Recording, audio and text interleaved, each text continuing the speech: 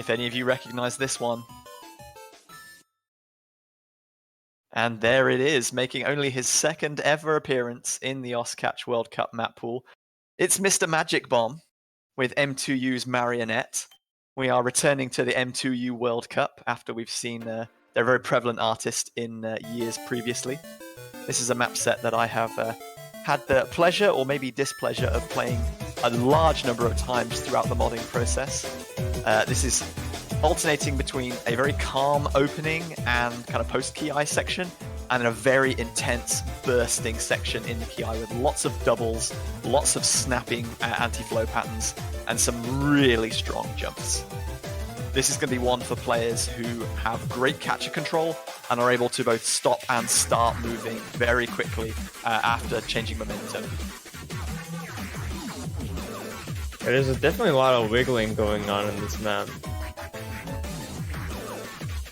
Yeah, the first Ki is throwing in a lot of these kind of one-quarter snaps to one side in a single direction, and is later on going to bring in some kind of double tapping sections as well, where you have to kind of snap walk from one section to the next. Back into a calmer section now, but even this is pretty intense in its own right.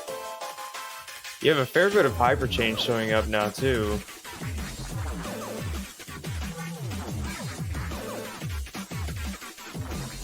We've got some more of these fairly long slider velocity sections that we've seen very prevalent in this World Cup. Here are some of these double tapping sections I was talking about. These hypers are a lot stronger than they look. Very easy to overshoot some of those. And we do see a first drop in the very first pick. No Mod 1, traditionally the comfort pick. This is anything but comfortable. And if this is anything to be indicating the rest of the map pool, our players are going to be in for a treat. So there you have it. Marionette, M-Bombs Overdose, No Mod 1.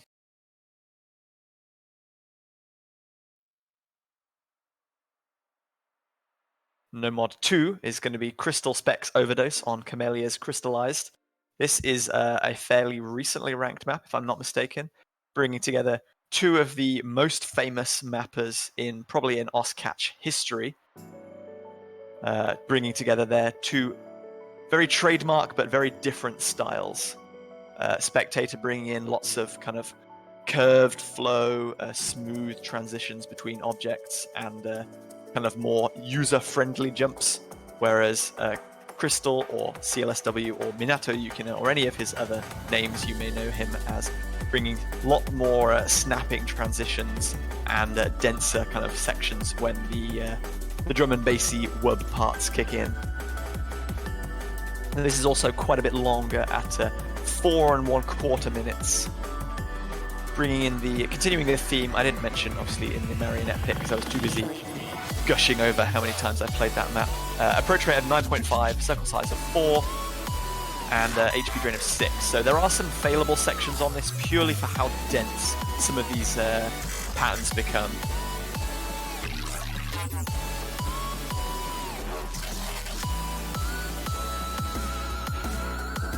Is Camellia a particularly popular FA in Taiko? Oh yes, let me tell you. It's probably one of the most popular FAs in Taiko. Insert any game mode, honestly. Yeah. I remember the announcement for Camellia FA. Was it around New Year's or Christmas? Oh, that was I remember that too. That was amazing. Yeah, surprisingly I haven't capitalized on the Camellia FA, but I haven't really been doing much mapping in recent weeks. You've been training for CWC commentary. Yes, that's exactly right. I had to hit the books and study my World Cup history in regards to catch. Well, you've done a fantastic job. Keep it up. I appreciate that. Thank you. So we've seen a very calm opening section, a very dense buzz slider, streamy, bursty section. Now we get a little bit of a break as the players come into halfway. 9.5 approach rate isn't too high, so hopefully no one's going to get caught out by spacing on any of these like like the very kind of low density sections. This is still the calm section, believe it or not, despite what the slider velocity may have you believe. Slider velocity seeming to be a very recurring theme in the World Cup pools this year. It's becoming a massive part of the meta as people are learning to discover, hey, I can put sliders with hyperdashes now, so let's just teleport to the other side of the screen. Lots of anti-flow coming in, and you can tell that this is definitely a Minato Yukina section. Very different from the spectator section we've seen previously. Lots of tricky tap dashing on sliders, and lots of anti-flow with strong hyperdashes thrown in. This is no mod to people asking in chat. Remember to note that in this pool, because the matches are going to be best of 13, the pool gets the size increase, one for each mod. Other than no mod. Hidden Hard Rock and Double Time picks 1 and 2 are still going to be specifics. Number 4 in each pool is going to be a convert, and then number 3 we are told is a flexible pick, which I assume means that they'll pick one or the other. They'll depend depending on what they feel fits the pool. Are we not going to talk about Juan's enthusiasm when saying the word flex? Yes.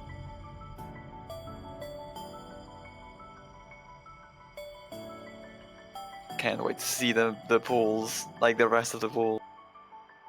Well, you won't have to wait long, because it's coming up right after this. Another very calm outro section. You'd think that players at this level of difficulty would have absolutely zero problems with something like this, but nerves can get to you, and there's going to be one massive spinner at the end, which could see some small score differences overcome if there's one team that's much better at spinning than any other. Are we ready for the next one? I love the next one. An interesting pick, the next one, because once again, it's another mapper that is making their first ever appearance, I think, in the Catch World Cup. It's going to be Zizix, a very well-known mapper of like 7 to 9 star kind of overdoses. I don't think they've ever tried to push anything really for rank, but they're a very kind of prolific mapper of very higher level difficulties, Deluge and such. And this is one of those Suck Ducks Me and You forever difficulty. CS of 4, a approach rate of 9.6, so we're toning that up just ever so slightly, and a star rating of 6.06. This is kind of fairly consistent with the current meta of OS catch mapping. Again, we see a few more of those kind of high slider velocity sections and some snappy 1-4 hypers. So despite the fact that Zizix is not someone who makes beat maps for rank necessarily, maybe just preferring not to map kind of lower diffs or kind of obtaining any kind of realistic spread, this one is a 2 minutes and 40 seconds of patterns that a lot of players will be fairly comfortable with that are playing at this kind of level. Hey James, not mine. Well, unfortunately you can't get your maps in every pool. Got to give some spotlight to newer mappers. Take it up with the selectors, there's a map pool feedback channel.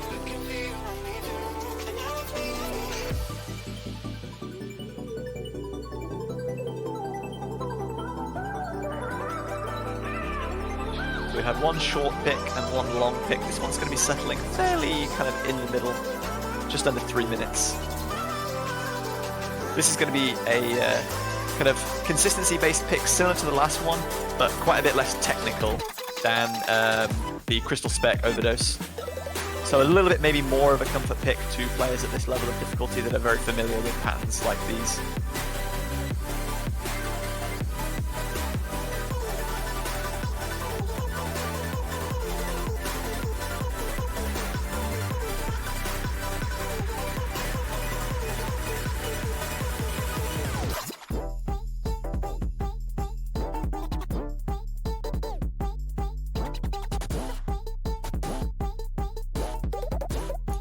It's a nice song. It is actually, yeah. A very outstanding song. Well mixed. Lots of kind of variation between the kind of the doubles being thrown in. Imagine everybody being given those those long sliders. Imagine everybody remembers the UK versus US grand final on this. when Bubble Man got the FC. I don't remember. I don't know if you remember or if you saw it. I'm being like memories are reforming in my head. 50 points, man. 50 points. It's been a little while, but the flashbacks are returning.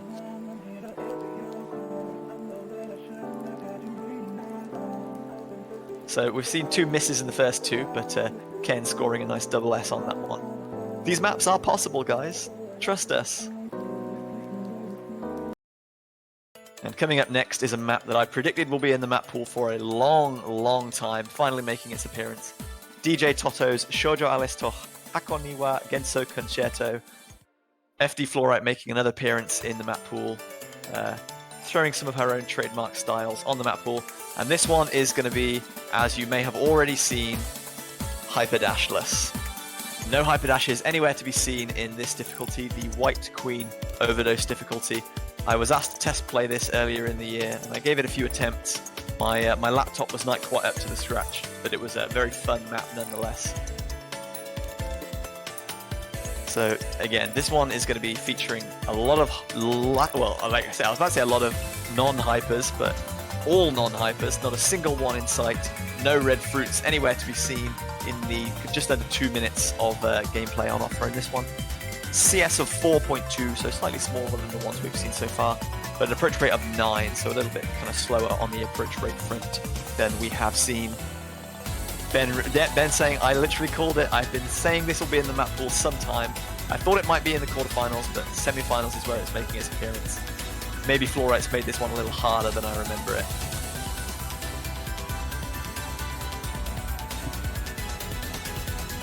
So this is harking back to some of the edge dash maps from times gone by, like Destruct, but appearing in the no mod pool this time rather than hidden. This one quite a little bit harder and slightly longer than those. Very cool song though. Yeah, the focus of this map is definitely going to be catcher control. Yeah, can players balance fruit on the edge of their plate without overshooting? Because there's no hypers that guarantee that you get to the next note, any kind of over dashing for one thing makes the next object so much more difficult to catch.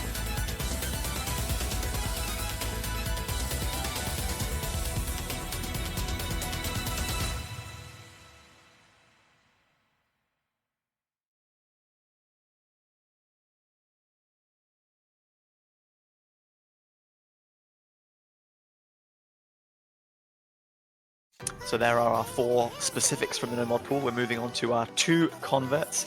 This is Camilla Feet Nanahiro's Amor de Varao, mapped by Kuron-kun, a very well-known standard mapper, former BMAP nominator and quality assurance team member, and now global moderation team member. I think he's done a little bit of everything, and he's now making his appearance in the Catch World Cup, which is obviously the most prominent accolade in his illustrious career. So Camellia making their second appearance, this time with Nanahira in tow. Circle size of 4, approach rate of 9.6, an HP drain of 5, so allowing players a little bit more opportunity to slip up and not fail. And a shorter drain time again of 1 minute and 50 seconds.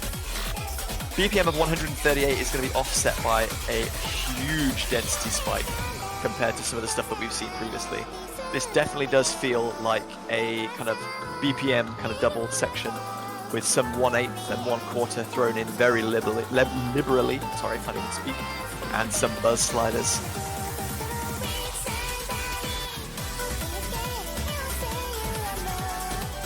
This kind of reminds me of like Papaya Par that we've seen in some of the previous World Cups. It has that similar kind of punchy, upbeat feel. Yeah, I agree.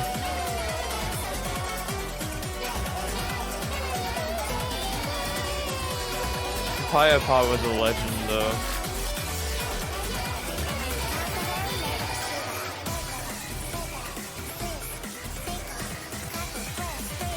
Cool, nice little rest period.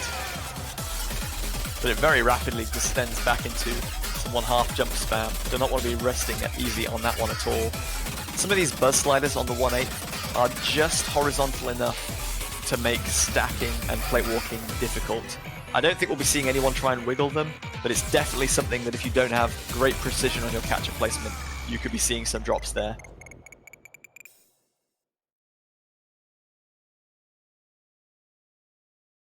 So 5 no-mod picks down, just 1 remains, and we'll have wrapped up our no-mod pool for the semi-final. And it's going to be a 3rd Camellia map, unbelievably. Professional Boxes Kodama, the Kevin Sailor's extra difficulty.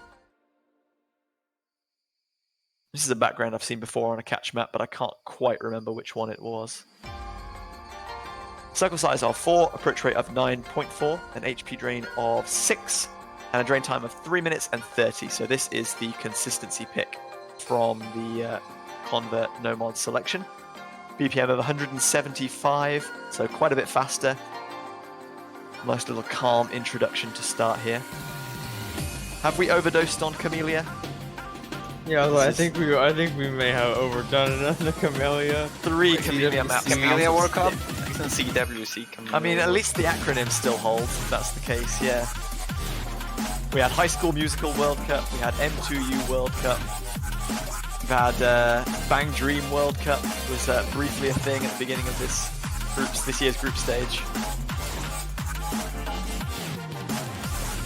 Some of these 1/4 jumps look very punishing, especially the ones where one of them is hyper dash and the next one is a regular dash.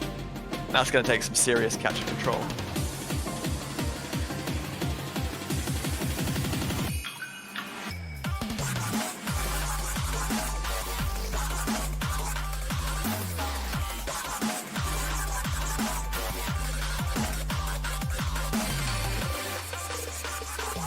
Again, some more plate walking buzz sliders that could catch some players out if their balance is not on point.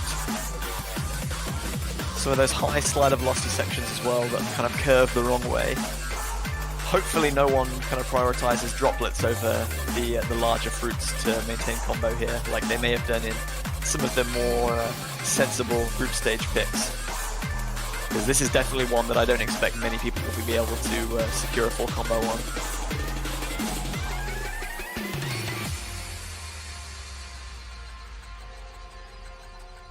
Not as long as Crystallized, but also pretty long, almost 4 minutes. Yeah, 3 minutes and 30 of drain time with this little break in the middle.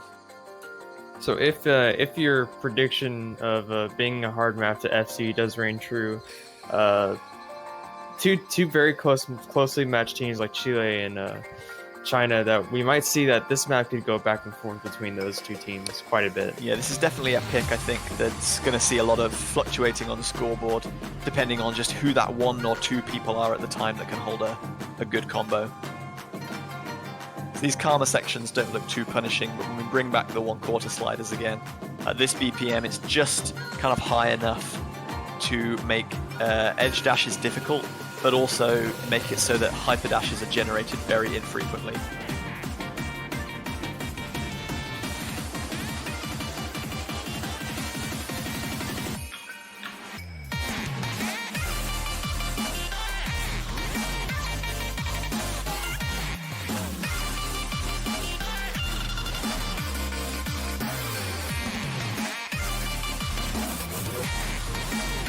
A lot of tricky direction changes on this kind of ending section here.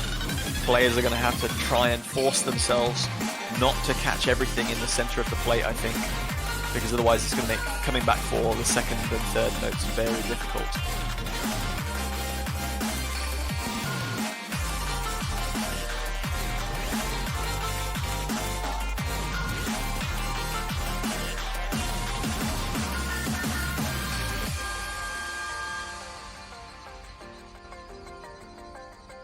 Some high slider velocity stuff thrown in, even in the converts, definitely becoming a recurring theme here. Map selectors wanting to see the desire of that skill particularly being tested, but that's going to be it for our no mod pool, 6 maps down. Moving on to hidden, and as Juan mentioned earlier on in the showcase, there will be 4 maps in each of the mod bracket pools from now on, since our matches will be best of 13, and the first one is going to be a fairly recently uploaded map by our selector Dave, Alt Mirabelle from Grand Thor.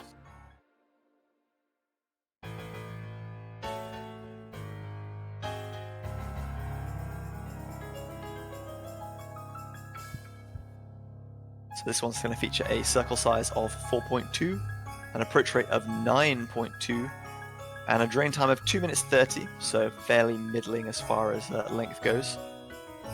The key kind of concerns here are going to be that there's a lot of BPM changes, where this is a piano piece that kind of picks up and slows down very kind of in variations throughout.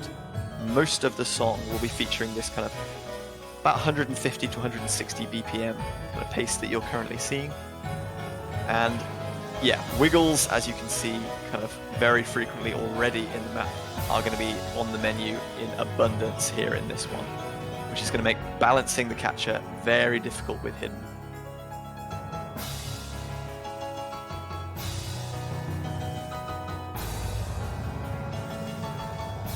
You can see the BPM variation in this introductory section. Very regular. This is quite mean for a hidden selection to have so many BPM changes, especially early on. That's going to be one to really unsettle the nerves.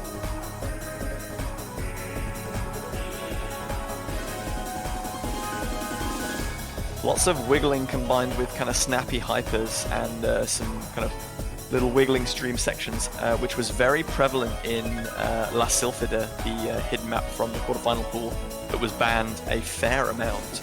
So it'll be interesting to see if this also suffers the same fate, or if other more difficult maps have overtaken it. As we can see, there's a little held dash wiggling section there.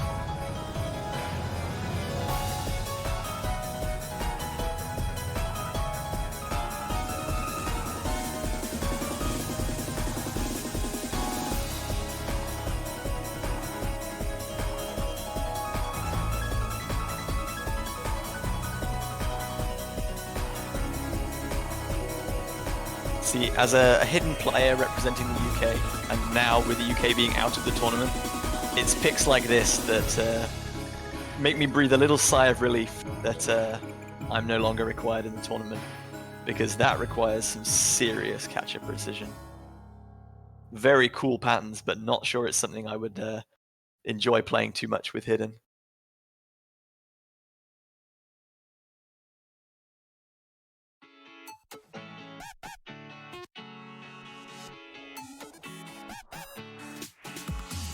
Hidden number 2 is going to feature one of our commentators, not a map selector map this time.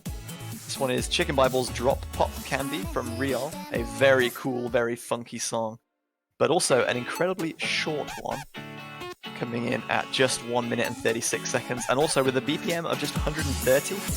This one is going to be back to the lower approach rate reading challenges that we saw very commonly in the group stage and the round of 16, with maps like Donor Song, True Eyes, and Ranbuna Melody.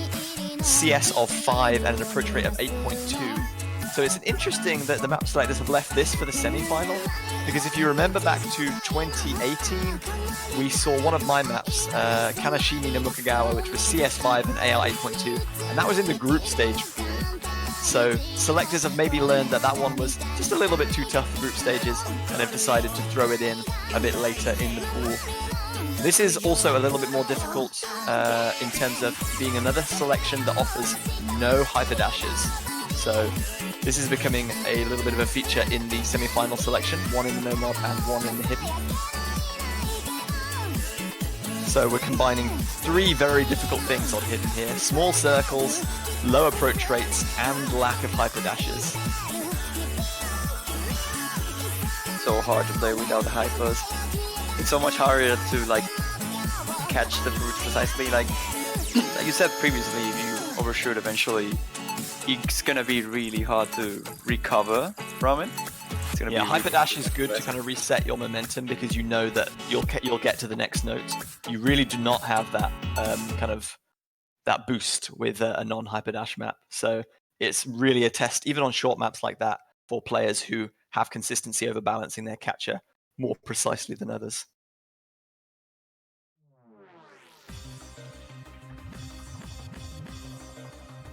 Two specifics down, and it will be a convert for our third hidden pick, the flex pick, which Juan is so excited to mention. Flex.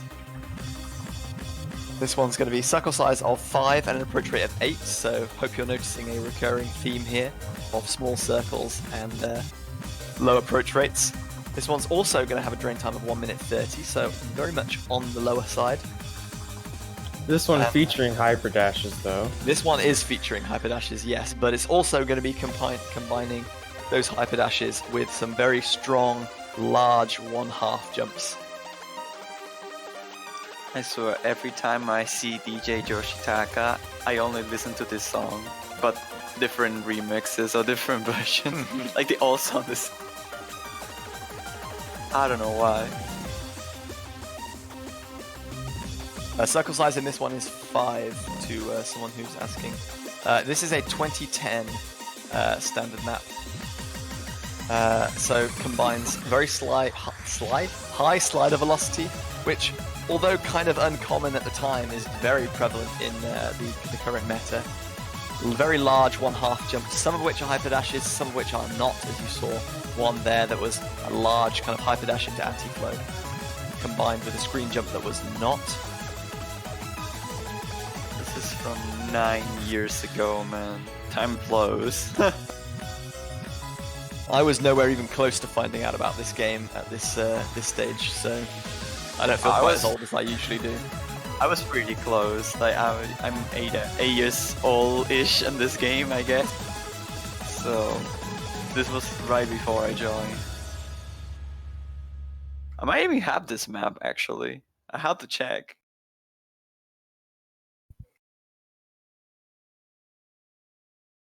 But anyways, only one more hidden remaining. The 4th one, is it? It is one hidden pick remaining, and this one we know is going to be a convert.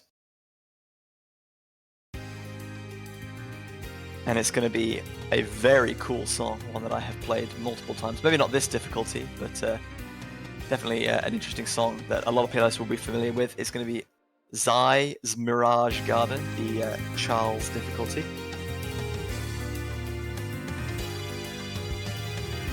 And if anyone in Catch is a fan of staircase patterns, like anti-flowing kind of sliders and wiggles, this is the map for you. We saw a few of them in Dave's Alt Mirabelle, the Grand 4 map, earlier on in the Hidden Pool, but this one is going to feature them in trademark convert style. CS of 4, approach rate of 9, and this one also features a much longer drain time of 3 minutes and 49 seconds. You feeling the spice on this one already? Oh man, I love it. I can see. Like, at first, I was thinking, okay, this is probably gonna be like the most popular hidden pick, and then that happened. Like I don't know how it's called because I'm not really extremely familiar with the names of the parents in Catch. But the moment that you have to like go back and forth, like wiggle, yeah. With hidden, it is for me extremely complicated to read. I imagine kids not have that much of an issue. It really is. It's difficult enough when it's done on specific Catch maps, but of course this is a convert, so you just know there's going to be some of those where they have hyper dashes and some of them where they don't have hyper dashes. And I'm pretty sure if the hyper difficulty, which is the one below this that I've played quite a bit, is anything to go by, there'll be some of those combined together in Final Key Eye in particular. Even the calm sections on this map have some huge 1/2 jumps that just seem to pop up out of nowhere. Like that? Okay. Yep, just like that. And some of them are not hypers either, like that's really rude.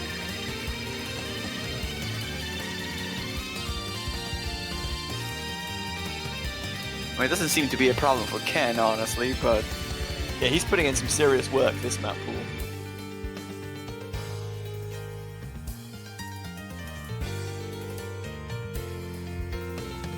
The calmer section here, but again, as you said, the calm sections are not really that calm, I guess. Like, you can't really lose your focus here.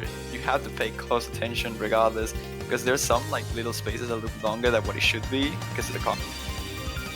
And yeah, absolutely. If you just stop those periods where you need to be focusing on building your combo back up, but it's helpful in that way that you don't kind of switch off in the calm section and relax and maybe kind of result in a miss. But some of these kind of 1/2 kind of jumps into anti-flow are really punishing. There's a lot of these sliders that are in the middle of streams that just completely face the wrong way, that are really painful to play.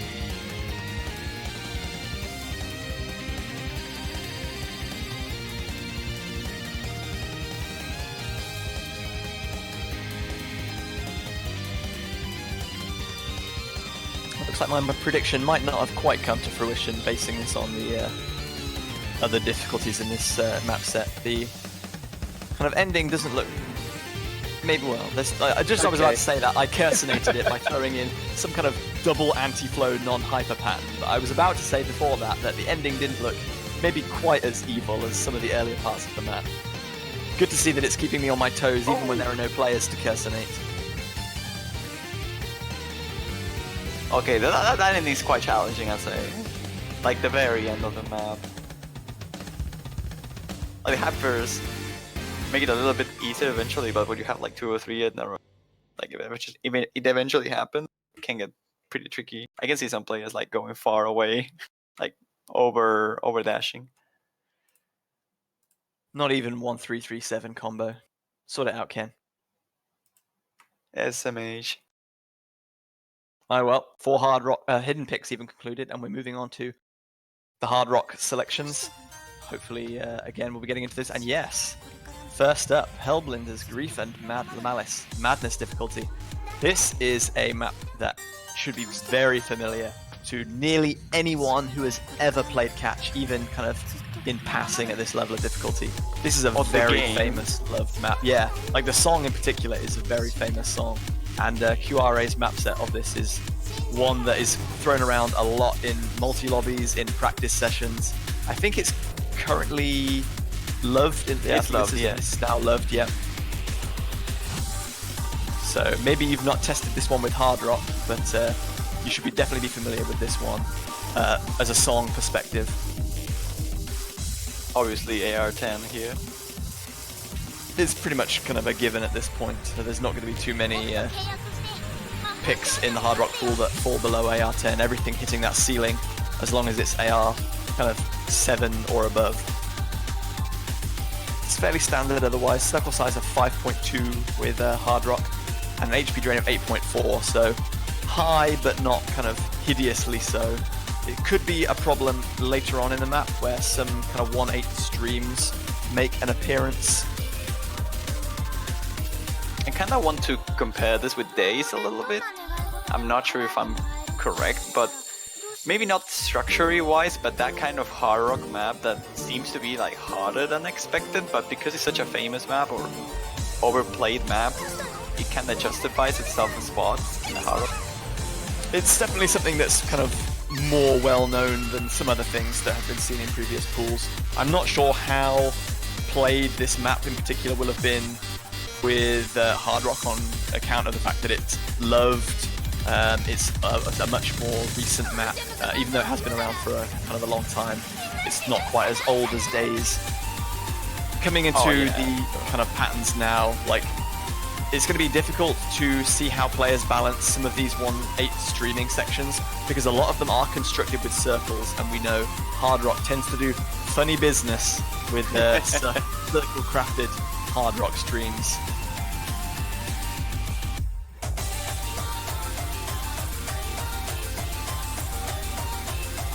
Thankfully, like mercifully almost, this map is quite heavy on hyperdashes anyway, so there aren't too many instances where jumps kind of get downgraded from hyperdashes to edge dashes, or where strong normal jumps just randomly become edge dashes.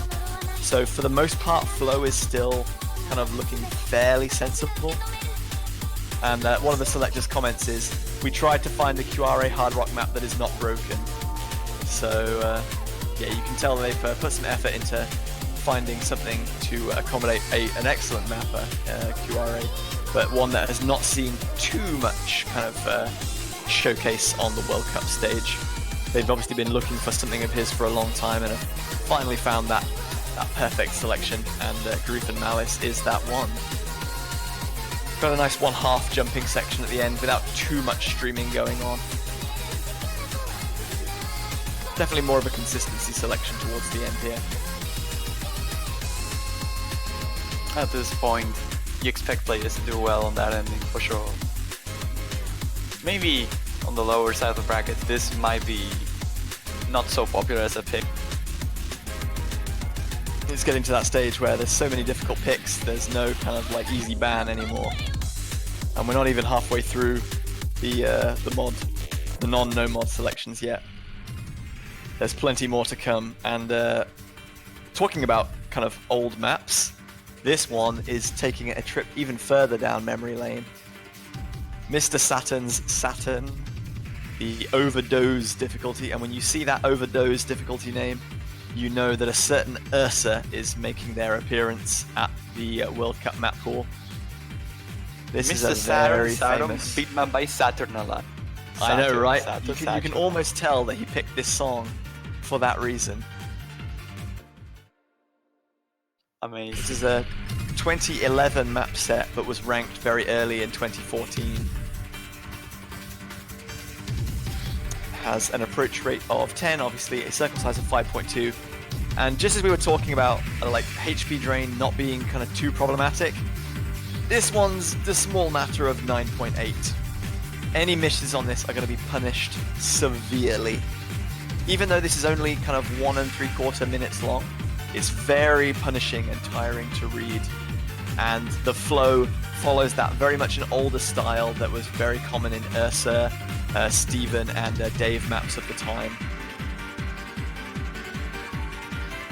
I don't think anyone wants to be memorizing this one completely, but if that's the only way you can avoid failing, then so be it. I mean, you can always ban it, I guess, but yeah, like I said, you probably can't don't ban want to waste everything. Yeah. Oh yeah. This is quite a short map, so if you are kind of good at memorizing trickier patterns here and there, and you can say like, right, there's only 2 or 3 parts that I have to memorize, then this is maybe something that you feel more comfortable leaving open, or maybe even picking. But this is definitely one that I think we'll see a lot of picks backfiring on if it does get selected, because this is going to be one that's very easy to make a few simple misses on. And because the combo is so short, if you don't get up to that 200 combo and you kind of keep missing every like 100 or 150 combo or so, your score is going to take a massive hit. Yeah, that plus the psychological pressure of this mapping 9.8 HP, knowing that you can't really afford to find a couple breaks in a row, because that will drain your HP completely. So even hitting the 200 combo cap, as hard as it is on a short map like this, you have to pay careful attention not to fail the map at any point. And that's going to affect some performances. Some nerves are going to get in the way. Absolutely. So Hard Rock number 3 is up next, and this one is also going to be a convert, and it's back to my Japanese kind of training school, Jipusu's Mushikui Sakide Rhythm, an RLC difficulty. And interestingly, our map pool selectors are no longer going to be offering us the replays on this one. This is going to be from Norwegian player, very prolific player, Groex. Shout outs to him. Shout outs to Groex. Obviously, Norway eliminated in the group stages this year, so he's found himself with not too much to do. But he's throwing a helping hand to our map pool selectors in showcasing what I imagine will be a very difficult pick. CS of 5.2, as with all the previous picks so far, and a approach rate of 10, HP of 8.4, so again, very hard, but not kind of brutally instant fail. This one has a BPM of 210, so a lot of these jumps are going to come to you very quickly. Some of this is going to require some memorization, but I think to a more kind of standard kind of hard rock player who's just like the consistency pick. This is a consistency pick that they would be a little bit more comfortable with. It's a popular song that many people who play hard rock will have seen before. But there's going to be a lot of awkward 1/2 jump distances that are going to catch people out. Some very easy to undershoot because they're deceptively large. Some of them actually deceptively kind of small, where even though there's a strong sound that you've been kind of tempted to jump very strongly to, you can get caught out and overshoot on. I play this map so much on standard. It's a pretty popular one. On catch, I think I actually played it too, but not hard rock, obviously. Like, I'm not that good, unfortunately. And still, like, even though I like to play Combat, I still don't get how Peter can be so good at this type of map. It feels like such a completely different word.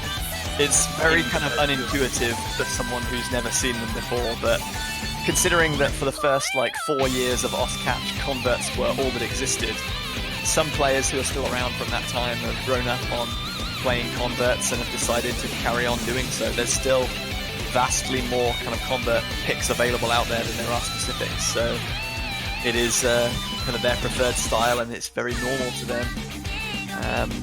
But saying that, as Rampage just mentioned in chat, this is a map that has been ranked for over 6 years now, May 2013, and it has never been Hard Rock FC'd.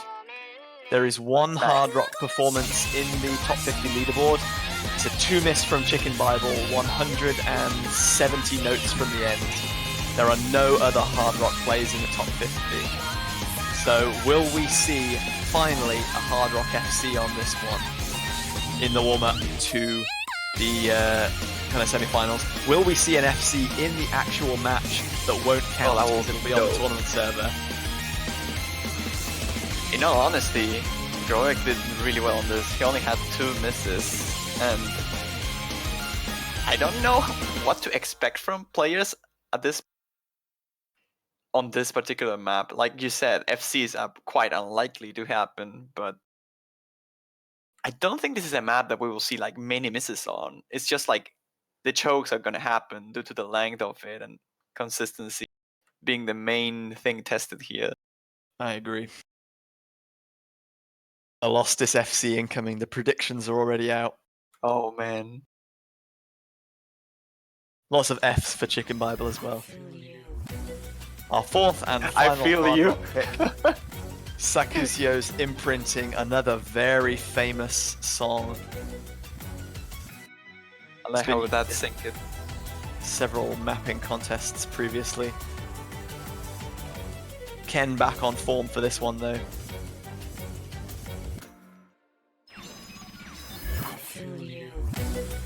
So similar to the 3 previous selections in the Hard Rock pool for the semi-finals, approach rate of 10, circle size of 5.2. This one has an HP of 7, so it's slightly smaller and a bit more lenient than some of our previous picks. Was this used in a past World Cup? I'm not sure about this map, but this song has definitely been in World Cups before. I'm convinced of that. It's very popular. It's been in mapping contests, it's been in playing tournaments. You will definitely have heard of this one. BPM of 175, and like, whilst a lot of previous maps we've seen have had lots of kind of slider stream patterns where Hard Rock doesn't mess up the kind of stream patterns too much, this one's going to have some very annoying kind of circle streams on the 1/4 rhythm, which are going to get very awkward with Hard Rock. And some of these are going to feature kind of hyperdash sections between them. Some of them are not, just for added meanness.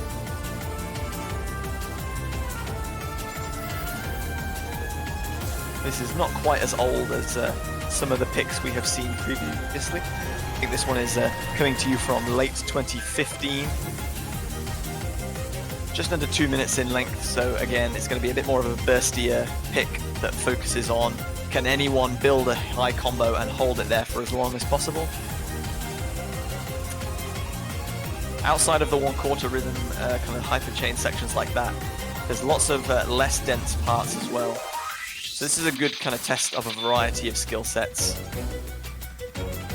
Who can hold their nerve balancing those streams at the end there? Can be very easy to overshoot some of those, I feel.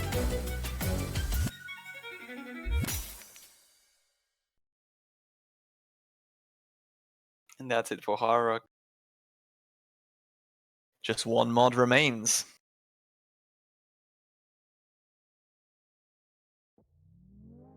Double time is up, and it's going to be Chaji Hyun, LDN Noise, My Show. I think this is Korean, if I'm not mistaken.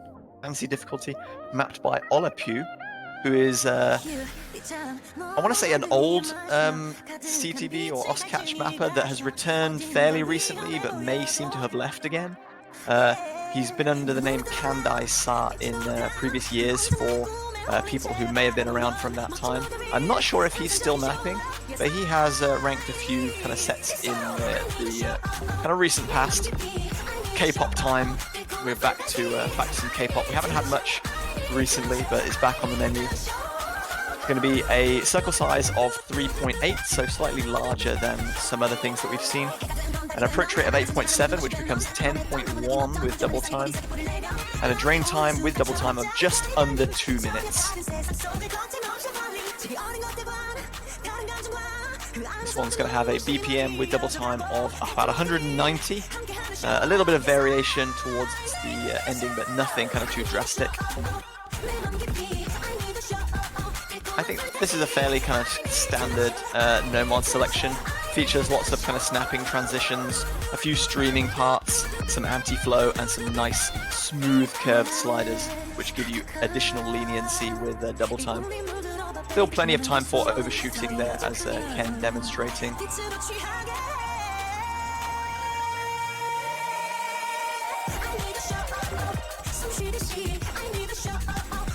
In some ways, this reminds me a lot of Heavenly Blue from the previous pool, except faster, a bit snappier, and obviously a lot shorter. But the flow still retains that kind of very clean flow, not too many like individually tricky patterns that pop out like over anything else. But it's definitely going to be something that tests stamina and consistency over the course of the kind of 2 minutes of playtime of this one. We could see some FCs carrying on this one, I think, from some of the stronger double time teams.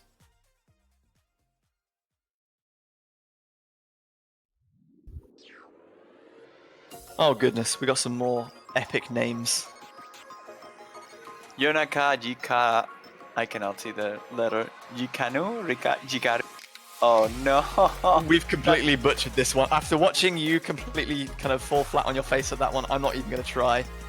This is a rain difficulty mapped by Examination, who is now known as Yumino Himiko. So this must be one of his older maps, probably from like the 2015 era. Circle size of 4, approach rate of 9, so 10.3 with double time. Something that quite a lot of players at this level of difficulty should be, like maybe not wholly comfortable with, but at least have some experience in. Again, with drain time, this one filters down to about 2 minutes. But with double time, this is so fast. It's like 10.3. Yeah. This is 10.3. Yeah, only a little bit faster than the previous selection. It's mad to say that 10.3 is comfortable to some players at this level of difficulty, but people who are trying to cut their teeth at double time, they have to start on rains, and most rains fall into that AR9 region. With the double time, this one is only 140 BPM, but the style is more of a double BPM style, so this does feel quite a bit faster than that suggests. Hey, this is 280. This is not 140 in my eyes. They lie! I mean, we can just change the BPM to half and call that is like 70 BPM. I don't think that's how it works, but you can.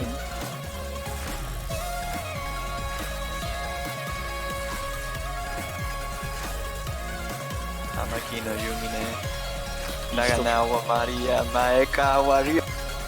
Close He's enough. done it, boys and girls. He gets a pass. Yee. I remember when we picked Hallelujah on Mania World Cup before, and Halogen was one of the commentators back then, had to pronounce the name, which had like 4 different C. Oh goodness. And that was fun. That was extremely fun. Of course, as soon as he finished, I said, "Can you repeat that again?" I didn't listen, and he just like, "No, I'm not doing that again."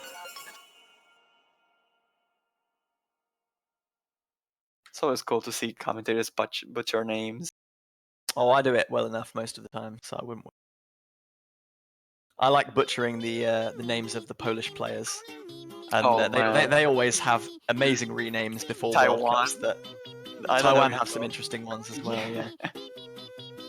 Cerebro's Me Me Me, one that is just a little bit easier to pronounce than the previous one, speed up version, is our third double time pick. And sorry, I might have missed it previously. What type of pick is this one? The third mod pick? Flex! The flex pick. Yeah, So, boy. We were told that flex was either convert or specific, but it seems like all of them happen to be converts this time around. So maybe we'll have to wait until the finals pool to find out what kind of converts were thrown into that flex pick role. This one is going to be mapped by Airy, a very prolific standard and Taiko mapper who has a couple of ranked catch difficulties if I'm not mistaken. A circle size of 3.5, so a little bit bigger and more lenient than some maps that we've seen previously. An approach rate of 8.5, which goes to a nice round 10 with double time, and an HP of 5, so very lenient on that front. BPM with double time hits up to 217. And similar to the Yasuda Ray map, the long map that we saw in the quarterfinal pool, this one is very much focused on 1/2 jumping with a couple of snappier 1/4 jumps thrown in as well. It's not quite as long as that pick, but it is considerably faster. We can say that this map is quite memey. It's quite memey. Yeah. We're gonna have some fun commenting. I didn't want to interrupt you. You've been waiting like the whole minute to be unleashing that one. I'm sorry. I gotta get my stats out. I gotta get my stats. That's the point of the showcase anyway.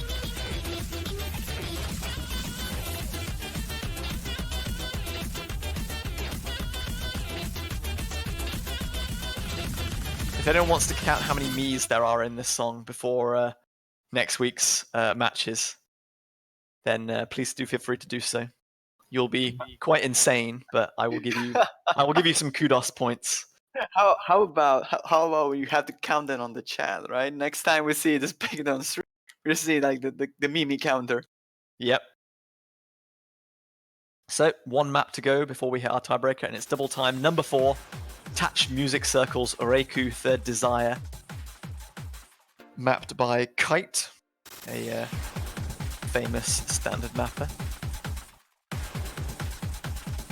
This is going to be very different to the previous double time picks that we've seen, in that it has a slower approach rate at only 9.67, so AR8 double time, something that almost everyone should be familiar with who has even a passing kind of play ability in double time. But the difficulty of this one is small fruits, circle size 5 being thrown into the double time pool for the first time.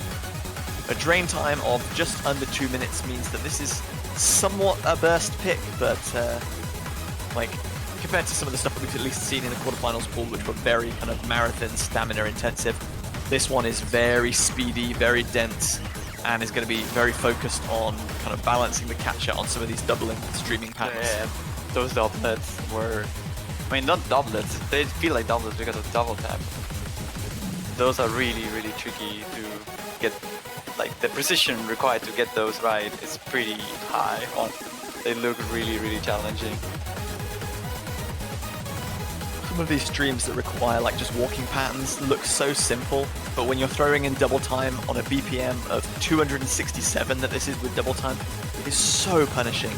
And these vertical patterns, when combined with like tap hyper dashing, they're so easy to overshoot. This is a very mean pick, especially considering the small circle size. What that pattern was, I have no idea. That was horrible. 267 BPM, like tap hyper dashing with no direction changes. Wow. If you're playing against a team with competent double time players next weekend, this is one that you don't want anything to do with, I feel. Someone like Chile, I guess.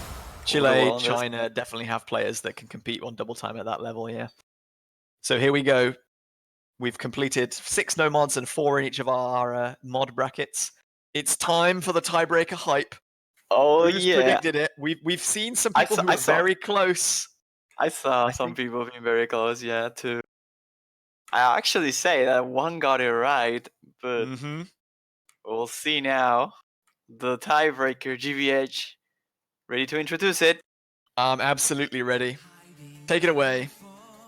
It is Dragon Force's Symphony of the Night, Crowley making another appearance in this round. And hopefully, this pick won't be so universally despised as his Hard Rock pool. He's correct. It is Seasons 2 for the tiebreaker. We've got another 5 minutes coming to you of Dragon Force for, I think, potentially the first time in Catch World Cup. We've been very focused on kind of like streamy rhythm game music and some featured artists and stuff in previous pools. But this is going to be some just flat out old school hardcore speed metal for you. Streams for quite literally, well, if it wasn't 5 minutes long, I would say streams for days. So I'll say streams for 5 minutes. With a circles ties of 4.4, an approach rate of 9.6. HP drain of 7, but hopefully we don't see any fails in this one. For players of this difficulty should be able to balance streaming patterns like this without too much difficulty. And a BPM of 177.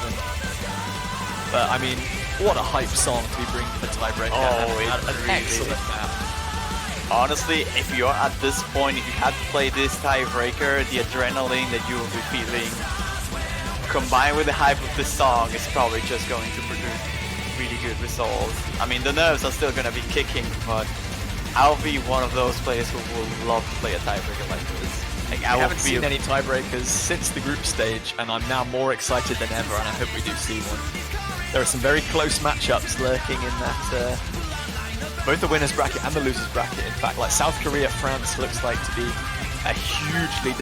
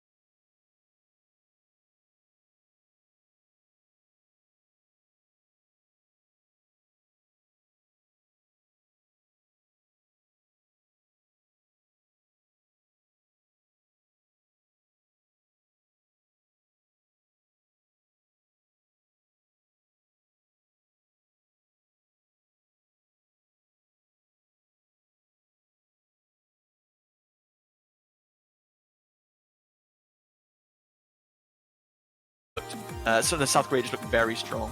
So Taiwan and Hong Kong looking to have an epic clash in the losers bracket, do or die for them next week. Germany looking very strong against the Netherlands, and I think Philippines are slotting into that slot that is currently unmarked. So that'll be a good match again between two teams that topped their groups.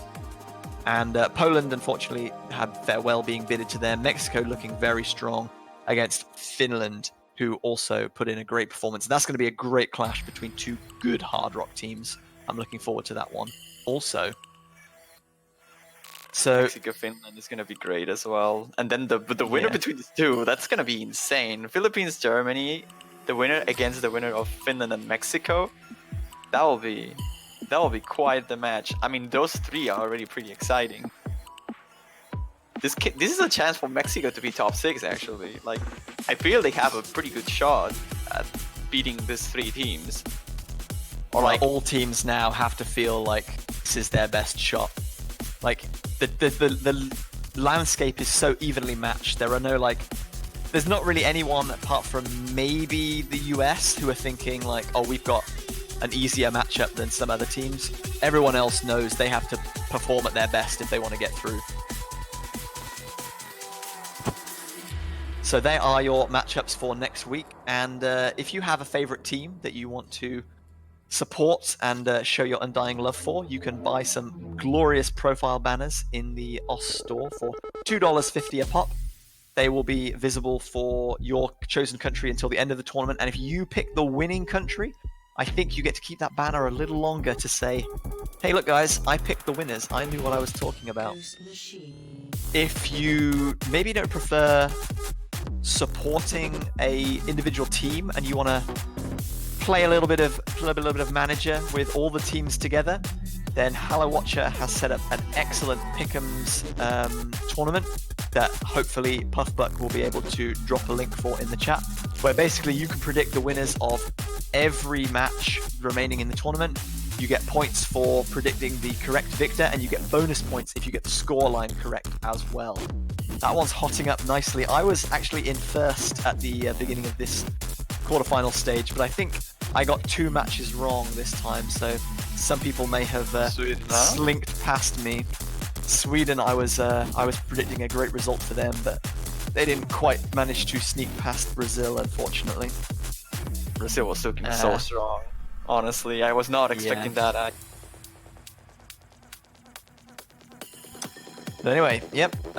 Please make sure to follow the channel and follow us on Twitter as well to get updates and notifications for when we go live. Schedule for next week's semi-finals stage, both the winners bracket and the losers bracket, will be coming to you, a wiki near you very soon, so stay tuned to that if you want to find out exactly when we'll be going live next week. And I think that about wraps us up for another fantastic week of fruit catching, wouldn't you say, One? Oh, definitely. I think that's it. Not much left to say. I mean, if we are missing anything, it's gonna be on the wiki anyway, so always check that if you're looking for if we missed anything, you can shout at us in the Twitch chat. Well, we don't mind. Oh, for sure. But hey, next weekend is looking pretty exciting. I'm really curious to see which teams are gonna be on the top 6. I mean, of course, the winners bracket is already decided, but the losers bracket is quite the shark pit now. A lot of great teams are in there already, and it's gonna be quite a fight now for that podium stop that everyone is looking for, like the prize pools and all that. But hey, it's been great. Good weekend. Probably better weekend even, expecting us next time. And I'm looking forward for it. I hope you are as well. And we'll see you next weekend then for the semifinals of the Catch. I'm absolutely looking forward to it. You know I'll be back. Thank you very much for your commentary and for streaming, One. Thank you very much for commentary Incandescence. I know you've been still lurking here quietly, soaking up the map pool showcase and the review, but thank you very much for commentating that last match with me. Anything else you want to say before we head off? Is it 194 or is it 196? That's the real question. Yeah, we're trying to. You have we're still trying to figure that out. You have a week to decide. Is it 194 Mies or 196 Mies? And with that me, we will leave you and bid you farewell. Thank you very much, everyone, for tuning in. You've been fabulous, as always. We'll see you all around here next week for more fantastic, furious fruit-catching action in the 2019 Oscatch World Cup semi-final stage. Have a good one. We'll see you next time.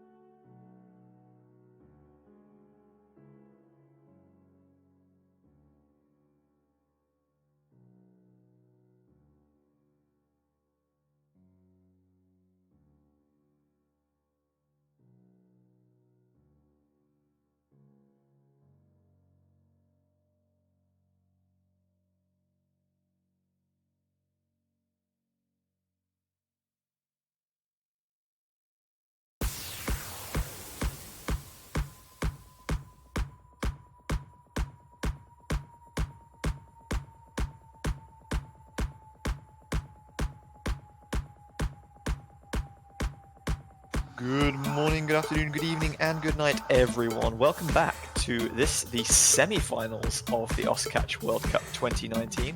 I'm JB Hyperion, joined in the commentary booth briefly by Juan Cristal, and Quijibo is just grabbing a coffee. He'll be with us momentarily. How are you doing today, gentlemen?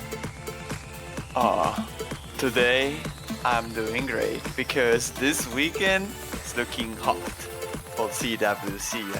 I'm not gonna lie, Taiwan and Hong Kong is gonna be quite a match, and after that we have some more great and insane matchups, and I can't wait to see them. Like, honestly, it's gonna be lit.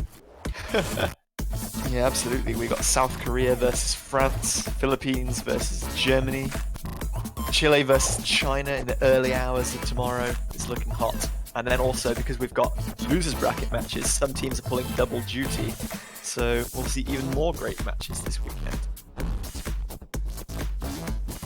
Yeah, they're not currently listed here. I agree. I'm also hyped for the Taiwan-Hong Kong match right now. Have your coffee. You're ready to go. I actually showed up like a minute ago. I envy you, honestly. I would like a coffee, but I didn't have some, so that was kind of... Oh yeah, I just leave them sitting on my bench. Had to get a tea, but a tea is not bad. I like tea. I got a tea. I'll join you on the tea front. A British power, honestly, as always. But yeah, what do you guys think about this matchup? Who do you think is gonna win? I think Hong Kong are the more favoured team, looking at pick'ems and what people have been chatting about in the World Cup discords and various other places. I think personally Taiwan are slightly stronger on average. Hong Kong is going to be down to can their third player keep up with Touch Me and Latif Osama. Hong Kong had a much better weekend last weekend, obviously with the 6-0 victory over the UK. Taiwan did a little bit less well, losing I think 6-0 to was it South Korea? Yeah. So yeah. Hong Kong have the momentum, but both teams have performed really well already in this tournament, so it's going to be a close one for sure. Although South Korea being the powerhouse that they are this year. Yeah, most teams wouldn't take a 6-0 loss to South Korea as particularly kind of disgruntling or problematic. It'd be like, okay, well, that happened. Let's face a more normal opponent next weekend. It's interesting though, the fact that we could argue that even though Hong Kong is the lowest seed here in this matchup, Taiwan is probably the team that made us more surprised. Even though they had a higher seed, I don't think most people expected Taiwan to do this well. People expected that from Hong Kong, as always, because they have been the deadly low seed, and they had these two players that are so well known, like Latif and Touch Me. I think both teams traditionally are teams that overperform in tournaments. They kind of, rather than having like lots of flashy players that set amazing scores and like they just dominate teams on the way to kind of finals week, they're more kind of stealthy. They put in like consistently good but quiet performances, and before you know it, it's finals week and oh, whoops, they're there again. But anyway, we'll see who has the better tactical and skill advantage in this one. We're already into warm-ups. I'm not sure whose warm-up this is. We've had to start a little bit early because the South Korea-France match is going to be on immediately after this. So we want to avoid that overrunning if possible. Kind of sad I missed that warm-up though. I really like that song they just played. Kind of a variation. Unfortunate. I'm sure if you ask the ref, Yaze, they'll be able to get a link to that one and test it out for yourself. I've got it. You've got it already? Tons, yeah. Yo, this all the Eureka Hanatan songs. All fantastic. I'm not gonna say I'm not a fan of the previous track. I also kind of like it, but this one in particular, I hit so many times over the full arena shift. That's a well-known track in Mania, at the very least. Yeah. A few people have mapped it unranked versions for Catch the Beat. They're normally like 8-9 stars. Well, this is a touch me Practice map, so really. Yeah. I imagine this one is very similar. Another practice map. Latifa predicting that he would FC. We'll find out. We have seen some crazy warm-up plays thus far in the tournament already. Alostis' performance, obviously in the warm-up and the main match for France against the US last week, was very impressive. He's just been going off this entire tournament, though. Yeah. Well, hopefully we see some more insane plays from him and the rest of the French and Korean rosters. That's going to be a headbutt clash of two titans. It really is. I'm definitely excited to see that one. France might even give them a run for their money. Well, Pick'ems are predicted only a 2% person, so I think that's like 2 people really in favor of France, but they've made a habit out of setting dominant performances thus far, so maybe they can continue. The dark horse this year. Quite well last year as well, making it to finals week, and I think they plan to outdo what they did last year this year. And now's the perfect opportunity to do that. Yeah, they had 2 excellent matches, both in the group stage and I think in the semi-finals last year against Taiwan. At least one of those went to tiebreaker. But as for this match, only 23% of people have picked Taiwan, the higher seed, for the victory here. Everyone has obviously been very impressed by underdogs Hong Kong. 77% of people tipping them for the victory. It's a testament to how they've been doing throughout this tournament this year. Still very kind of frightening. Undoubtedly, probably the strongest low seed roster in terms of player ability. Kasugetsu.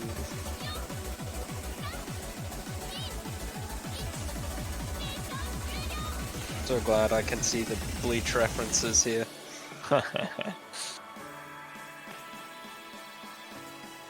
Well, Taiwan were predicting Touch Me FC, and he's halfway through the map and currently still sitting on that double S. Dodoebi had an impressive 1100 combo, but finally succumbed. Made this so he could show off during warm-ups. So he could style on the opposition, yes. Yeah. Profiling.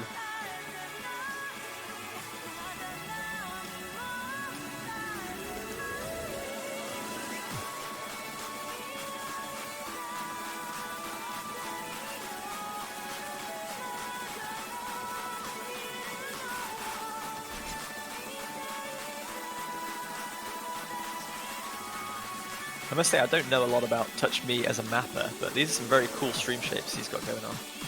Yeah. I don't think I would be a fan of playing them particularly because I'm not that good at like. This would be this would be fun to do in a multi-lobby though. This looks pretty fun, yeah. I wouldn't want to try hard it, but it looks kind of fun to just play casually. Oh, definitely. This is a real flex map here for Touch Me though. He's hit the 2000 mark, just one quarter of the map to go. Still assessing, flexing on everyone. Well, there seem to be hardly any droplets on this map, so I wouldn't be surprised if FC and SS are equivalent to one another. Yeah. Or at the very least, near indifferent. Yeah.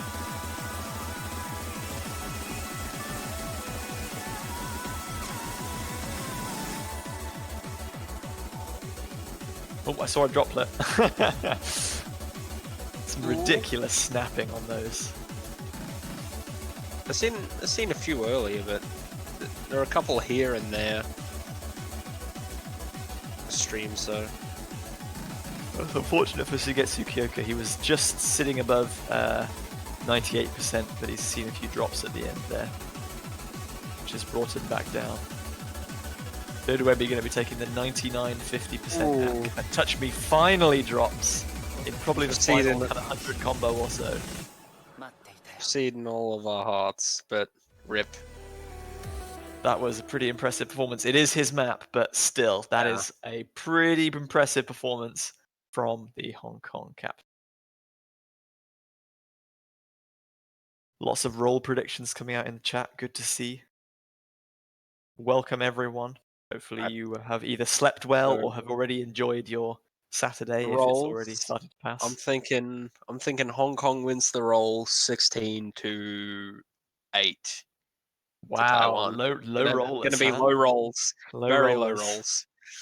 I'm predicting this, and I have not got a roll wrong yet. They're saving all their prowess for the match itself. Latifa with the 6 miss. Noob. Ouch. Poor Touch Me. See if I can keep my 100% roll guess streak alive. Wow, And you were just as a little bit off. predicted. Just as I predicted, the 98-point roll. You said 8, like there was a 9 before that, right? It was silent. We just didn't hear it. Yeah, the 9 was silent. 91, I just 81 also from predicted, on yeah, the side 81. of Taiwan. Dude, you're on fire. How do you do it every time? It's psychic vision. You know, psychics are normally a scam, but in this case, when it comes to role picking, you've got to choose your powers.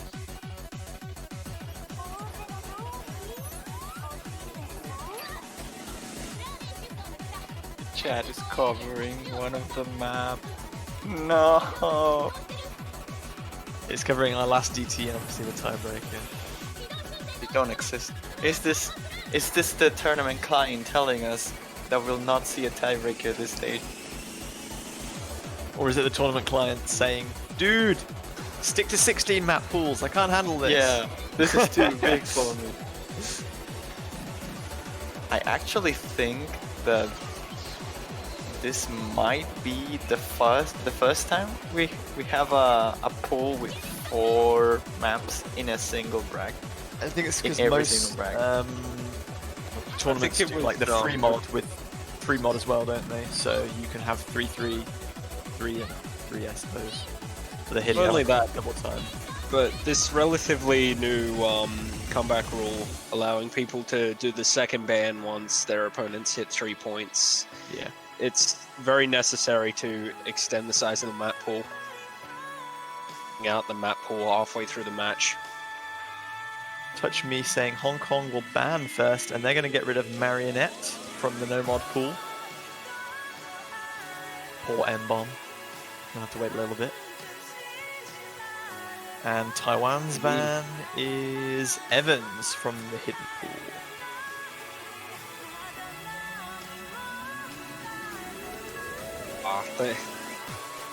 Thankfully, Taiwan have looked very strong Taiwan have looked very strong on no mod and double time thus far, so a no mod ban is sensible from Hong Kong. Hong Kong also have looked strong on hidden and hard rock, so Taiwan just taking whatever of those 2 pools they feel the least confident on off the table. With this increased size mod pool, it's a bit more difficult to identify like that one map that you really don't want to play. Just hope we get to hear Drop Pop Candy. That is an absolutely brilliant song. Yeah, that's a banger. It's a very kind of difficult pick with hidden, so props to whoever takes up the challenge on that one. But yes, I'm looking forward to it. Well, that could just be part of one of the team's strategies here. It's a challenging hidden pick that they want, something to catch their opponents out, and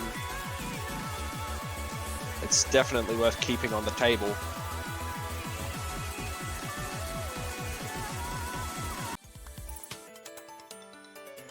Taiwan going to open up with Shoujo Alice to Hakoniwa Genso Concerto from the No-Mod pool, which is edge dashes galore and no hypers in sight.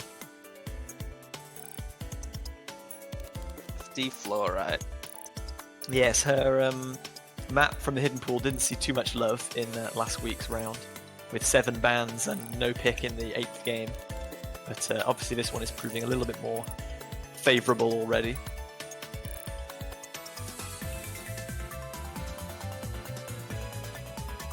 If I was still in the World Cup, this would be the kind of map I'd want to play. I think I'd just, in a round like this, I'd kind of want to play a bit more hard rock. Yeah? If we were still in it, though. But also it depends on what sort of team you're versing. I'd want to stay well away from hidden, because they'd have that one pick that I'd just drop on. Yeah. Fair. So here we go then. Semi-finals of the Oscatch 2019 World Cup. First match of the weekend. Taiwan versus Hong Kong. Taiwan's first pick. Map. Shoujo Alice to Hakoniwa Genso Concerto. See, you can do it too. Good job. Yeah. You'll have Can't people get saying, the "Oh my accents god, I quite didn't right." know you knew Japanese." Latifa-sama struggling a little bit on some of these wiggles though. Naniwa with the first drop from Taiwan. But Sugetsu dropping from Hong Kong too. Just the one full combo left from the side of Hong Kong now. To 2 on the side of Taiwan.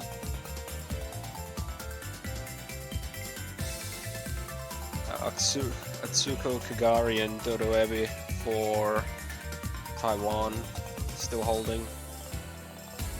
3 misses again from all the people that have already missed. As Sugetsu Kyoka drops for the 2nd or 3rd time. Asuka Kagari finally drops. Finally, yeah. It's just Dodoebi versus Touch Me now. Taiwan is quite far ahead at this point though, so There's a lot of drops right there. Atsuko has put in quite a bit of work. Oh, that's not going to be too much of a problem though, because Naniwa was only just below 200 combo. He's just dropped now to Touch Me. The only combo left. Can he on his own claw back this difference? But as you said, Taiwan have built up a very handy lead here. But they've got more people on Hong Kong sort of building up those combos now. Oh, lead is very still with the SS. There's not a lot of time left in the map. Dodoevi has just dropped, but Sugetsu drops as well. Latifa drops. Touch Me finally drops. Touch Me drops. That one's probably going to seal it as the lead starts growing again. Back into Hong Kong. Oh, back into Taiwan's favor. Got my teams confused for a second. And Taiwan will take the first point. Yeah, Hong Kong looking ominously like they were going to steal that one right at the end with Touch Me's almost FC, just the one miss. But Naniwa in particular, Dodoebi in particular, building up those really good combos at the beginning. And as Kagari obviously as well with the 400 combo, just slightly better consistency-wise. Sugetsu Kyoka and Latifa just couldn't spend too long at that 200 combo mark. So a good opening pick for them, 1-0. On pulling the ghost point.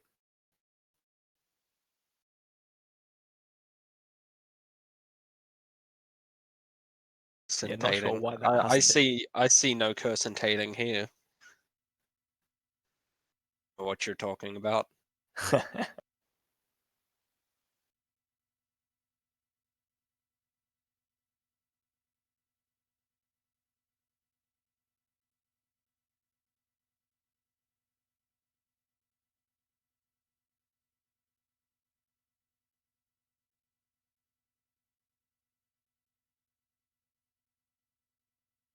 And you have your wish. Yes. Drop pop candy. So not a surprise considering that Taiwan banned hidden, that we are going straight to the hidden pool from Hong Kong with Real's Drop Pop Candy, mapped by fellow commentator Chicken Bible, who is almost certainly asleep in preparation for his do or die match later today.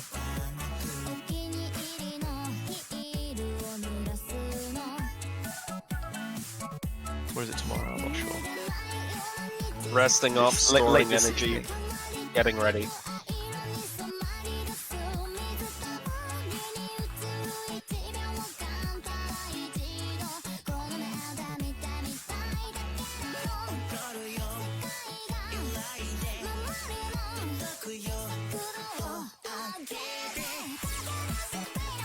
looks like they're gonna take a almost short break, I suppose.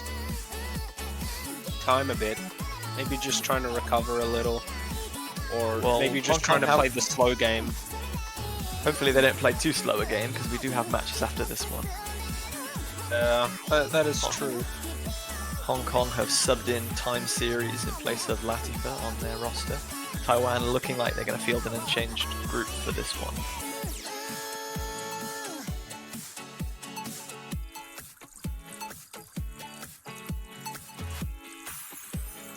Whilst we work on getting Taiwan's point added to the client, we're going to be getting into Game 2. Drop Pop Candy. Taiwan currently 1-0 up. There we go. Taiwan have received their point. Thank you very much, Point Juan. rewarded. Ask and you shall receive.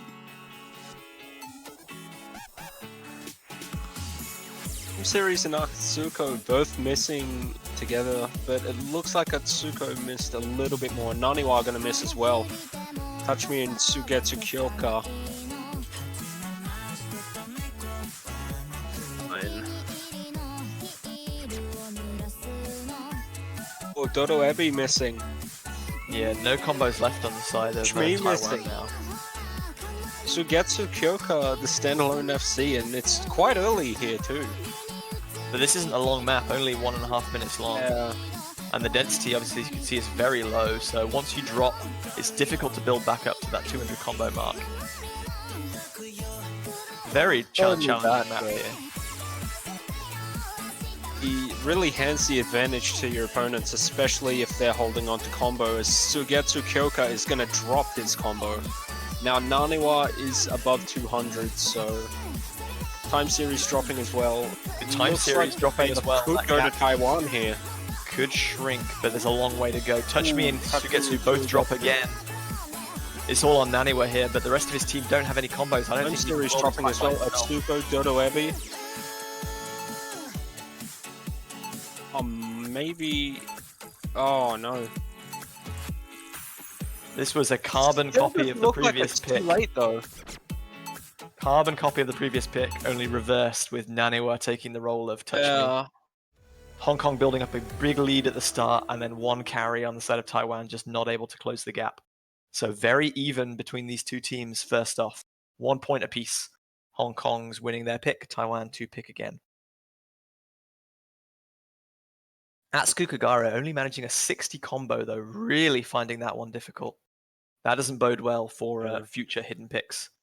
Obviously this is slightly different than some of the other picks in the pool, but that's probably going to be a little dent in his confidence. We hope it's not too problematic though. And not only that, but Hong Kong could use the entire hidden pool now before they get another chance to ban if they want to. That is correct.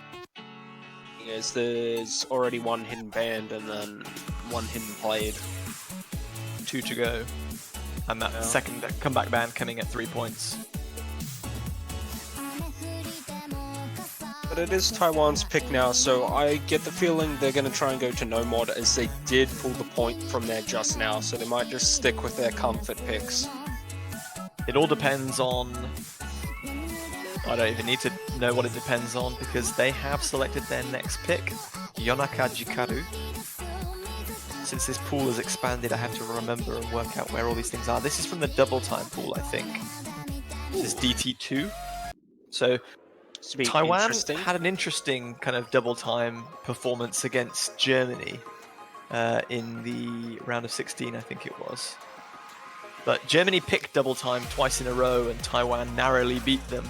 So maybe they have some renewed confidence on their ability to perform again on DT picks.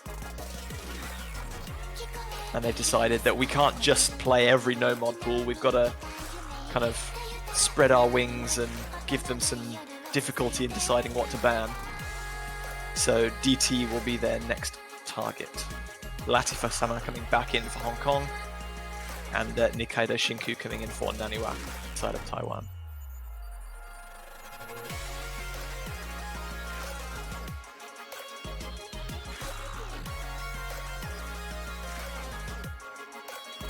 good that we're rattling through these picks at a reasonable pace. Yeah. Of course, it won't matter if this goes to tiebreaker or anywhere close.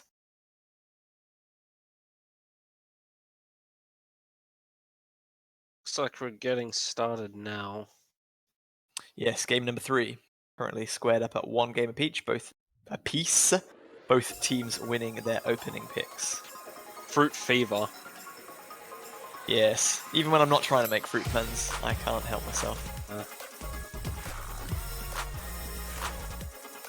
This looks quite fast, actually. Yeah. It is double time. Yeah, that is true.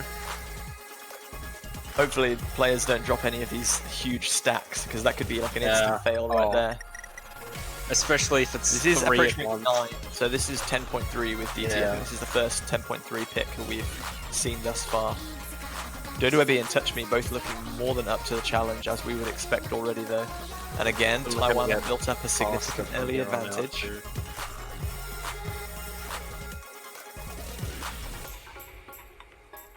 Taiwan. They're still eking out the Not advantage bad with as their, Sugetsu only at 150 combo. Touch Me sharing his combo as well. Oh yeah, I didn't notice that drop from Touch Yeah, Me. Latifa was there, only one above 200 for a little. Dodo Ebi and Nikaido both gonna miss. Tsunami still holding on. Sugetsu Kyoka missed again as well. So it's Latifa and Touch Me for Hong Kong, and Tsunami for Taiwan. Latifa dropping there along with Sugetsu Sugetsu struggling and a tiny bit here. Tsunami dropping now as well. No combos left on the side of Taiwan. I think again this gap is too big for Touch Me to overturn though. Yeah. The gap is shrinking, but there's not too much left of the map. Very as well.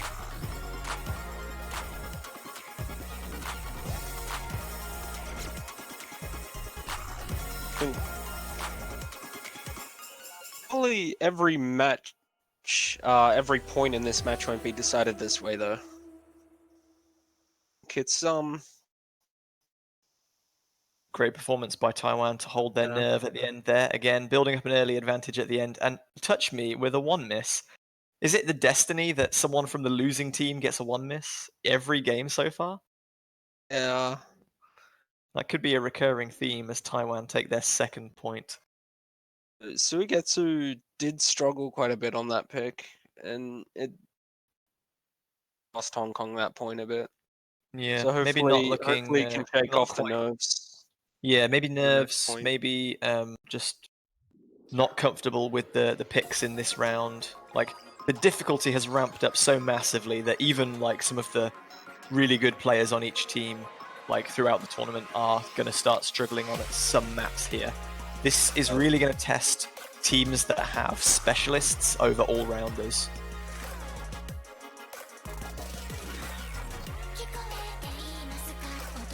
It'll also expose who has the better balance of mod capabilities within their teams. Specialists, and also good to have all-rounders, but having too many in 1 or 2 areas is really going to cost teams, as opposed to those who have every single mod covered well.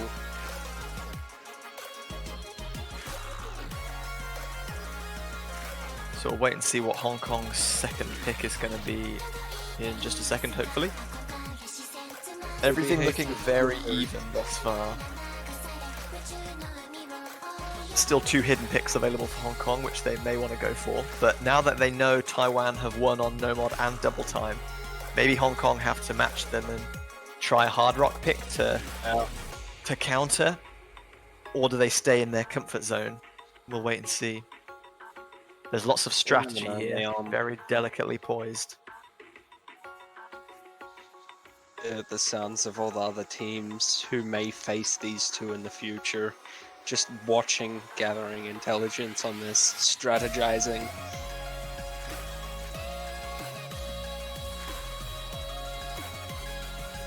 And that is what they're going to do. They're going to go for Hard Rock with Hellblender's Grief and Malice. Hard Rock 1. They take a gamble.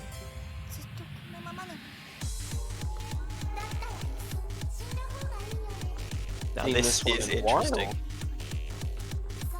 This is a very famous catch map. Not quite an ancient creation by any means, but definitely kind of one of the more famous maps from like the generation when I started mapping, like 2015, 2016. I think this is now residing in Loved. Oh It's yeah, I think definitely it's been played in been loved for a little while. most multi-lobbies at some point.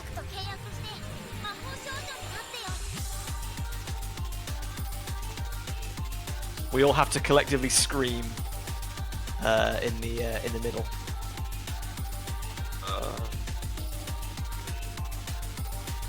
Alright. Yeah, waiting for that shrill scream in the middle of the map. Young and Free knows then- what I'm on about. I can try, but I don't think I can hit a shrill scream. I think, yeah. You mean you can't? Kya! That's not in your repertoire. Kya is No. more of my repertoire. That's more your repertoire. Yeah. Rate. That's better. Go on, chat. Rate Yeah. our collective kyas. Like a kya. So Dodoebi, Atsukagari, and Nikaido Shinku lining up for Taiwan against Hong Kong's pick on Truth and Malice. Hong Kong, Latifasama, and Touch Me. Lots of kyas in the chat. Beautiful. You guys are so good.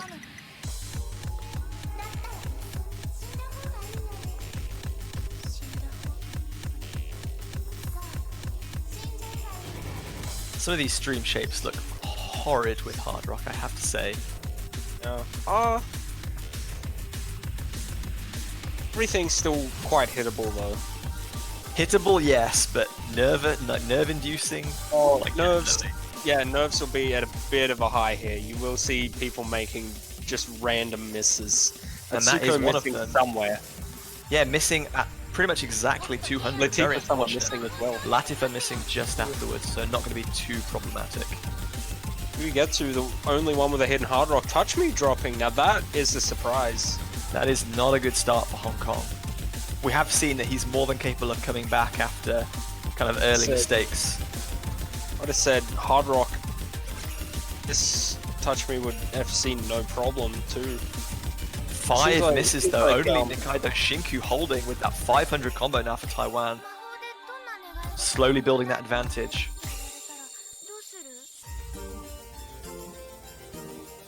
And no actual break there, so players don't get to see how their opponents and their allies are doing.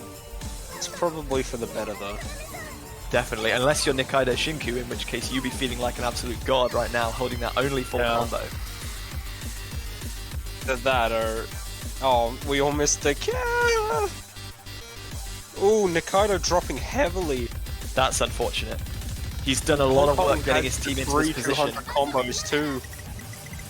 So they're really going to be able to close that gap. And that gap does not look all that big either. Lots They're of gonna kyas close in the it chat.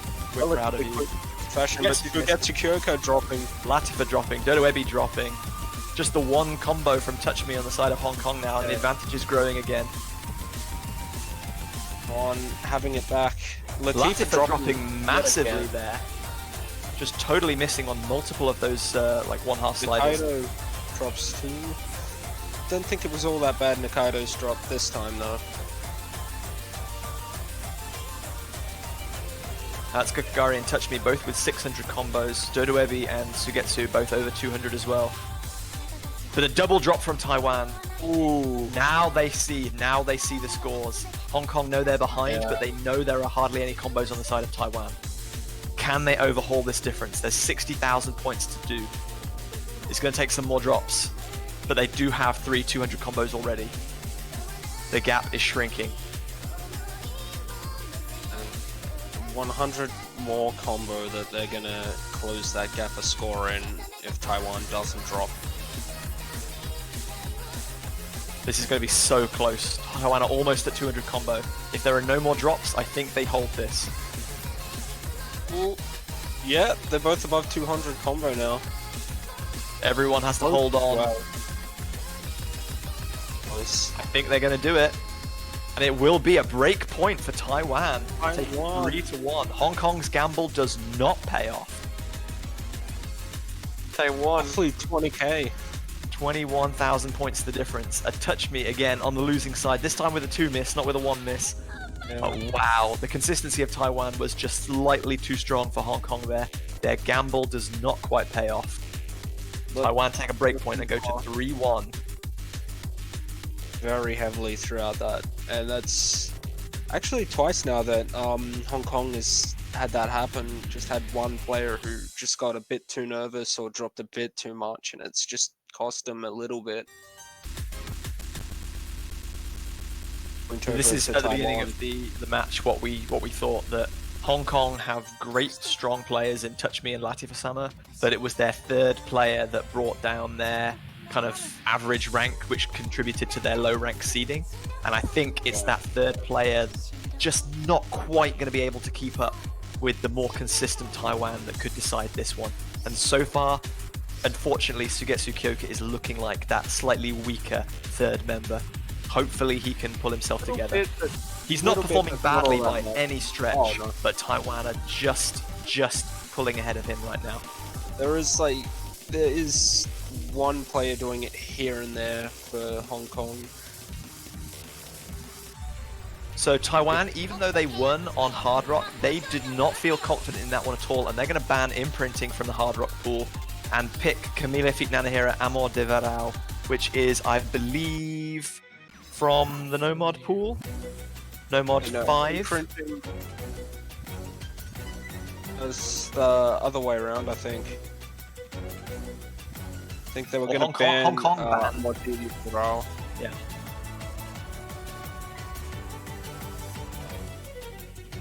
I think that's Hong Kong banning imprinting. No, Hong Kong banning Amor de Varao and Taiwan picking imprinting. I got confused because Taiwan selected Hong Kong selected theirs. Oh, their ban for their pick first and then their ban. But they can choose in either order because they're picking next anyway. So Hong Kong still feeling like no mod is the strength of Taiwan, so they're opting to ban from the no mod, and they feel that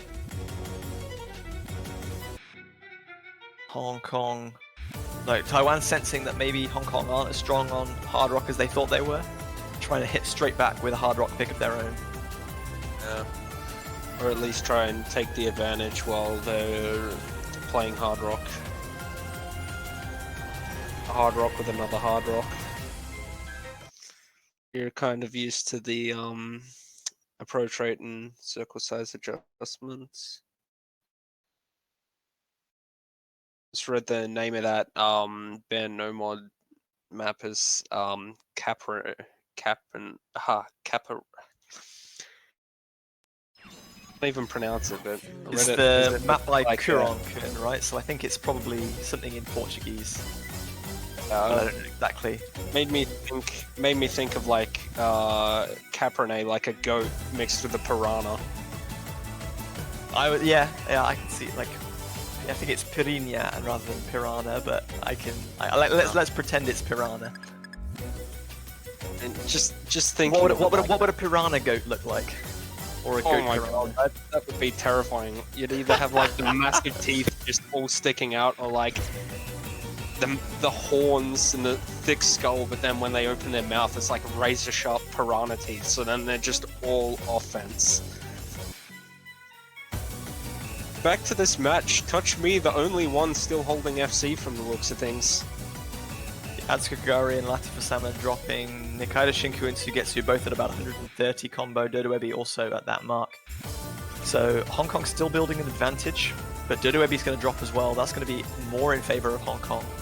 Maybe Taiwan weren't as confident on Hard Rock as they thought.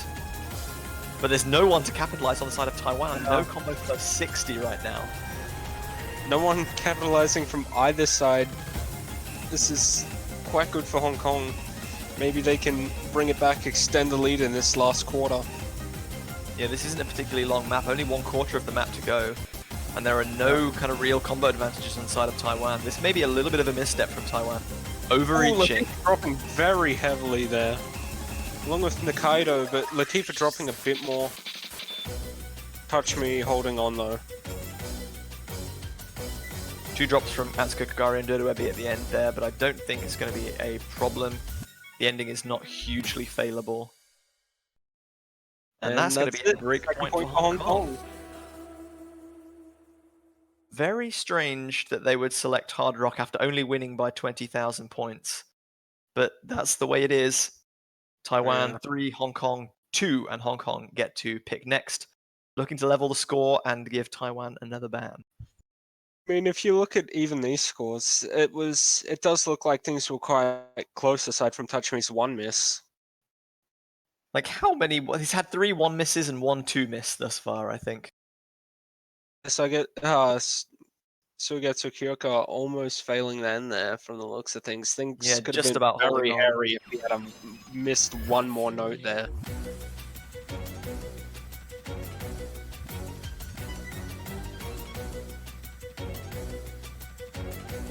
Gang. Doesn't sound right. Genoshi Gang sounded better. I'm looking forward to more Genoshi Gang hype for Germany's versus Philippines match later today. But anyway, back to this match. Still waiting for Hong Kong to select their 3rd pick. They're 1 game down, but they have at least broken back. So if they win this one, the scores will be level again.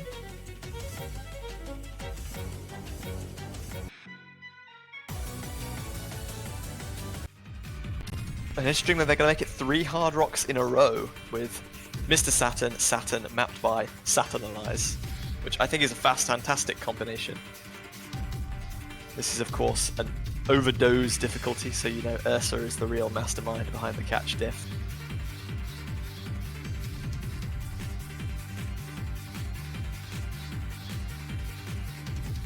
Hopefully this song doesn't sound sleep, so we know people won't doze. Haha, I like it. Like imprinting though, this one is another one that's kind of blink and you miss it. It's over very quickly and there's not a lot of time to recover if you make too many mistakes.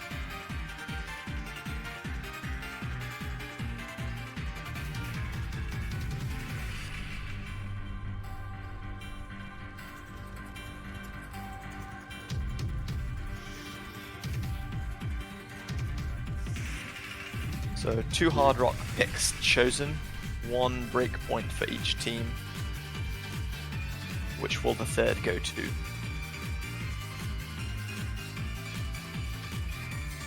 Of course, after this one, there is still Mushikui Seike de Rhythm, which is the last Hard Rock pick available.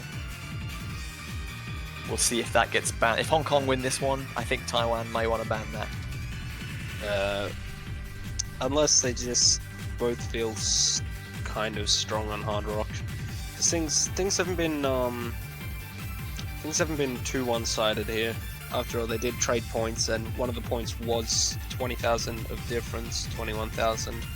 Yeah, but the most recent one was 196,000, which is a little bit more problematic. Bit of a bigger gap, just a tiny bit.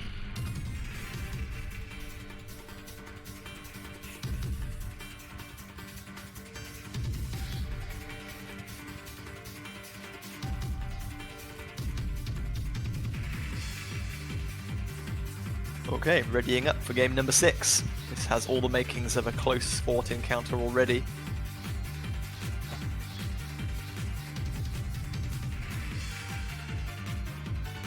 Like we might actually go into the Korea-France match a bit with this match.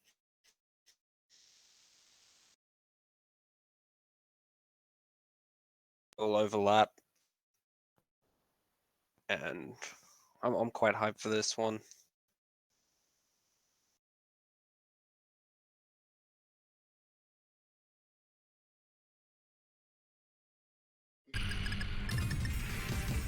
Actually, at the moment,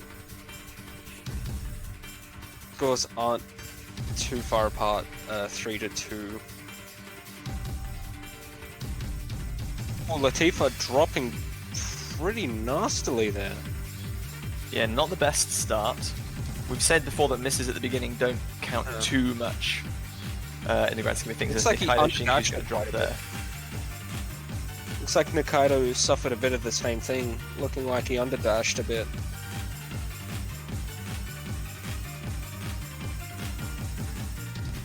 Ugetsu Kyoka going to miss, throwing it back into Taiwan's favor.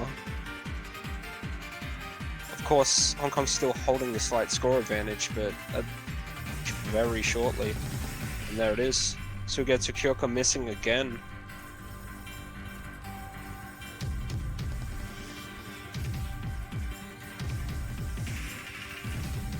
Someone gonna drop two.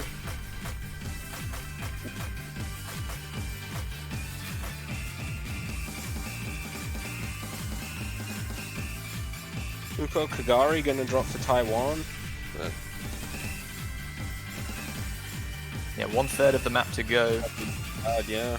Still, Taiwan have just been eking out that lead as Sugetsu Kyoka's only just got up to 200 combo.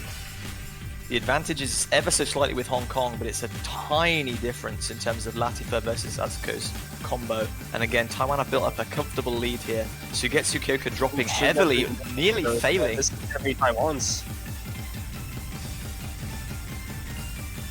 Even with the double drop there, I don't see Hong Kong pulling it back in time. Dodoebi getting dangerously low at the end with a couple of misses during that spin. I'm not sure if Sugetsu Kyoka did fail there and recover, but either way, that is a point for Taiwan. So they break again on Hard Rock, taking it to 4-2. So 3 Hard Rock picks in a row and 3 break points in a row. Oh. And taking their opponent's points for Hard Rock. What is happening with this match? Just off of the past 3 points alone, makes you wonder if you really want to pick that 4th Hard Rock map now. Yeah. We had 3 picks yet again too.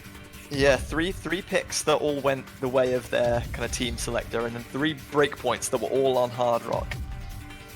We've got another Camellia map, so that one has to be from the no mod pool, if I'm not mistaken. 3 Camellia maps in the no mod pool, which is very strange. CWC is Camellia World Cup now. Yeah, Camellia World Cup.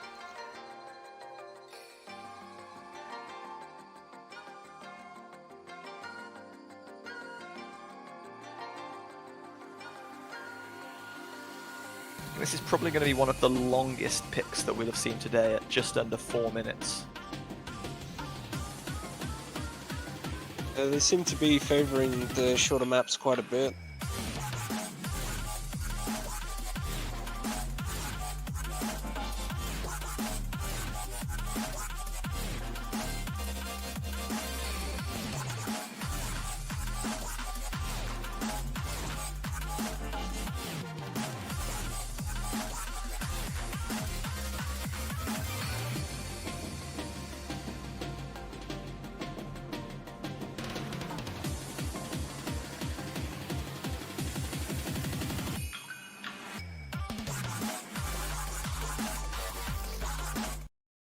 So here we go. Game number 7, Taiwan versus Hong Kong. Taiwan currently sitting at 4 games to 2 after taking 2 Hard Rock breakpoints. This is their pick. They'll be looking to extend a very healthy advantage if they can take this one. Hong Kong desperately need to break back here if they want to stay in touch. Luckily it is 1st to 7 though, so even if Taiwan do pull that 5th point, there's still a tiny bit of room. Gonna be out of oxygen. And this will only be the first match of the day. Yeah. Plenty more where this came from, ladies and gentlemen.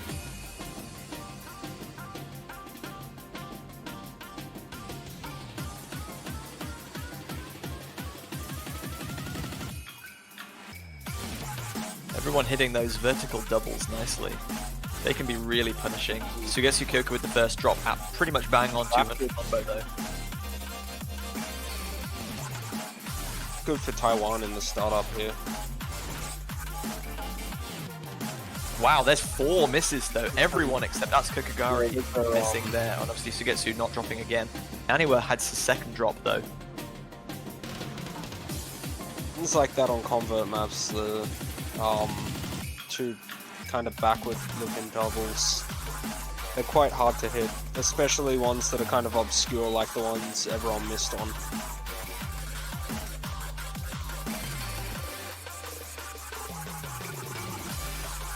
If Atsuko Kagari knew he was the only person on the whole map that was holding an FC right now, he'd be feeling pretty happy with himself. Oh yeah. But Hong Kong are building those combos back up, so there's no time to rest. Currently the advantage, I think, is only about 10,000 points. Dodo Webi's going to drop. Naniwa drops as well. Massive swing towards Hong Kong now. That one FC. Indy though, if Hong Kong drops back now. Which we did drop. Taiwan know that Akatsuki Kagari is holding that full combo, but they have a little bit of work to do here as they hit the halfway mark. As you said, yeah, Touch Me did drop right before the break though, but so did Naniwa, and Hong Kong still have two large combos to Taiwan's one. Dodo Webi just hitting 200 combo now. So that gap is going to mostly stabilize at about 30,000, I think. But Touch Me also having that slight combo advantage over Naniwa too. About 30 or 40 combo, so that will matter a tiny bit.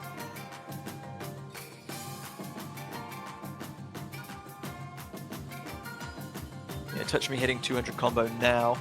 Naniwa about 25 behind as he hits 200 combo also. But Latifasama dropping on those buzz sliders. Dodo Webi dropping as well though, that's going to counter.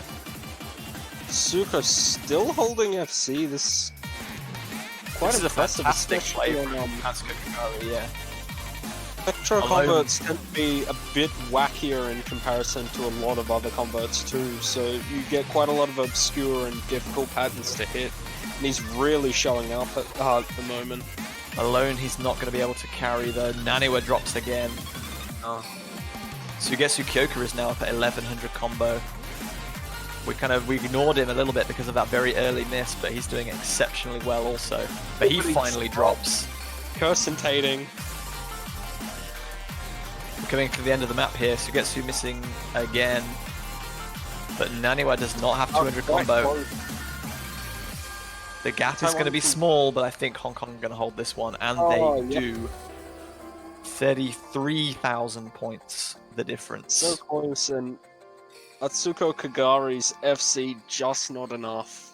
Like, admittedly, yeah, Taiwan still lose the point, but that is a fantastic play from Atsuko Kagari. Really well done. Holding his nerve throughout that whole thing, even when he knew he was the only FC left on Taiwan. Awesome performance. Just a little bit more consistency from Hong Kong on that one, though. And it's a fourth break point in a row, this time on no mod. Hong Kong decided that now is the time. Probably. Oh no, hang on, sorry, this is Taiwan's ban. Taiwan are banning Alt Mirabelle from the hidden pool. That makes perfect sense. They've banned one, they've lost one on hidden, so there's only one hidden pick left.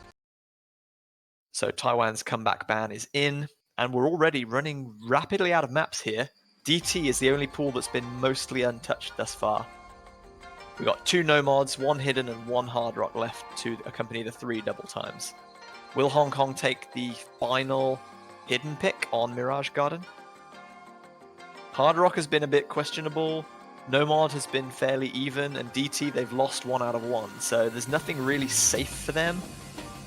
Apart from Taiwan obviously not wanting anything to do with hidden. Thinking if they go hidden here, it's nothing to lose. I mean, well, there's a point to lose, but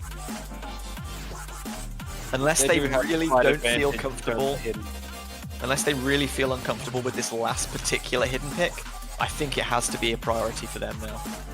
No, I mean two ban maps and 1 win off a map. Surely they're going to be screaming hidden right now. I mean, I feel like either team at this point thinks, maybe apart from double time, because we haven't seen Hong Kong pick double time yet. I think any of the remaining hard rock, no mod, or hidden selections, either team will be thinking we have a decent chance of winning, except Mirage Garden. Taiwan clearly do not want or do not feel comfortable playing hidden in this pool. Strategy-wise, I'm not sure whether it fits into what they want to do. I know they're going to go to double time, I think, with My Show, Chajijion, and LDN Noise. The K-pop pick. So Hong Kong are going to go for some double time of their own to accompany Taiwan's pick earlier in the match. Maybe Hong Kong not feeling confident on Mirage Garden from the hidden pool, maybe saving it for when they really have no other option. Saving it to if they get 6-5. So if they definitely want to secure that tiebreaker, but Pull it into they got to win tiebreak. this if they want to have any hope of getting towards that tiebreaker. Breaker win. Who predicted tiebreaker for this one in your pick'ems, guys? It's looking pretty good so far. The only disappointing thing about this match going to tiebreaker is we're going to miss the start of France-South Korea, which is quite gutting. Been on the pick'ems since the start, and this week I just completely forgot about them. So I'm gonna lose match picks. I'm so gutted. I'm so gutted about it. I've got my my top spot to reclaim, so Yeah. I need to get on top of that one. Leaderboard too, and now I'm just gonna go shoot straight down.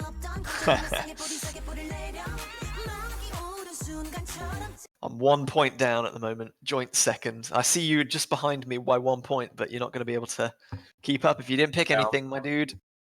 Unfortunate. Hold it. That's The so competition thins further still. Haha. That's a big 8-0 win. Quijibo.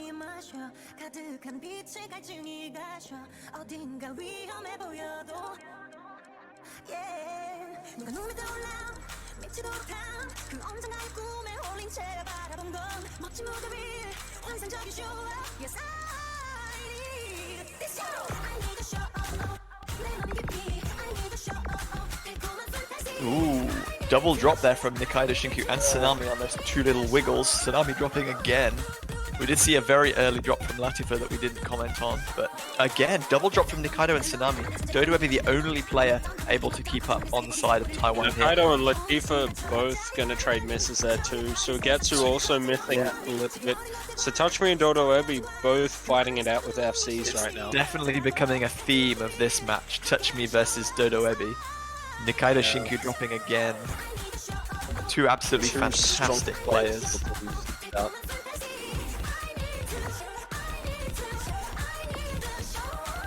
Tsunami dropping for Taiwan is going to give Hong Kong a significant advantage now. Halfway point, Hong Kong know they have the advantage. Touch Me and Dodo both still holding on to double S. What a battle this is shaping up to be. Both between the teams and between these two players. Dinner battle.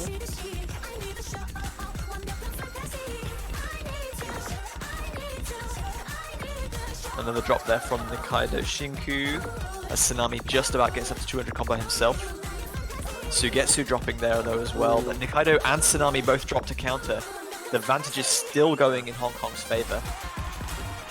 Latifa just a bit of work, not leaving it to one player to carry. Finally, Dodo Ebi drops though. We see a double miss from Hong Kong, Latifa and Sugetsu, but Nikaido Shinku drops as well. Touch Me hasn't got the SS anymore, but he still has the FC. And that one is going to be a droplet. one droplet down, but Touch Me holds on for the FC. Just the one miss from Dodo Ebi, very unfortunate. And it's going to be a break point for Hong Kong for all. Wow, this one is getting very hairy. Makes for a good match though. Oh, absolutely. I think we've got two no mods, two double time, one hidden and one hard rock left.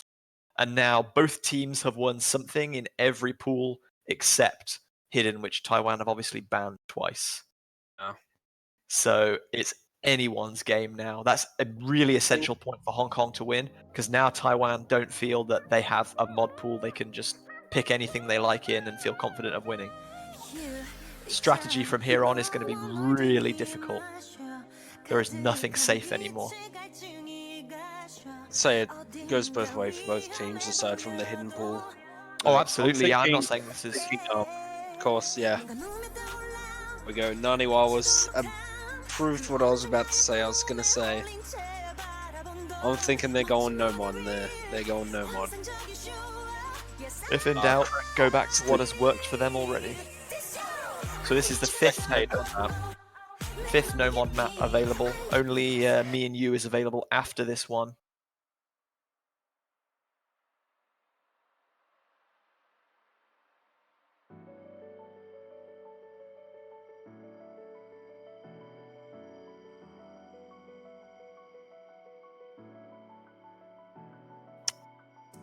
So yes, Spectator and CLSW collab. This has the makings of a great match. We were hyping up France-South Korea so much that we overlooked this, which is looking out like it'd be a hidden gem already. So many bangers in the pool, I completely agree.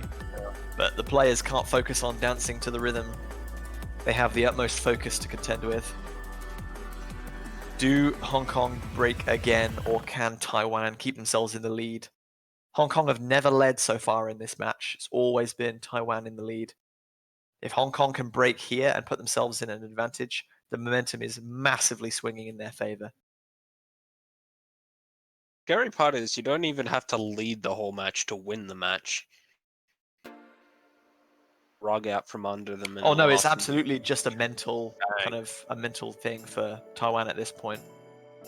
Yeah. If they let Hong Kong score a point here, they'll feel like the match is slipping out of their control slightly. This is the disadvantage of picking first. You're always under pressure to be ahead. But then again, if you're picking second, you're always chasing. Hong Kong have been chasing all of this match thus far, but that might be about to change.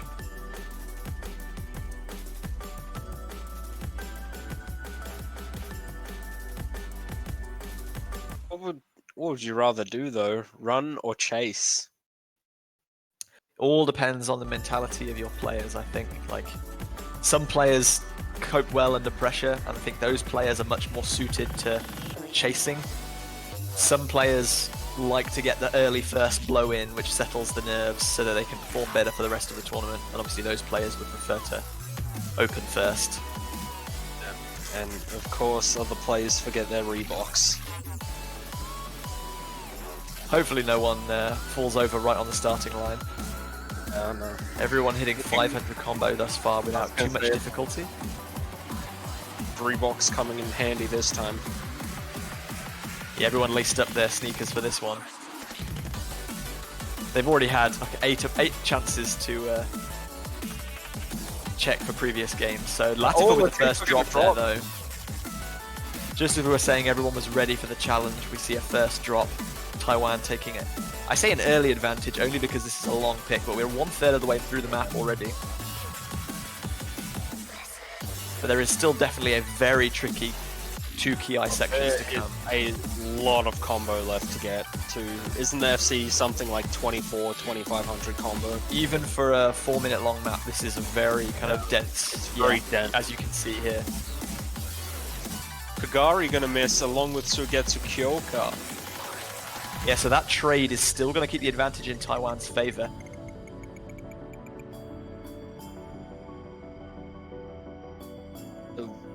One FC to the 2 right now. Yeah, you can see a lot of catcher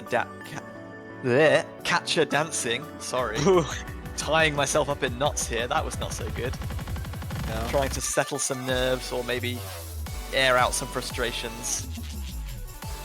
More tea will cure your ailments, though. That is an excellent idea, but I'm all out and I have to leave the computer to make tea. Yeah.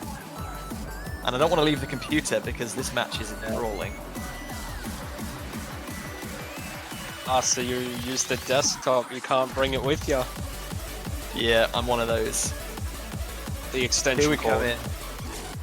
Very dense, very tricky anti-flow PI section. Dodo Ebi with the drop. Dodo Ebi looking like the only one. Oh, so Sugetsu Kyoka are gonna miss as well. Dodo Ebi missing again. Those misses were all very close together. Oh, And the double drop from Taiwan. No combos left. Huge swing in favor of Hong Kong now. Aniwa completely collapsed there. Touch Me, the only one holding combo, and it has gone back into Hong Kong's favor, looking like they're going to get the 5th point now. Aniwa just proving to be the nail in the coffin for this point for Taiwan. Latif are going to drop there, though. That lead is going to come down. The ending is very calm, and I think Taiwan may just be able to overturn this. They have 3 combos. This is going to be so close. Taiwan could completely steal this really one at the death. It right could now. come down to the final spinner. There isn't a... Is there a spinner? Oh my god, there's so little notes at the end of this. Yeah, I'm not. this is I'm so not. close! Oh my god, was that a flicker? Yeah, there's the flicker. Taiwan could steal this one by the tiniest... The difference is 30 points! Taiwan's gonna take it. Oh my god, Taiwan. Oh my god, can Hong Spinner Kong battle. outspin? Ooh. Oh, Oh, it's going no. back and forth! Oh my god. They've done it! Hong Kong have won it! They've Oh. outspun! Oh 400 my gosh, what was this? It's over 1,000 points. It's like 1,400. That went back and forth so many times. What the heck?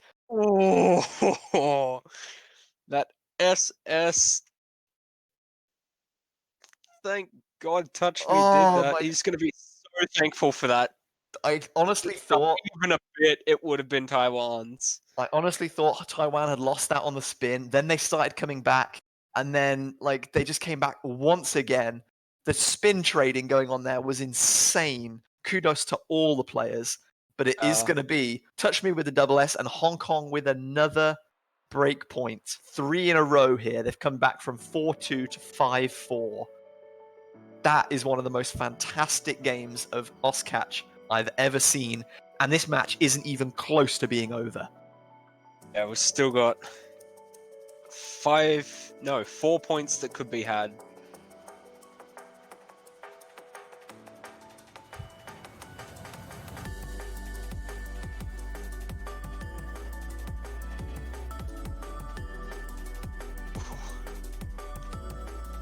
Makes me wonder if Hong Kong are going to use that now to get their 6th point. Their hidden pick. Going for it if I were Hong Kong. Touch Me, I'd be throwing down the hidden pick right now. I'd be like spamming it in the chat, getting myself kicked from the lobby. Taiwan have to be really disheartened with that. They've been broken twice and they've lost 3 picks on the bounce. And that last one was so unbearably close.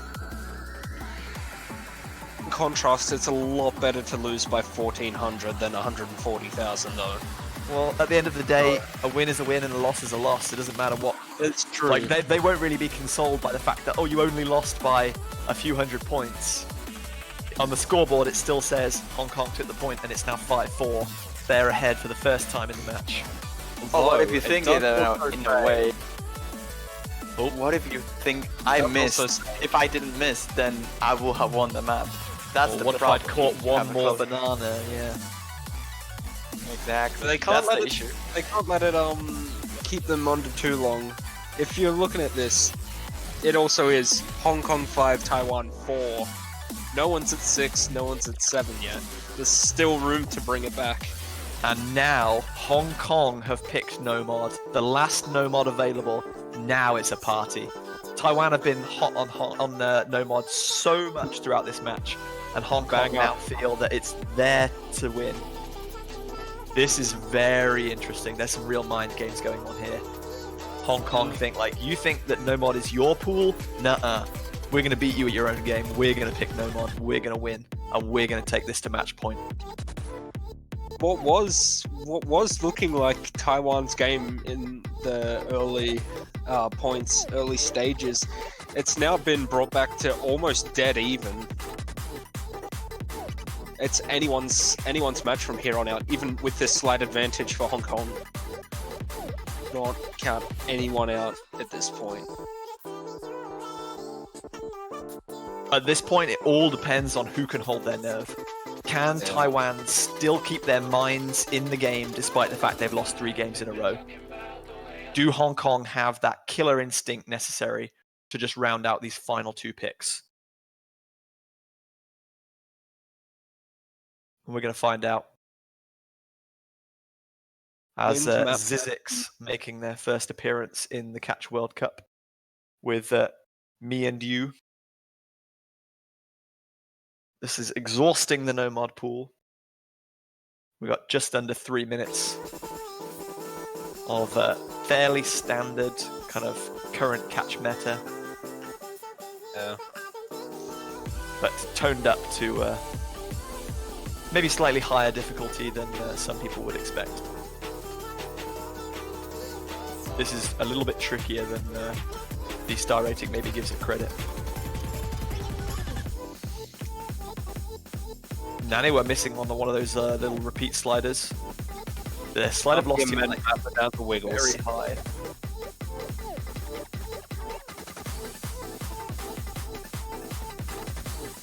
I think it's not a part of the meta unless you got to wake up Jeff. Wake up Jeff. Nani we're back up to 200 combos, so that gap is going to have stabilized at about 30,000 points. But Latifa Sama has dropped and has Atsuko Kagari here. Atsuko a bit ahead of Latifa though. And this is... Very quick break. I'm not sure anyone is kind of looking at the scoreboard here, knowing that the notes come so quickly. Yeah, I don't even think the scoreboards would reappear unless they just left the scoreboards out in the open like that. But I've done that. Now they do. And it's incredibly distracting to have the scoreboards up and down and all around. One of the group stage games, I forgot to turn scoreboard off, and in the break I was like, close, close, close, close, close. Who even turns that off? I play with that on. Do you? Oh. I find it really distracting. Yep. I play with like full UI on otherwise, but if I see like something blink in the corner of my eye as Atsuko Kagari drops, and I'm like, ooh, is that an FC or is that a miss from the other team? Then it just nerves me out, man. 1/3 of the map still to go. Dodo Ebi drops. Hong Kong's advantage is increasing still. Touch Me still holding that double S. Gonna get Tsukioka with the FC as well. 1/4 of the map to go, and this is looking like Hong Kong is going to win their 4th point in a row. It's not looking good for Taiwan at this point. Sugetsu gonna miss though. Oh, that on its own I don't think is going to be enough. We need to see another miss from Hong Kong here.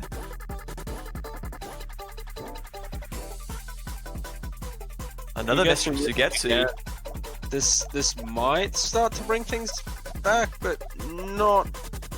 It's very close, but I don't think it's going to be enough. We're too close to the end of the map now. It'll only just cap. Yeah, there you go. Gonna hold it for the end of this. And that's going to be match point to Hong Kong. They've made a miraculous comeback here, 6-4. And they still have that hidden pick in the bag. That's 2 SSs in a row now for Touch Me. He's found his mojo. So unfortunate for Taiwan that they actually as a team got less misses by 1 than Hong Kong. But unfortunately just spending slightly more time in that low combo region. Taiwan get their potentially their final pick. It will be their final pick actually. Even if they win this and Hong Kong have another pick, then it'll be 6-all and we'll go to tiebreaker. What are they going to choose? They got 1 chance, and then it's all out of their hands. This is slightly terrifying for Taiwan as well, because even if they win this next pick, it's Hong Kong's pick, and Hong Kong a match point, and that hidden's still unplayed. It gives them all the advantage. So there you go. We have 1 hidden, 1 hard rock, and 2 double time selections available. Saving it for when they could do the most damage. And yeah, no mods left.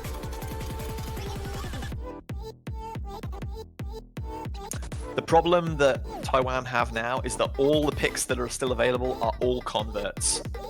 And although Dodo Ebi is a great convert player, Touch Me is the same, Latifa is also a great convert player, I think that Hong Kong have a slight advantage when it comes to converts consistency. Maybe that's why they've left these particular ones open for so long. In Sugetsu Kyoka on quite a few convert leaderboards as well. Will we get a chance to count the Miis? That is still available. Me. Will verify Elux's claim of, was it 174 Miis? Oh no. That's a lot of Miis. Is South Korea versus France already on? Someone's asking. I think South Korea won the roll and they've just done their bans. Is that correct, Juan? They just finished playing the first map though as well. They decided to ban.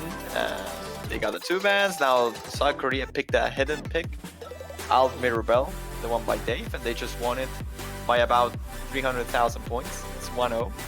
I mean 1-0. Korea then. Yep. Is that a hard rock from Dodoebi? Yeah, it will be.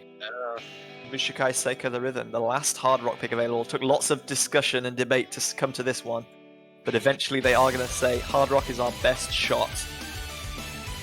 Atsuku Kagari a little bit confused by that pick, maybe. I'm thinking I'm agreeing with them in the hard rock pick if I'm Taiwan at the moment. Taiwan does have a fairly decent chance of pulling. I mean, both teams have pulled points from hard rock, so I mean, they might as well. I think it's their best option. It's not necessarily a good option, but it's their best option. It's the flex option. The flex. You love it, dude. Will South Korea versus France be streamed? Yes. As soon as this match is concluded, I think we'll be able to go straight over to that one. Unfortunately, this match was supposed to be an hour earlier, but there was a late schedule change, and unfortunately, we couldn't reschedule like all the matches after this one. So hopefully, we'll get to that one as soon as this one is over. It's fine. We will get to that later, and hopefully, it won't be too. Before this is time. This is a good match. This is a treat to watch. Oh, for sure. Not saying Korea versus France would not be the case, but I'm actually quite excited about that match too. Touch Me with an early drop at 60 combo though. We have seen a lot of early misses from him, and then he just somehow FCs the rest of the map. Sugetsu with a drop as well. This is good for Taiwan, not good for Hong Kong. It's an early game, and it's a 3-minute map too, so there is a bit of room to come back at least, unless Taiwan are going to see like... See a mistrade between Sugetsu and Atsuko, but also Dodoebi and Touch Me trading as well. It's just Nikaido versus Latifa right now. Everyone else still has a lot of work to do to get this combo back up. Sugetsu dropping again, really not having a good time on this one. It's a precursor Tate right there. I was about to say, unless Taiwan keep 3 FCs before Atsuko first missed. Just you thinking about it caused it to happen, but Nikaido Shinku drops. Atsuko Kagari drops, Sugetsu Kyoka drops. It's 2 combos to 1 for Hong Kong now. They're going to start bringing that lead back. T for the only FC left. Another double drop for Taiwan. Yeah, Sugetsu gonna miss though. Oh, Latifa gonna miss. Yeah, no combos left on the side of Hong Kong now. Atsuko with the 200 combo for Taiwan. Taiwan not in the best position to capitalize as Dodoebi and Sugetsu Kyoka both trade misses there, but they will keep eking that advantage out. Sugetsu Kyoka is finding it so hard to maintain a combo here. Some of these distances are just completely punishing. And with hidden hard rock, it can... I still don't get entirely like using the hidden to increase the reading values. I always saw it as something to kind of throw players off while they're reading, and it kind of looks like that's what's happening a bit here too. Sugetsu literally got 200 combo and then missed. Nikaido Shinku trading there as well. Touch Me dropping, Dodoebi dropping again. It's Latifa versus Atsuko Kagari this time. Every single player is getting their moment in the spotlight, but the spotlight is firmly on Taiwan at the break with 1/4 of the map to go. They have a 100,000 point lead here, and it is theirs to lose at this point. They're doing everything they can to keep themselves in this match. They're putting it all on Hong Kong's last pick.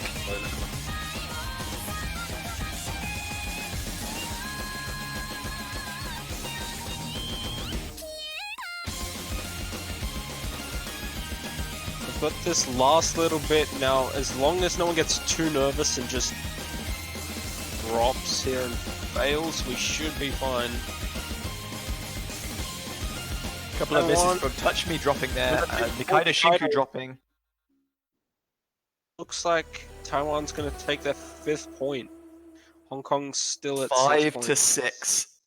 Taiwan were wise to pick that hard rock in the end. Fairly comfortable victory for them, but now it's completely out of their control. They have only one pick left, and it's Hong Kong's. All they can do is hope that they can perform on whatever comes up last, whether it be one of the remaining 2 DT picks or the hidden pick, Mirage Garden. And now we'll see whether Hong Kong was saving this till the last moment and they feel comfortable on it, or whether they were avoiding it because they want nothing to do with that one. Maybe Taiwan was planning this all along. Let Hong Kong get Latifa Sama with the 1 miss. Just noted that one. Mentioned it just a second ago, actually. Hong Kong going to be going for Third Desire, the last double time pick. 260 BPM on this one. Obviously, Hidden is not in their desired library. In the comfort zone. So it's going to be 2 minutes of 260 BPM that stand between either a Hong Kong victory or a tiebreaker in the semi-finals. Tiebreaker high? If you haven't been typing for the tiebreaker already, you need to be now. Well, we've got a lot of tiebreaker hype in the chat. Well, Atsuko is not looking that confident. I'll say that much. For this big, that is, of course.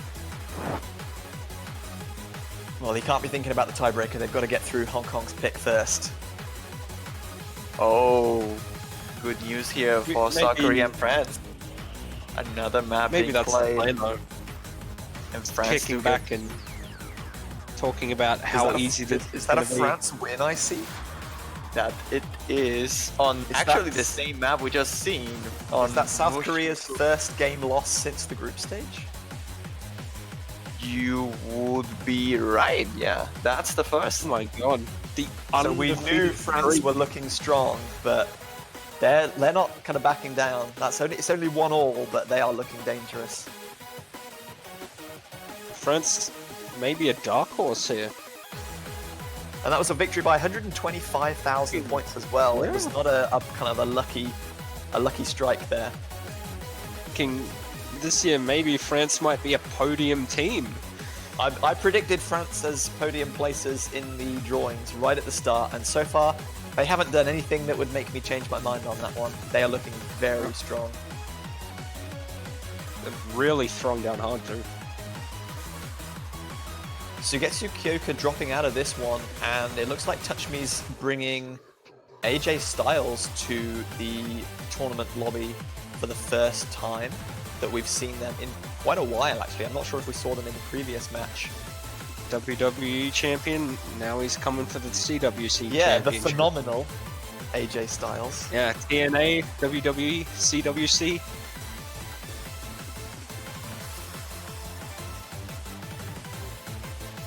Not 100% sure, but maybe Japan Pro Wrestling.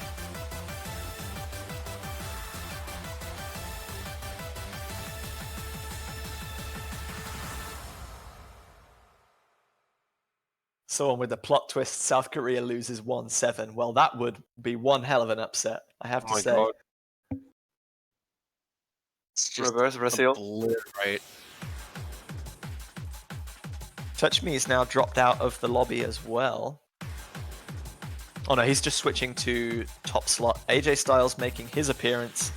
Dodoevi, Nikaido Shinku, and Atsuko versus Latifa, Touch Me, and AJ Styles for the final pick of this first match of the Catch 2019 semi-finals. We've gone to 5-6. Taiwan need to break one more time to force a tiebreaker, or their tournament is over. Remember, this is a loser's bracket encounter. Winner goes home. Loser goes home, winner survives. Imagine Neither if of them want to go home yet. Imagine if the winner went home, yeah. It'd be like, no, you throw. No, you throw. It's basically a Just dodge the win. beat competition. Yeah. Winner goes home, takes the 7 point. Okay, we're done here. See you later. If we get to 6-6, we should just be like, right, the tiebreaker is now dodge the beat. Lowest points wins. That'll be interesting. Hey, let's add a mod bracket that's called dodge the beat.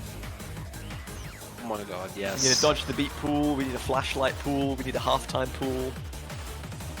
Yeah, a relax pool, man. Oh, relax, yes. I mean, I don't know how do you even That'd be- judge that because there's no points when you play relax, but yes. I mean, just who did the most styling and profiling? You'd have a lot of ties. Cool. That's okay. Oh, perfect timing. Crowley shows up in the chat, eager for his tiebreaker to be played. We haven't released the script for this one, but maybe a tiebreaker's on there, maybe not. We'll soon see. Hard to tell. I spilled coffee on my script.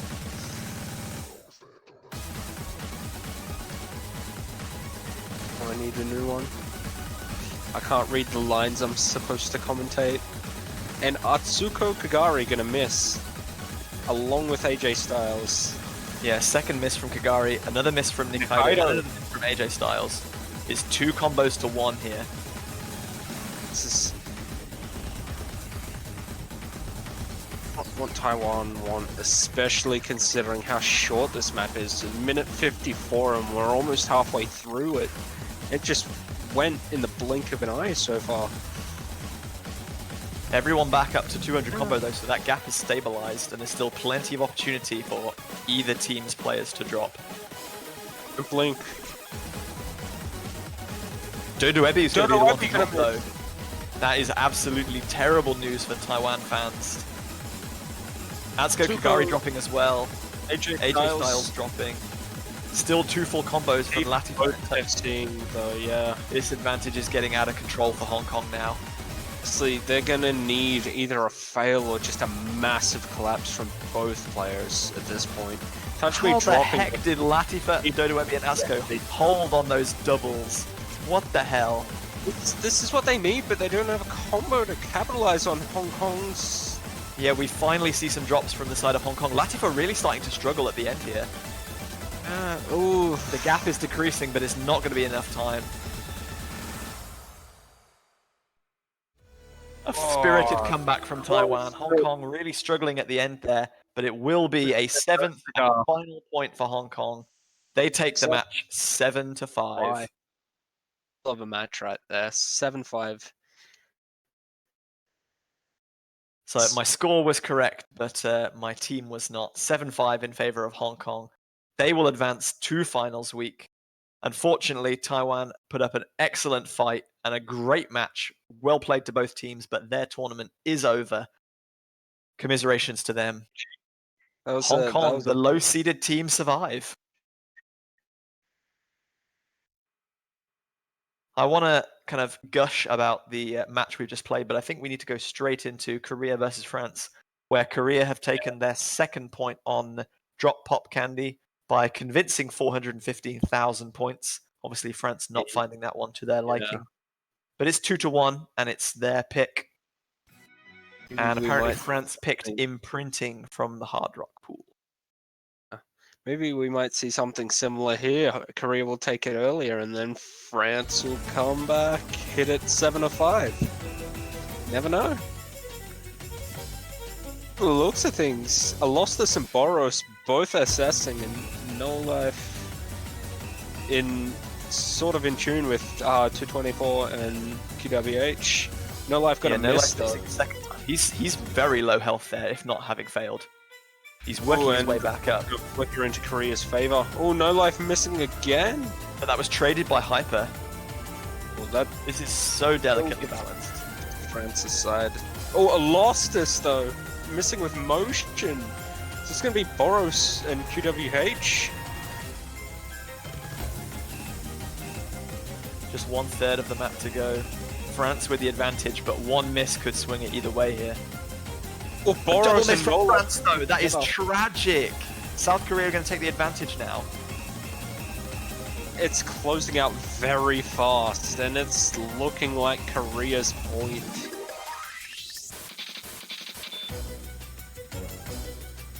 Also, we're not quite sure what happened to our stars on the client. They seem to have completely disappeared. It's a start. Unknown round. Yeah, we're not even in semifinals anymore. We've gone into the unknown zone. I don't know what's happening here, but that one's going to be a victory for South Korea. I can tell you that it is 3 points to 1 in favor of the South Korean roster, and they've had their first break point. We are going to refresh the client very rapidly to try and fix that, because that is mildly hilarious.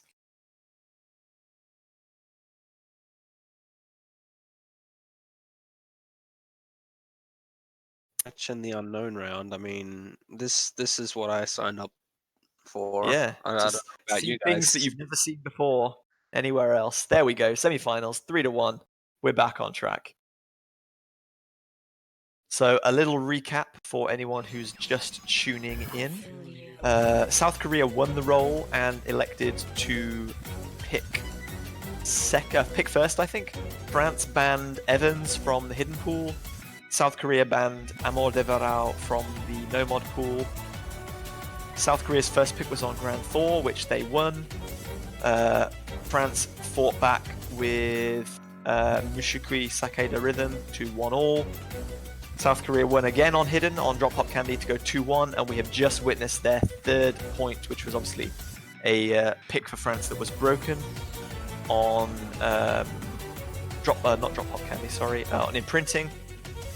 And it looks France like have banned Mirage Garden again from the hidden pool, so the hidden pool now completely depleted. A wise ban from France, considering the strength of hidden roster and their kind of obvious dislike for the mod at this round. We're waiting to see what South Korea's next pick is going to be. Phew, deep breath. Korea unable to pick Mirage now, unable to get the Bamboozle.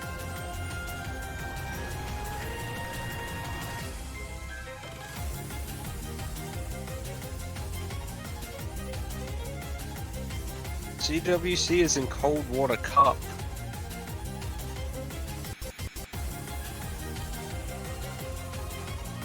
I would not want to catch cups of water as opposed to fruit, honestly.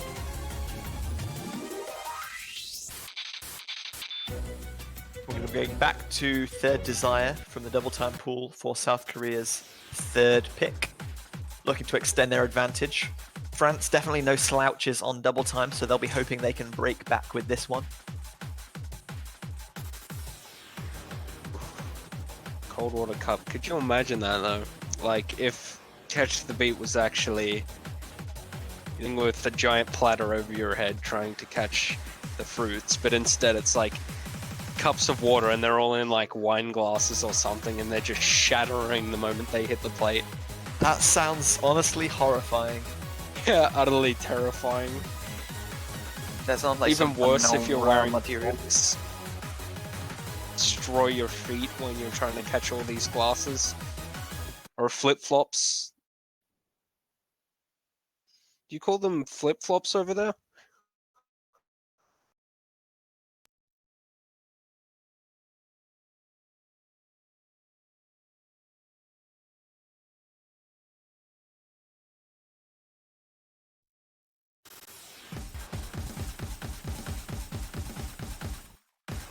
Looks like we are going to get started on Raiko Third Desire.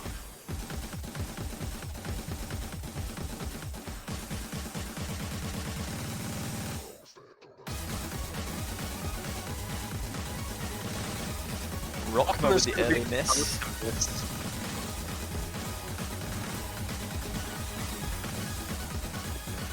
Ooh, Hyper and Loftus both missing. missing. Alostis just not quite dashing like full to the left, and then Hyper W7 missing back to the right. More off dropping. So if after his early miss, Rockma is the carry now. The only player at that 200 combo mark, although Hyper W7 is just about to hit it again. And South Korea definitely have the advantage here, although Hyper W7 dropping is going to stall that advantage slightly. Everyone on France now up to 200 combo. Hyper W7 has a long way to go before he's back at that 200 mark. Boro's dropping just as France is going to take the lead though.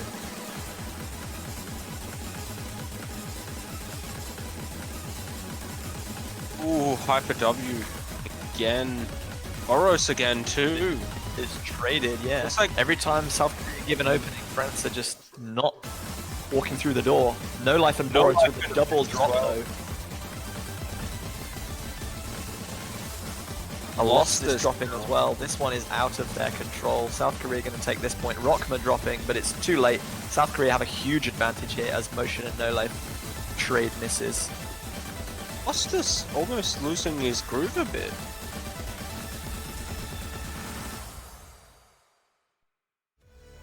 The same Lost as we saw earlier on. The pressure of the harder map pool getting to him. Yeah. Perhaps. Or the pressure of the opponents as well. Fierce opponents and I believe they're 3-time winners?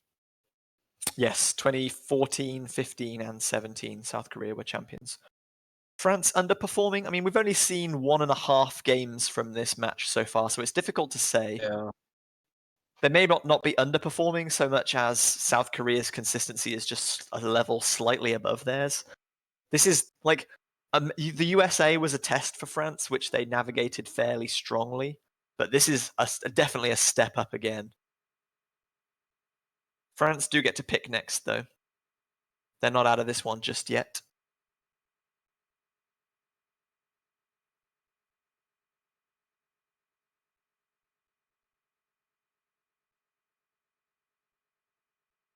Where do they go? They're gonna get in the chat, in the lobby. I said in the chat. Sleep deprivation is getting to me. But will play? Yeah. Yeah. Is Grief and Malice still open? Possibly, but they're going to go for Yonaka Jikaru, which I think is also from Double Time 2, but obviously a specific pick as opposed to a convert. So France feeling that that was not representative of their kind of overall Double Time performance. Gonna see if they can turn the tables here.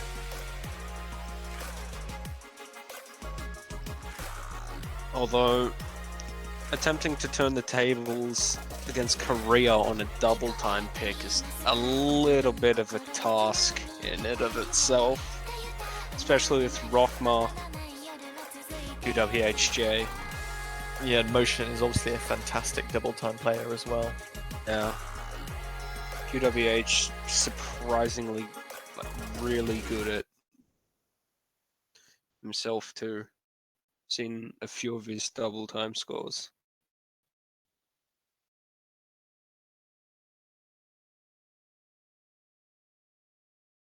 So South Korea currently leading 4-1, looking for their second break point if they can claim this one. France looking for a break point of their own to get back on track in this match.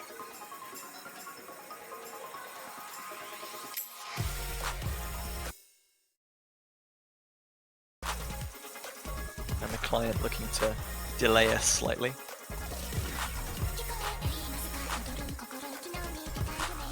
Everyone navigating to 200 combo rapidly and without difficulty. Yeah.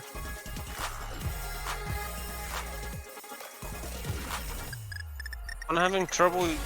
Ooh, no one having trouble yet as Boros and QWH miss. As I say that. QWHJ did miss again very soon after that one, so France have the advantage here. Rockma dropping. France's advantage is going to be extended. They have to hold on for as long as they can and build a lead here. That was their undoing in the previous game. Well, they're almost halfway now, and as long as they keep it in the last half, I think they've got this. There's not too much difficulty increase between the second half and the first half, but Yeah, nerves do start to play. Drop from the captain from France. Goodness. Rockma missing again though, very uncharacteristic for him, but Boro's dropping as well. There's only one combo to 2 on the side of France. Oh, now Korea's got the chance to pull it back. This is... Oh, QWH going to drop his combo though. Throwing it back into... It's a Lostis versus Motion. France have a tiny advantage. No, now South Korea taking the advantage. Oh, just not holding it together, missing quite a lot here. QWH gonna miss as well. Will it be enough for France to come back, and will France hold out till the end? I think that's just about been stolen. Missing right at the end. That is a tiny advantage, only 7,000 points, I think.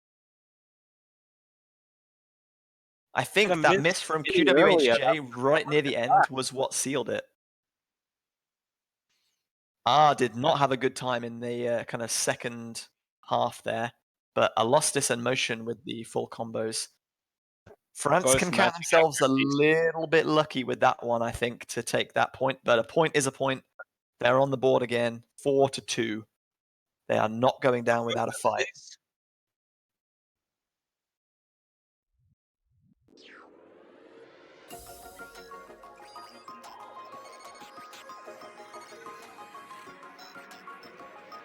Cool, we are seeing some close games in the semi-finals today. This is quite a good semi-final so far. And I've been here to see it all so far too. France are doing what no team have done since the group stage and taking 2 now points off of South Korea. So we've seen that even kings can bleed, but can they be killed? France have a long way to go to secure a match victory here, but they're on course. South Korea going to be picking Marionette, which was banned in the previous picks. This will be our first time seeing that one on stream.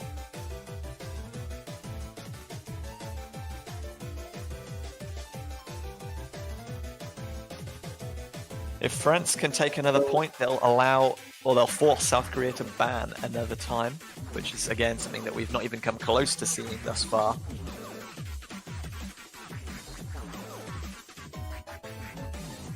Kings, they're kings on the warpath.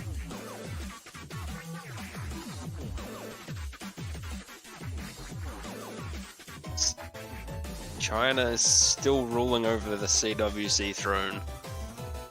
Yes, victors in last year's tournament. South Korea had an underperforming year by their standards, at least, only making it to top 6. Quite a different roster though. Oh yeah, definitely. They're missing some players. Didn't see much of MJJ throughout the tournament. They didn't have Spectator. They didn't have a couple of others.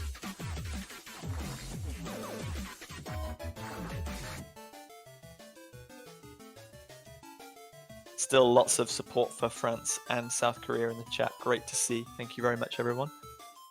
Hopefully you're enjoying this match as much as we are commentating it. Looks like Monstrataful is going to be making an appearance for France. And I think QWHJ coming in for Rockma on the side of South Korea.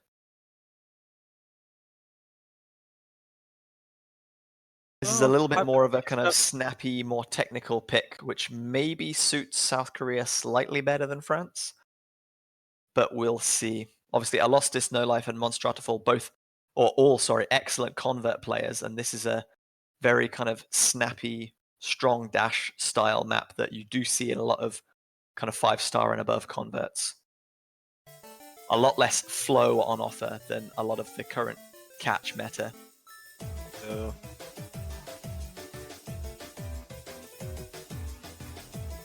In the key eye sections in particular, there's some very punishing anti-flow and snapping patterns. I'm not quite sure who this favors more. South Korea obviously feel confident on it, but QWHJ is the drop. Bit of a nervous miss right there. Yeah, you don't want to be missing too much in this calm section, because the Ki is coming up now. It's just a free combo, and looks like Motion That's a triple miss from France, though. Ooh, Monstrator struggling quite a bit too. No Life as well. Monstrator missing again. Motion, the only one having a real kind of okay time with this one. Motion doesn't have the SS anymore though. Down to 99.78% AC. Some with the accuracy side of things, looks like it's quite difficult to hold on to it.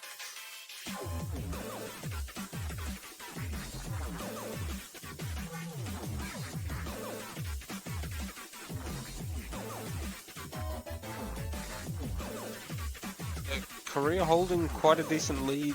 QWH, No Life, and Monstratofull gonna miss again. Yeah, the patterns here, the snapping is just getting insanely technical. France just not able to keep up with that one, unfortunately, and the consistency of South Korea going to win out 5-2 probably in their favor.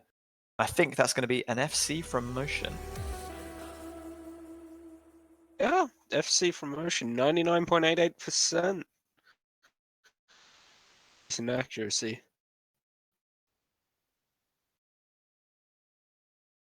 Million flat there.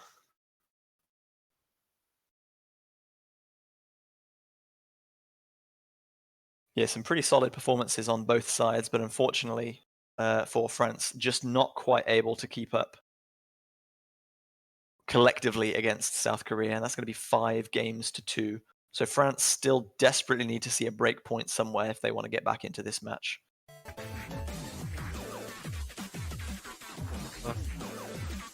There's not much room left, but there still is a bit of room for France to come back.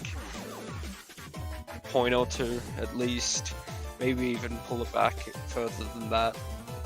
But they're gonna have to act now, and they're gonna have to come back with a vengeance.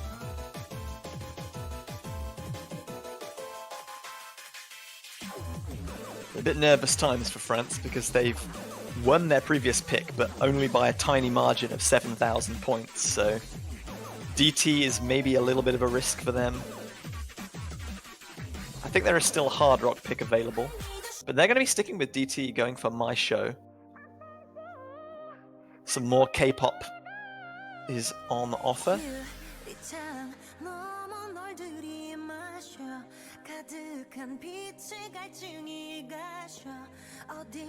We still haven't had Zac Efron in the tournament yet. No, we haven't. No High School Musical World Cup to reprise their role from last year. TM.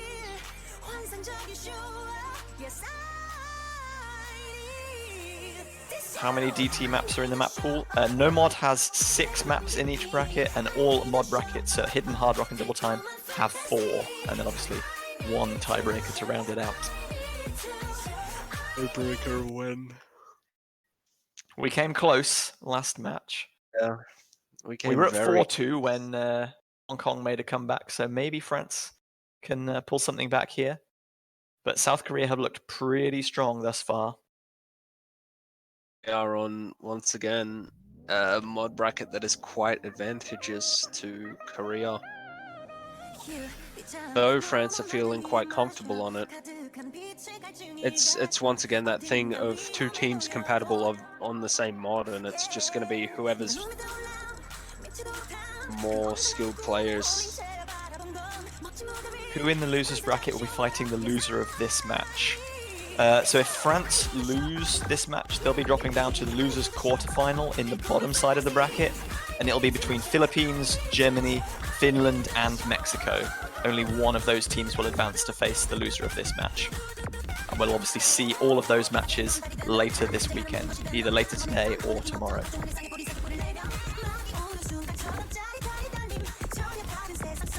Effort from Brazil to make it this far as an unseeded team too. Yeah, they had a bit of fortune, obviously, competing against Sweden, another unseeded team in last week's matches, as Alostis and Boros find the first drops at about 500 combo, going to give South Korea the advantage. South Korea all still holding FC. As you say that though, Hyper W7 is the first to drop. We're going to need to see at least one more drop on the side of Korea to give France a chance back into this one though. No Kirsten Tates here. Still 2 double S's from QWH and Motion.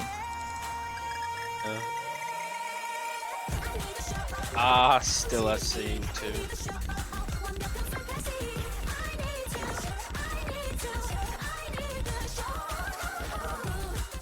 Will we see another drop from South Korea? Can France keep holding their combo in anticipation of a miss? Yeah. Oh, QWH does drop. I don't know whether that's going to matter too much though, because we're so close to the end of the song. And Motion's still SSing too. Like that's going to change. QWH missing again though. This gap is rapidly decreasing. Yeah. France could just pip this one. But no, I think South Korea can hold on. Yeah, no, that's quite close. From a 7,000 point victory to an 8,000 point defeat, that is heartbreak for France. If that had been like 20 combo longer, I think France would have stolen that one. The one miss from Alostis, the FC from R, double S from Motion though, that is so unfortunate for France that they're now 6-2 down, match point for South Korea, and it's their pick. That could easily have gone the other way, but unfortunately it is another break point for South Korea. And Motion has decided South Korea are going to be going for hard rock with the overdose Saturn difficulty. It was always a risk picking double time into South Korea again after such a narrow victory last time. This time it doesn't quite go their way.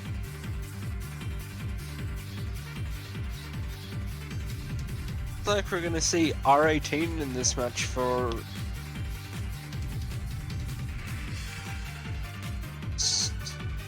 come into this match. Yeah, potentially the last game in this second match. South Korea currently leading 6-2, and obviously only one more point needed for them to claim the match. So Motion, R18, and QWHJ facing off against Boros, Alostis, and No Life for their final, potentially the final point. France, come back if you're predicting and hoping. Get your love and support for them in the chat. R18 saying, I came here to troll. Hopefully they don't throw this one away. France are still a very dangerous opponent. In year for R18 too. Semi-finals in the Catch World Cup, a podium finish for the Taiko World Cup. Korea coming in third for that. R18 on both the Taiko team and the Catch team.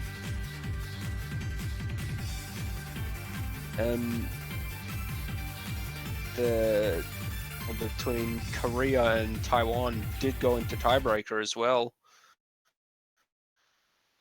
So they had a very grand performance during Taiko.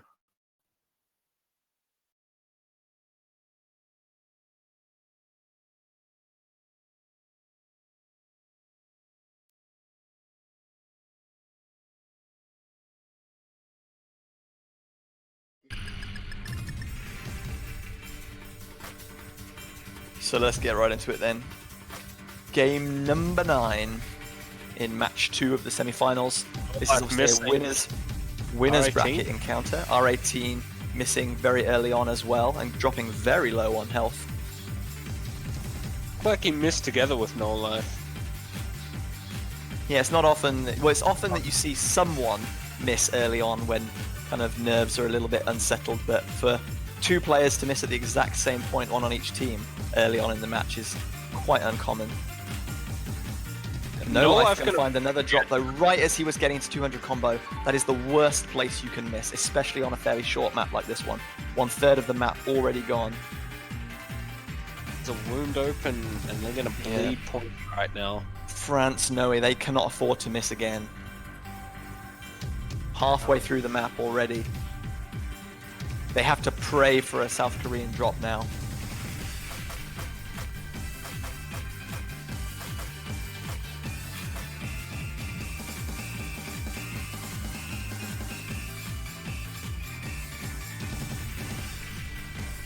No Life is back up at that 200 combo, but we still need to see a drop from South Korea very soon, or it's going to go their way. South Korea not letting off at all, and France is going to miss instead from No Life again.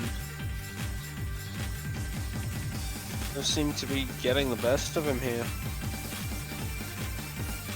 And looking like this could be a triple FC for South Korea, a very wise pick to deal the killing blow. No Life missing once more. R18 dropping it, I think, R18. right at the end there, but he's just about going to keep himself alive. That was almost a triple FC. No Life not hanging around in the lobby. He's feeling a little bit upset by his performance, but that was a great performance by both teams. Like, France may have lost 7-2, but when the quality of the opposition is that high and the difficulty of the map pool is that intense, they did well to take 2 points off of South Korea there. And remember, this was a winner's bracket encounter, so neither team has been knocked out of the tournament yet. South Korea move on to the winner's bracket grand final, which will be happening next week. France will drop down to the loser's bracket quarterfinal, which will be happening next weekend, I think, as well. So congratulations to South Korea on another strong, convincing performance. Commiserations to France, but they still did take 2 games off of the Koreans, which, as we said, no other team has been managed to do since the group stage. Although their bracket says, 6-0 against the Netherlands and 6-0 against Taiwan.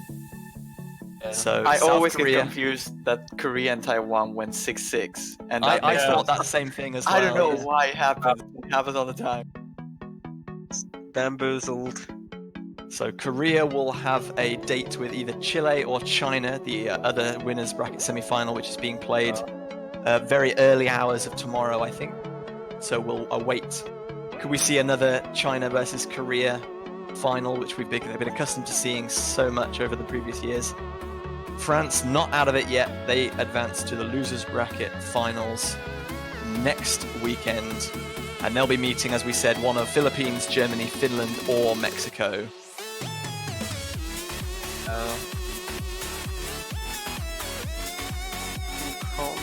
To face the winner of USA or Brazil.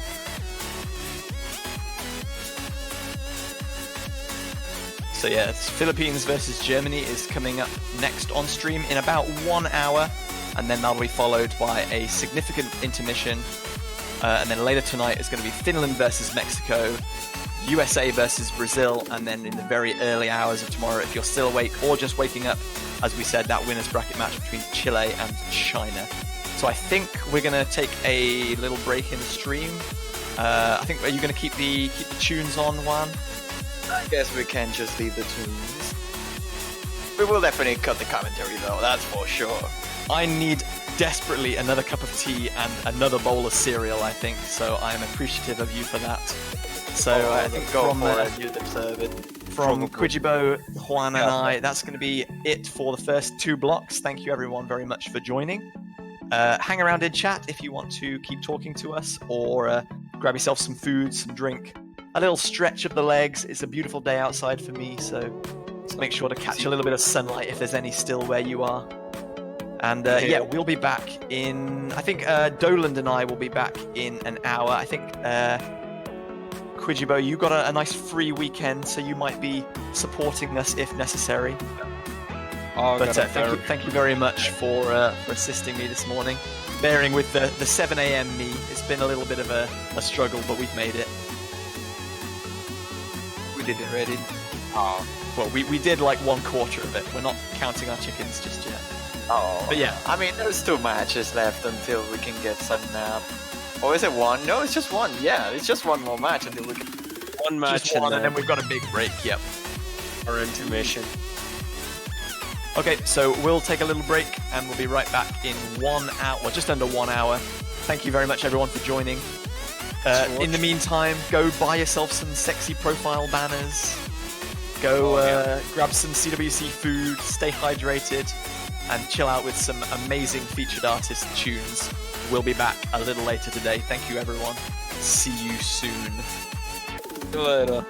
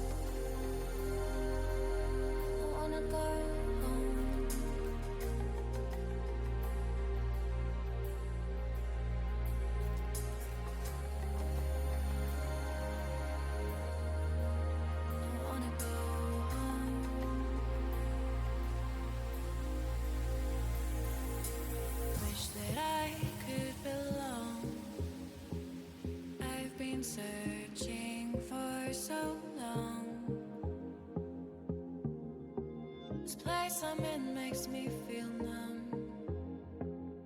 I just want to find someone. Feeling lost and out of place.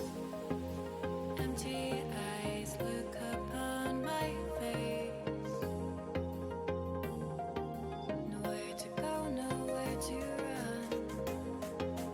I just want to find someone to take me home, take me home, take me home, take me home, take me home, take me home, take me home, take me home.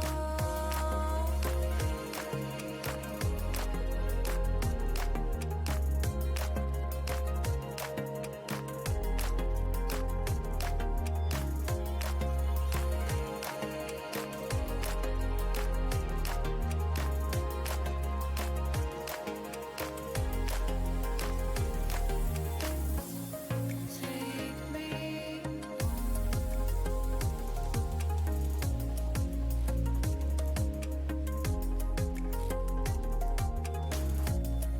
take me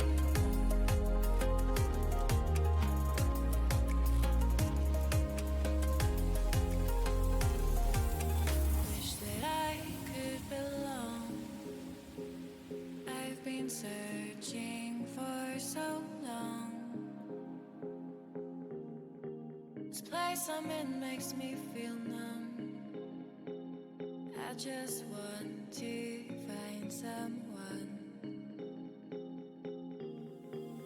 Feeling lost and out of place. Empty eyes look upon my face. Nowhere to go, nowhere to run. I just want to find someone to take me home.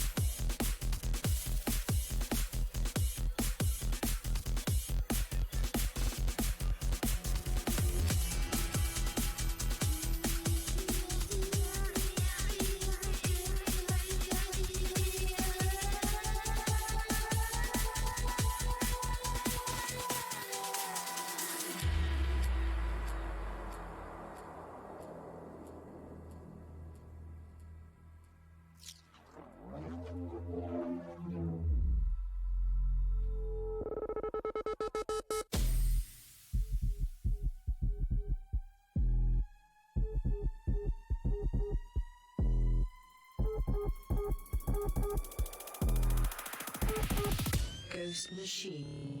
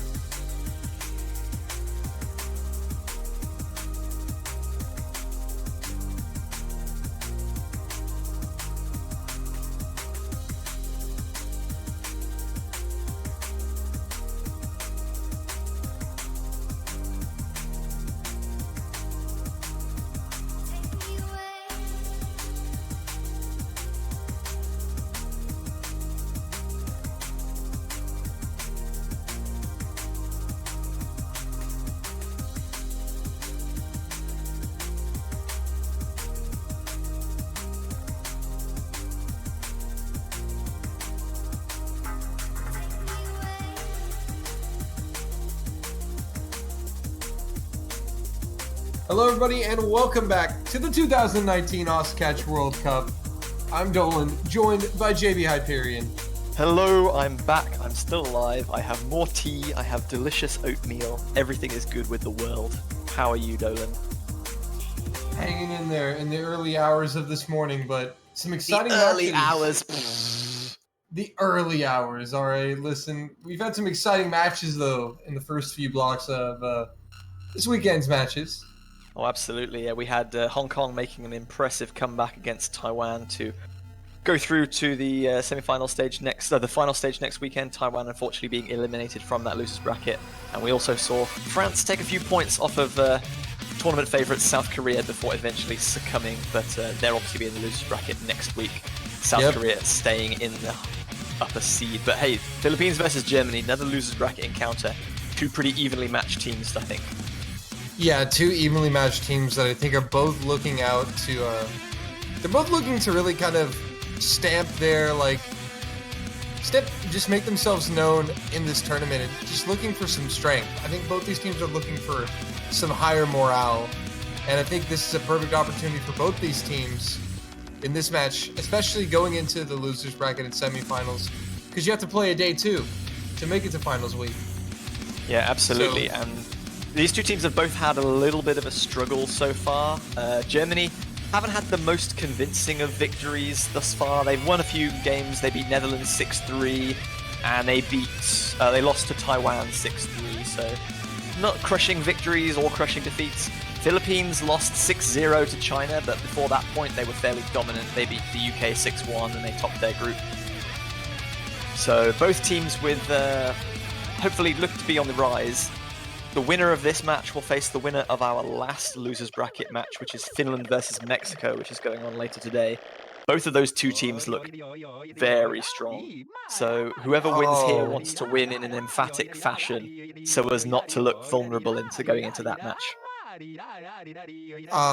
Mapping is a thing, folks. Germany CWC 2019 warm-up. Mapped by Gigas, though, who is, I'm almost 100% convinced is an American mapper. That is not a German mapper. Apparently the Germans are outsourcing their warm-ups now. Well, they've got to focus on practicing, haven't they? True. Tactical decision by Germany. I'm so excited to see what this map looks like. Oh my lord. This song is fantastic. Oh no. Can you even call this a song? Oh This no. imitation of of music. This is not what I need in my ears first thing after waking up. Hey, this is a decent alarm, honestly. I mean, you're gonna be so scared that you have to turn it off and wake up. I'm gonna be horrified, dude. That's the Dolan, point. you're covering. Can we this one, start the warm-up, please? Here we go. Oh my goodness. This is Monka S. Yeah, pretty much. Sour, please, dude. That background is brilliant. Oh my lord. This game is amazing, by the way. Like Mario 64. I mean, Looks like Mario's going to the dentist. Omega Mario. What? If nobody's made that an emote, they need to do that right now. Yeah, that needs to be. Whilst the warm-ups are going on, someone in Photoshop or something. Oh my goodness, what is this? Oh. The lag is real. Oh. This is art, ladies and gentlemen. This is CWC. Well, we thought CWC wasn't worth watching now that the Netherlands warm-ups wouldn't be played anymore, but this is giving it a run for its money. Oh wow, the client's actually syncing up. Gigas in the Twitch chat saying this was a mistake. Oh no, the audio's totally not in sync.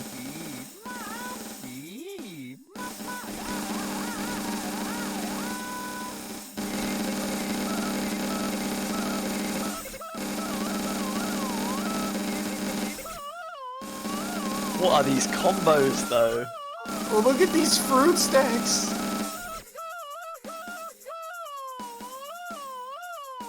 This is nightmare fuel. What is my life? I'm so glad I'm listening to this at 10 in the morning and not 10 at night, because I would not sleep after listening to this. Yeah. If it was PM, I would think I would actually be horrified.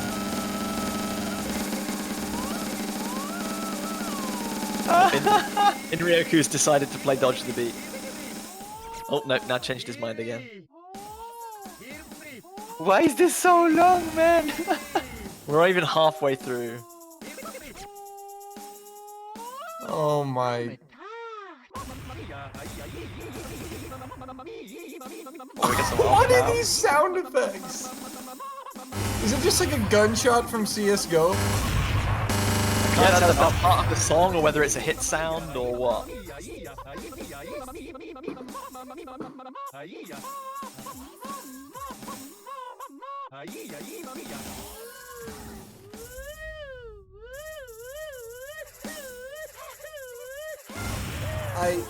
I have no words.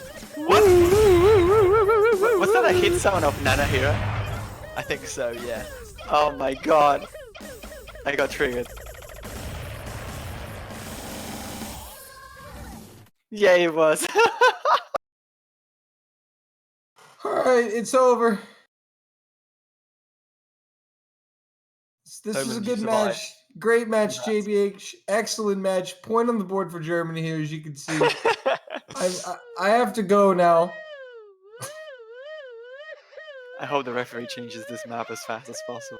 Please. Please. Gigas being flamed, ouch, that's gotta hurt. Poor dude. That's toxic. Is Crowley Oh my- actually picking the oh my tiebreaker as God. their warm-up? I don't think that's legal. I think it's just Dave putting this map just for the sake of the audience. Ah, I thought I was gonna pop off there. This is such a cool warm-up. I mean, they could technically pick the same song, but by a different map. That's exactly the kind of thing that Crowley would do, I think. Maybe he'll Map pick by Seasons Crowley, 1. but it's a different map of the same Yeah. song. Yeah, if they pick the original Seasons as their warm-up, that would be good. That would be top tier.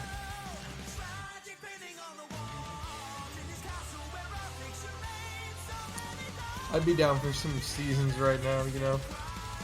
It's nice to hear some actual music after whatever we just heard.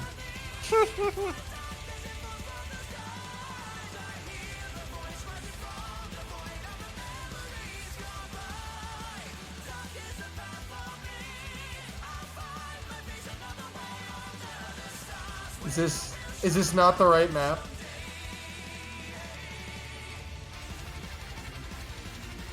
Apparently it just got uploaded, which is interesting. Yeah, I'd see that 2 million beat map ID. That must be a very fresh map. What? This is in the pool as well? What? This is actually in the pool, but as you can see, Well, it's this difficulty song- name. PH Circle Jerk is Fuming feet Sinnoh. Oh my god! What is this? This is Philippines, amazing. what are you doing? This is great. This topic of the PH Circle Jerk was mentioned so many times on the players' Discord server. Could somebody tell the Philippines that this isn't the mapping World Cup just yet? I mean, I think we kind of have to make a rule after this. Something along the lines of you cannot pick a warm-up of a song that's already on the pool. Because there's so much things you can do that would not be cool with this kind of scenarios. I'm just kind of interested to see, like, what do they actually make? Well, we had Raise My Sword 1000 PP edition with Yer and Roido and some other people, I think, just singing and randomly coughing into the microphone where the hit sounds. Oh yeah. That's So- that's some great mapping right there. We were talking about the tiebreaker, but they actually did it with a normal pick. Oh my god.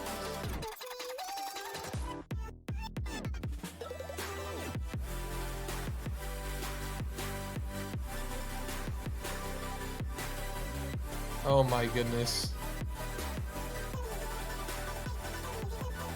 This is... I'm ready. I'm ready for it. No. You think you are, but you aren't. Oh, but I am.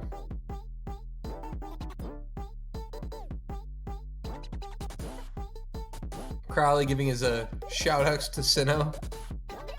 Yeah, he's part of their team for the Catch Mapping World Cup. Oh my goodness. It's PH feat Sinnoh. PH Circumjoy is fuming featuring Sinnoh.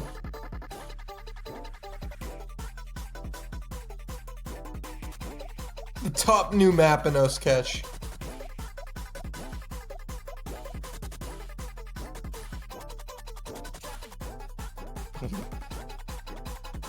Alright, looks like we're finally gonna get a...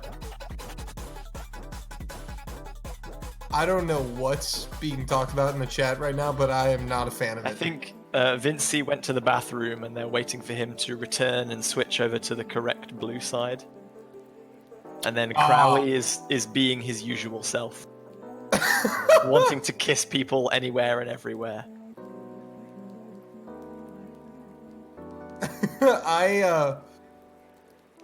Yeah. Alright. Crowley will be Crowley. Like a message when you join this stream that it's intended for mature audiences? Yeah. Otherwise we might need to ban Crowley. Viewer discretion advised. Okay, he's back. We're good. Finally we can get into this one.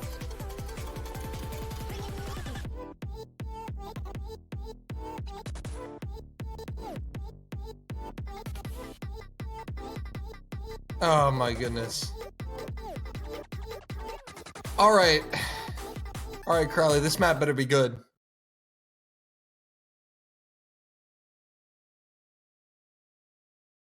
Well, let's see what we got for the second warm-up here.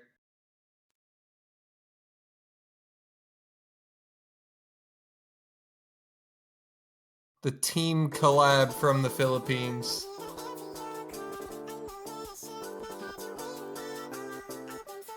So far it looks Normal. like a normal map.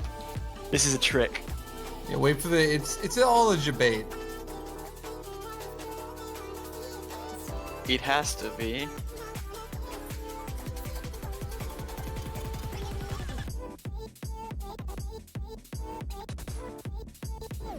Or is it a reverse bait? Are we expecting the bait so much that that is the bait? Oh my The god. bait Maybe this is just a collab of the Philippines made out this map. It's just a genuine map. We got This is not one of the infinitely songs debated. that's not one of the songs that's eligible for Catch Mapping World Cup, so don't go getting any ideas.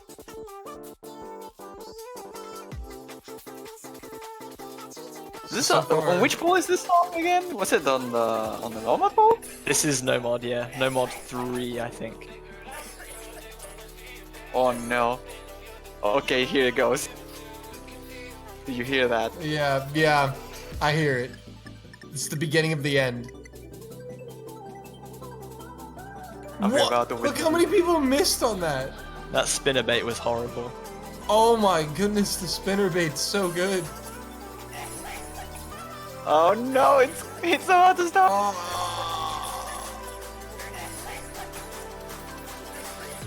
Oh my goodness, that's a real cough right there.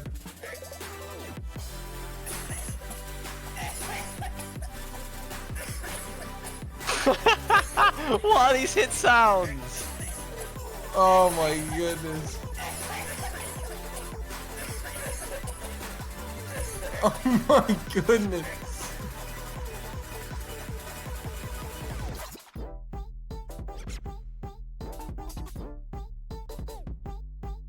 All right, well,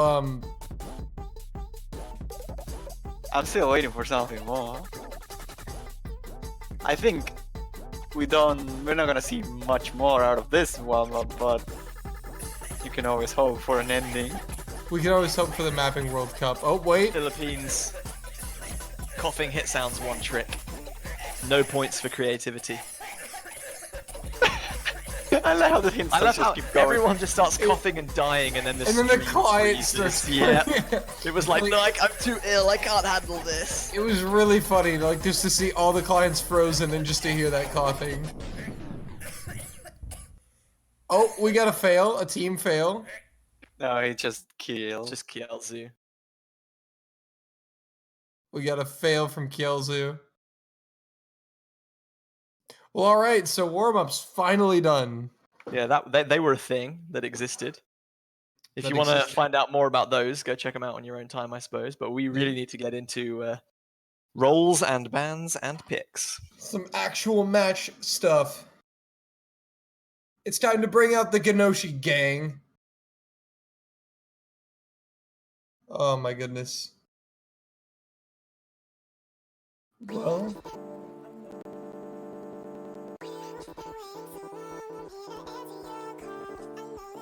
let's see these rolls.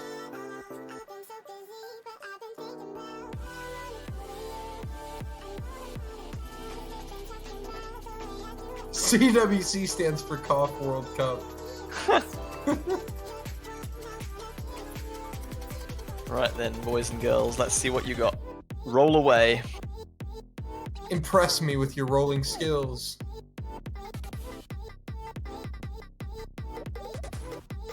I predicted 23. And 71. Okay. Oh! What? It's a 90. Roido with his great roll prowess continuing. It's running on the 90s. An actual gamer moment. 61 for Germany. Decent roll, but not quite up to the challenge. And Roido gang. Rolling strong. Wait, why is the client loading?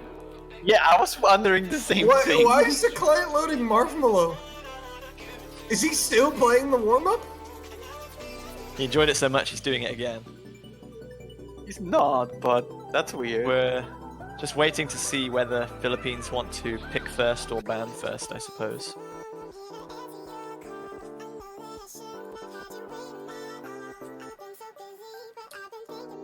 Yeah, they're gonna have to think. They're gonna ban first. So what do they want to take off the table?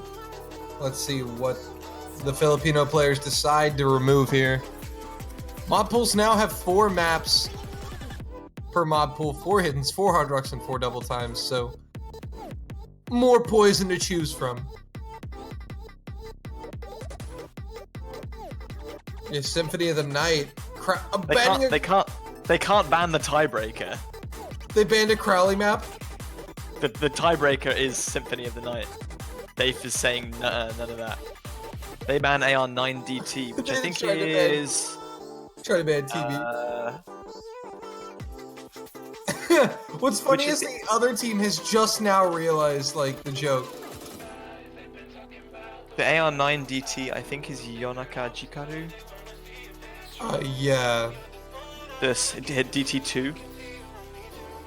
Yeah. Yeah. Okay. The examination map. I love it when players are helpful, and I have to trawl through massive amounts of map pool notes to find what I'm looking for. Same.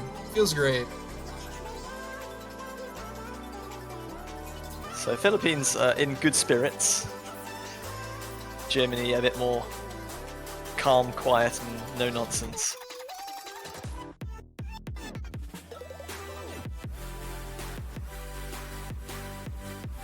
And now, thinking about this German roster and where they might go with this ban against Philippines, I actually don't really have a clue, honestly.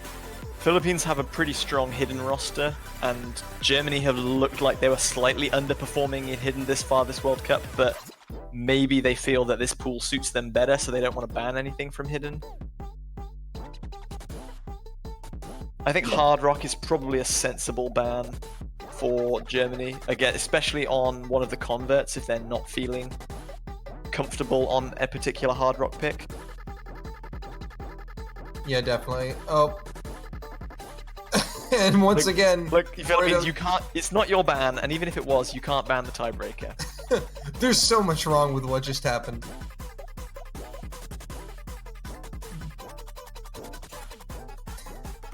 Maybe Roydo throwing out a nice suggestion for the Germans. They're like, hey, you could ban this.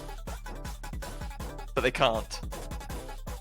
They'll ban drop pop candy. Interesting. So they will take hidden off the table. But it's AR 8.2 CS5 hidden. Yeah, I feel like no that hit one's sound. a little different. Even in the South Korea versus France match, I think the highest score we saw on that pick was 820,000. It's very tricky. And also very short, so one miss means that you lose quite a lot. Well, and I believe that for Chicken Bubba, that's the first time he's ever had a map banned in the World Cup.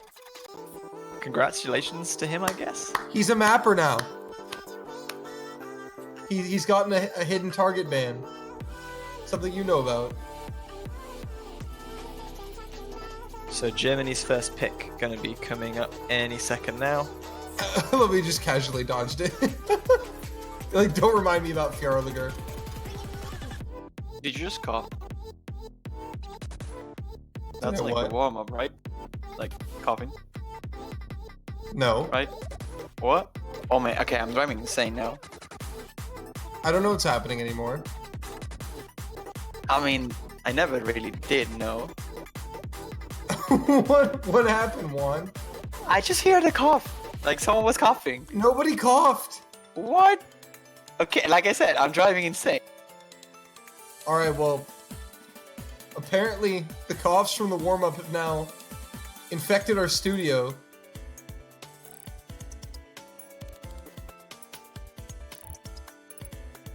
And we're just really waiting for this match to kind of get started, actually, because the Germans have picked White Queen here. The FD Florid map. Yeah, it was also first picked in the first match on stream today. Taiwan versus Hong Kong. Taiwan picking that one and winning.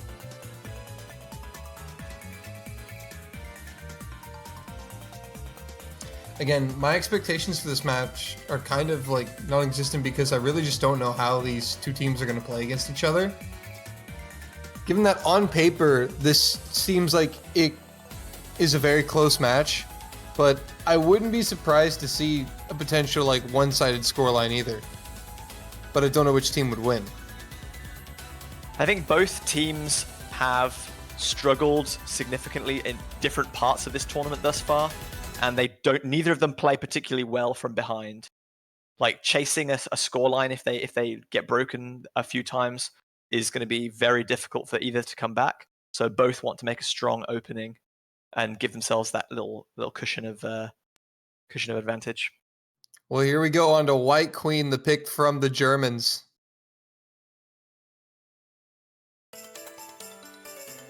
So the Philippines will elect to ban first and pick second here.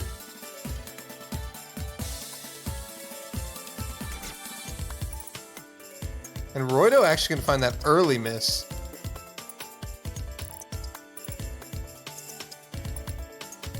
Again, this map just has some patterns that look rather weird, but if you practice are quite simple to hit. I think this is just simply one of those maps in the pool that you really just need to practice. It's similar to a lot of picks we've seen in previous rounds that don't feature a lot of hyper dashes. Obviously, this one doesn't have any. In that if you overdash one particular pattern, you make the next one difficult or near impossible to hit.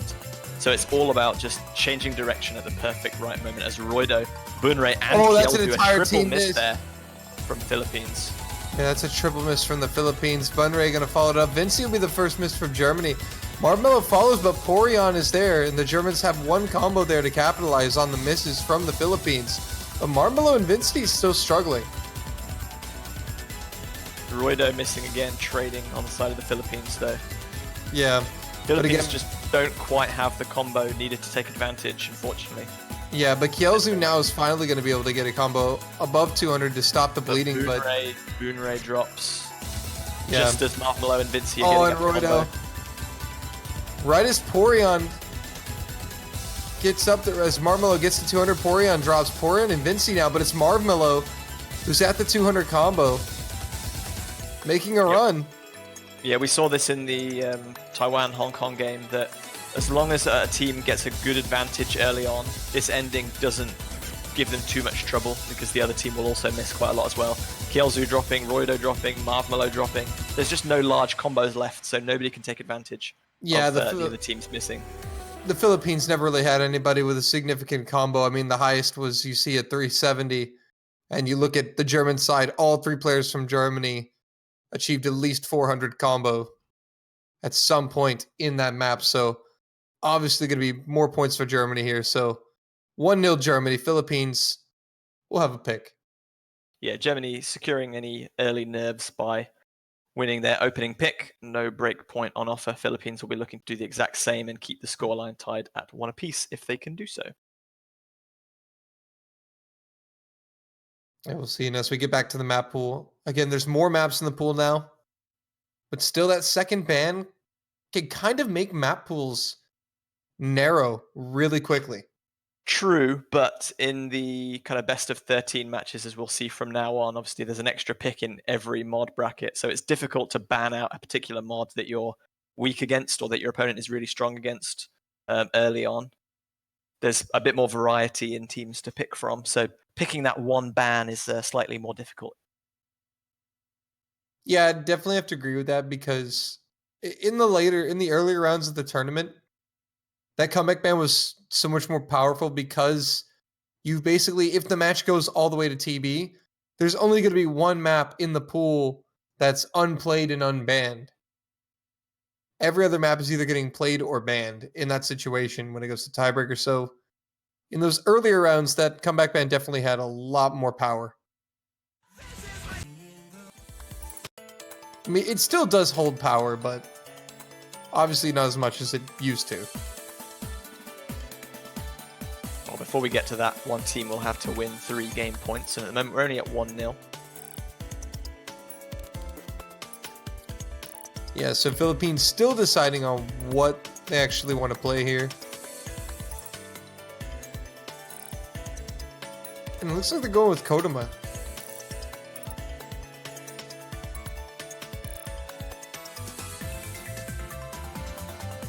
Yeah, Nomod 6, one of the 2 converts accessible in the Nomod pool, and one of 3 Camellia maps in this semi-finals Nomod pool. This is quite a bit longer at just over 3.5 minutes, and has some really tricky just edge dash into hyper patterns and some very weird slider streams. Welcome to the Camellia World Cup. Yeah. Again, this will be one that if one team can secure a good combo early on and build an advantage, it'll give them a huge safety net later on when patterns just become unmanageably difficult. Yeah, it is one of those kind of convert maps. It's very similar in terms of how the first one kind of played out. Not in terms of map structure, but that same premise that you just said of where the German players, they were able to simply run up combos, all 3 of them at one point, where neither of the Filipino players could really get a sizable combo. That happens again here. Germany are going to be up 2-0. But the Philippines obviously must be a little more confident in this one, given that it's I believe this is their pick. This is their pick, yeah. Yeah. I was like, one of these maps was their pick.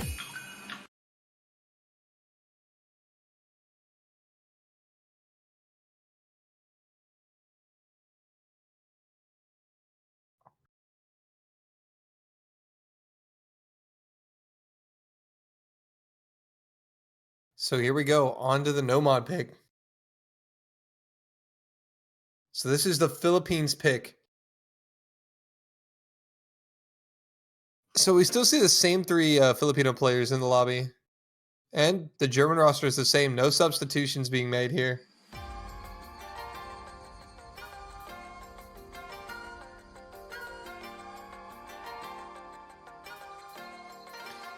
But we start the lengthy convert map, 3 minutes, 47 seconds in length.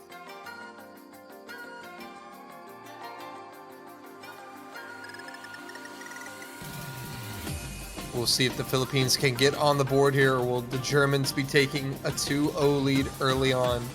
Yeah, Philippines with an early advantage thanks to that spin, as Marthmallow is the first drop at 140 combo. Vinci dropping as well gives Philippines a handy advantage coming into this first dubsteppy section. Roydo going to drop, so... Roydo going to do his best to narrow that out, but yeah, Vinci will also find the second miss as well. So Philippines still with the advantage of 2 FCs to 1. Oh, but that miss, everybody but Poonray holds on, is actually going to really... Triple miss from Germany. Kielzu and Roido both dropping as well. Boonray still with the double S, and Marv Mallow dropped again, about 30 combo after that also. Big advantage for Philippines right now. Yeah, Boonray keeping it together for the Philippines at the moment and just really putting in the work. Marmelo with another miss. So Philippines actually going to take quite a handy lead. And there's the triple miss from Germany, completed by Porion and Vinci. And all 3 Filipino players have 200 plus combos. They are running away with this one. Yeah, perfect time for the Philippines to take advantage of those misses from Germany. Just the one from Marv Mallow and then a double miss from Porion and Vinci. Kielzu going to drop for the Philippines, but it's traded by Vinci. No chance for Germany to close the gap yet. Yeah, no, the Philippines have to just lay in wait and build combo. Vinci really struggling here. Another double miss on both sides. Roido and Kielzu, Porion and Vinci, but then another triple miss from Germany. They are really struggling to hold a combo. Oh, but Boonray's down, and there's now actually no really sizable combo on the side of the Philippines. Yeah, but the advantage is, like, what? Nearly 200,000 points in favor of Philippines, and there are no combos really on the side of Germany to take advantage. In fact, like, Philippines may still even have the combo advantage here with 2 players at 100 combo. Yeah, they actually may have a slight combo advantage. So they may still be growing that lead ever so slightly, but Germany have to build combos and wait. There's still about a third of the map left. And although a comeback is unlikely, they're going to need to basically, I think, FC all the way to the end to have any chance.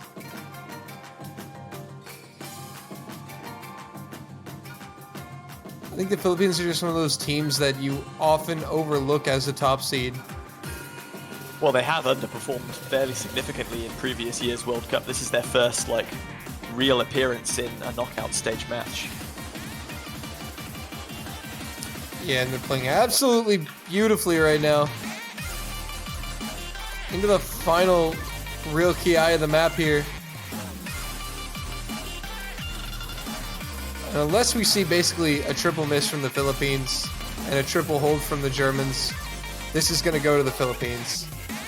There's a miss from Vinci. Yeah. I think, honestly, it would take more than one triple miss at this point. The score difference is massive. Vinci going to drop a second time there. Slide of Velocity just becoming a little bit unmanageable for some of these players now. Yeah, but Kielzu and Roido coming in hot with these combos. Boonray right behind him. 600 combo plus for all 3 Filipino players. That's insane. Wow. What a strike back from the Philippines. 240,000 points, the difference on that one. 1 game apiece. Both teams successful on their opening picks. The Philippines sending the message. And they take a big point, huge win, 239K. And they tie it up at 1. And so now we wait for Germany's pick.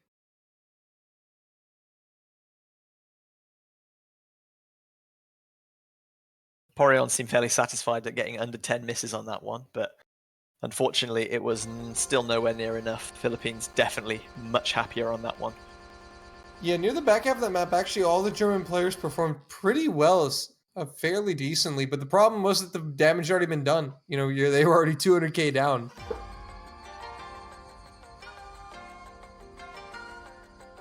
And so now the Germans go to work. Do they eye up Hard Rock? No, they eye up Nomad. Nomad 3. Oh, the warm-up. Our warm-up. Yes. So triple Nomad being picked here then. For the 3rd map in a row. Maybe they'll exhaust that one and then move on to other things like we've seen Germany do in some of their previous matches. They just want to avoid certain mod brackets until they're absolutely necessary.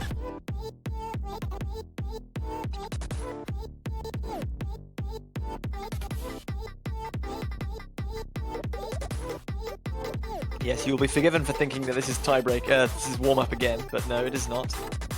This map does not feature the coughing hit sounds. Yeah, there are no phantom coughs lingering in the background. But this one's for an actual point. Absolutely, and it's an important one as well. Both teams have shown that they have extreme competence in Nomad.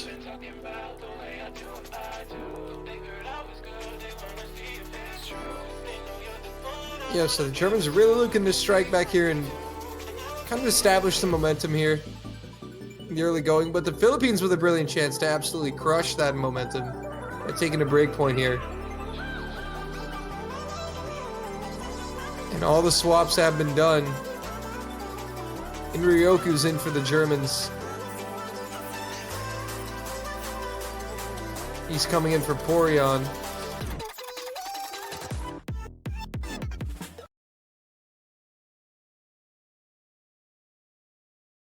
But no subs for the Philippines here as we get into the third round of our match. Me and you from the No Mod pool. Picked by Germany as we have from Marmelo and Vinci to load in here.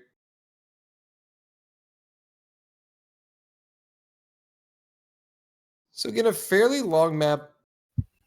Again, with these two teams, I really don't know where the advantages of how the advantages of both teams are going to come into play besides the slight, I would say, the hidden advantage for the Philippines. Considering that the Germans do have capable hidden players. But we are apparently having some client issues right now, so we do apologize for that.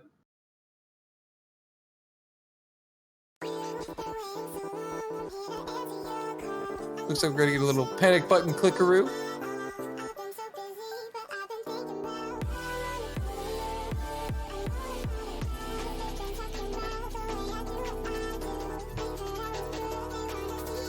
Oh, did the whole lobby actually lag there? Yeah, what's happening there, it seems like two players are not like starting the map yet. Yeah, that was So- Marmelo and Vinci. Mm-hmm. Good that they can catch that before the map begins, I suppose. So yeah, we're getting a rematch here. Like we're gonna restart the whole map right now. So should Yeah, be good there's to the go. MP aboard.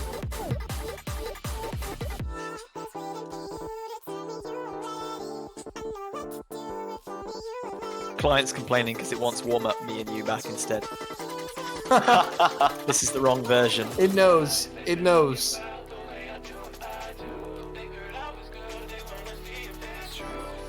It just knows.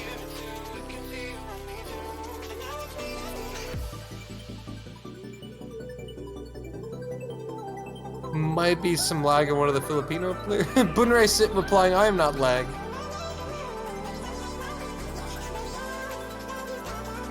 I'm not throttled yet.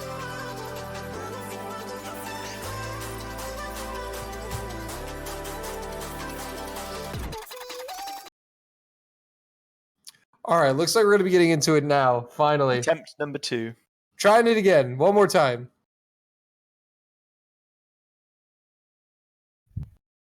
Yeah, all players loading in now. So, again, Germany's pick on the Nomad here. Me and you. GBH, what are we going to have to look out for in this map? What are we going to look out for? Who's going to miss first? Because traditionally, teams that have missed first so far in this round haven't cracked under pressure and have gone on to have excellent remainders of the match. It's almost always been a case in the no-mod picks so far in the semi-final stage, where whoever misses first and gives the other team an early advantage, like they always seem to surrender that advantage later on in the map. They always come back and win it. I have no factual kind of explanation as to why that is. That's just an observation from the first 2 matches we've seen. It just happened. It just The is. Kielzu. Kielzu. By that logic, Philippines going to win. All right. There Move you on to have the it, next one, folks. boys. So Roido and Ryoku are going to trade misses here. So it's Marmelo and Vinci against Bunrai right now in the FC department. So Germany actually with the advantage right now. Kielzu quickly trying to get back up to 200 combo. Roido's right there behind him within Ryoku. Yeah, there's only a 30,000 points is the advantage for Germany right now. Oh, Bunrai Bunrai. with a drop though. What a very strange miss from Bunrai. Yeah, in the drop it's section there, though. actually literally terrible timing for that miss because the Philippines are actually about to stop the bleeding and actually completely freeze that score gap, but now they're going to leak more points over to the German side. Yeah, that gap is at least 60,000 points now, and growing. Everyone has a 200 combo except Bunrai. Yeah, Philippines definitely not out of it, but they're going to need some help from Germany here in the latter stages of this map. And Marmelo and Vitsi hitting that smoothly. The two FCs in the lobby. Inryoku with the drop, though. Roido and Kielsu are going to trade it, though, on the Filipino side. So it's only Bunrae for the Philippines with a 200 combo. Marmelo will drop. That's a big drop and a lot of misses. Yeah, very much slipping out of the rhythm of those hyper chains there. Vinci's still holding on with just that one or maybe 2 droplet misses thus far. Just the one, And I think. the Philippines actually pulling it a little closer. Kielsu will miss and slow that down, though. Roido dropping as well. Yeah, the Philippines cannot win this map if they keep finding misses like this in the opportune times. Marmelo with a miss, another chance for the Philippines maybe. If they could build some combo. Though, and the gap is too large. Yeah, Vinci's still on the FC. They don't have any players combo. at 200 combo just yet. Yeah, Vinci does miss though. I did curse him. But Inryoku is there with 200 combo. Marmelo getting up to 200. So Philippines triple 200 combos now.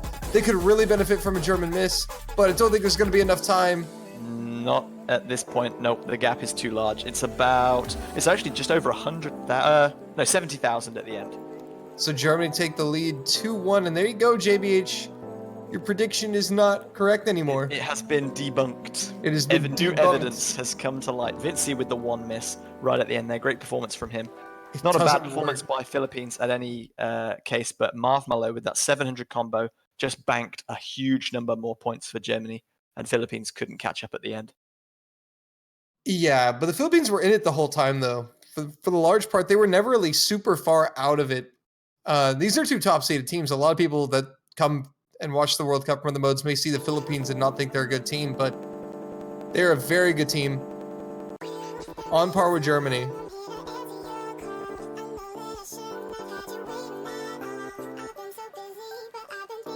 But now Philippines with the pick. And now, do you think, JBH, this is the time where we see potentially the Philippines dive into maybe the hidden pool? Because we do know that... No, we still have 3 hidden no-mod picks available, and I don't think Philippines were entirely outclassed on either of the 2 that they've lost thus far, so they shouldn't feel completely kind of afraid of picking any of the remaining no-mod maps. Right. But it is just it does just become a case of who blinks first and decides to go outside that no-mod comfort zone. Because eventually one of these teams are going to have to make that move. Well, eventually, if they exhaust the no-mod pool, it's going to be Germany that has to do that first, because they picked first, and there are 6 no-mod picks available. Unless Germany lose a point, and then they opt to ban the final no-mod pick, but that seems far too risky to lose something just so you can ban an extra no-mod map.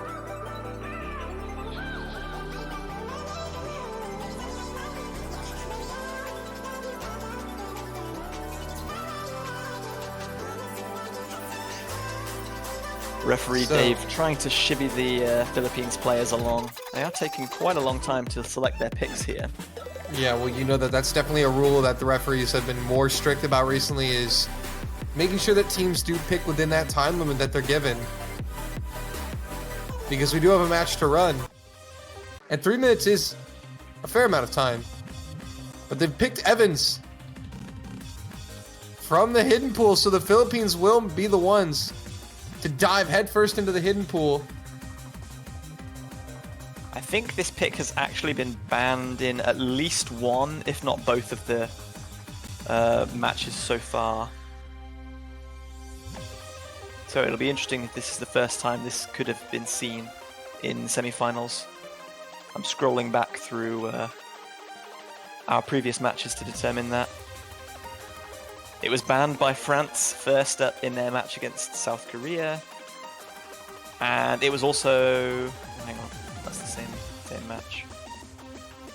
It was banned by Taiwan in their match against Hong Kong, so yes, this is the first time we'll be able to see this pick. So getting to see Evans from the hidden pool. I think this is going to be a potentially massive point in this match. because I think these are two teams that are somewhat confident in their hidden lineups. Yeah, they're confident, but in a different way. Like, Philippines have been in the tournament saying, like, we want to play hidden. Germany, we know they have a strong hidden roster, but for some reason or another, they've been trying to avoid it until the later rounds or the later games in each match. Not quite sure if there's just some tactical decision-making going on there, or whether they don't feel as confident in hidden as we maybe expected them to. Hey, JBH, guess what? It's Ganoshi Gang time. It's Ganoshi Gang time. The Ganoshi Gang out here in full force for this hidden pick. It's Porion, Ganoshi, and Marvmelo for the Germans, and for the Filipinos, Roido, Punre, and Crowley. So Kielzu being subbed out here. Marvmelo will find the early miss for Germany. Crowley will trade it, though. Ganoshi Gang finding a miss. A lot of misses. All the German players are already down. And it's actually Bunre and Crowley, I think, with the most combo. Yeah, this definitely plays into Philippines' playstyle. They do like that low approach rate hidden slightly more than anything else. There's Ginoshi and Marvmelo. Marvmelo with a huge number of drops there, down to 93% accuracy. Porion down at 94. Ginoshi drops again. Bunre with a drop. Roido with a drop. Crowley has to combo, but he drops immediately. Yeah, there are misses drops coming falling in all over the place. It's Bunre now with 50 combo. Is it crazy to think that 100 combo here would be so massive? We're Combo over scaling halfway. in Score V2 is logarithmic, so like when you're at low combo, you score almost nothing, and then it becomes like gradually more consistent the higher you go, up to 200. Yeah. Even like a 50 combo is so much better than someone who's only getting to like 20 or 30. Well, Crowley did achieve 80 combo there for a sec, so put in some points. Marvmelo is there too as well now. Bunre matching him though. Ganoshi now up to 100. Porion and Marvmelo miss. Triple Ganoshi miss from Germany though. Yeah, that's gonna. Runs, but Crowley and Roido still have a decent combo. Roido misses, Bunre misses, but there's no combos on the side of Germany to take advantage. And it looks like Crowley's going to put in a lot of work here and help seal the deal for his team. Philippines tie it up at 2. Ganoshi is the MVP of the lobby, reaching 700k, but unfortunately his teammates, Porion and Marvmelo, just couldn't keep up. And we're tied at 2. And the highest combo in that entire match was 127 from Roido. Porion really struggling, not making it past 60. Roido in the chat instantly states, literally one missed the map before the match. Well, it doesn't matter that he 8 missed because it was more than enough this time around. A great performance at the end by Crowley to see them through that difficult period at the end, but all around, Philippines just looked way more consistent than the German roster there. Porion in particular really struggling. Yeah, it looks like we've got the Crowley gang now out here.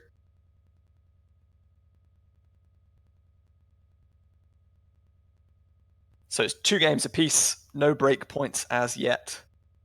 Philippines have struck first outside of the no mod, so that gives them a little bit of an extra kind of confidence window. Somewhere else they can go and secure a point or 2 more maybe, but Germany will pick next. Neither team able to use their comeback ban until the other gets to 3 points, but obviously that's going to be coming up for one of these teams after this next game. Yeah, we're going to see that coming out pretty soon here. And that's when the real mental games are going to kind of begin between these two teams because, all right, they've done well to win their own picks. 2-2, good spot. Now, how will you use your second ban? That's the big question.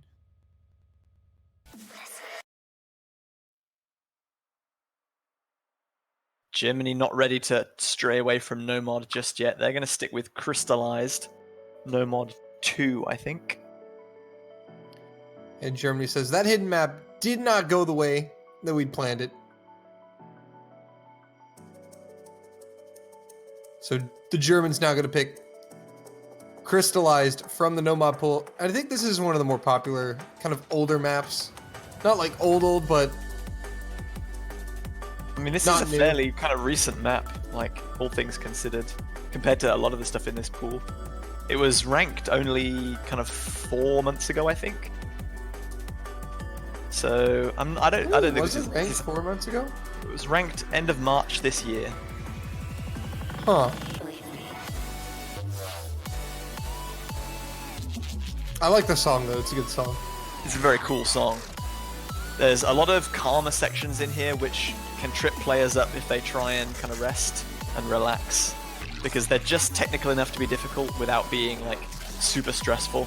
But the really difficult parts are going to come here from kind of Minato Yukina's sections in the 2Ki parts, which have massive like slide of velocity changes and huge bursting sections with tap dashing doubles.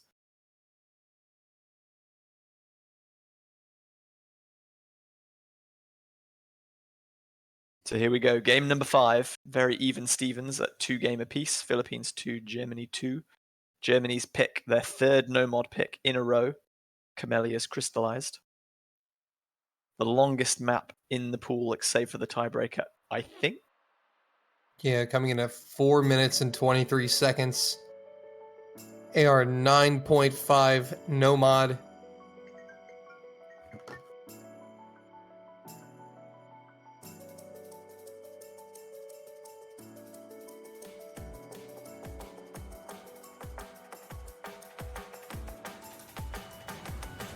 So here we go through the first 100 combo. Everyone navigating it quite well. Yeah, nothing obscenely difficult here. Plenty of room for misses if you're exceptionally nervous, but looking like all these players have just about settled through that phase. 200 combo up on the board for everyone, scores still dead even. These players are going to be able to get nice and cozy here. Until they get into this. This is still not the most difficult part, but Marvel and Vinci both dropping there. Along with Roido. Yeah, the anti-flowing little triple bits there. Yeah, so Philippines will take a lead. 2 FCs to 1. Vinci with another miss. Roido trading it back. So still a 1 miss game here. The Philippines in the lead with Bunrei and Kielzu. For the Germans, it's in Ryoku holding up the 1 FC. Oh, you've also just got to nail those stacks at the right location from that hyper dash. Missing on any of those is guaranteeing a fail almost. Obviously, there's still plenty of time to recover, but you don't want to be missing that much combo and score. It's going to do a lot of damage, but the Philippines still, it's only a 1 miss game, about 20k. So this is still very close. The Germans are keeping it very close. That's exactly what they have to do. They can't afford to give up a break point, but Vinci will find the miss, and there's no trade on the Filipino side. Still, the 2 FCs from Bunrei and Kielzu are holding strong. Roido has recovered quite well. Yeah, FC's well over 1,000 combo now. Yeah. But still, we're just now approaching the halfway point. So it's a 2 miss game. Plenty of time for the Germans. Everyone will be nervous here, knowing that the song is so slow, but the approach rate being quite high means that if you're on the wrong side of the screen and you have to react, then you could easily miss, and this is absolutely the place you do not want to miss. No, yeah, you got to be paying attention at all times here. Because of this AR, this map keeps you just on your toes. But Vinci's the one who's ugly. He slightly overdashed that slider stream. And everybody else hit it. That's insane.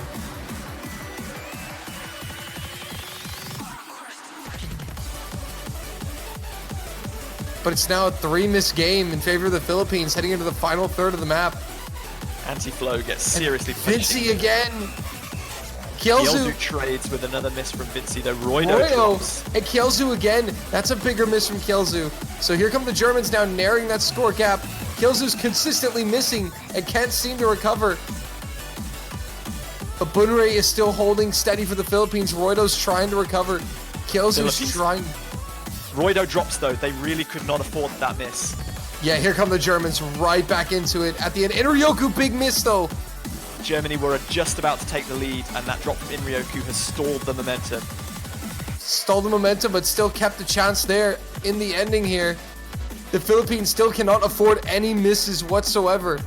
Philippines are still slowly eking out that advantage, but there's not a big advantage to go. The ending is very calm, and there's a long spinner at the end. Bunrei's missed! Bunrei's missed! That's Bunrei's tragic! missed! And then Ryoko's at 200!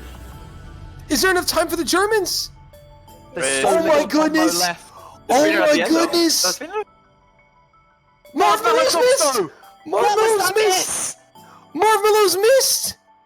Marv has just dropped the game for Germany. Oh Bunrei- no! Bunrei had thrown away the break point, but Marv throws it right back. Germany cannot overcome this gap on the spinner.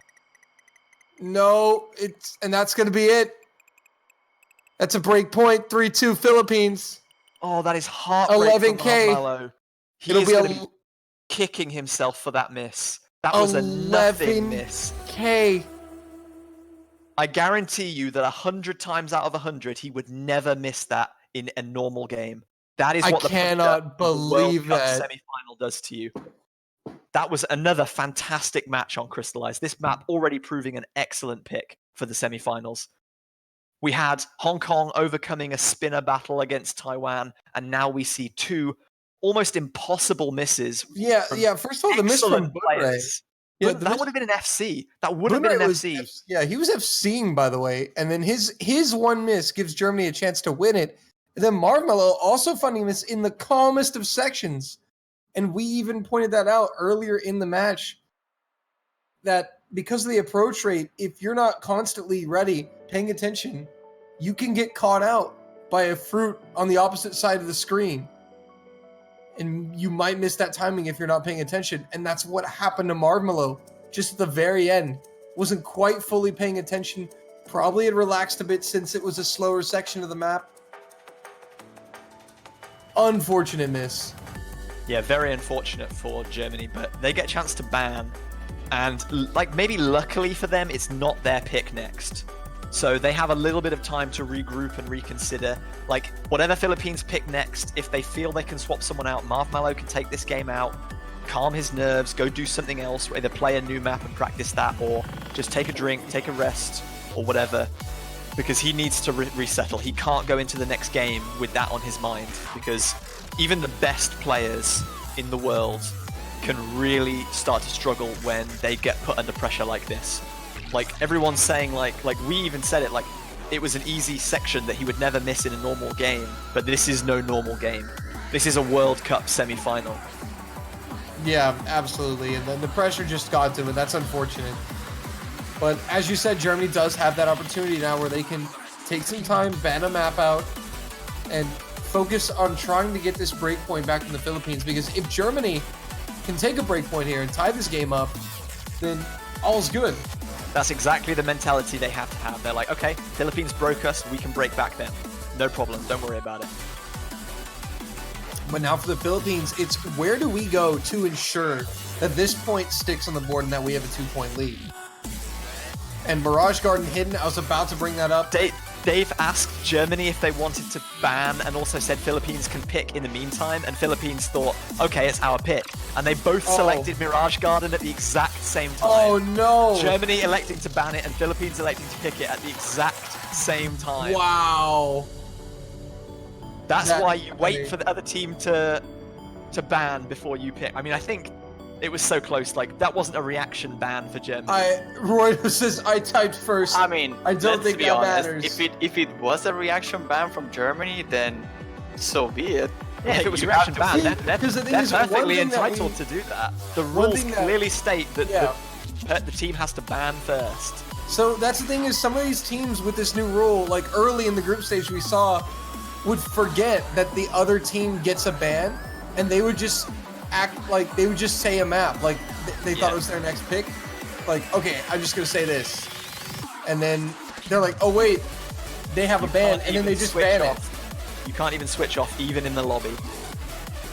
It looks like Germany are gonna ban a Mirage Garden, but Philippines are gonna stick with Hidden and pick Alt Mirabelle.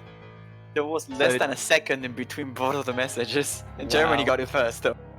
Any favoritism from referee Dave for having his map selected? Well, Dave says shit map, so maybe not. So Philippines gonna stick with Hidden, even though Mirage Garden was banned.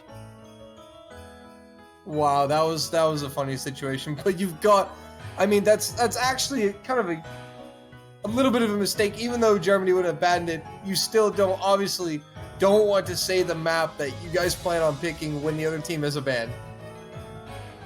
No, thankfully they came in at the exact same time, so it wouldn't have mattered either way. But it's a lesson to everyone, like don't let your guard down in the lobby. You still need to be paying attention to the referee's instructions. Because if you throw away something like that you want to pick next, then hey, that's a free ban for the other team if they have that ban available. Who won versus France versus Korea? Korea won 7-2 in that match.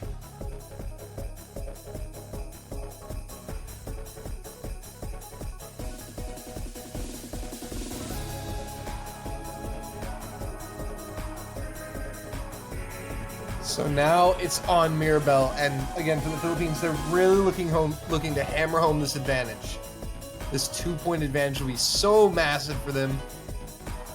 The Germans are just looking to break their pick at all costs here. Yeah, we did say, or I said earlier on, that I think this team definitely favors the team that gets in the lead first, because both of them have struggled when coming from behind. If Philippines can take victory in their own pick here and go to 4-2, Germany are on such a back foot. They have to win like almost all of their own picks and break something else back, and that puts so much pressure on them.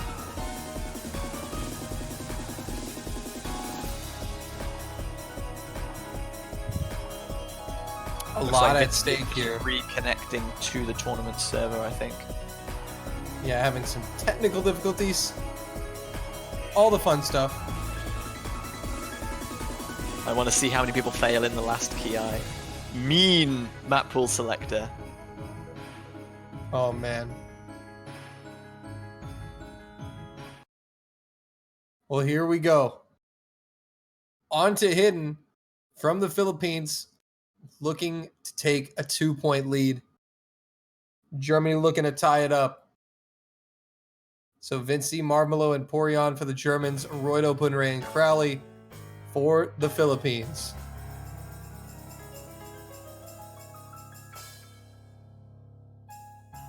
Lots of BPM changes at the beginning of this one, which is going to test our players' reactions, especially with Hidden. Sometimes very subtle, sometimes very obvious. Important to get this opening rhythm down in Hidden. It's very important to get comfortable early. Yeah, a few droplet drops from Crowley, but nothing too dramatic to swing the scoreline.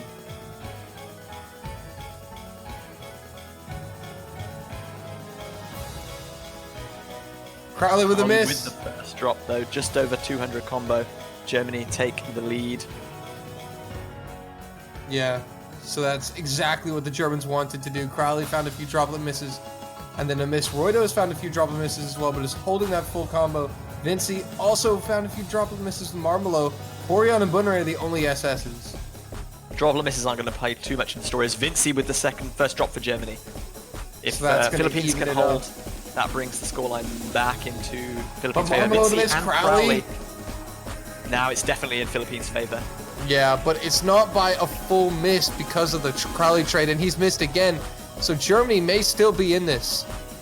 Porion will trade with Crowley again, though.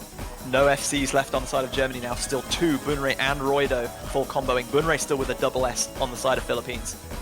Crowley struggling to build a combo, is keeping the score difference small, but Philippines definitely have a slight advantage here. Oh, miss everybody except Bunre! Bunre is held on! 5 misses, Bunre the only person holding on. Only 1/4 of the map to go. Yeah. And Germany were so close. They really wanted this break point, but the Philippines are looking really good as Marmelo finds another miss. Crowley's holding on as Vinci and Porion fall. It's a triple miss for Germany. Crowley's down. Marmelo will complete it. Roydo recovers beautifully. And then misses. But Bunre is storming away with this one. This man cannot be stopped. Yeah, as long as Crowley Everyone doesn't is falling fail. around him. And that's no fail from Crowley. He keeps it together. And it's 4-2 Philippines. What a performance from Bunrei. Double S on a hidden map with like lots of wiggling, BPM changes. That's a ridiculous performance from Bunrei. A semifinals SS on hidden. Impressive stuff. Bunrei gang in the chat.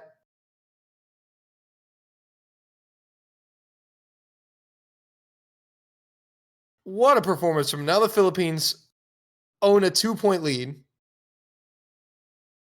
Things are looking pretty good for them right now.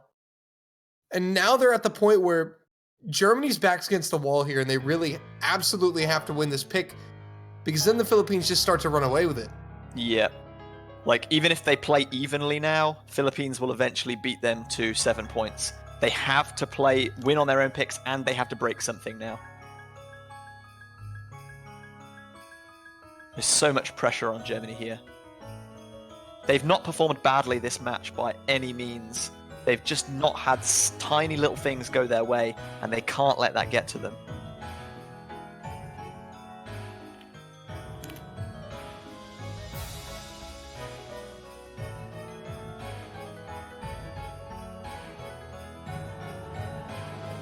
What could be going through the minds of Germany's players now? Even if they win something, Philippines get another ban. And Germany haven't been outside of Nomad or kind of hidden for their own picks yet.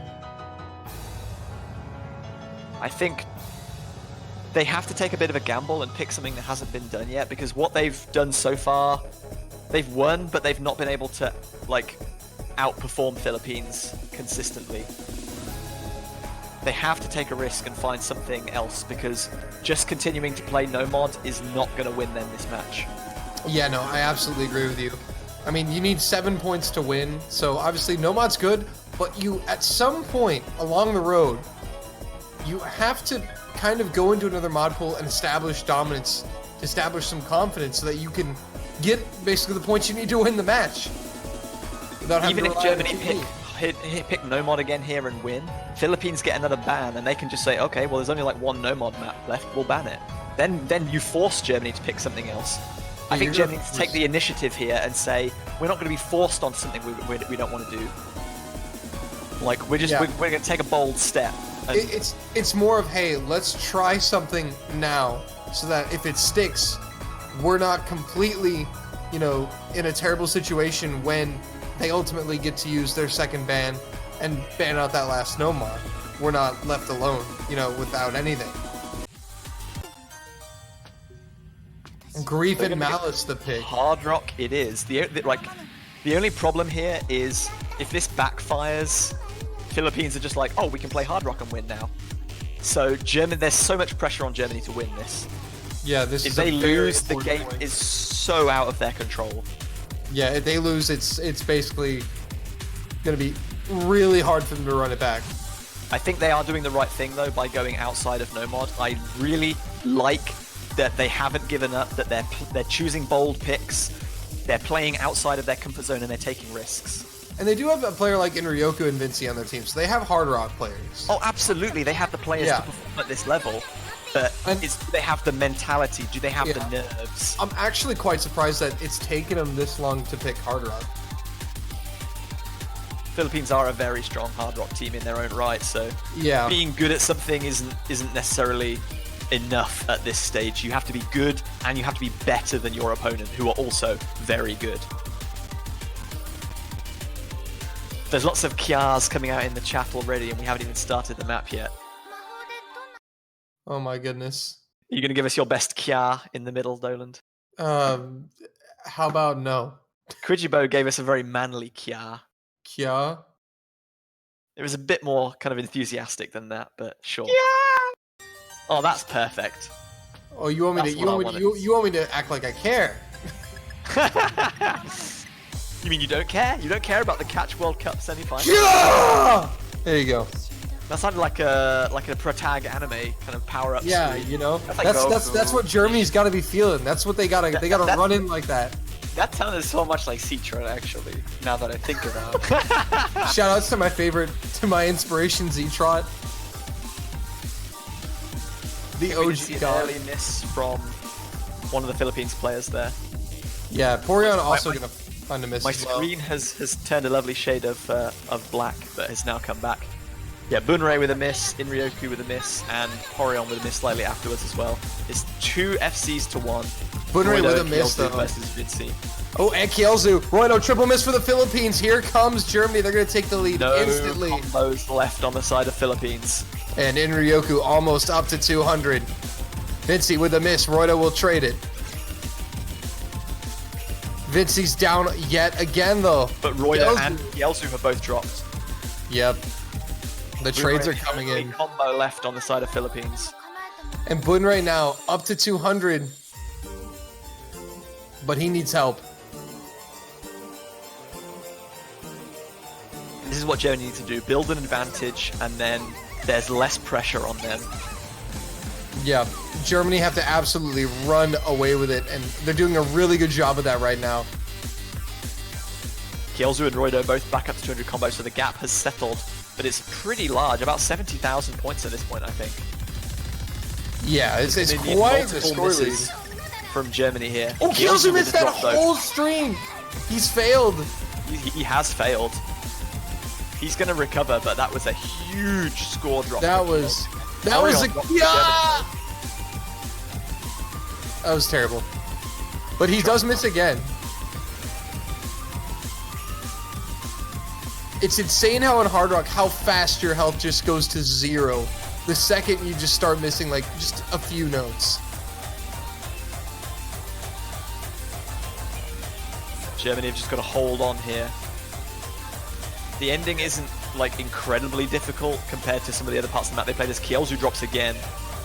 Yeah, if they can avoid kind of cataclysmic implosion at the end here, they should have secured this point.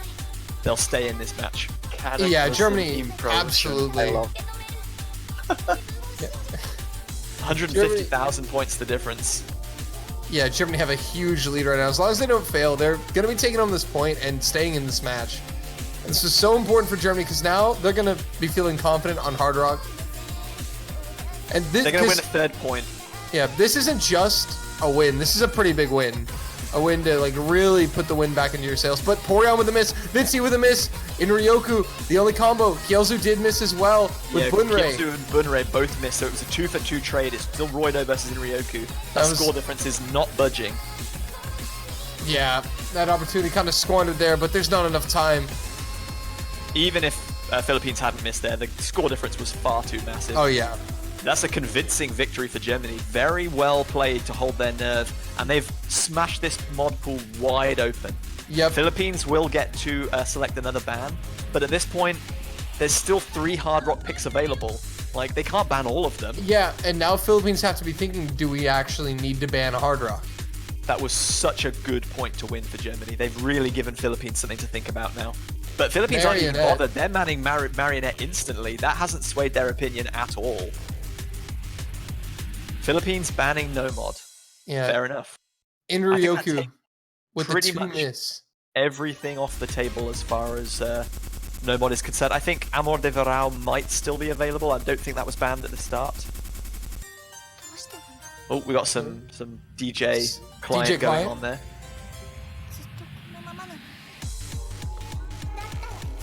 Yeah, Marionette has been the ban for Philippines as Germany have secured their 3rd point. So Amor de Verão, the only pick left in the no mod pool, no mod 5. Hidden pool exhausted. Hard Rock pool has 3, Double Time pool has 3, and apparently Philippines have picked the tiebreaker. I'm not sure how they managed that one. They impress me every time. But they're going for the last no mod. Philippines banning no mod but picking the other no mods. That's an interesting decision from them. Obviously they just don't feel confident on Marionette at all, but they do feel more confident on this one. This is a convert which is much more in the style of Kodama that we saw earlier, where Philippines performed very well. So maybe their convert performance, they just feel it's a level above Germany's. But if Philippines lose this one and it goes to 4-all, we have a Hard Rock and a Double Time pool that are blown wide open, that are almost untouched for the remaining kind of up to 4 picks.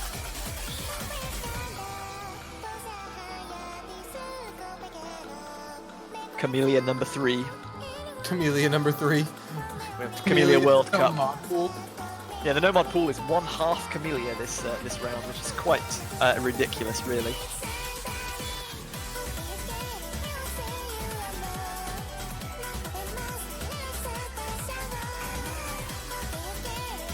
So the Germans deciding on their final member, and it's going to be, well, Marmalov comes in, but then Inryoku comes out.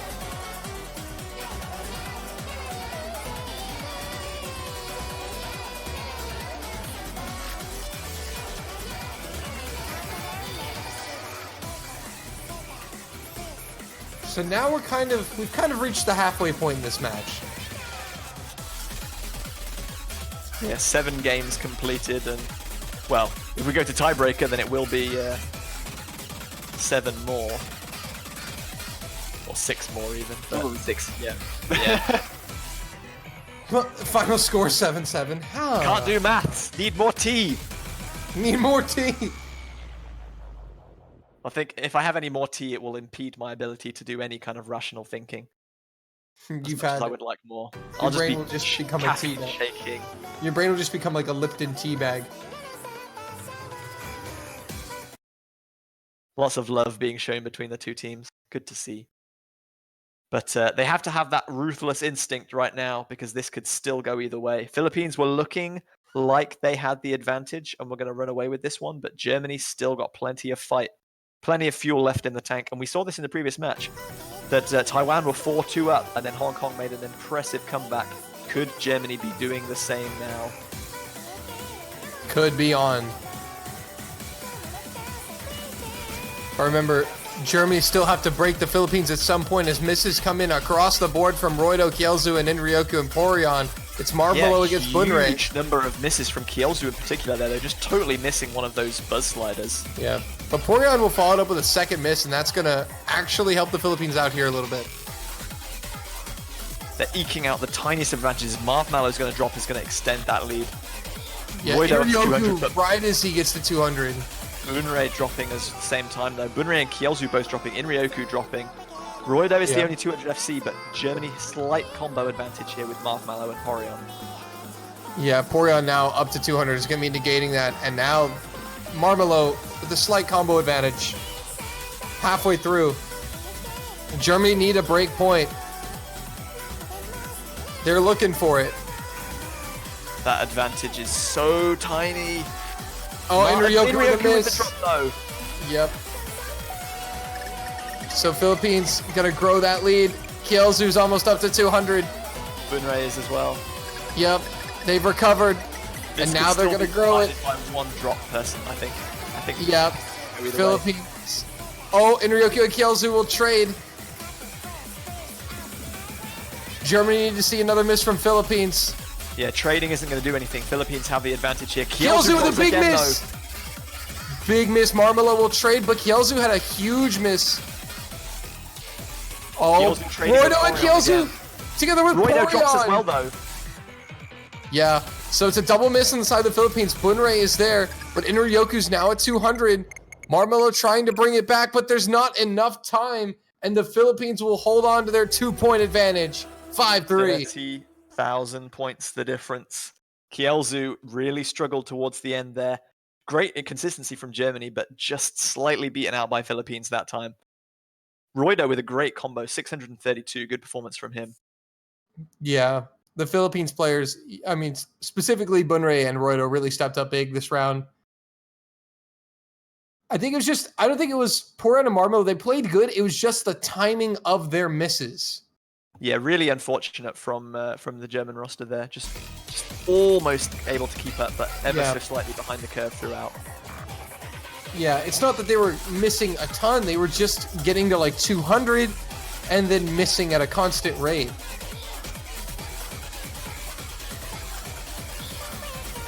So 5-3 to Germany. The advantage of 2 games still stands. Germany still need to find a break point from somewhere. But I think they can confidently go back to the hard rock pool. They won their previous pick fairly convincingly, and there's still plenty on offer. Philippines now, well, both teams forced off of the no-mod pool because Philippines did a double take there, banning one and picking the last. maybe they've got something up their sleeve. We'll have to wait and see. It's only Hard Rock and Double Time left. There's no 3 hidden picks there's no available mod. in both. Yeah, no hidden, no mod.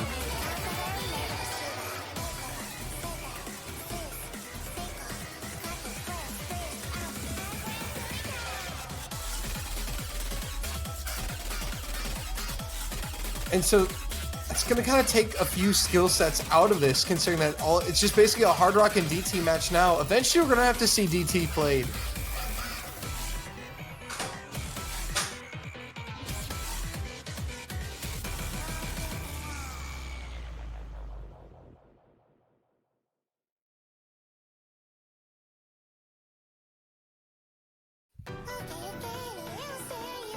So we're still waiting on the third German player here and the pick.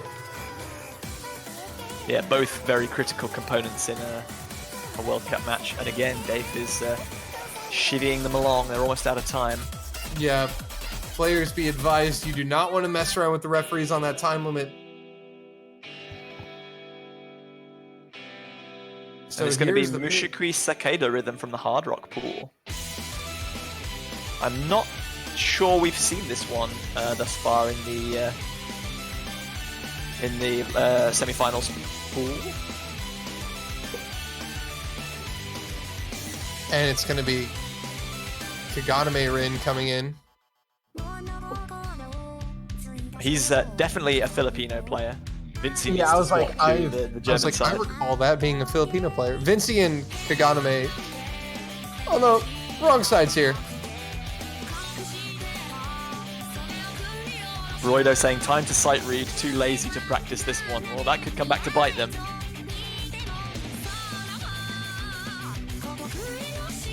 Who? Roido's sight reading? That's what he seems to say. Time to sight read, for real, too lazy to practice this one. Oh boy. Well, at least he's honest about it. This is true. Or maybe it's all reverse psychology. Maybe, Get Germany it to could feel be. confident that actually, oh whoops, I can SS this map on command. My goodness. That would be absolutely brutal. So Vinci not wanting to load in. Come on, Vinci. Let's... We know you wanna. It's Hard Rock. There we go. A little panic button clickaroo. Fixes everything.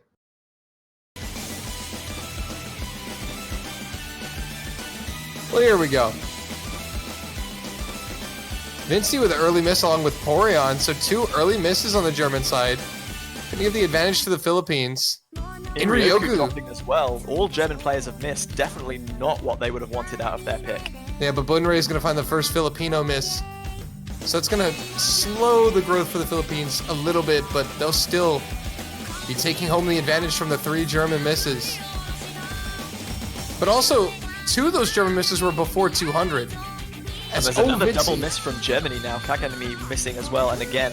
But Roido still holding that double S. I'm eager to see if he's bluffing about that sight read argument. Yeah, Bunrei with a miss, very though. strong right now. Yeah, Roido being negated by Inryoku right now. It's just a battle of the bottom 4 at this point, which Germany is winning. Bunrei with a miss. And, oh, Kaganame Rin, Roido, that's a triple miss from the Philippines. Here comes Germany with 3 200-plus combos, but 2 of them instantly die.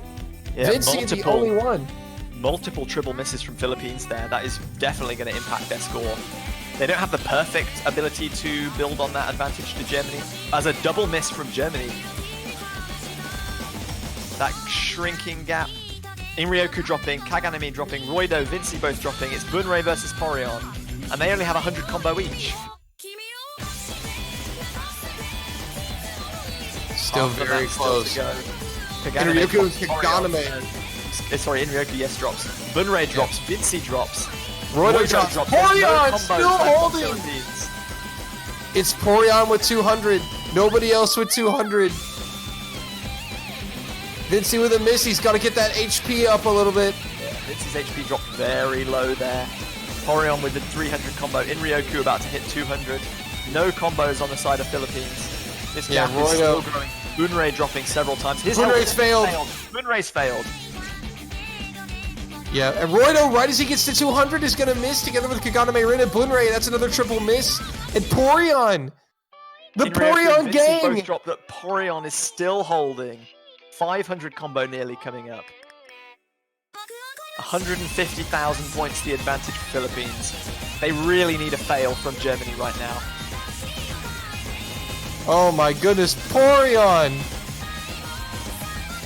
Out here carrying. And Germany are going to stay in this match a little bit longer. Vincey with a miss though, gotta keep that HP up. The only way Germany can lose this is with a fail.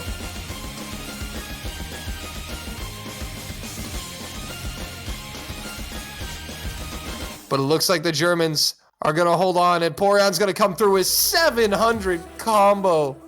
Great performance from Porion after that shaky early start. Like, 6 miss from Roido on what apparently was like a sight read is very impressive. Bunrei never making it to 200 combo on that one. Surprising from him. That's going to be a big win for Germany. They hold My their goodness. 5-4. Porion.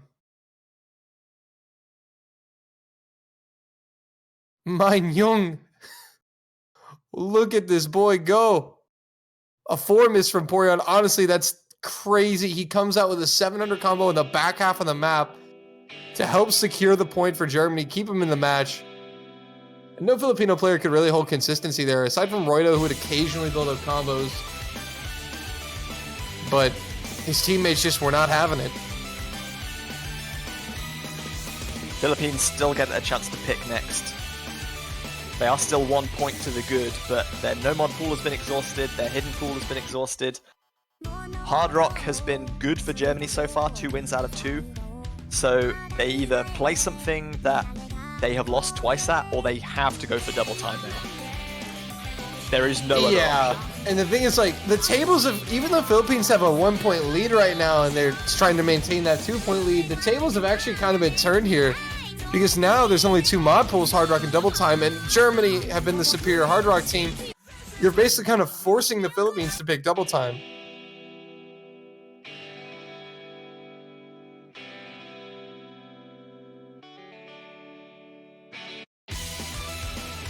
So this game actually very close.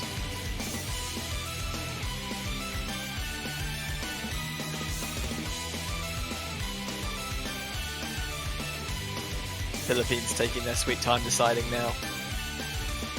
Germany have spent a long time strategizing, and now Philippines realize that they can't make any rash decisions either. Saturnalize. Philippines are going to pick Hard Rock. Wow. After losing twice on Hard Rock, Philippines are just going to say, nope, we can do this. If you think about it, though, if the Philippines are able to take this point, they really kind of put Germany in a weird spot. Being down, they would be down 6-4, match point for Philippines, Germany with the pick, and they just lost a Hard Rock and have to either pick the last Hard Rock or Double Time. The only kind of difference, really, that I can see why Philippines have maybe picked this is it's a much shorter pick than either Mushikui or Grief and Malice. Maybe they're hoping that they've practiced this one enough to stay consistent and hoping that Germany will make a few key misses that will give them the victory. I mean, yeah, that's always possible. But this is ultimately probably the best move for the Philippines. I mean, it's the riskiest because if they lose this, they're in a really weird position. Yeah, unless Philippines really don't feel comfortable on double time, this is a very risky selection for them, and it could backfire massively. Oh, absolutely, yeah. And if it does backfire, it'll have serious ramifications.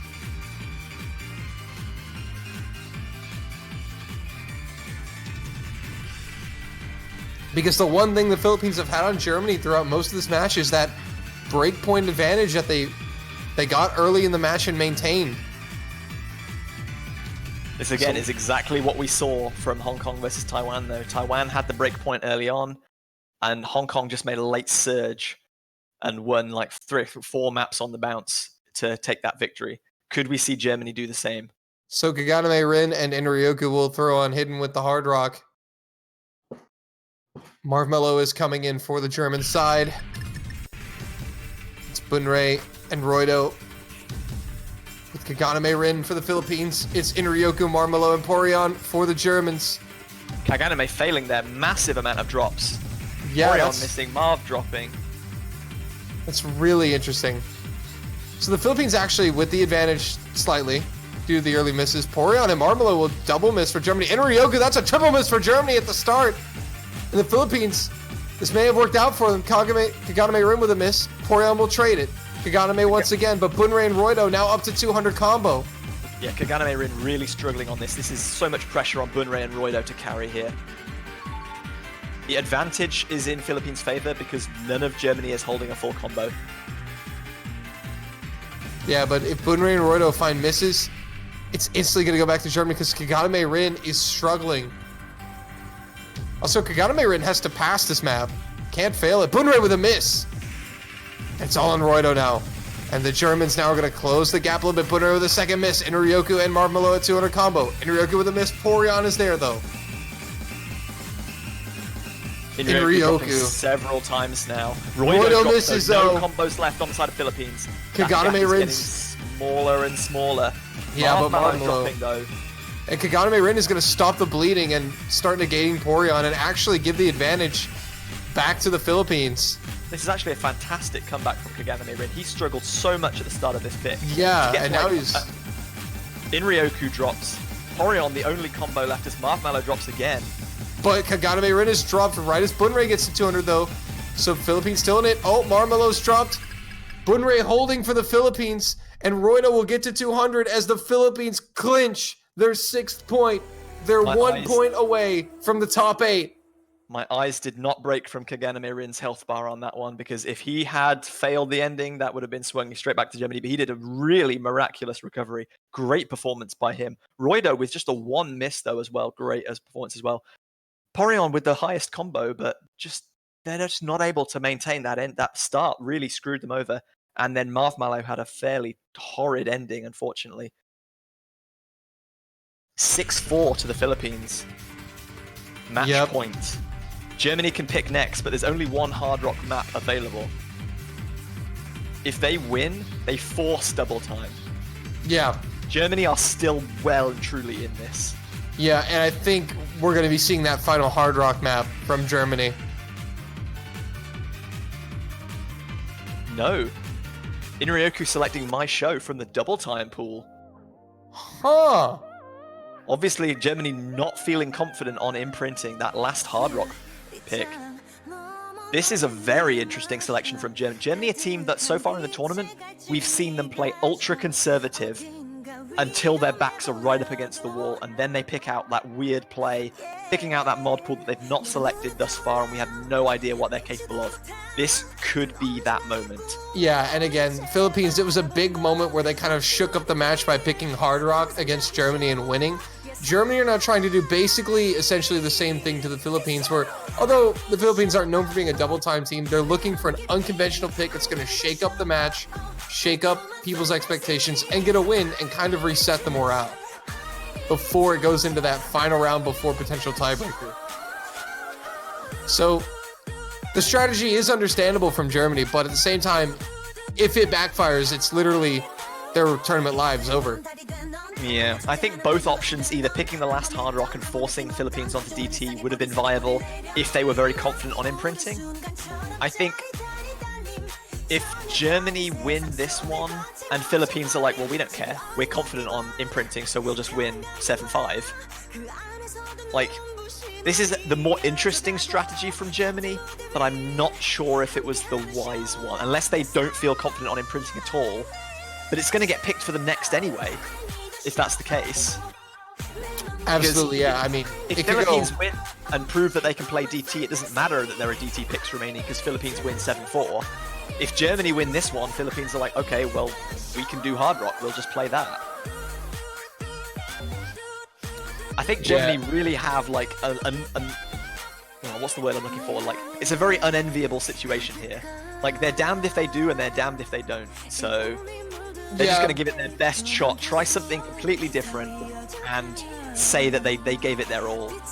I'm not saying they're out of this one, but Philippines definitely have a good hand close to their chest. Yeah, I have to agree with you 100% right there. Philippines have basically kind of a stronghold on this map. And for Germany, it's best to just kind of not think about it too much and just pick one of them. Because ultimately, in the end, it doesn't really matter. It just kind of boils down to pick the map you think your team's going to be best at, has the best shot of winning, and just go for it. So Porion, the only one with hidden. So this is double time from Germany. This is my show, the K-pop pick. Marmelo with the early miss. Marmelo with another drop there as well early on. Definitely going to give Philippines the early advantage as everyone else hits 200 combo, but Porion drops right before 200 combo. Marmelo drops again. Bunrei drops as well, but it's still 2 FCs to 1. Yeah, Bunrei with a second miss is going to follow it up here, but Kielzu's going to trade that, and Marmelo with a miss will trade it right back. So it's Roido and Inryoku. Porion is there as well with supporting combo. Roido has dropped. Yeah, that's a big the drop. only 4 combo left, and Porion has 200 combo as well. Yeah, Marmelo's struggling, but his teammates are keeping it up and keeping Germany in this. Yeah, currently Kielzu's back to 200 combo. Roido's not far behind. Marmelo really struggling here. Yeah, he's the difference maker. Philippines going to gain some more points as we're halfway through. Germany's tournament life is on the line here.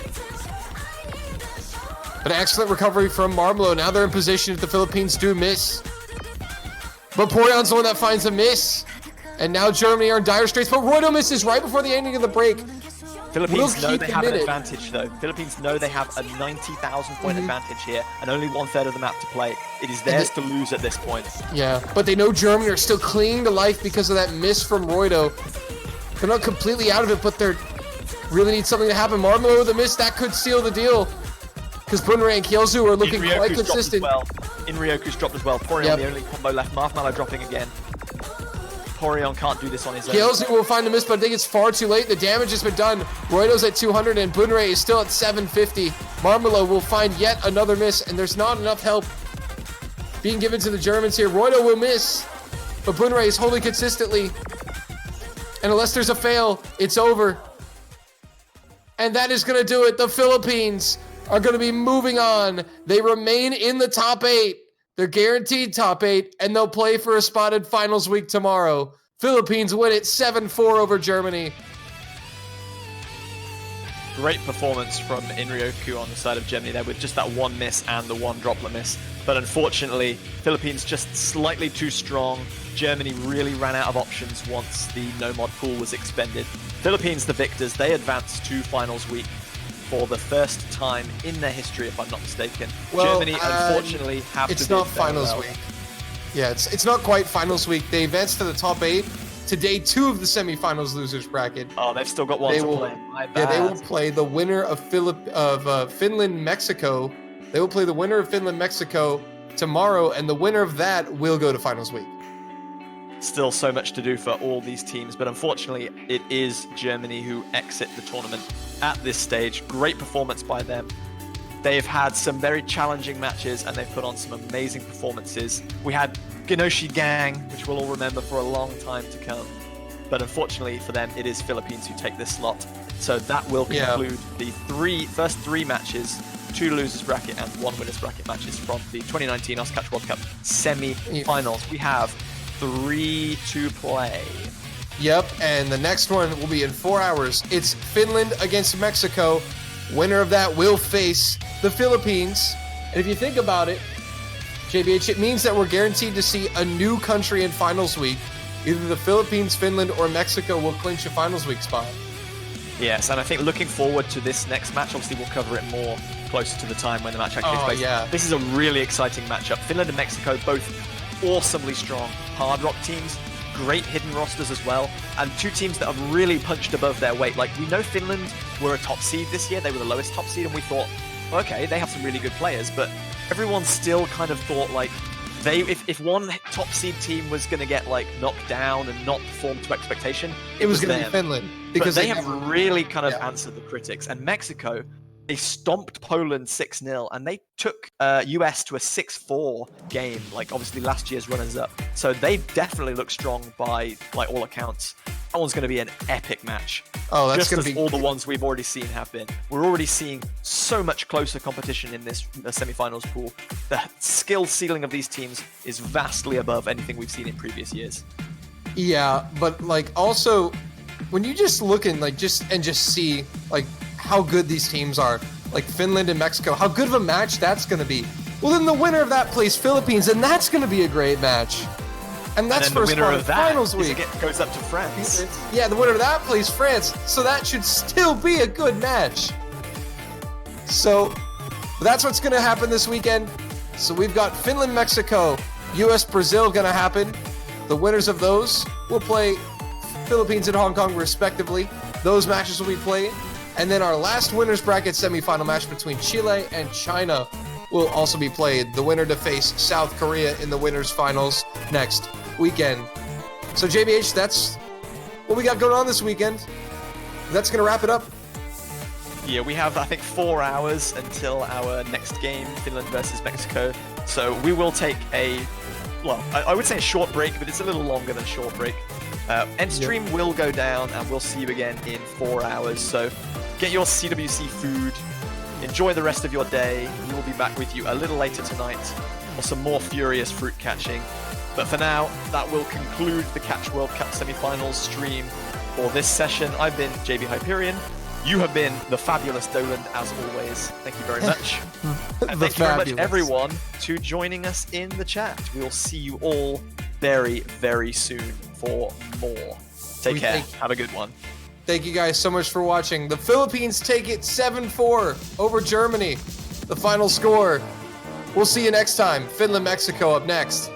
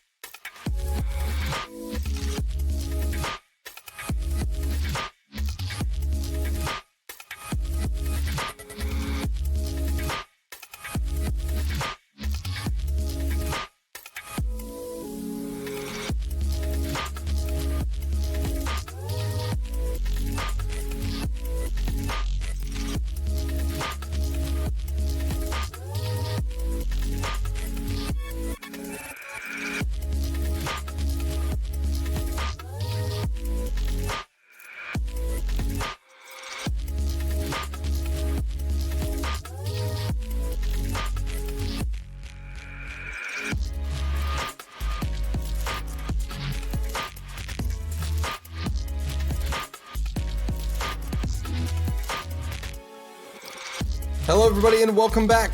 2019 Oscatch World Cup semifinals. Dolan joined by Elux for Finland against Mexico.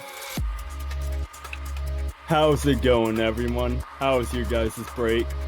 There he is. There's the man. So we've had a break of 4 hours to relax over the Philippines-Germany game. And now we're back. The winner of this match will face the Philippines in the losers bracket tomorrow in top 8. So a top 8 spot up for grabs. Now, for Mexico, this is actually really interesting because in 2017, Mexico finished in this exact position, top 8. In the top 8 spot. So they're trying to break through to finals week. So they really kind of want to keep their winning streak alive. And Finland have really kind of exceeded all expectations this year, being a good top seed team. So they're them obviously putting up a very strong result in top 12. By the way, anyone in the chat, if you can translate that background for us, that would be amazing. I love how it's Inferno. And what in Oh the yeah, world? that's Okay. that's a nice map.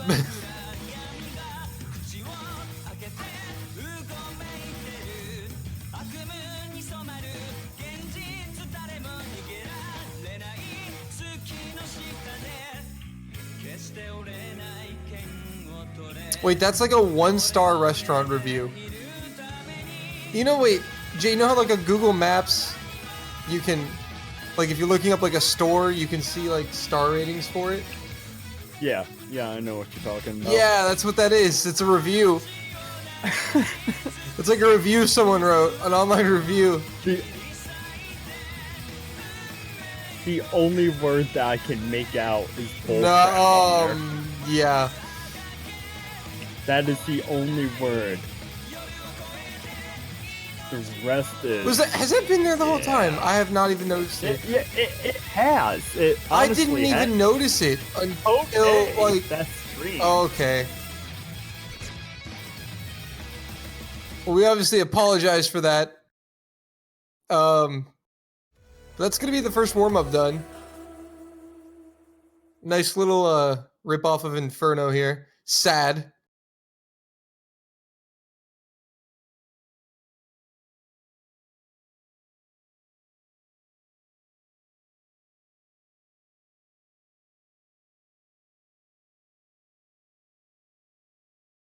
Yeah, that was so Daxron's client is kind of stuck there, so that's kind of what we're waiting on. But so Mexico are gonna get their warm up next.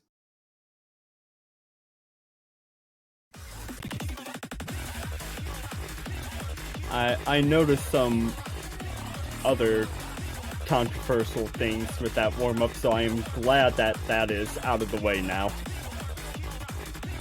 Yeah, we got that out of the way. We're going to be moving on to Hype featuring Such the Lapis remix.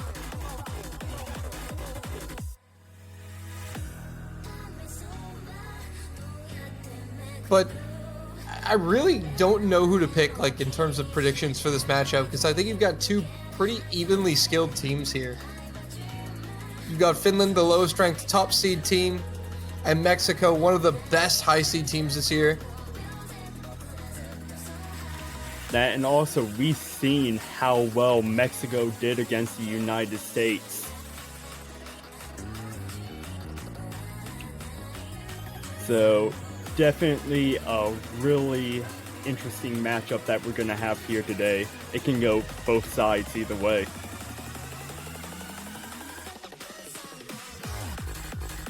Yeah, definitely you can make cases for both sides. I mean, Finland and Mexico are insane teams. Mexico have a lot of skill on, I'd say, hidden in hard rock is where they're probably the best at, probably hard rock. They're also they've been showing consistency this year. Like, this is the best consistency we've seen out of Mexico, I think, in any of the World Cups. Or I would say this is probably the most scary Mexico team, which is really crazy considering that they don't have Panchiwi.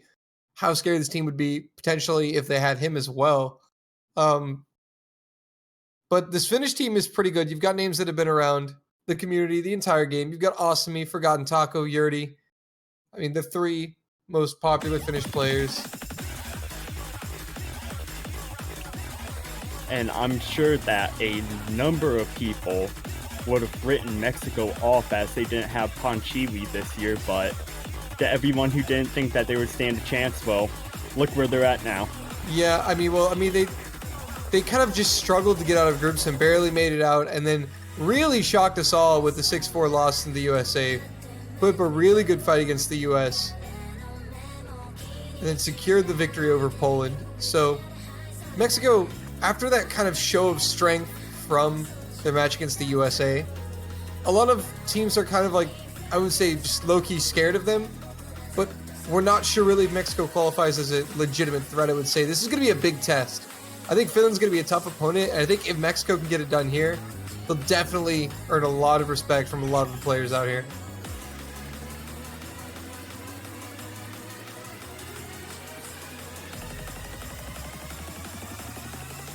The Forgotten Taco just don't know what he's doing. Every now and then he just stands still. Continues playing. Stands still. Is he holding dash? He was for a little bit. But Cassio's still on the FC, I think. Along with Cowboy. This is actually insane. Like, oh, and as soon as you say that, Cashew and Yuri end up missing. So, look at Cowboy, though. Go what on. is it with, like, North American, like, countries? This is, like, now a trend, like, okay. So last year we had the surprising player to the World Cup roster in Playboy, who's awesome. Now we've got Cowboy for Mexico. Next year, Canada's going to get a really good catch player. It's going to have boy in their profile name. Watch. The NA trend.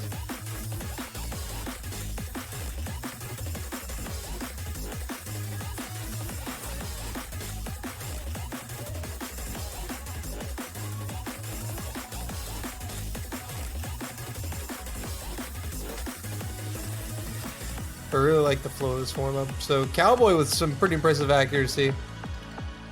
As well as Casio, like, even Daxaraz is almost at 99 with the hidden hard rock on this. Let's obviously look at the clear best player on this map so far, Forgotten Taco. I mean, you got that solid 68% accuracy right now. I mean, he's on the rise. He's got some combo too. Has combo with The 70% Cowboy accuracy. Gang. Oh my goodness, that'd be a great name for, like, meme name for Mexico. Cowboy Gang. So what is this? Red Dead Redemption now? It's Red Dead. Yeah, you heard it, guys. Cowboy Gang. This is no longer us. This is Red Dead Redemption. Catching fruits in Red Dead Redemption. It's a new DLC. That's why nobody played it. So nobody knows about it.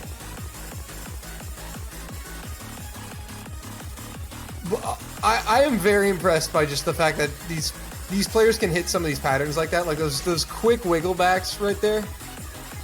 Cowboy. Like, What look are at you doing? exactly. Have you been seeing this guy Cowboy hit these wiggles? It's absolutely insane.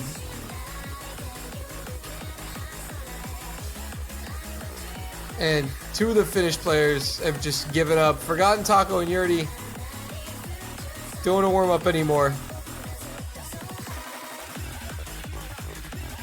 Oh, no. Yurdi's back. He's back. Think he decided to continue it out. Took a quick sip of water. Forgotten Taco there. He probably just went off to make some food or something.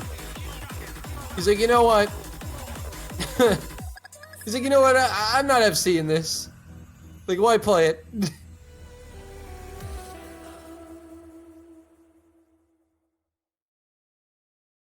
So that's gonna do it for warm-ups. Good Lord, that graph on Forgotten Taco's side. That is a That it's a is whole lot of roller ups and coaster. downs. That is a roller coaster right there. Yeah, that is a very unstable chart there. But Cowboy and Casho coming in with S ranks as well as Daxaraz. That's actually just very impressive for Mexico. You've got Dad on the side of Finland. You had Sad, now we have Dad.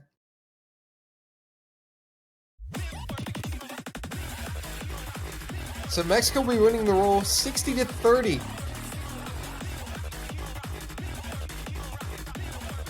Pretty quick rolls this time around. Pretty quick.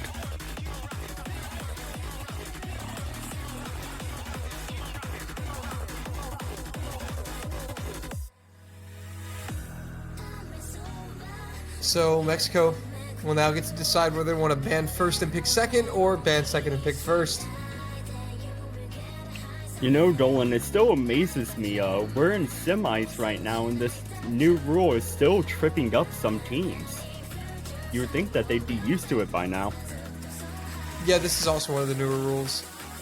And then you have the comeback ban that's really been making matches kind of interesting. And so Mexico is going to elect to pick first and ban second. So they're going to let Finland go ahead and ban whatever their heart desires from the pool.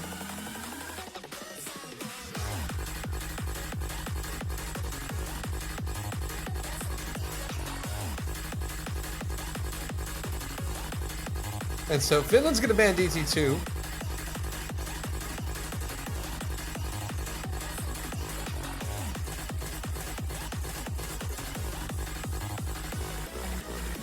So Mexico will now get to ban, and then they will have the first pick of this match. So Jay, do you have any predictions? Honestly, I'm gonna give this one to Mexico. I'm gonna say 7-5, favor of Mexico. So you're expecting a really close one here? I am. They're both really strong teams, and if Mexico can perform like Cowboy and Cashew did in that warm-up in the actual maps, and they come out strong like they did against the United States, I can see Mexico taking this one. Yeah, I mean, I think this is a match that for both teams, it's a match that either team could win or lose.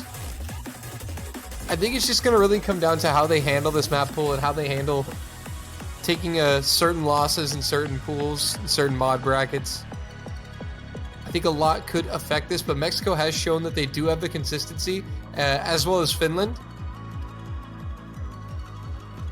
I mean, Finland this year made their first ever winners bracket quarterfinal, and they're also looking to get their first ever finals week appearance, which is a potential. The winner of this has a chance to go to finals week. Finland have never been in the top 8 before, I don't believe. If they have, it hasn't been it's been a long time.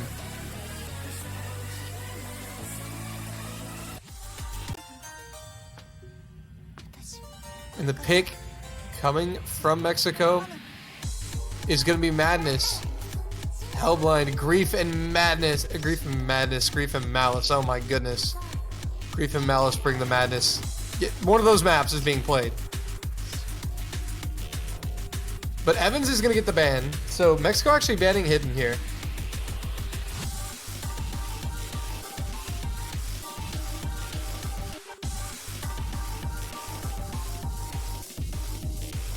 And we saw this played in the last match, Philippines-Germany. Definitely more of a consistency pick. So Mexico wants to play the consistency game, and kind of makes sense considering how good they've been in this World Cup in terms of their consistency.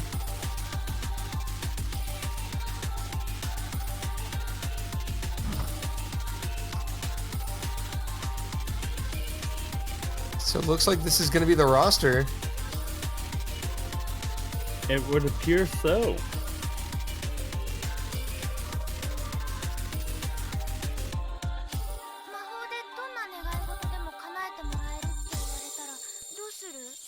So it looks like we're all set up here, gonna get started.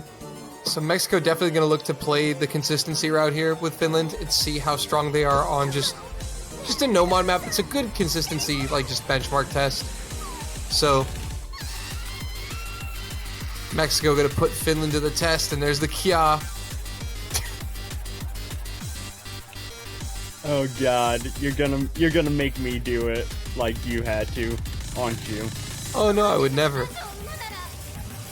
And that's why I love you, Dolan. Hey Jay, give me your best Kia. Please don't do this to me. Kia! Jay, what happened to your voice?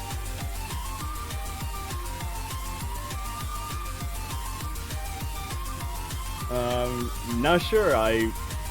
That was our lovely operator one, Crystal, just jumping on in here with the. Oh my goodness. So not really sure what the players are talking about. I think they're just making sure the mods are all. It's like Daxaros is having an issue equipping Hard Rock. Apparently, he still has his HDHR from the warm-up on. Hey, man, if the man wants to play HDHR in a no mod, let him.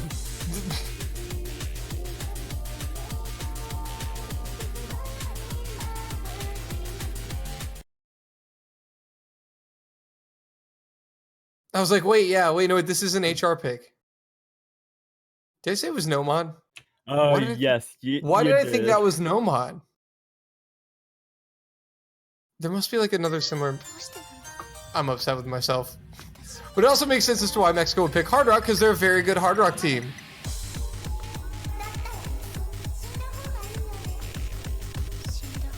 I mean, they took points off the United States in Hard Rock. That's how good their Hard Rock is. And Awesomy's gonna finding early miss. Yeah, the first miss from Awesome there. Daxaros still maintaining insane act with Hidden Hard Rock right now. Forgotten Taco. As soon as they hit that 200 mark, it's gonna find a miss. That's gonna give a decent advantage to Mexico. Yeah, the Mexico team, they just look really consistent, really comfortable right now. Yuri looks good too as well on the finish side, but Forgotten Taco will find another miss. That's going to continue the struggle for Finland. But this Mexican team looks so comfortable and really dangerous, still holding triple FCs. Daxaros will be the first to fall for Mexico. And Yuri ends up dropping his full combo. Yeah, Yuri actually traded that with Daxaros. And Forgotten Taco followed it up with another miss. So Awesome, the only one with above 200 combo on the side of Finland. Yeah, but you got Cowboy and Casio on the side of Mexico with their FCs intact. Awesome had an early miss, but is trying to keep his country in it here. Finland trailing by a decent margin here as we approach the halfway point. Just as soon as Yuri and Forgotten Taco got that 200 combo mark, they end up dropping again. That's going to kill Mexico. That's going to kill Finland, and Awesome will complete the triple miss. And Mexico is just going to pull away now. So they've got two 800 combos and a 350 from Daxaros, and nothing on the side of Finland. Awesome with yet another miss. Cowboy finally drops his double F. Unfortunate for Cowboy F and the Chad for that. Casio, though, still carrying on with the FC. Yurdi will still continue the struggle for Finland. And Mexico, it's over 300,000 at this point. It's unless there's a fail on the Mexican side, there's no way that Finland can flip this.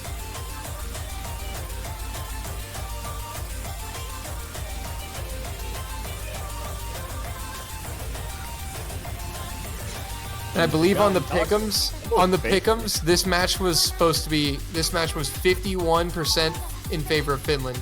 That's how close the voting was.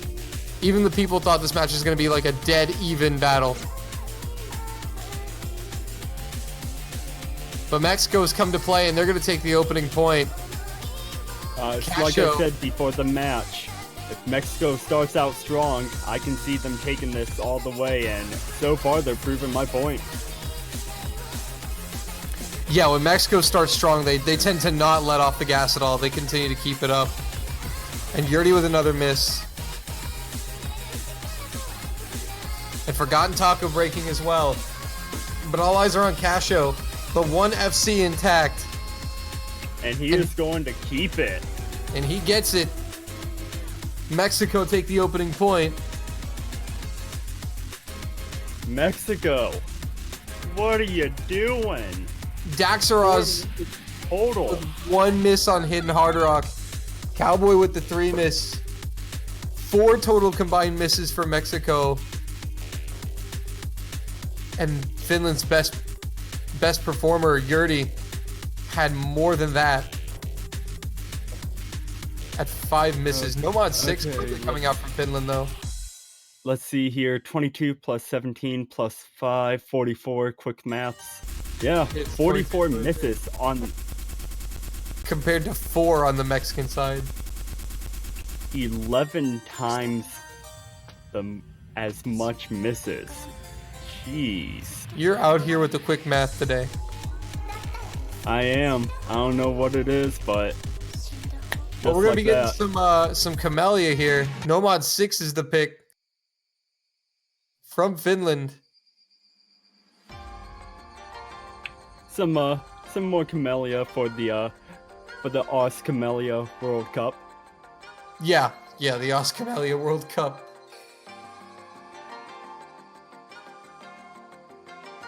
Three Camellia maps in that Nomad pool.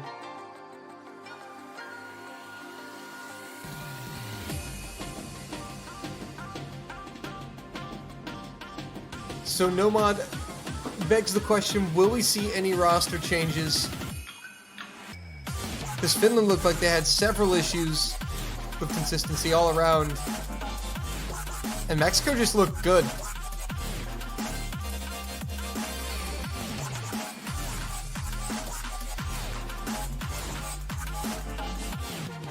Oh, we're waiting on a ready up. Yeah, we're waiting on looked like Cashew we were waiting on. Yeah. Oh, is that Firu? I think Firu has come into the lobby for Mexico. We're going to be going back to the lobby in just a sec.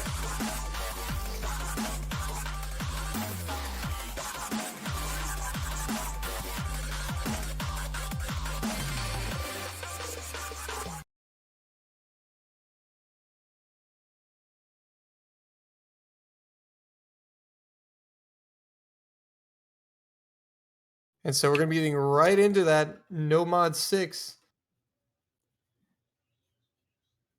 There we go.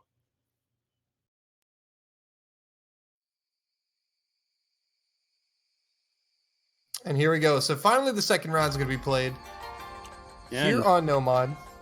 Firu coming in for Daxaros. Yeah, that's the one substitution.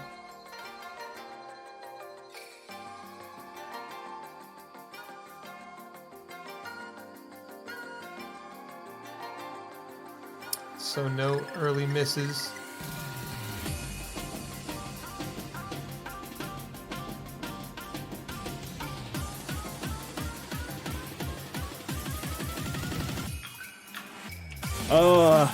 Stolen.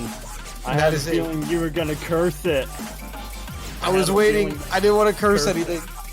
But Forgotten Taco's going to miss it. Actually, all of Finland had found a miss, and Casio the only miss on the side of Mexico. So Firu and Cowboy are still keeping up the FCs for Mexico. But they both miss as I say that, so a double miss. Stolen, you Finland- keep cursing everyone. Finland are going to get a break here.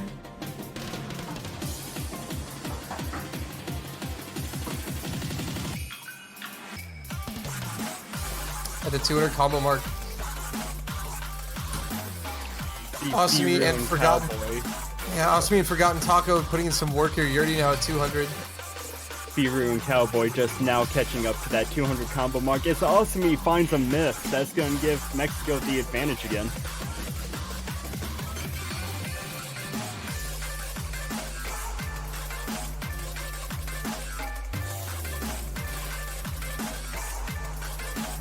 And Forgotten Taco with another miss. Just Yeah, Cowboy though Not- will trade it with Firu. There's a double miss on the Mexican side as well. Another one from but Finland. followed So up, yeah. it's Yurdi though, the only one. He's got 500 combo. The Cowboys trying to stop him, but Finland are actually going to pull a little bit of that score lead back.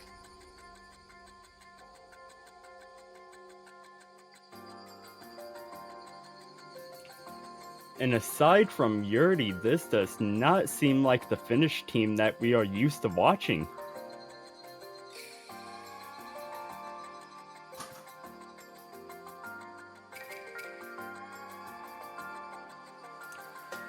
Cowboy gonna catch up to that 200 combo mark, help stop the bleeding just a little bit, help maintain that score advantage. Yeah, so Mexico still in the lead. Cashew now recovering to 200. Finland doing an excellent job, though, of taking advantage of the opportunities Finland present them here, or Finland taking advantage of the opportunities Mexico present them here, because now it's still close enough for Finland to potentially win. And Awesome and Cashew. So there's going to be a trade right there. Trade it out. And Forgotten Taco is going to follow it up with another miss as well. Yeah, and Mexico will not be providing a second miss, so they're going to grow that advantage. And that may be all they need, given how much time is left in the map. Yuri trying to desperately hold on. The Cowboy and Fear are just running away.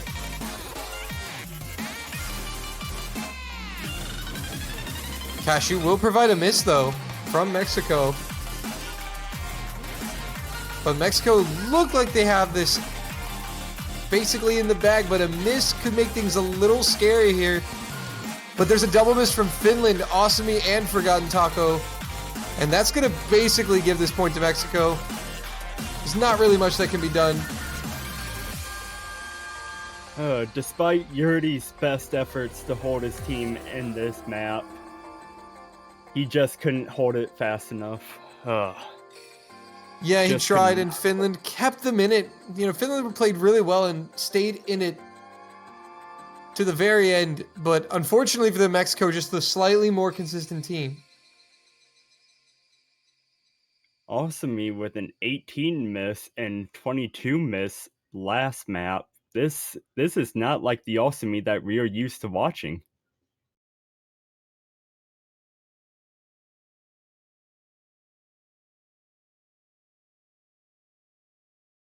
All right, so Mexico leads now 2-0 with the pick.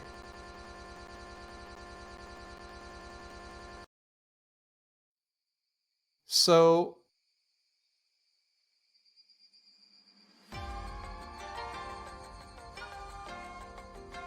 had a little guest appearance by DJ Client there.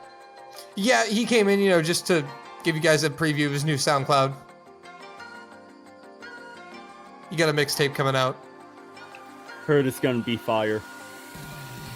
Oh, yeah. So it looks like Mexico's going to pick Imprinting here. So some hard rock.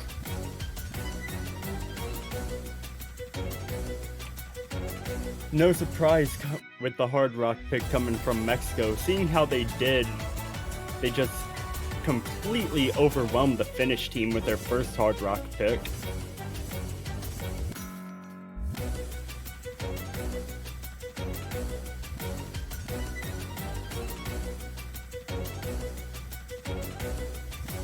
And Juan Crystal providing... So yeah, there's a pretty big ruling that was just made. No, it was not just made. I mean, I guess. Well, yeah, but we couldn't really... Essentially, what just happened is that there was an instance of an inappropriate content beat map selected as the warm-up by... And as the ruling for this kind of things, we apply 42 hours of silence to whoever uploads that kind of stuff. And even though this is on a workup scenario, it's not different from any normal user.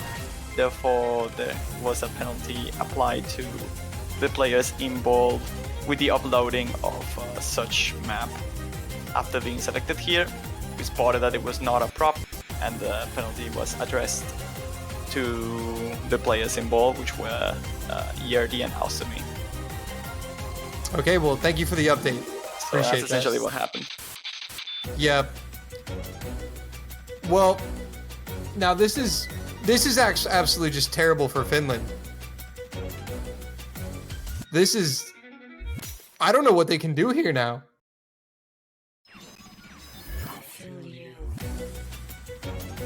Finland losing 2 maps and then this happening, it just seems like all odds are against them.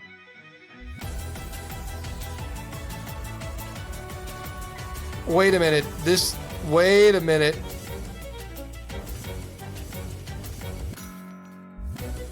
Do they even have enough? They may not. Do they have enough active players online? They may not have enough That's game. What? That's it. It's over. It's over. It's over. Okay. You hate to see it go like that after only 2 maps, but all we can say is that the rules are rules, and Mexico played really consistent in those first 2 maps that we did get to see. It's so crazy because this team is moving on to the top 8 now, still shrouded in mystery in terms of like how strong they are. We only get to see 2 maps today of a semifinals pool. You know, I was really looking forward to this match because I was really looking forward to kind of seeing where Finland and Mexico were at, you know, just in terms of a sheer competitive standpoint. And is the hype behind Mexico real? We've only seen 2 maps, Jay. I know, and if I was a betting man, which I am a betting man, it's a serious problem, I do need help for it, but if I was a betting man, I do not know how to go about with dealing with Mexico here in the upcoming matches. I mean, yeah, what they've shown us so far is just like good, that, but just like that, Philippines has to play Mexico with only 2 maps. They only have knowledge on Mexico for 2 maps. And now Mexico has 11 maps worth of knowledge on the Philippines. So that's going to make tomorrow very interesting. But because of this, so to kind of briefly sum up what just happened for all of you, because this is happening very quickly. So essentially what happened is there was a map that was uploaded as Finland's warm-up that violated certain, obviously, community guidelines. And so they were penalized for this, which the penalty is a silence. And they were both silenced mid-match, and unfortunately, because that's when the offense occurred, and so Finland can't play. So the match will go as a 7-0 victory for Mexico. Despite the fact they'd already played 2 maps, that's the final score. Unfortunate that these situations have to happen, but rules are rules, right, Jay? I mean, that's true. You gotta follow by them, especially in a high-stakes tournament like this. I really hate to see Finland go out this way because they were good this year. They were honestly, they made it into the top seed. They knocked Indonesia down to high seed, and they made it to the quarterfinals. They made it here in the top 12, and I was really looking to see if Finland could progress further past this Mexican team. It's just a shame that this is how it has to end. But that's going to be it for now. But in 1 hour, it'll be the United States versus Brazil. We'll have that match coming up to you shortly in 1 hour. The winner of that match will go on to play Hong Kong, who had an excellent game against Taiwan. So we have 4 matches in total left this weekend. 1 more for today, 2 more, or 3 more for tomorrow. And might I add, Dolan, this is a group stage rematch. Yes. How funny. These 2 teams played in the group stage. It's the USA versus the last unseeded team in the tournament. Brazil's gone farther than any other unseeded team in Oscatch World Cup history. So we'll see if they can continue that journey against the US. But that's in 1 hour. So Jay, until then. That was brief, but until then, man. Until then. Thank you guys so much for watching. We'll see you in an hour for US Brazil. Have a good one.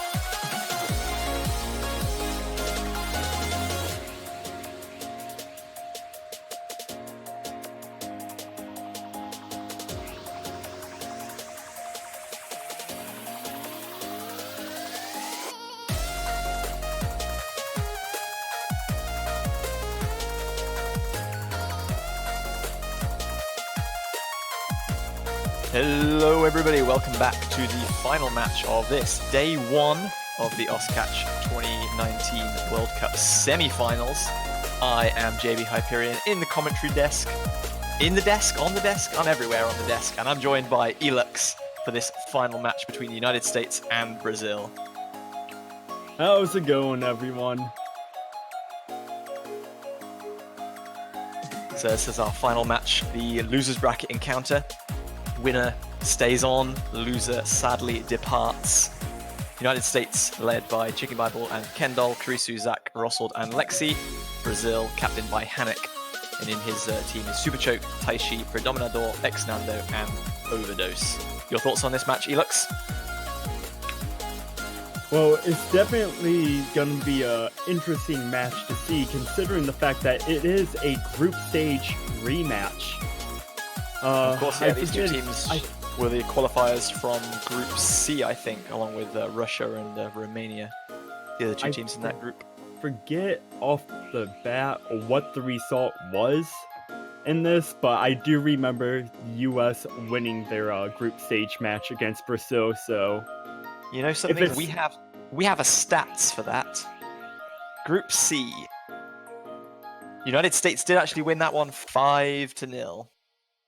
But we'll see if there's a slight difference in favour this time around. Obviously, slightly harder map pools between the semi-finals and the group stage, just a little bit, as we've seen from some of our previous matches today.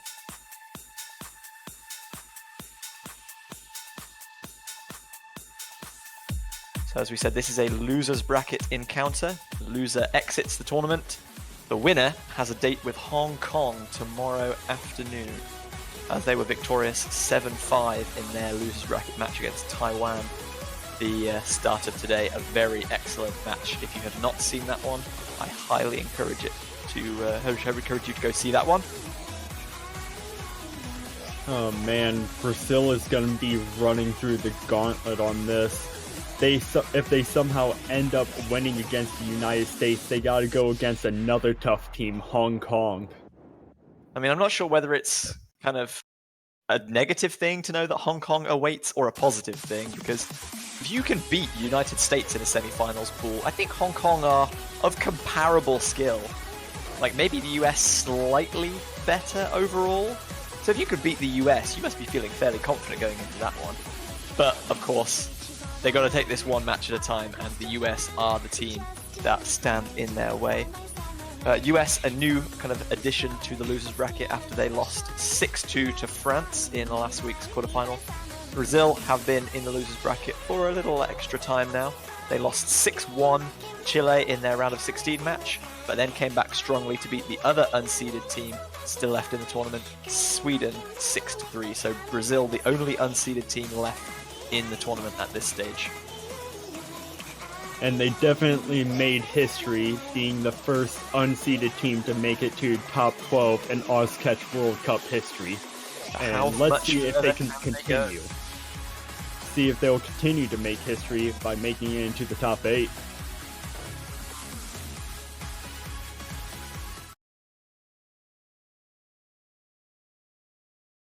Yes, by the end of today, only 8 teams will remain.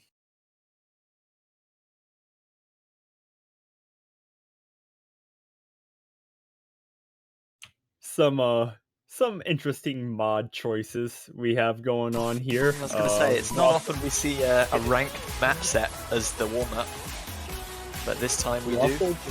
In easy, Lexi with Flashlight and Hidden, Panic and Ex-Nando with easy. Okay. Well, whatever helps you get into the groove, I suppose. But yeah, not a single player opting for no mod or a lack of mod combinations here.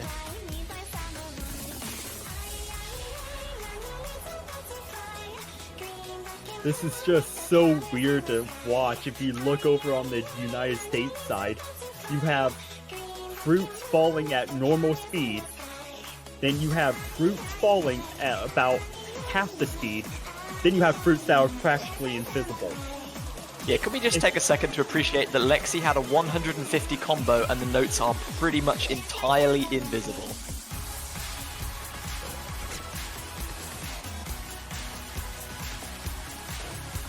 I mean, I get that this is a ranked map and some of these players will have played this quite a bit, but to be able to play anything with flashlight hidden requires a ridiculous amount of memorization. And holding on to a good accuracy, too.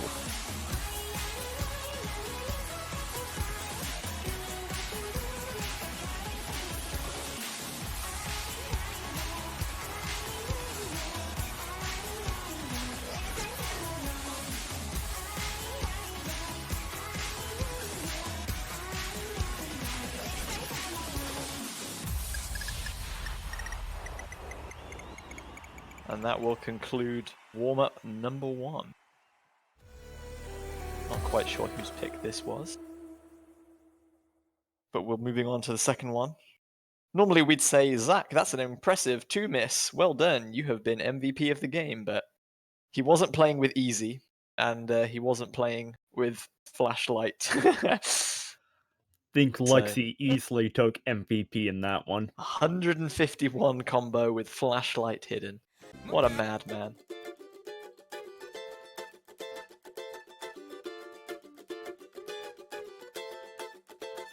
I think this one is likely to be the Brazilian warm-up. And in other news, my good commentator here, JVH, will be attempting to pronounce the Brazilian warm-up. Oh, sei Jorge amigo de minha mulher. Was that good enough for you? As an attempt, not an actually successful pronunciation. Well, considering the fact that I would have butchered it, it was good enough for me. Oh, I probably did. I just pretend to know what I'm talking.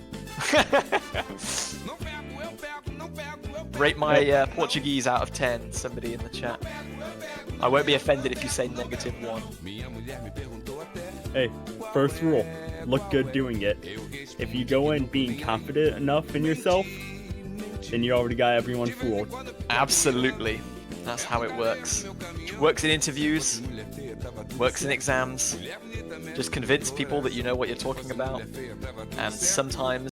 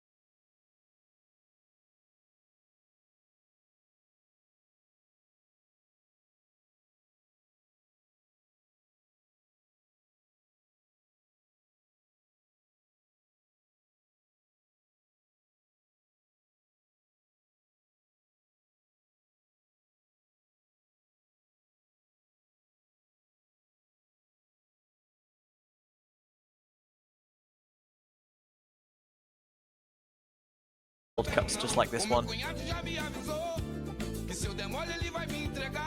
Chicken Bible, the US captain, jumping in, presumably to command the role. He's had some pretty good luck in roles thus far.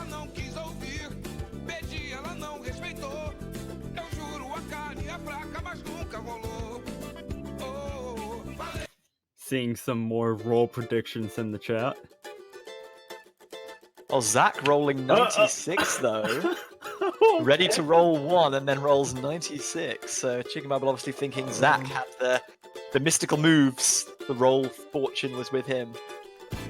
I was close. I'm not sure 1 and 96 is particularly close. Was that a 98 from Hannick? What?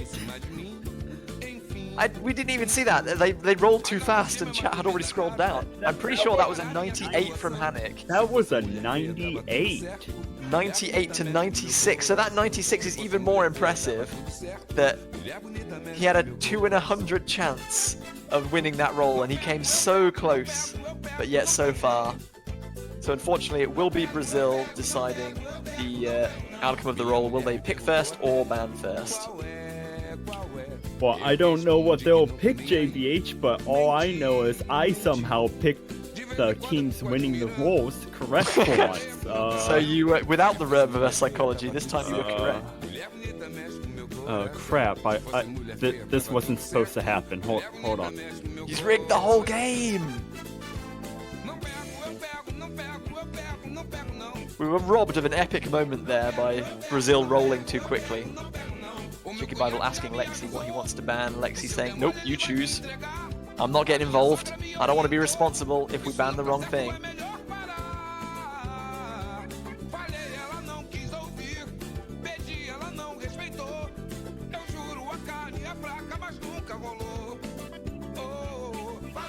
We haven't seen whether Brazil actually want to pick or ban first yet.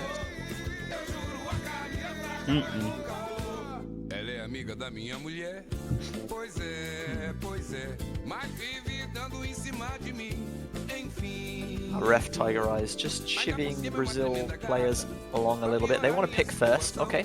So it will be US to ban first.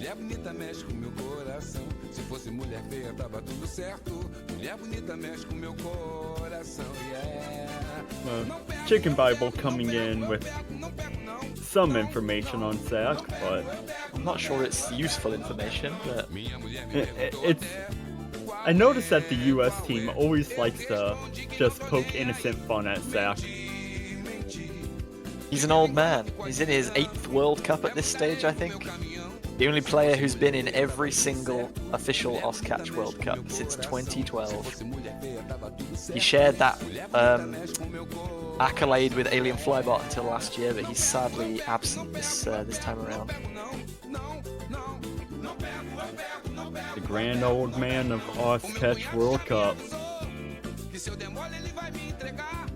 Chicken Bible and the US going to be banning Reiko Third Desire, which is the high BPM double time convert, DT number 4. We've seen that a couple of times, proven pretty popular thus far, but as you said, taking double time off the table will be interesting to see if Brazil do the same.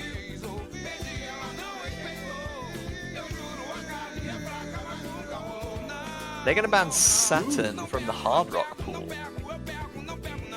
So we were right on that they would keep no mod and hidden available, but they do decide to ban different mods otherwise. So DT4 and Hard Rock 2 are off the table. Brazil will now give their first pick, and you've got to imagine it's going to be something from no mod or hidden. We'll probably see very little Hard Rock or DT play in this match, at least until the very end, if it gets that far.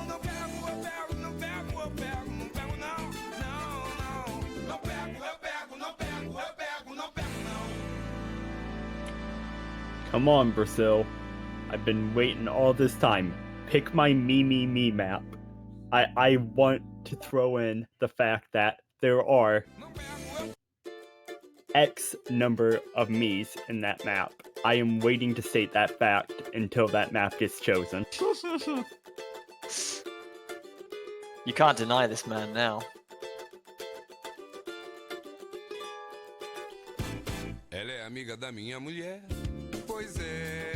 Wow, Brazil banning the Portuguese man. Amor de Varal. from the no mod pool. Oh, that's picked. That's not banned. What am I talking about? They're picking the Portuguese map. That makes so much more sense. So Camellia World Cup continues in earnest. One of 3 Camellia map sets in this no mod pool.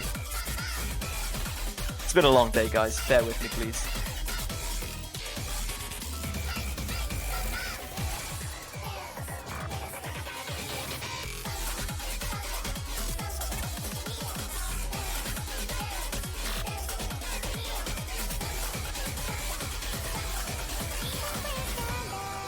So Amor de Varao coming in at 2 minutes long, BPM of 138, but it's mapped in a very kind of alternating combat style, so it does feel a lot faster than that. Approach rate of 9.6, and circle size of 4. Lots of very awkward slider stream patterns going on in this one.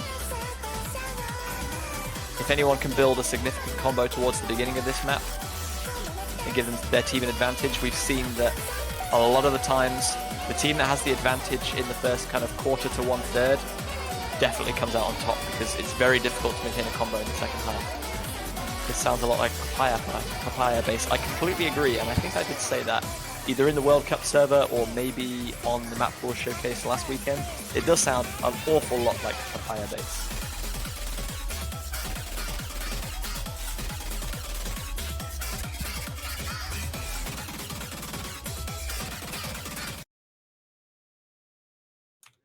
And we are starting up our first map. United States, first Brazil. Got Kendall, Chicken Bible, and Rossold for US. Hanik, Taishi, and Overdose for Brazil. Yeah, and important to note, as we said in the build-up, this is a losers bracket semi-final encounter. Whoever comes out on the wrong side of this one is exiting the tournament, and they'll have to wait till next year to try again. 2 very early misses from Kendall and Rossold. Very strange. Overdose and Hanik missing on those snappy buzz sliders is going to give the advantage back to the US though. Hanik with another miss, Overdose with another miss, only Taishi holding on to a full combo for Brazil. Kendall with quite a few misses there, and Rossel dropping as well. It's Taishi versus Chicken Bible for this one so far. Chicken Bible drops though, Overdose as well. Taishi's running away with this one to steal the combo lead back. Well, as soon as he said something about Chicken Bible, he ends up dropping, so it's good to see that your cursonating is on point right now. Absolutely, I've been warmed up. Chicken Bible and Rossel both dropping there, so it's 2 great combos for Brazil to only Kendall, who's the leading combo on the US, but is only just now getting to 200 points. Rossel and Chicken Bible only at 100. Overdose going to drop again, but Brazil are building up a healthy advantage with Taishi and Hanik holding combo here.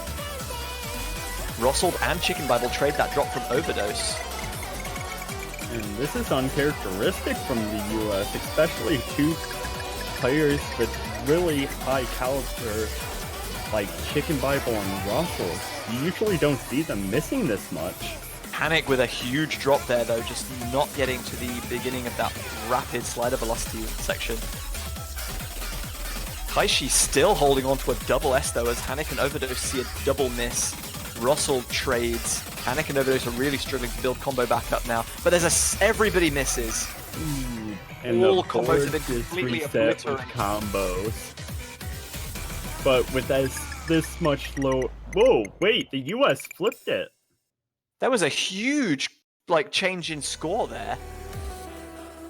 Like Hanik and Overdose spent so much time at almost no combo that the US ran away with that one. Just the one miss from Taishi is really good play from him, but that score flicked in an instant. That was so fast.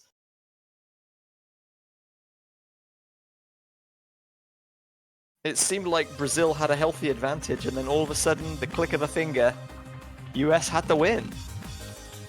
I'm confused. That happened so fast. And with next to no time remaining in the map as well.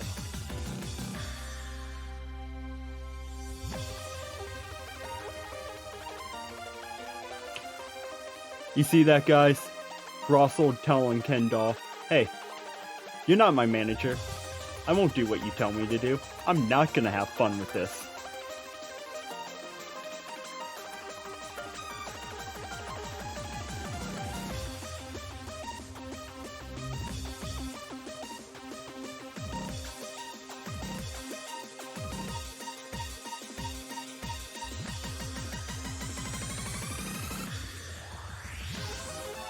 Chicken Bible saying he doesn't want to be playing this one, but Russell saying nope, you should stay. Possibly waiting for Zach to come in for Hidden. Of course, low approach rate Hidden, especially on older kind of convert picks, is definitely a specialty of his. You see a Predominator coming in lieu of Overdose. Chicken Bible saying if I play this map, I get a score of 600k. Definitely not what you want from your team. Hey, at least he's honest, am I right? This is true.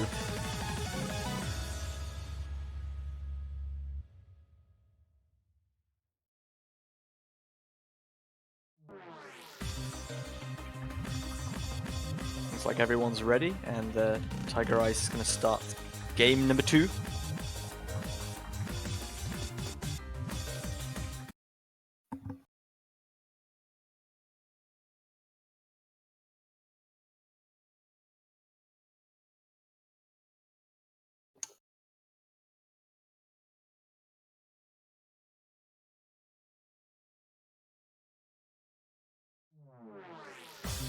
Taking a long time to load into this one. We saw this match played between Germany and the Philippines earlier today, I think, and it was almost a complete bloodbath. Some players struggling to get even up to kind of 70 or 80 combo. Again, if any one player can build a great combo on this one, it can be almost impossible to recover from. As Russell and Zach see a double miss, Taishi saw a miss as well, but Hanik and Predominador both holding full combo, I think, to only Lexi's full combo on the side of the US. No, Lexi did not full combo. Lexi missed early on as well. There are no more full combos on the Yeah, side. great spot. Hanik with several drops there though. Taishi dropping as well. Zach with a couple misses as well. Just Predominador hits that 200 combo mark. He's going to be setting a huge precedent, but just as I say that, he misses.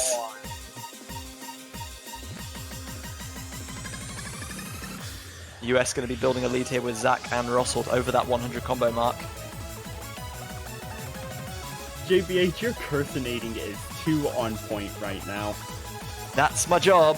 Taishi and Hanik with a double miss. This one is rapidly getting out of control for Brazil after a promising start. Predominador drops as well. Only 60 combo, the highest on the side of Brazil. The US don't have great combos themselves as Russell drops. Missing. But there's not much left in this one. So much people drop, and I don't know who to keep count anymore. I'm like, okay, Hanik dropped, Predominator dropped, Hanik dropped again, Taishi dropped.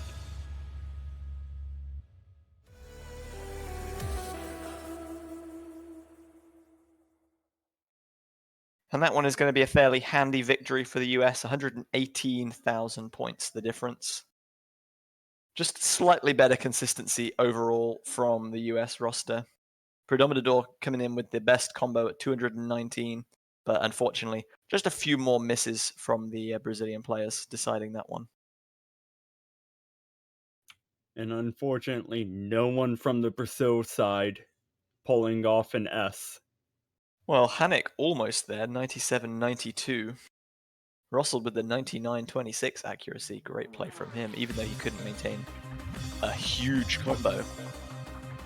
Well, JBH, let me tell you an old saying that that my grandpa used to tell me. Almost only counts in horseshoes and hand grenades. Well, almost has won the US their second point, and it's a break point. So they'll be happy for any points they can get, I think.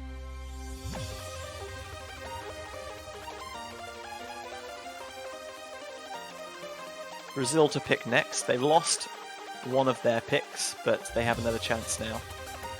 Get something on the board.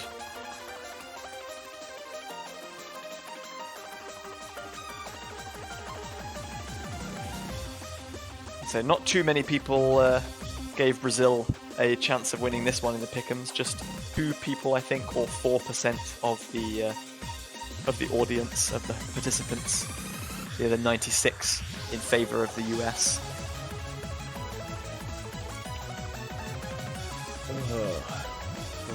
If you were Brazil, what would you pick here? You lost Nomad and you lost Hidden. Well, clearly they don't want to tend to hard rock. I think Nomad is still an option for them. There's a lot of variety in maps in this Nomad pool, and they're going to go with Crystallized. And I'm excited for this one because the 2 matches where we've seen Crystallized play today were both exceptionally close.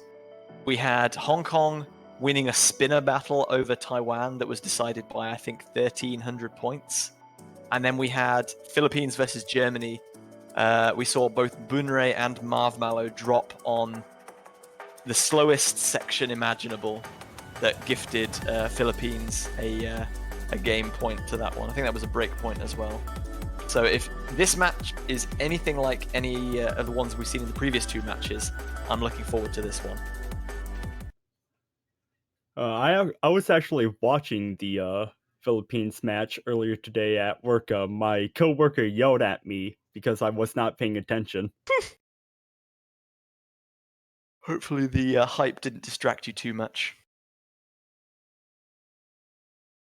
I don't want to get you in trouble at work. I'm not gonna get in trouble there.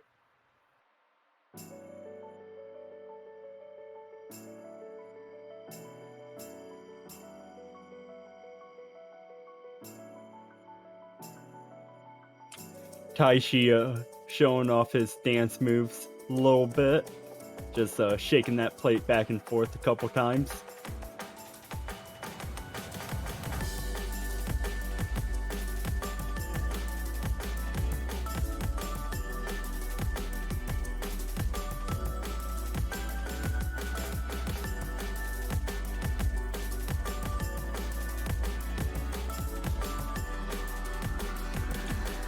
Everyone hitting up that 200 combo marker. Everyone's still holding. Oh, as soon as I say that, Predominator with the miss and Taishi following it right back. It's gonna give the US a huge advantage. Yeah, definitely not the start Brazil would have wanted from that one.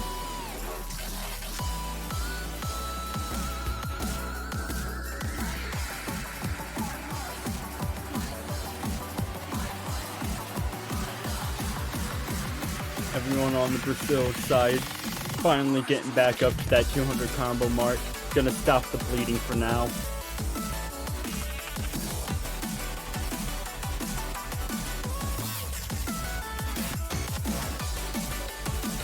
Predominador going to see another drop though. That's not good for Brazil. They were up against the deficit already, and they're still struggling as Taishi drops also. It's just Hanik versus the entire United States roster right now.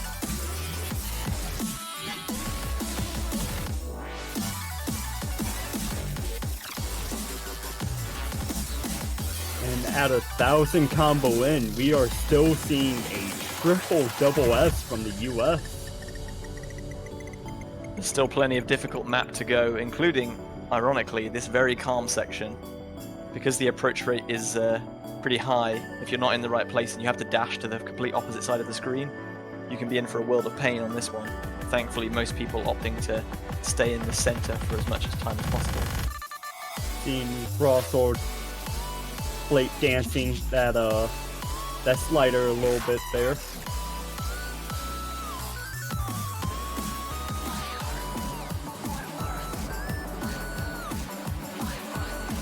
$1,300 combo we go. US have an almost 100,000 point advantage right now. They've not looked like dropping, but it's going to take a couple of them, if not more. Predominador drops again. Hanik still with the FC, but no one on his team can really stay with him, it seems. Hanik drops. Is Predominador drops. First one to drop from the United States. The dream is over, but it doesn't matter because everyone on the Brazilian side has dropped now. Lexi and Russell still holding on to that double S.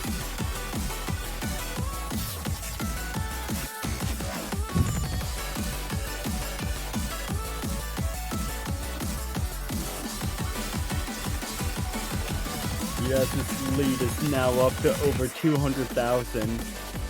Brazil wants anything to happen.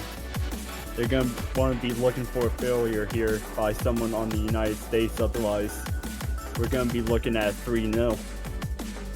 So it seems, and this is going to be a second break point for the US.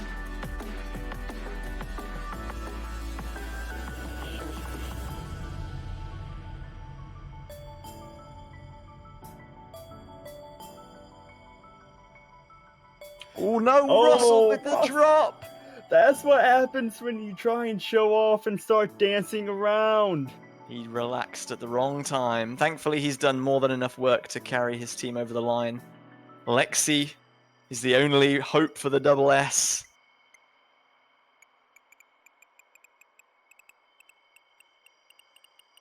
But it is going to be a convincing third point for the US.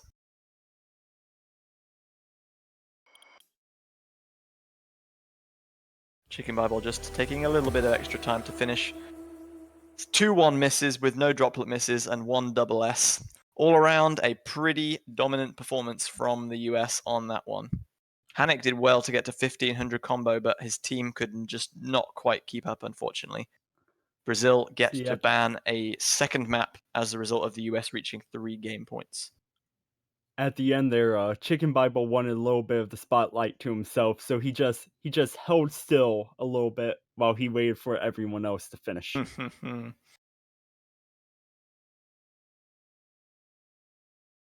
Stop confusing us, Rossold. You are not a Brazil player, and even if you were, Critical Crystal is not a map that is in the map pool, so it cannot be banned. Honestly, this guy.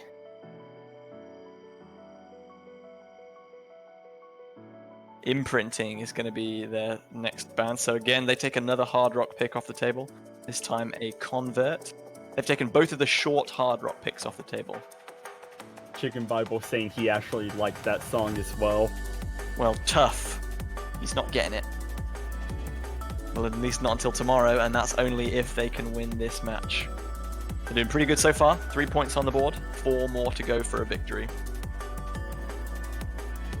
And the US may pick next. They could go for another hidden selection, or they could see, well, Brazil have banned 2 hard rocks, so obviously they don't want to do anything in the hard rock bracket. Should we pick something from there?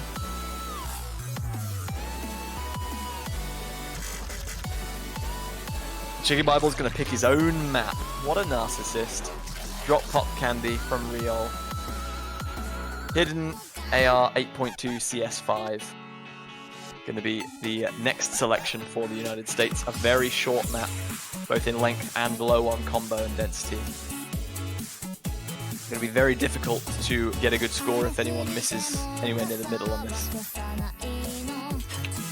Now, Andrew, I don't know if you can hear me, but I will shun you if you do not at least full combo your own map. Well, he's very full of himself. Good song, good map, and even better mapper. I don't know about that one, Chief. It doesn't have any hit sounds, so it's not anywhere near the top of my most enjoyed list. Thumbs down. He's not gonna FC Elux, I'm sorry. He's heard your plea, but he's not up to the challenge.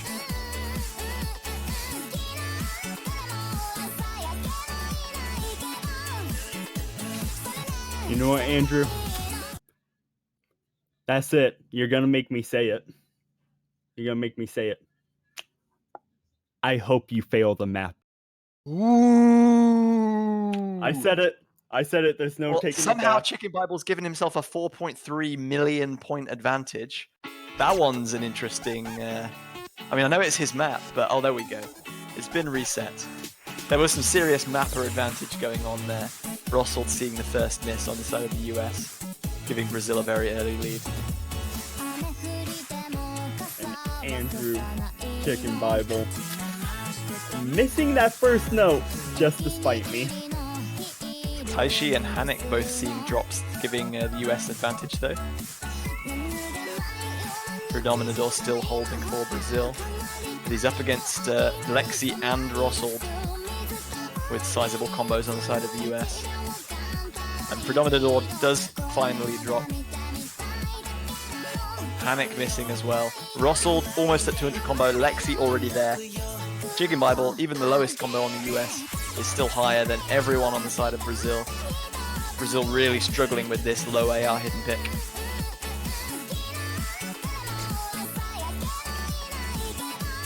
Chicken Bible just missing quite a bit. I don't know if he's doing this to spite me or not right now. I don't want to believe he'd be throwing a World Cup game. Lexi sees a drop, Taishi drops, Hanek drops, Predominador drops. No combos anywhere on the side of Brazil, unfortunately.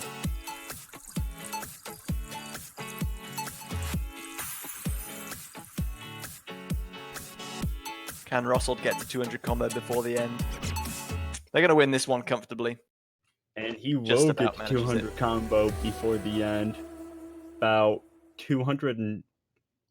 I think he hit 201, 202-ish before the end. Either way, Taishi in particular really struggling with that one. A 99 max combo and 18 misses. Hanek and Predominador just about able to keep up with Rossald and Lexi as far as accuracy and misses is concerned, but combos were all in favor of the US on that one.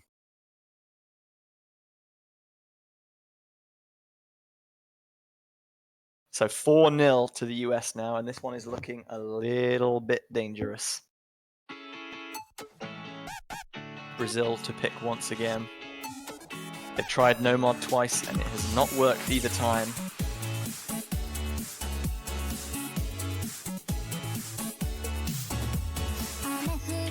The Twitch chat giving Chicken Bible a little bit of banter for that 14 miss.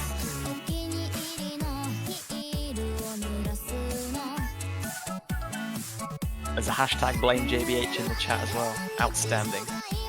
Nice to know I'm doing a good job. Just doing my civic duty for this beautiful game.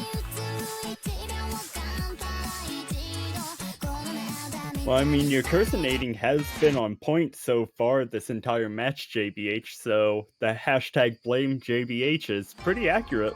Absolutely. Don't have that for nothing. Brazil going to be picking Kodama. Camellia map number 2.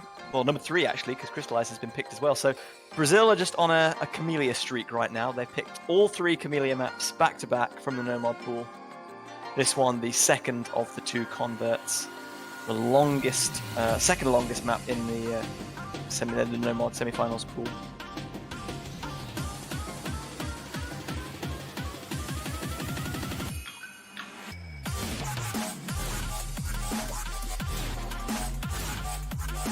We've got Chicken Bible saying he got an achievement for playing his own map in CWC, and it's unnamed, saying a 14 miss gang. Do you get an achievement for that, 14 missing your own map in the World Cup? Oh, I have no doubt that Chicken Bible is reading the Twitch chat. There he is. Yep. I was gonna say, if he wasn't reading Twitch chat, he was at least listening to us, so he would have some idea what was going on. Well, a team that really needs to find out what's going on is Brazil. They're 4-0 down, and they are potentially about to have their 3rd pick in a row broken if the US can take this one. They just need something, anything, to go their way at this point.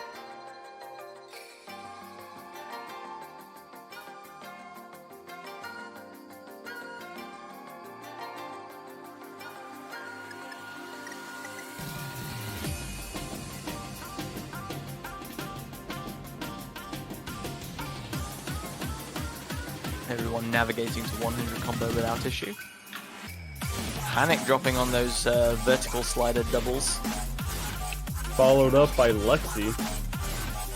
Chicken Bible and Predominador trading as Hanek drops again. Taishi versus Rossald. Battle of the remaining full combos, but Taishi drops, just overshooting one of those little wiggling sections. Hanek and Predominador both drop.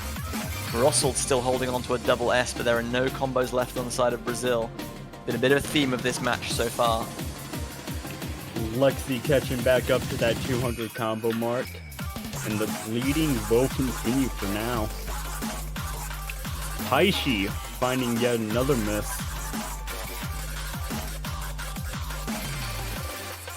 Yeah, Hanek and Predominador both back up to that 200 combo mark, but there's such an advantage for the US already. This is a long map though, so there's still plenty of time for them to come back into it.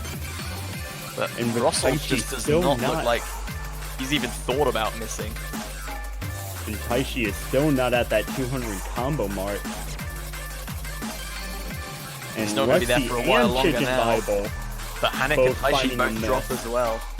Predominador drops the only combo left on Brazil. Russell continues 800 combo now. So much support for Brazil in the chat, but their team are really struggling here. 130,000 points down with half of the map to play.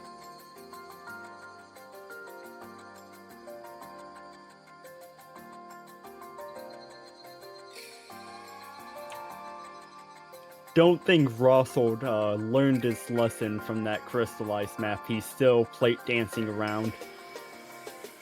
It's great that he's feeling comfortable and confident, but I hope it doesn't come back to bite his team in the end.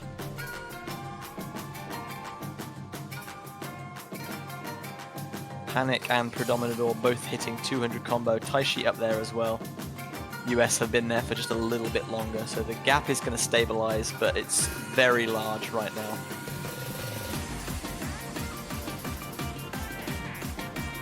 And Predominador and Hanek finding a miss. Yeah, Predominador dropping again. Lots of misses from the side of Brazil here. Their players are not performing badly by any means, but there's only ever one or maybe two of them holding a great combo at any one time. When one person from the US misses, there's always someone there to take up their place. And that is being the difference between the two teams as Predominador sees another drop. Health getting very low there, but he's recovering. The score difference just continues to grow. Yeah, it's pretty much 230,000 at this point. Taishi with another drop. Russell still holding that double S. Can he go all the way as Lexi sees another drop for the US? Haven't seen one of those in a while.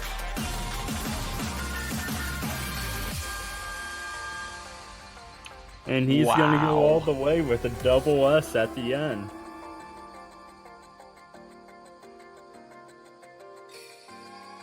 That wasn't even the US's pick at any rate. Brazil performed pretty well on that. They had some pretty solid combos all throughout that pick, but the US just proving far too consistent to outperform them on a kind of technical consistency-based pick like that one. Russell with the double S. Outstanding performance by that man.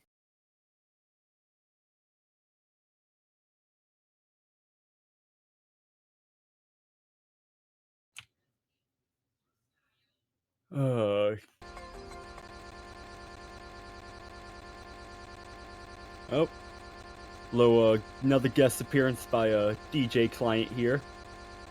He's bringing you his second mixtape now. Yes, on SoundCloud. Sick remixes. And we're gonna see the US picking more hidden. It's Mirage Garden for the first time.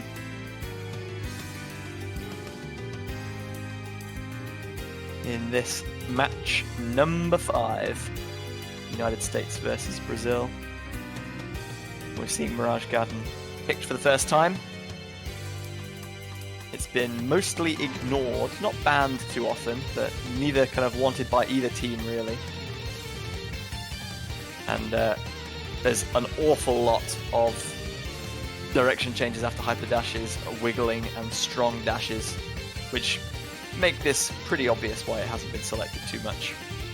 It is very tricky, quite long, and a bit of a pain in the ass to read with hidden if I say so myself. Well, JBH, I rarely touch hidden, and just by the way you describe the map, I do not want to touch that thing with a 32-foot long pole. Specifically a 32-foot one. I may touch it with a 33, but not a 32. If anyone's selling a 33-foot barge pole, hit Elux up.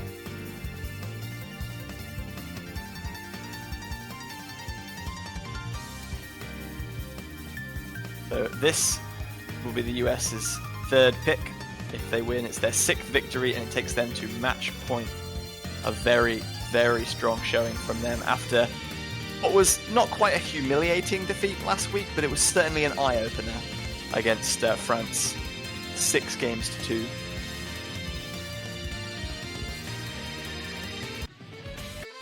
Your terminology of a 32-foot-long pole seems to have confused some people in the Twitch chat, Felix.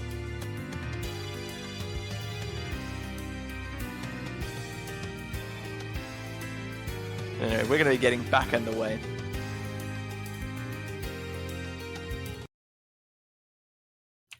Oh, there we go. Ronster having a couple of 11-foot barge poles. Gonna be able to duct tape them up together for me. Wizard.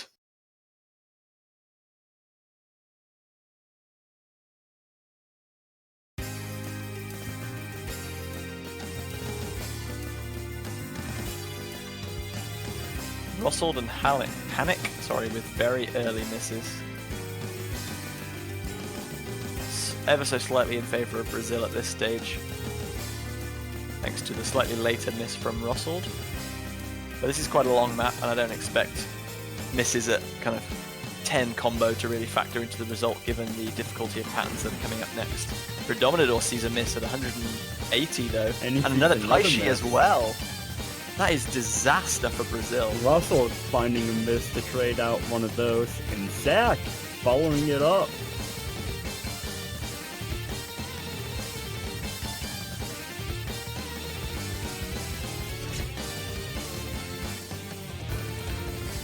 Zach unable to hold on to a combo as he has not hit even 100 yet since breaking. Yeah, we saw Lexi trade with Hanek, and then Taishi dropped as well there. Rossold versus Predominator at this stage. Zach building that combo up a little bit as Predominator sees a drop for Brazil. Everyone on the side of the US now up to that 200 combo mark as Taishi and Hanek have a double miss. Really bad news for Brazil. And the bleeding commences as Hanek finds yet another miss. Taishi finding yet another miss as that score differential just keeps increasing in favor of the US. This seems to be the difference between the two teams at the moment. Neither of them have that rock-solid consistency to set huge combos, but when the US miss, they can refocus and get a good combo back. When Brazil miss, there's almost always more to follow as we see another triple miss from their roster. And it just looks like that entire small part of the section of the map was just brutal on Brazil as they kept finding misses all throughout there.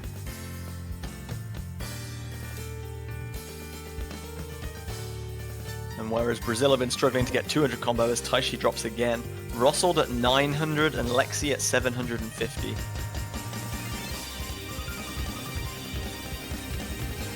Zach is back up to 200 combo now. So the advantage still increasing for the US as Taishi and Hanek see a double miss again. Predominator still trying to keep his team in it. Oh, and he ends up finding a miss. Your curse netting's not bad yourself, my friend. Lexi at 1000 combo, Rossold about to hit 1200. Predominator drops again. Taishi's back up at 200, as is Hanek, but the damage is more than done at this stage. And AJBH, all the cursinating you've been doing, I've been taking notes. Ah, you see, he's learning. The test is next week, yeah? Oh, definitely. Finals week beckons, but it might not be beckoning for Brazil, as they're about to succumb to a third straight defeat. 6th straight game defeat and third, both on their own break and on their opponent's pick. Ooh, this is not looking good. It's well out of their hands now. They need to see a fail from the US in the closing stages. And will Zach get at least 850,000 on this map like Chicken Bible said he wants to, and he will. He has managed.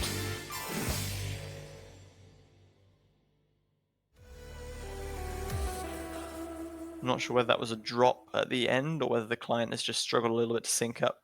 I don't think it would have made a difference. The score differential was just over 300,000, I think. So confident victory for the US. So it's 6-0. Brazil have one chance, one pick to get something, just any kind of smidge of kind of satisfaction out of this match. 1 point on the board. They've lost 3 times on Nomad, I think, and twice on Hidden, 3 times on Hidden.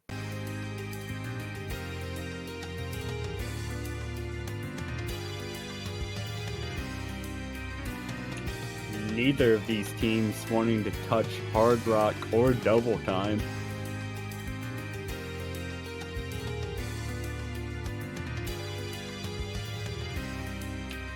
But X-Nando gonna be coming in as we see Predominator dropping out. So Brazil are going to have one last roll of the dice. Still in the Nomad pool. Pick number 4 from them. It's Nomad number 3, Suck Ducks, me and you. Their last chance. In Nomad and Hidden only match. No Hard Rock, no DT. There's going to be some comeback for Brazil to do it from here, but stranger things have happened. Who's predicting 7-6 Brazil, guys?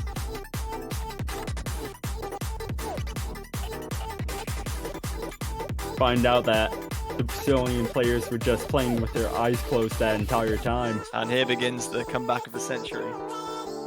I like the optimism.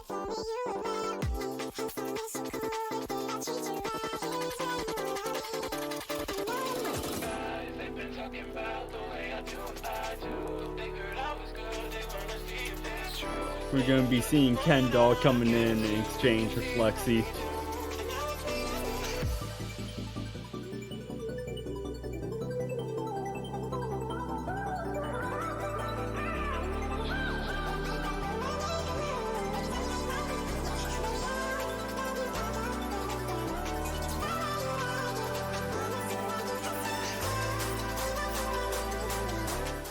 Brazil wishing good luck to the US. The US haven't needed too much good fortune, but it's still great sportsmanship to see. Will we see 7-0, the first sweep of the semifinals, or can Brazil get themselves on the board? They have one chance. Well, it's like I said, JBH, the reason why Brazil is saying good luck to the US is that they were playing with their eyes closed beforehand. They know the reverse sweep is coming. They've just activated Brazil's trap card.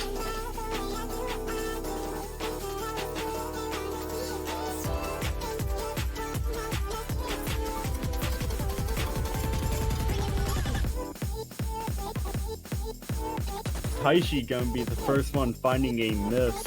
Everyone heads up to that 200 combo mode.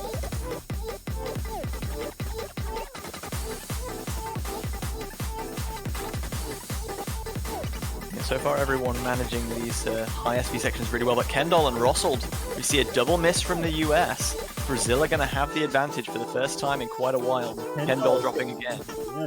And again.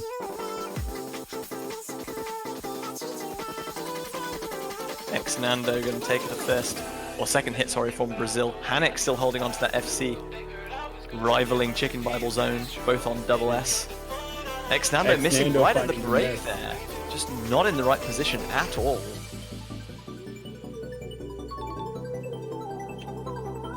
Brazil at the break, being ahead by a tiny amount as we come into the spinner battle.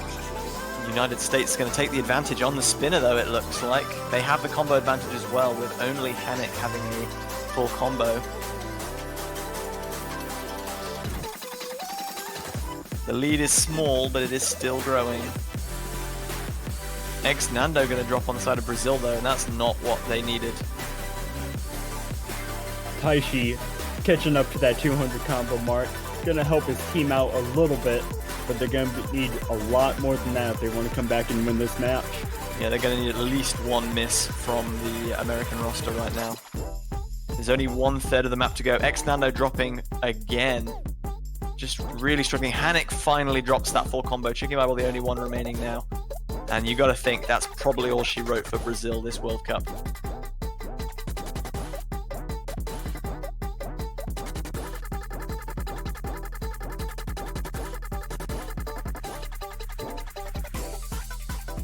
Next, Nando with a few more drops. Taishi dropping again. Panic back up to 200. But the consistency after a shaky start has been on point from the US. Chicken Bible hitting that 1100 combo and still going. About to hit 1200. Taishi dropping for Brazil. Next, Nando dropped again as well. Panic hits just below the 500 combo, but that is going to be a 7th game victory for the US. An SS for Chicken Bible at match point. And it's going to be a convincing 7-0 victory for the US. The US, congratulations to them. They remain in the tournament. They will go on to face Hong Kong tomorrow. Brazil, it's been a great ride from them. I think this is the best performance run they've ever had in a Catch World Cup. But sadly, their run must come to an end. Panic at the end. We're free! Good to see that they're keeping themselves in good spirits. So commiserations to Brazil. They can enjoy a little period of rest whilst the tournament continues. But the US, they have no rest. They have a very daunting task tomorrow, which is Hong Kong. And if you're Brazil, you can't feel too bad about leaving the tournament this far in, making history as the first unseeded team hitting top 12. Yeah, they've performed really well. They should be definitely proud of that performance. And yeah, they lost, but they lost to a great team. Yeah, they lost 7-0, but they put in some spirited performances, and they've had a pretty good run so far this year. From an unseeded team to make it into the top 12, kudos to them, well played. But it's the US that will be carrying the flame onwards.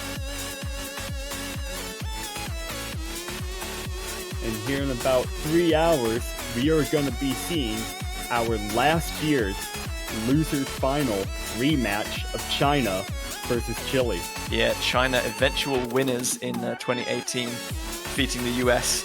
Chile were runners-up, or third place, they say, in that losers bracket final. They're going to have another clash of epic proportions in the winners bracket semi-final this time. And South Korea, who else but South Korea, waits them in that winners bracket final. And that's going to be, as you said, in just about 3 hours from now, I think. So I won't say don't go anywhere, but make sure you're back here in 3 hours, because that one is going to be a killer match. We'll also have the US versus Hong Kong tomorrow, and Philippines versus Mexico after that match. So yeah, some more epic matches coming your way very soon. I'm excited. I'm sure you're excited too, Elix. Oh, you know it. I get to commentate the next match. Woo woo! So we'll be back in 3 hours. You have been awesome. We'll see you all very, very soon. Thank you everyone for joining. Everyone, good to see this match was a bit longer than last time. Y'all take care.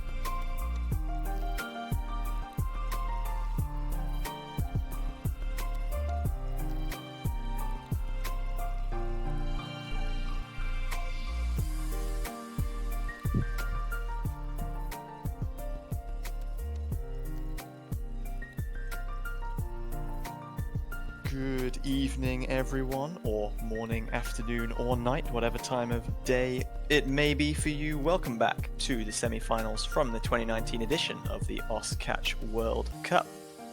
I am JB Hyperion, and I'm on my lonesome right now. I'm expecting Quidjbo to come and join me very shortly.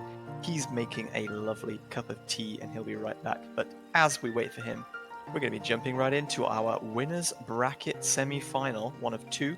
We saw South Korea beat France 7-2 earlier, and this time it's Chile and China, the third place team and the eventual winners of the 2018 edition, going to be fighting it out again this year around. Chile captained by Lion QTXZ, featuring Eldenal, Nico, Nachoel, Arisiel, and Lechuguin.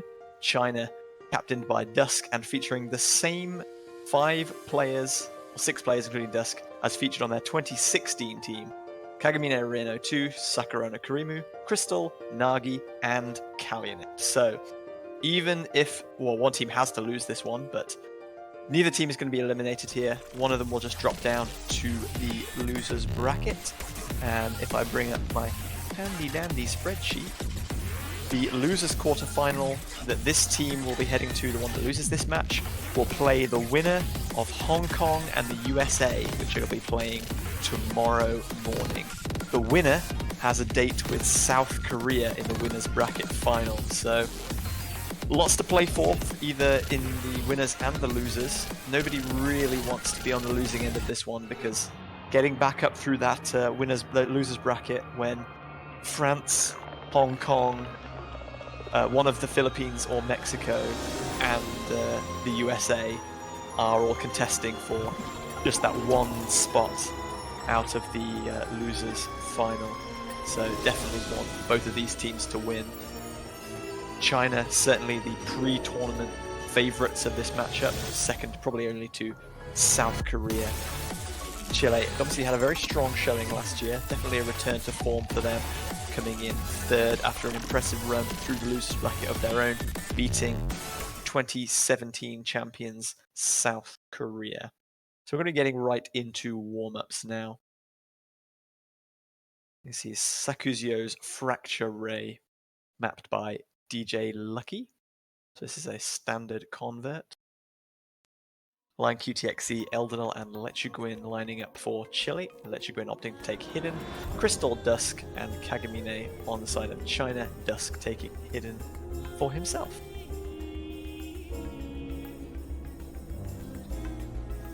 Got lots of wonderful people in the Twitch chat. Hopefully you're all having a fantastic day or evening. Welcome back.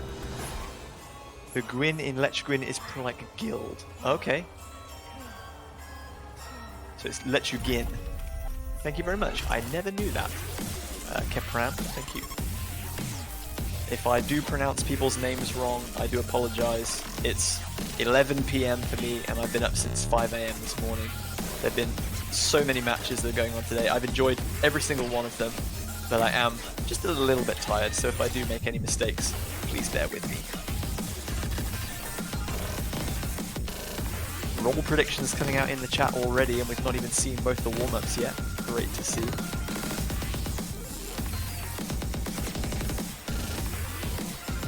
It's a cute way of saying little lettuce. Aww, that's adorable. I'm learning new things every day.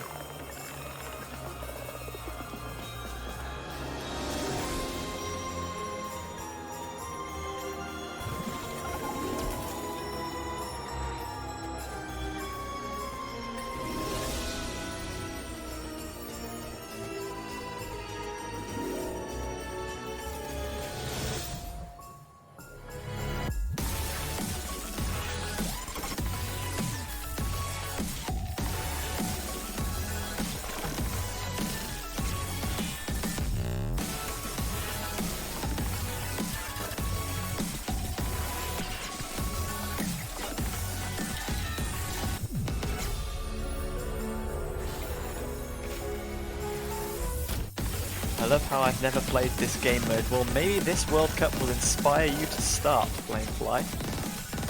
These are obviously some of the best players from around the world. People have been playing this game for, some of them approaching 10 years. But that doesn't mean that maybe you won't be here next year, competing on the grand stage of your own. We're a small community, but a fabulous cute little one. Everybody loves everybody. Or at least I hope they do. And you are more than welcome to join. I would be very grateful to have you. Of course, it's not my game mode. I can't say that you should do this and you can be here, but I'm happy to let anyone know the ropes or give them any advice or feedback they may want. So first warm-up has been concluded. 4 S's on the board, 2 A's. I think China just coming out slightly better of that one. And I have been joined by a man with his tea or maybe cappuccino. I'm not quite sure what he's brewed himself for. Taking a big gulp before he unmutes. Bear with. Fear not, because Juan is here. The day is saved. Yeah. Cappuccino and satay chicken. Ooh. Cappuccino. Is that your lunch? Breakfast. I just got It's out your of bed. Yeah, it's 1 in the afternoon. Breakfast at 1 in the Watch afternoon. USA. Yeah. That's some real style. Woke up to watch the Brazil USA match and then went straight back to bed.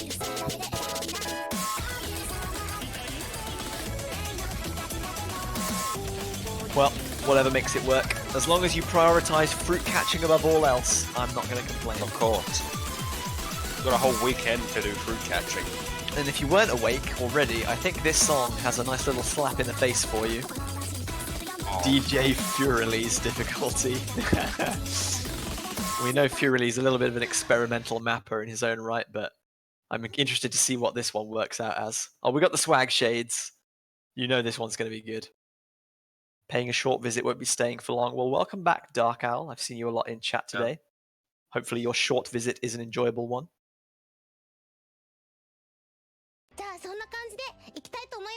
LSD.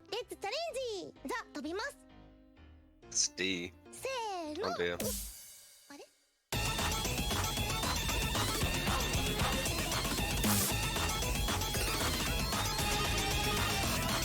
You've only missed a solitary warm-up from the side of Chile, I think.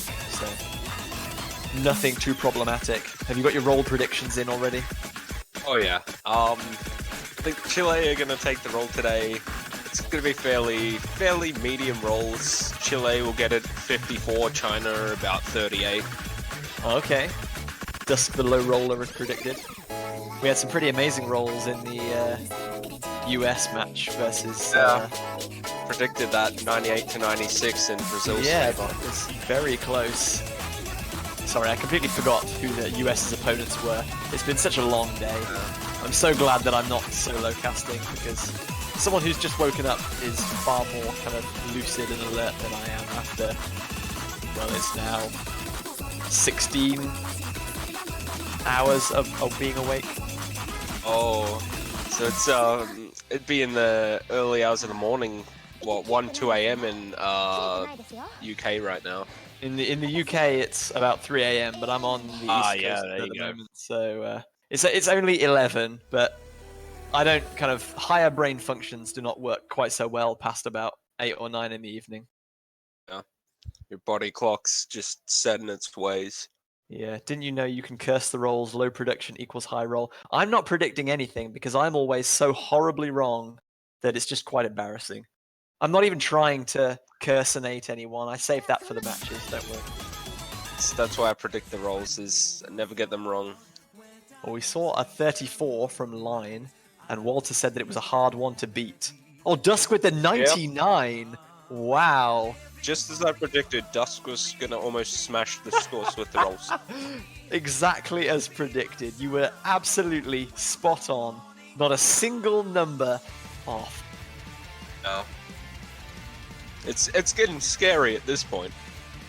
How does this man do it? So that's one of the highest rolls we've seen in the tournament thus far. As you said, we saw 98-96 from Brazil and the US earlier. I'd say that would be the highest. You can't go above 99 with plain rolling, can you? You can get 100? And Yeah, 100 exists. It's a number that exists. I was gonna say, sometimes the roll just spazzes out a bit when you just go roll and then spam it with numbers.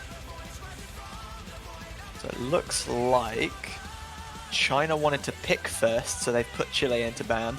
Chile have banned Shoujo Alice Tohaki no wa Genso Concerto from the no-mod pool, the hyper dashless no-mod specific. And China have banned DJ Yoshitaka Evans, the AR8 CS5 hidden pick. China's first pick is going to be Tanaki Toyumi, lots of Japanese voice actors, and then Yonaka Jikaru. This is the AR 10.3 Yume no Himiko map, if I'm not mistaken. Lots of very long buzz sliders, which can get you back up to combo quickly. But if you miss them, you're going to be taking a huge hit to your HP. Naganawa Maria Maekawa Ryoko. I'm glad that someone gave that an attempt. Elex put me into the spotlight earlier. He convinced me that trying to pronounce Portuguese beat map names and songs was a good idea, so I gave it my best shot. And absolutely nobody laughed at me or told me I was completely wrong, so I am now fluent in Portuguese. Yeah, at least pronunciation. Yep, I'm fluent in pronouncing individual single phrase.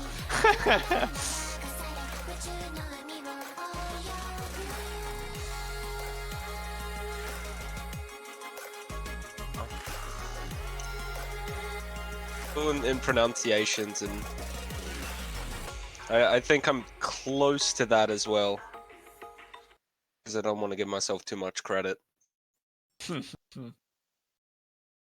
At least not all at once. Now I know a little bit of language here and there.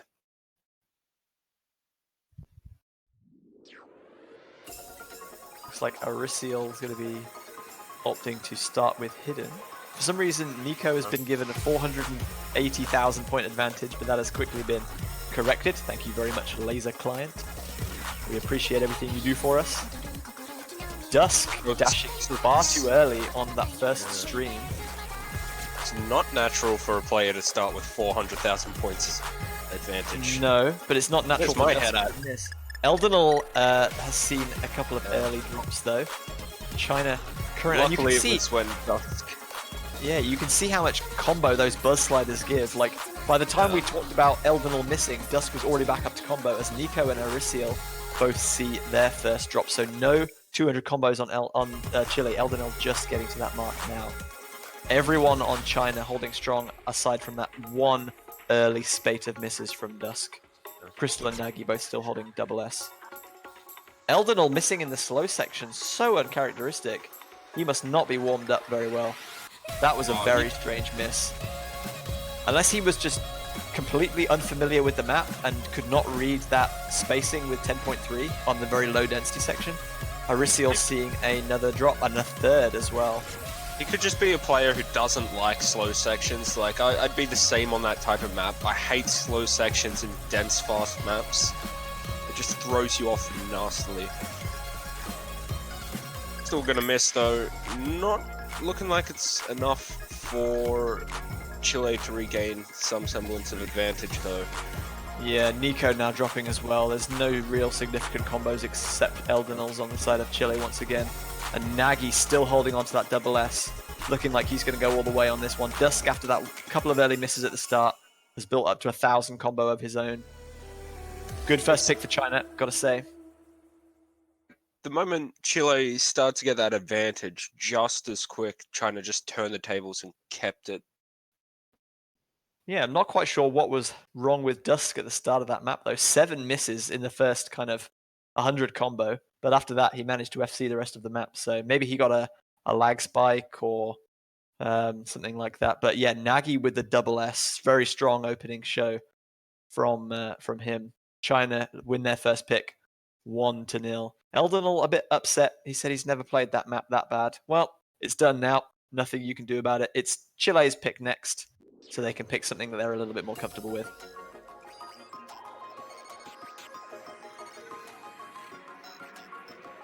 And we'll see what that might be. So obviously 1 no mod ban and 1 hidden ban.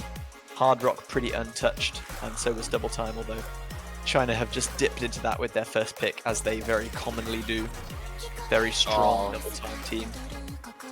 For Chile, what would you be picking right now? Like, it's difficult to say because Chile are a very strong Double Time team in their own regard, but so are China. They're a good hidden team, but so are China. Like, Chile are a team, like, in many ways that are just like China, in that they have a core, kind of common roster that's been to multiple World Cups. All of their players are very competent on all mod pools. They have specialists, they have all-rounders, but for the most part, China just seem to be just a tiny step above them in most regards. So they need to just pick the map that they feel the most comfortable on and roll with it, and hope that China make a little mistake or two, because if you lose your first pick and that's the map that you're most comfortable on, it can be a very rough downhill ride from there. Yeah, so it's a little bit harder when they're both compatible on all the same things. It means Chile doesn't really have any mod pool that they can pull a point or two from comfortably. Of course it works both ways though. China will know that whatever they pick, Chile will be up for the fight for it. There won't be any easy points for them on this, I don't think.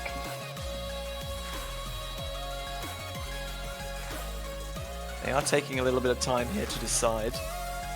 Maybe they had something in mind, but that Double Time pick has convinced them to change their mind. They did pull that first point by 288,000 though, so that is a very convincing win. It's going to be Marionette from the no mod pool. I think this is only the second time we'll have seen this map on stream, courtesy of M-Bomb, my fellow UK mapper. Oh. Get banned in the first game.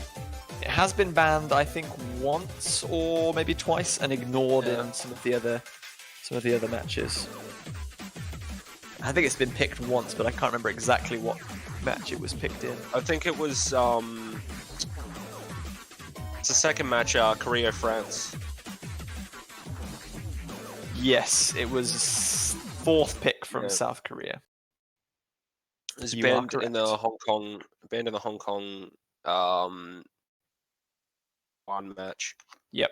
And it was also banned by Philippines in their match against Germany. So it's been banned twice, picked once aside from this game, and it was ignored in the US versus Brazil match.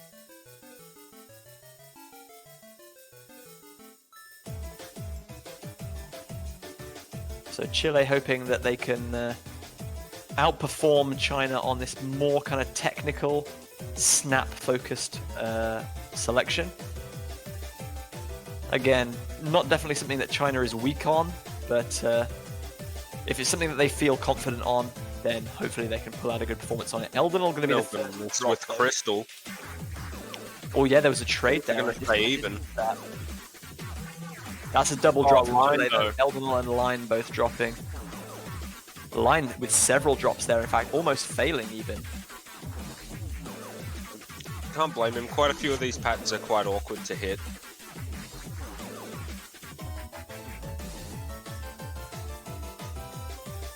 And believe it or not, this is the calm section. Yeah. Jumps though. It's very snappy. Very kind of stop-start focused. Crystal with that early traded miss, but China looking very strong thus far. Dusks does see a drop though, as I mentioned that, but it's traded immediately back by Line. Nagi dropping several notes now. Might be a chance for Chile to come back into this, but the gap is massive, and Arisial and Line have both missed again. Eldenal and Crystal both have over 200 combo as well, so they're just going to negate each other out. Yeah, if anything, China had a very slight advantage still, even at the end there. Yeah. So even though that was Chile's pick, it's still going to be a 240,000 point advantage to China. They take the first break point. It is 2-0 to China, and they're wasting no time. Straight back into the double time pool with my show. We've seen this one prove quite popular thus far. The K-pop selection. It's been picked in every match. It's picked in the first 2 matches that we've seen. It wasn't picked in. No, it was picked in the first 3. Sorry, it wasn't picked in the US versus Brazil, where Hard Rock and Double Time were left completely ignored. But it was picked in all of the previous 3. My apologies.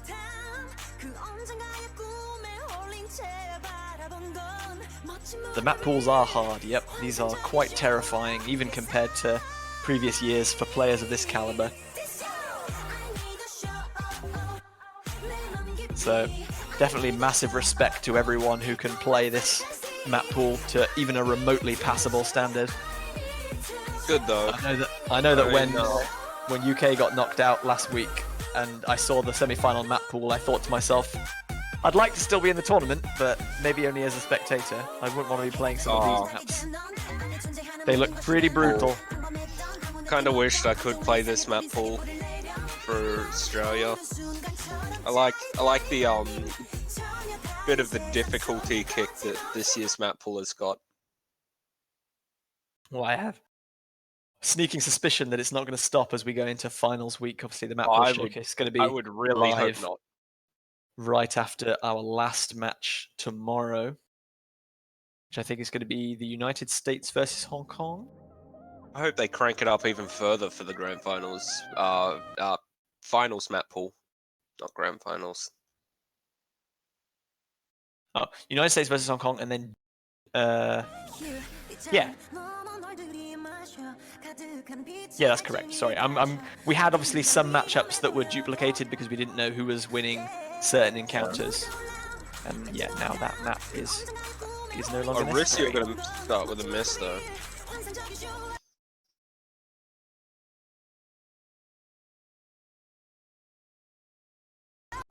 And the client going to start out with just a few struggles of its own. Client missing as well. It's just been. Sorry, go on. I was just gonna say, could just been one of those early misses, get the lead out a bit. Client misses yet again. Crystal with a drop there though, and Nagi as well. This is going to head in Chile's favor. If they can keep these combos for a considerable period of time, they can build up a huge advantage here. Especially seeing as Dusk is the only one with a combo on the China side too. Yeah, aside from that early drop from Arisial, Chile have looked very strong with this pick thus far. Dusk's still holding the double S, but as you said, he's the only player on the Chinese side holding on to that FC. And Crystal and Nagi have missed multiple times now. I think it'll be a large confidence boost for Chile to take a point on China's pick as well. It might give them what they need to pull a few more points. Nico gonna miss though. I think Crystal might be slightly behind the other players. Hopefully he's not disconnecting. Oh dear. Nagi with multiple drops there, almost failing. And Chile are at the break now. They can see they're ahead. Even though Crystal's kind of behind, if we add like 200,000 to his score, I still think that Chile have a significant lead here. Yeah. A very handy advantage. Has Crystal been dropped? Crystal's broken. I think we're resetting. I think he's okay. They bamboozled us.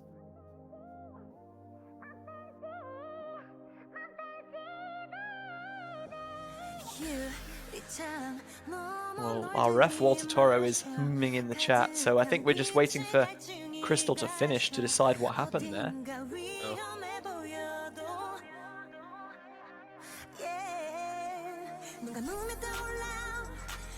I mean, I think Chile had a handy advantage there, but we have no idea what happened in the last kind of third of the map, so... China with 514,000 point lead at the moment. Yeah, we really have no idea what's happened just yet, so please bear with us. Crystal versus no one. Crystal getting a little bit of solo exposure.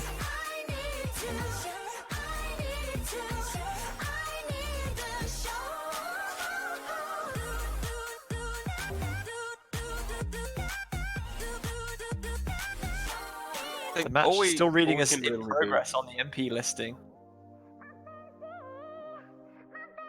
All we can really do is wait for the update.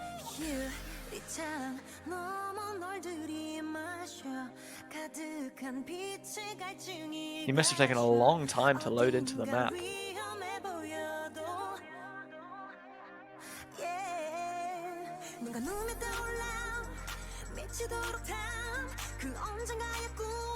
Score is looking quite decent though. It's about to hit 900,000. This one could be close, you know. We have no idea what happened on the No, Chilean. we've got an update. It's like China won the DT point by 4,400 points. The MP listing is take only this showing thing. Crystal Dusk, Arisiel, and Nico as registering. Is that because they left the lobby early, or did 2 players fail or disconnect?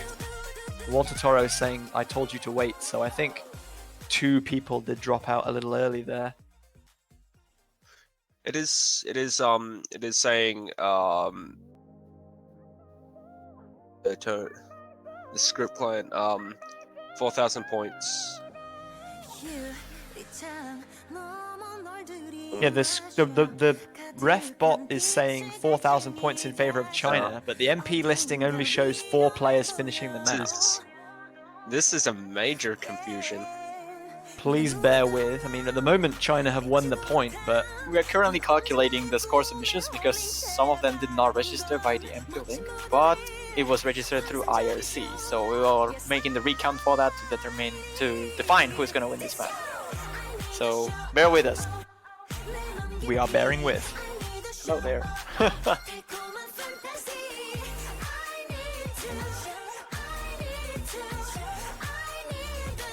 God.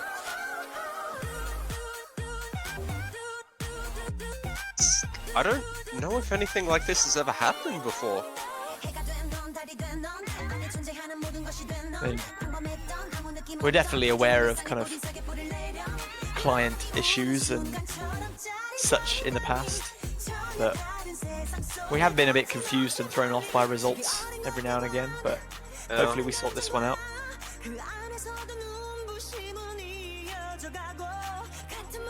The players, I think, are just as confused as we are. Not surprising.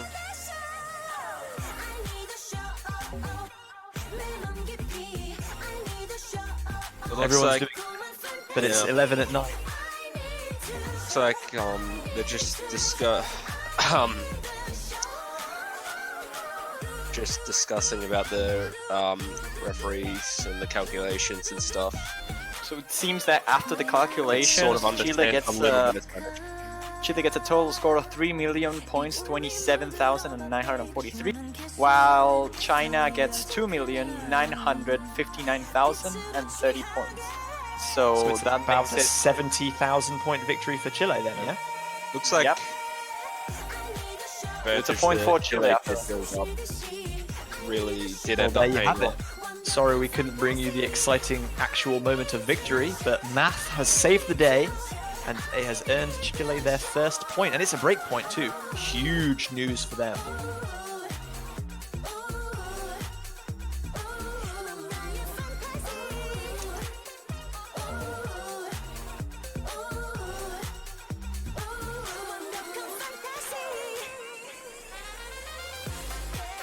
Hopefully, if there's a match that close again, we can actually see it this time. But yeah, Chile have been awarded their point, their rightful point. And I think it is Chile to pick next.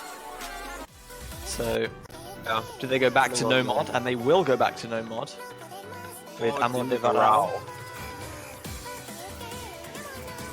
I believe I've seen this. I might have seen this. I did miss Brazil one versus match. But sad. It was banned by Hong Kong in their match against Taiwan. It was banned by South Korea in their match against France. It was picked by Philippines. And it was the first pick by Brazil against the US. Choloco debuting for Team China here. That's a bit more like it. So we've got Callionet and Nacho making their first appearances in this match.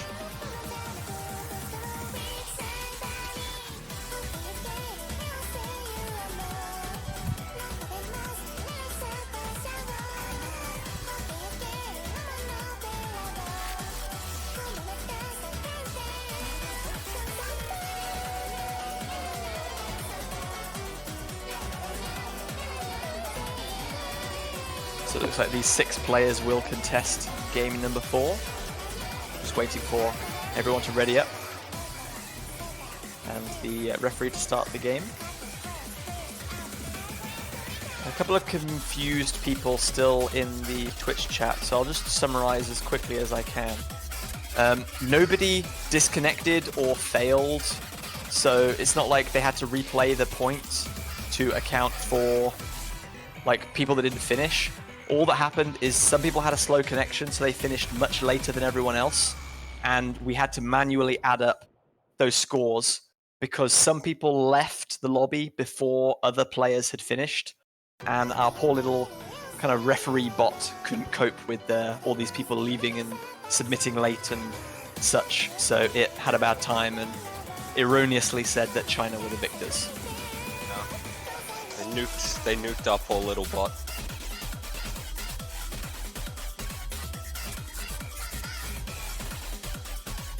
Looks like Crystal having a little bit of trouble actually confirming his participation. Maybe they have to remove him and then re-add him to the tournament client, I'm not sure.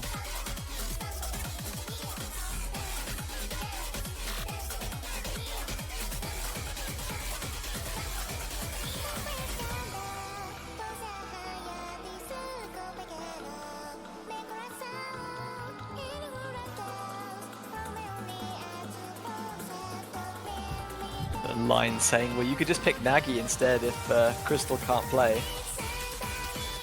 Is valid, but China will obviously want their best roster for whatever map comes up, if at all possible.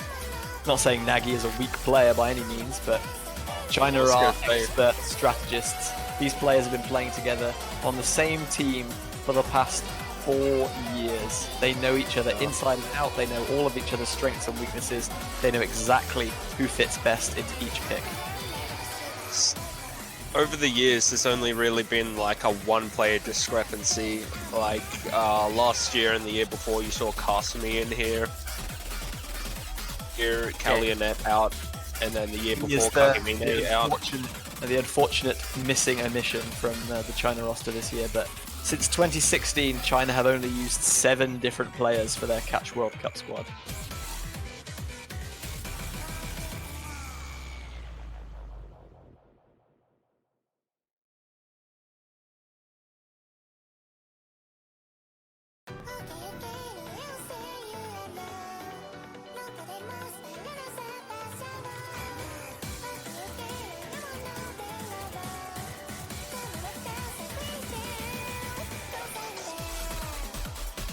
Apparently Crystal is in Japan.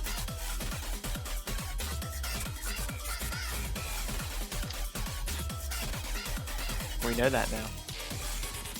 I'm not sure how that helps the situation. Oh. Our organizer Juan is stepping in. He's gonna try a quick fix perhaps. Work some magic.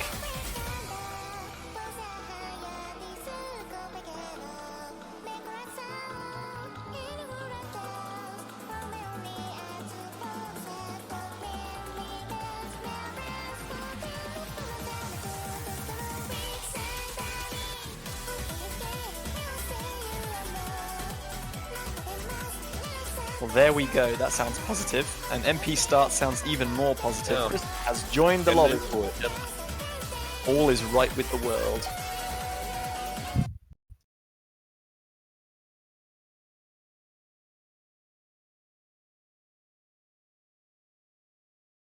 So here we go. Game 4 between Chile and China. This winner's bracket semi-final. Chile 1-2 down. But they have managed to take a break point back from China, and if they win this, it'll be squared up at 2 game wins apiece.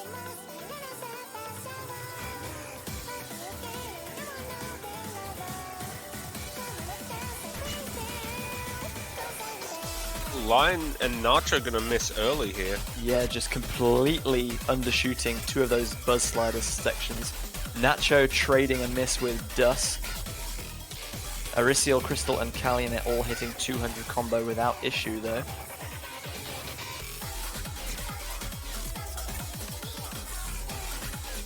Line QTXE just getting back up to 200, but then again, as I say that, Nacho line drop, Crystal and Kalyanet drop, Crystal and Aristiel dropping drop. as well. Everybody's struggling a little bit with this one. 90,000 points to the good for China, but only 1/3 of the map done and dusted. It's the only one with some sort of combo right now. And he's going to be slowly building that advantage. Yeah, everyone's starting to work their way back up now. Hopefully everyone's gonna curb their misses. Apart from Aristiel, who's dropped again. Oh no. Crystal just about to hit 200 combo. Nacho has managed successfully. Kalyanet's back up at 200. But Aristiel's got to do all that work all over again. Yeah, and then hope for China to drop later on as well. And Aristiel dropping hard there as well. Looked like he missed the screen jump. Gonna miss as Big well. drop there from Nacho and Dusk trading. Nacho L with a couple of drops. Double drop from both sides. Nacho, Lion, Crystal, and Kalyanet all dropping. Aristiel has the a only tiny combo combo that- advantage over Dusk, but there isn't enough left of the map, I think. There's And still Chile- 200,000 point difference. Yeah, Chile are gonna have their pick broken once again. China back to 2 games up. It's 3-1. Not good news for Chile.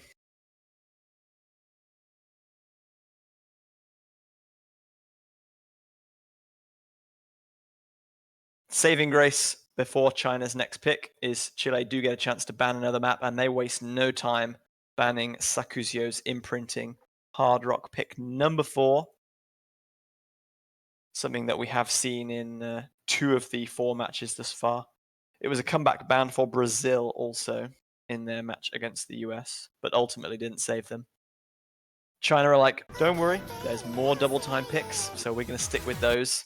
Even though it's currently 1 apiece in double time, they're going to go for DT number 4, Touch Music Circle's Reiko Third Desire.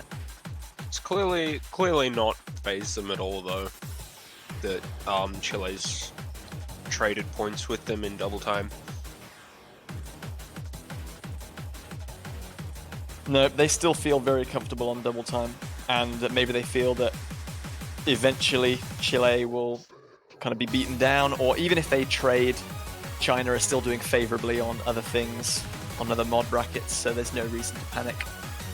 Let's just stick with what they're most comfortable to.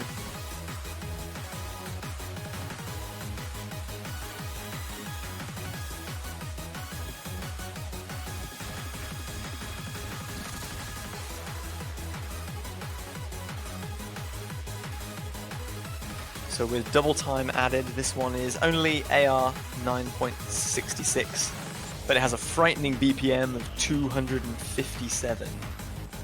I believe neither roster has fully shown itself yet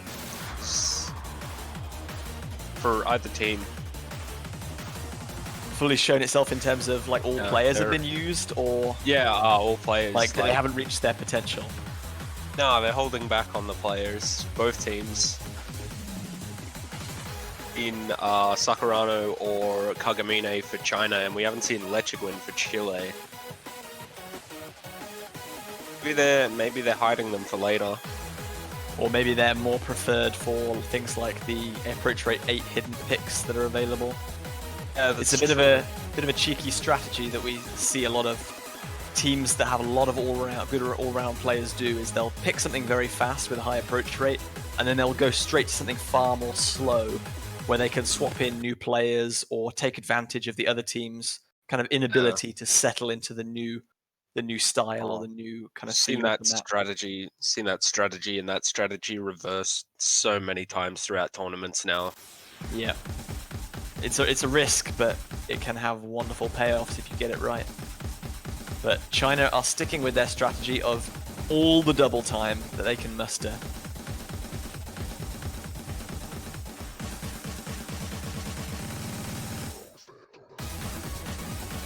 Aristiel missing on that buzz slider, and you can tell he's annoyed with that one. He just slightly overbalanced and wasn't able to catch them all in the center of that plate. Like he's not the only one to miss though. Dusk No. missing, and now Elnell missing. Yeah, trade there.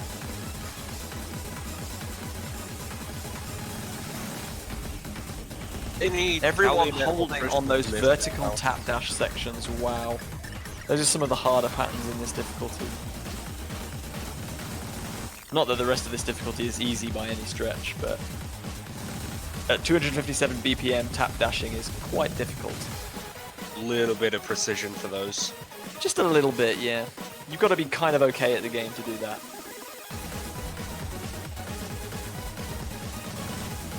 Eldenal with another drop there. Not be surprised to see some underdashing for that.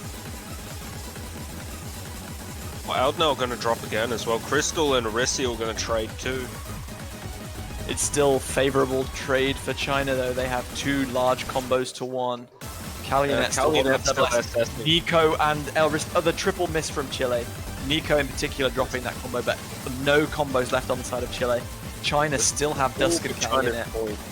And we're going to see if Kalionet will finish with the SS here.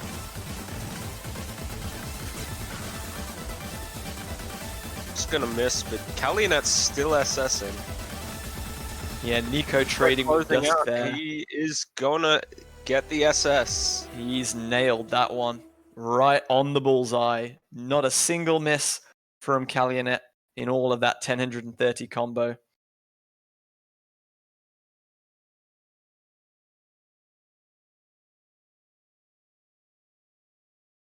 That's what I call a hype play. And you can tell he's even a little bit surprised by it. It's 4-1 to China, but Chile get the next pick. Oh. They haven't won one of their own picks yet. They've only been able to win a break point from DT against China. Do they stick with no mods still? They're going to assume that the last double time pick will be chosen for them by China. Honestly, I'd be looking at picking Hidden at this point, or Hard Rock. I haven't seen anyone pick or play these yet, so it might be something that they'd want to look to explore, maybe. Well, you think that any of the 3 remaining no mod picks, Chile would have to feel super confident on it if they wanted to beat China. China have looked like maybe giving a little bit of an opportunity early, but after like the first 200 combo, they very rarely seem to miss. Chile ain't going to pick me and you. I was just about to continue that by saying that if there was any no mod pick they were supremely confident on, wouldn't they have picked it before the 2 no mods they've already picked? This is like their 3rd choice no mod map. And they still think they can out-consistency China. I'm not convinced this is the best strategy, but we'll see. Depends on strategy. Sometimes you're not even thinking about what you're picking, you just pick something, even if it's not your strongest pick. You will sometimes like pick your strongest pick just at random or later in the game, just not even thinking about it. When you need a shot in the arm. A little injection of hope. When you pick it, then when you pick that one confident pick, everyone gets a 6-way FC and you get outspun for the point. Oof. I don't think too many people will be seeing 6-way FCs in this map Yeah, pool, definitely not on this stage. It'd be pretty hype if they did. It'd be heartbreaking though, as well, The team if you're that the lost, losing yeah. team. I mean, we have seen some victories by single spinners or single droplets even.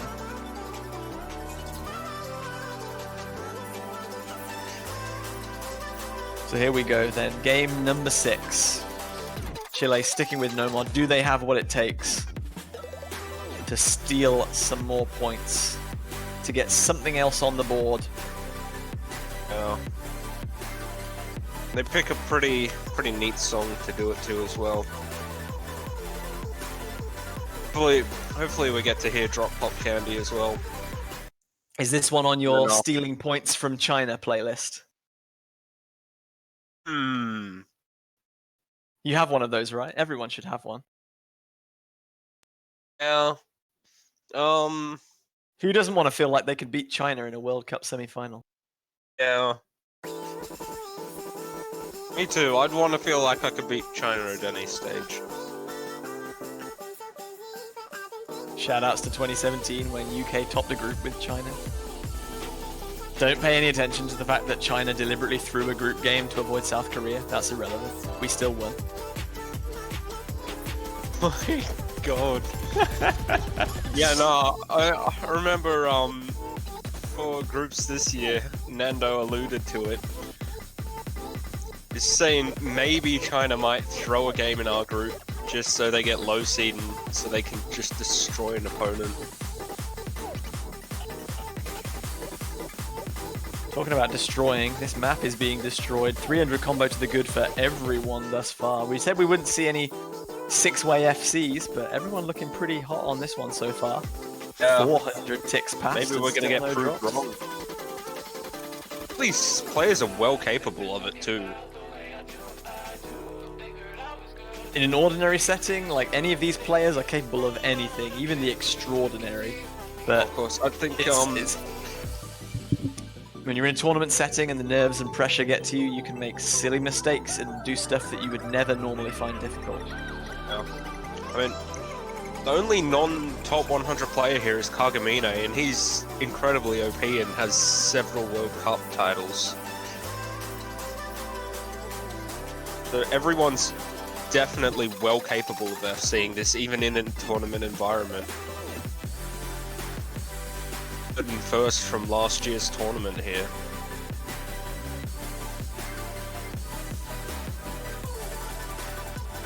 Everyone powering through this high slider velocity section.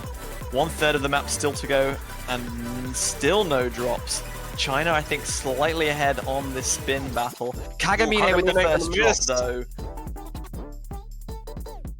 Can Chile hold on? There is not too much left of the map, only 1/4 to go. Will that one drop decide it? But line drops. Ooh, that's gonna bring things a lot closer. Got a This is lot quite of support tense. for Chile in the chat too. People are This is a praying. dense map, and line's going to miss again. Oh, no, China are going Line. to take the advantage back here.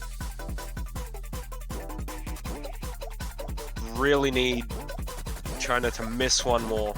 We're still seeing 4 double S's, but at the moment, China are Oh, holding. There's no. a double set from Chile. Aristio. That's absolutely not what they needed.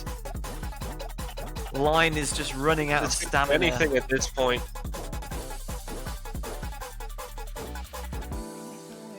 And Dusk did miss towards the end there, but Crystal and Eldnell, from the looks of things, both SSing. Like, honestly, I know we have to have a winner and a loser, but can we just say that was a staggering performance from everyone in that match?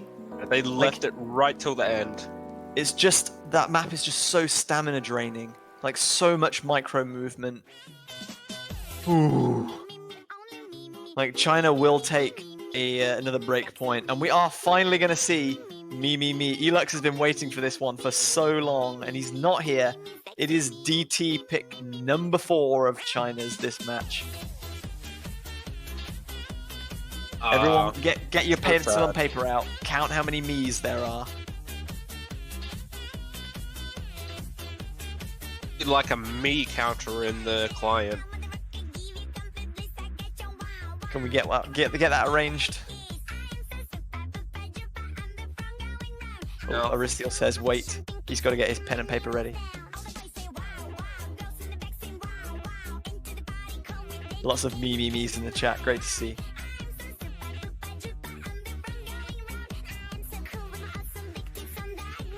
Had a lot of support for Chile before. Now we've got the press for China in the chat as well. Outstanding. So much love for both these teams, and they are putting on an absolute masterful show. I know the scoreline says 5-1 at the moment, and it doesn't seem all that close, but both of these teams have looked so unbelievably strong. It's such a relief that this is a winner's bracket match, because neither of these teams deserves to go home based on the strength of this performance at the moment.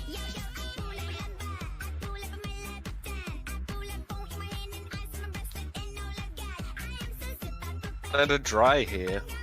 Yeah, there's no water on offer. I've got nothing but caffeine. And in my fridge, all I have is milk and Jack Daniels.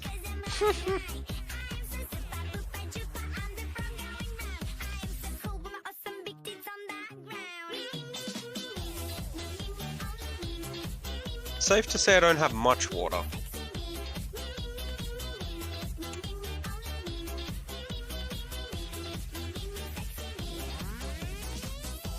case. Who needs water when you have fruit? That's got all the water and vitamins you need. So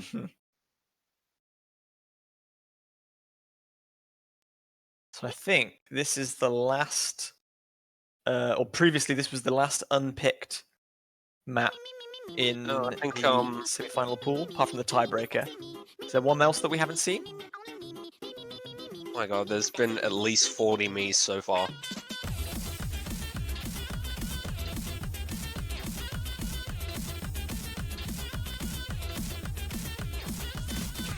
Kagamine and Crystal with a double miss early from China. Eldnil fake missing. As you can see, his name Flash, but he's still got that full combo. Oh, That now is an he's actual gonna real miss, miss. though, and so is Nico's. Nico missing again. That advantage is again rapidly deteriorating. Kagamine, Rin, and Crystal both just about hitting 200 combo now. Eldonal and Nico have 100 to go. Almost reminiscent of the start of the Hong Kong-Taiwan game. One team would miss early, and then they would FC the rest of the map and bring back the victory. Oh.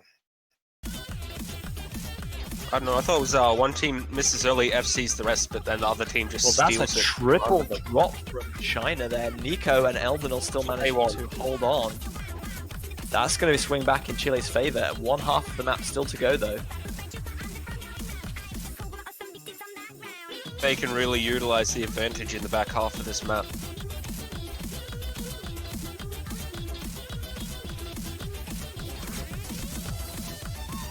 Oh, Nico missing hard. Doricio Yeah, gonna but miss. Crystal and Kagamine Crystal. trading as well, yeah. It's still Eldonal versus Dusk right now, and the advantage is firmly in Chile's favor. But that's going to be a double drop from Chile to only one on the side of China. Things are looking quite close at the moment. Kagamine both missing together as well. Things are not changing right now, and it's quite tense as they're closing out the map, but it looks like Chile will keep this. So it's going to be about a 35,000 point victory, yeah. Like, China could have crept up on that one a little further. Was the map a bit longer? Crystal did have the 200 combo. Arisiel did not.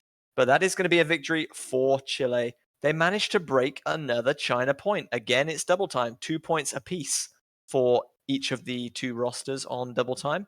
And that's Vamoose gone. No more double time left in this match. Most double time.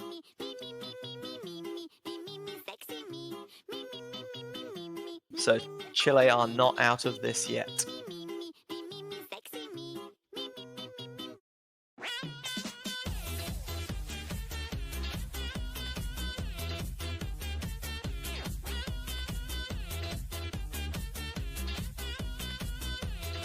There you go, your wish is being granted, Quijibo. Line QTXZ saying Chile are going to pick Drop Pop Andy. Hey, there we go.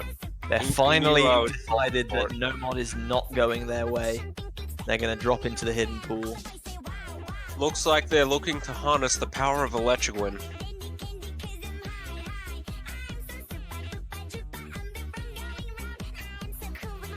Will we see China's 6th player, though? Will we see Sakurano?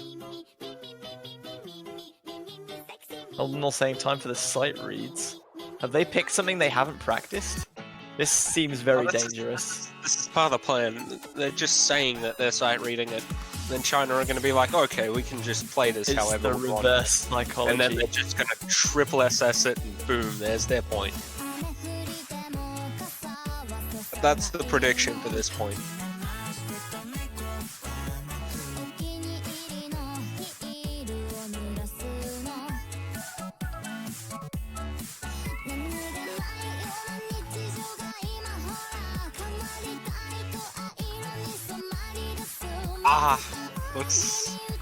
Looks like one who wanted to see Drop Pop Candy played. It would appear that Chicken Bible also wanted to see it played as well. It is his map, so I'm not surprised about that one. This is my map, everyone go hype it, he says. Add some hit sounds, you doof.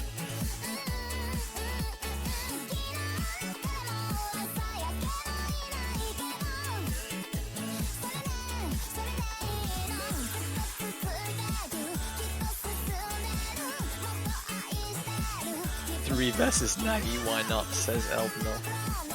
Yeah. China do need a third player now that Dusk has joined in.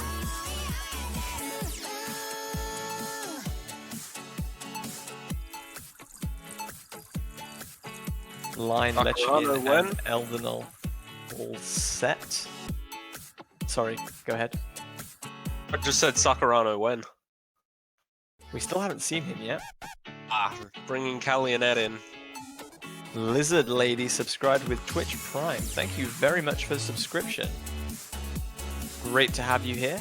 Welcome to OS Live.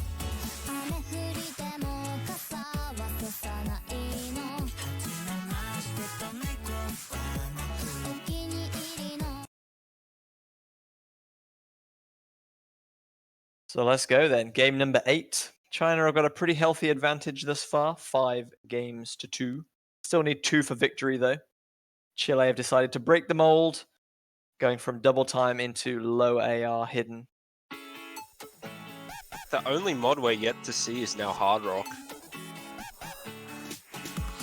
Chicken Bible with 5 bits for 5 Dusk misses. Ooh. Okay, what if he misses 10 times? You can donate 5 more? Yeah, I'm thinking the same thing right there. Calling him out, man. This is a dangerous game. Claims right now.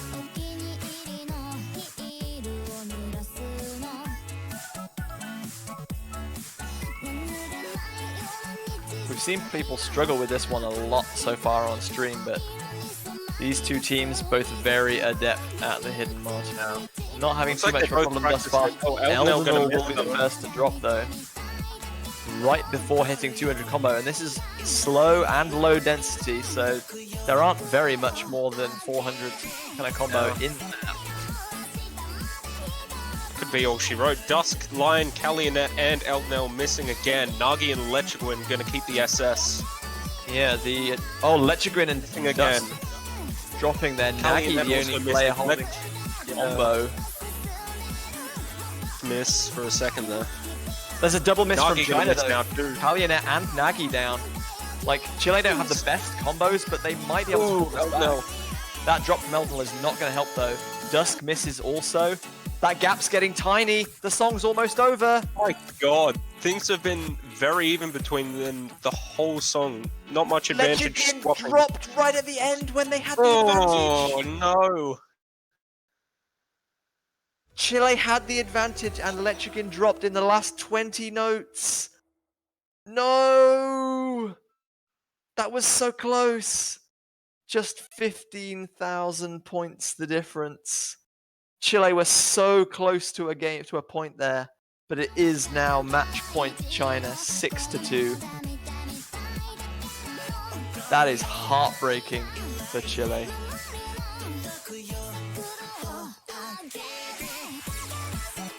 It looked settled after that Dusk miss right at the end, but there was another twist in the tail, unfortunately. The timing of the miss is so important.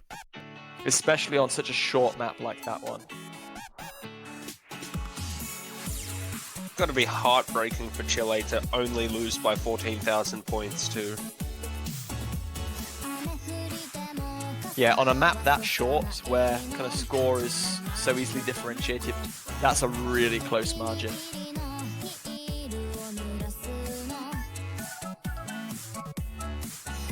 So China now have the chance to serve out the match, but they got to do it away from double time. They have no double time picks left.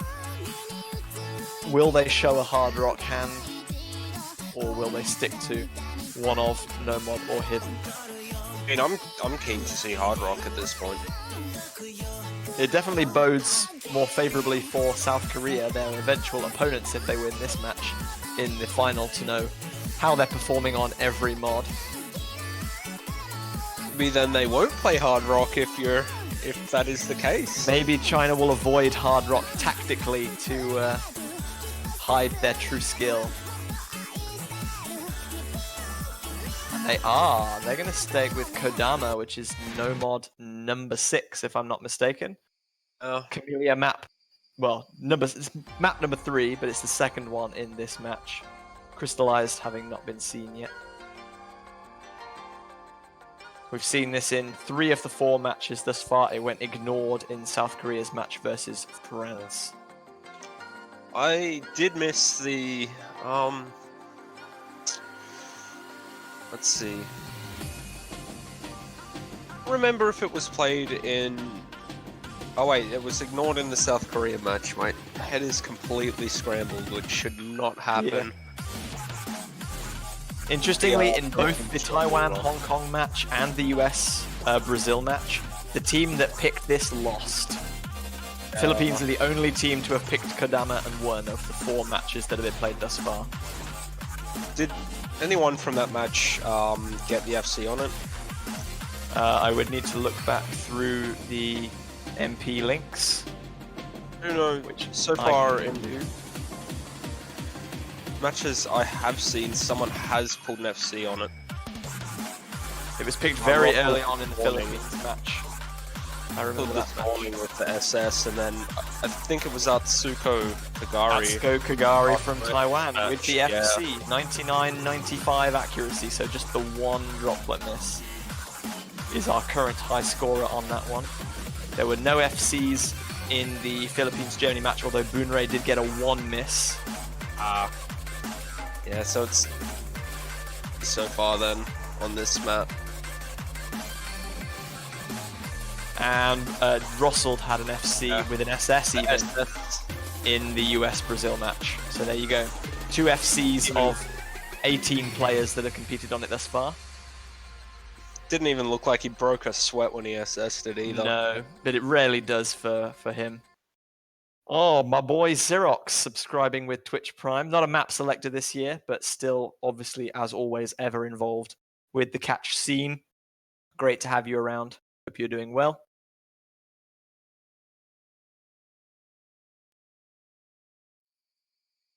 Game number 9. Chile got a bit of a deficit to overcome if they want to get to a tiebreaker here. China looking to serve out for their 7th and final point that will take them to the winners bracket final. And another match with South Korea awaits if they can claim 1 more point.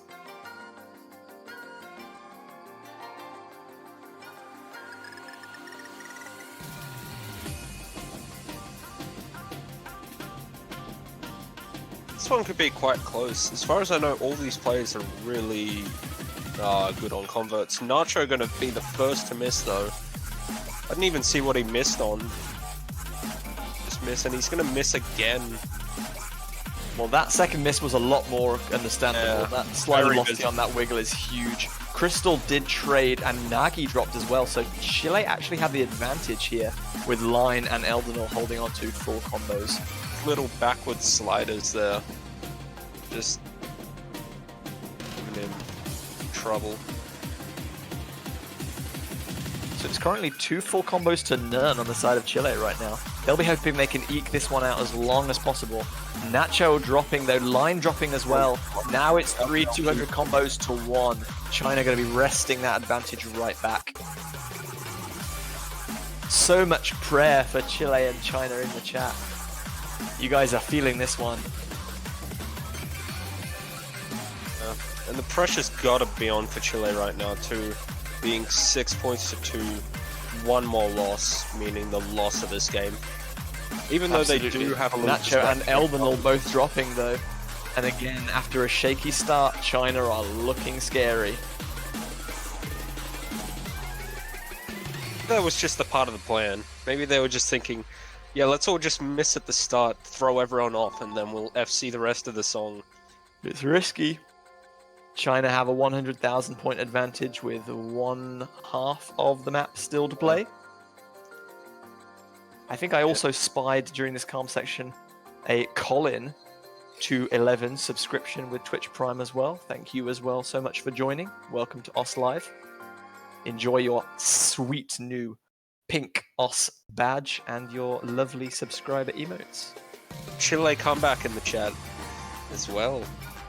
Well, they have all the combos necessary, but they need to see a miss from someone or some all from the China roster right now. Yeah. 100,000 points is not an advantage that's going to be overturned with just 1 or 2 misses. All 6 of China to miss right now. All 6? three not playing probably won't register too much of a score issue. Yeah.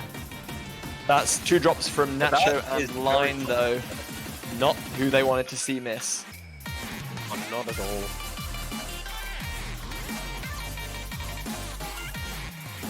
What China really need to do now is finish the map. Lead has hit a point where they're just too far ahead and there's not enough time left for Chile to do anything now. Well, they don't know that their advantage has grown even larger, so they just have to focus on performing. Back into this map is not really in terms of trouble. It might be a bit missable, but definitely not all that failable. Especially not to teams like this.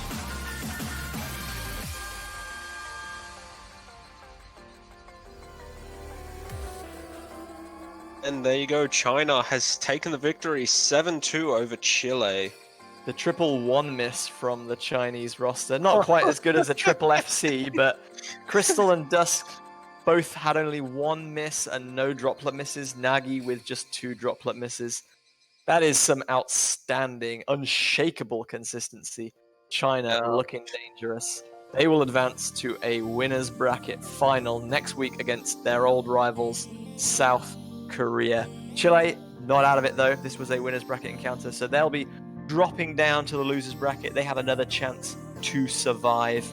And whoever is awaiting them is going to be the winner of Hong Kong versus USA, which we're going to see tomorrow, I think. Old rivalry never dies. Can't think of any World Cups that I've seen where China and Korea have not faced off. I'm trying to think back to 2016. Did China and South Korea face each other? Indonesia were the other participants in that final. Oh, I'm not sure where South Korea placed in that one. South Korea have a weird habit of like dominating a year and then really underperform. Not like really underperforming. Like they still make it to semifinals or finals week or whatever, but by their lofty standards. last year, I think it was a lot attributed to the roster changes.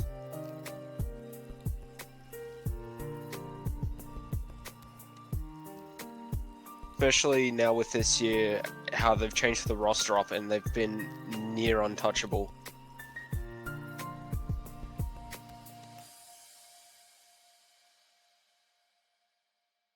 So I think if all is well, we're going to be jumping into a losers bracket encounter between Philippines and Mexico in just a second. And note that both this match and the next one, USA versus Hong Kong, are kind of our second losers bracket round matches of the weekend. So both of these matches, all four of these teams have already won a losers bracket match thus far. Philippines victorious 7-4 over Germany. Mexico 7-0 over Finland in a win by default. Very sad to see that.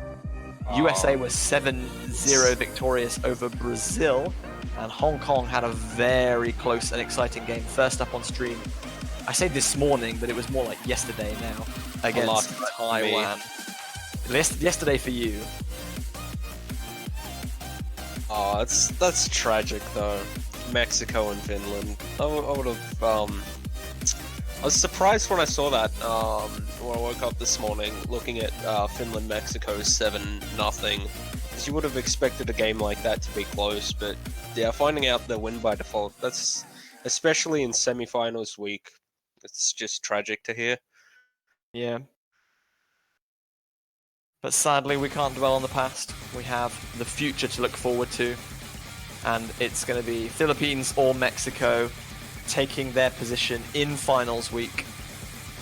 Both of these teams looking to make finals week, I think, for the first time. But France awaits them in a losers bracket quarter-final.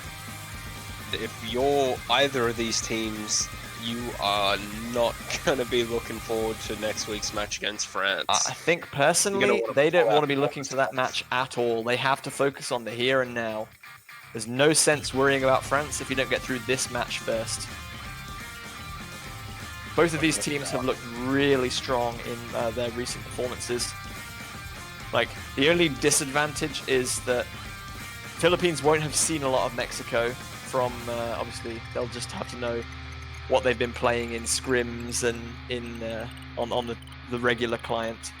Mexico have a lot of data to go on from that 7-4 victory over Germany, which hopefully they've been able to strategize with.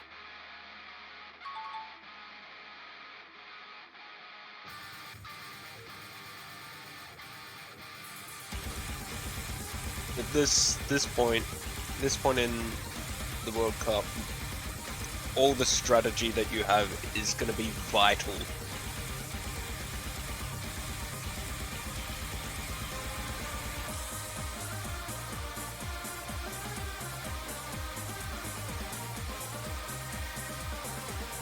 Given that this is a Bunray map, I have to assume this is Philippines warm-up.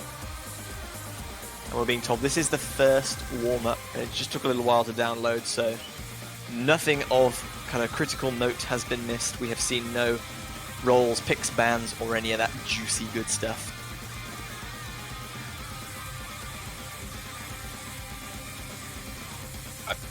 So rolls, here's what I'm thinking. Mexico are going to take the rolls by... Will be another it will be an intermediate roll this time. It'll be 51 to Mexico, 42 to Philippines. I thought you were going to go 51-49 there. Oh, not that close now. Well, we'll see if you're correct. Oh, Puffbuck's got the same idea as you. He says 54 and 43. Yeah, He's stolen your idea.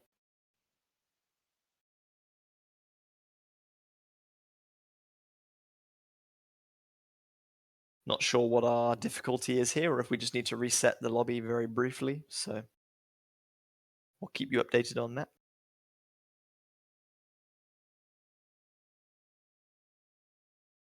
But even if it does take a little bit of time to get back into, we still haven't seen Mexico's warm-up just yet, so hopefully we can get back into that at the very least before rolls, picks, bans, and the actual matches. See some good memes. Well, Philippines looked like a fairly serious warm-up on their part, which we haven't seen thus far from them. They're gonna use a Old AXS Grand Finals map. Amazing break.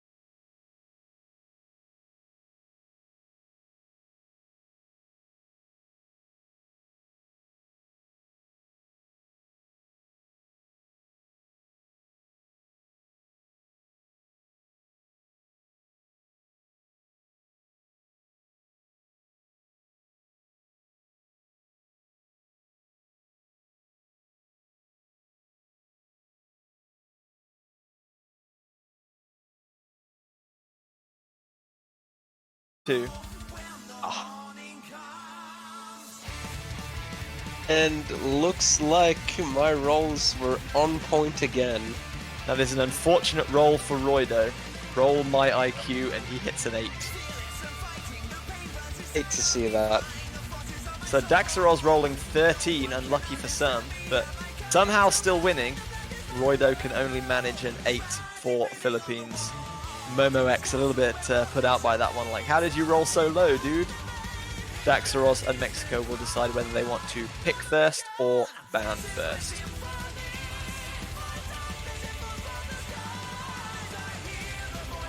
They're going to pick first, so we'll see Philippines first ban. Philippines have been quite content to ban first and pick second throughout the tournament thus far, so I don't suppose they'll be too bothered by that.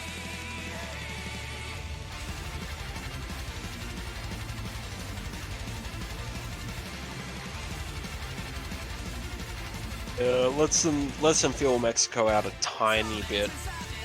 Not well, in comparison to how Mexico for Philippines, like for what information on Philippines Mexico has, but it's better than nothing, honestly. Philippines is going to be taking Grief and Malice, Hard Rock 1 off the table. So no Kias in this match. Obviously Mexico have shown pretty good strength on Hard Rock throughout the tournament thus far. Philippines definitely no slouches on Hard Rock, but Mexico proving a little bit too risky to go up against on Hard Rock pool. Mexico saying they don't want anything to do with Evans, the AR8 hidden pick, and that's a good selection because Philippines do have some good and especially low AR hidden players.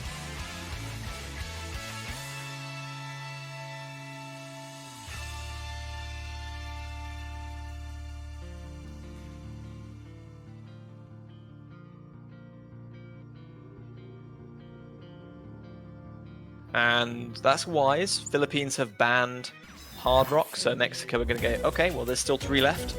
We're going to pick it. Imprinting is going to be their first pick, Hard Rock number 4.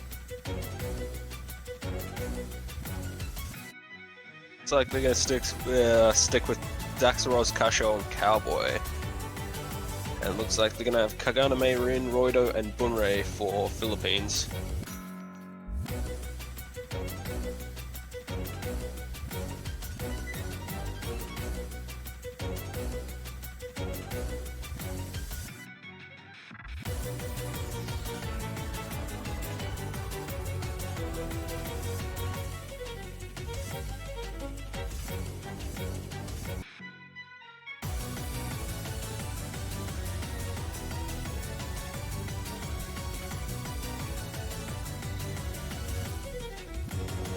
Looking like Chalucha's going to be jumping in instead of Cowboy on the side of Mexico here, though.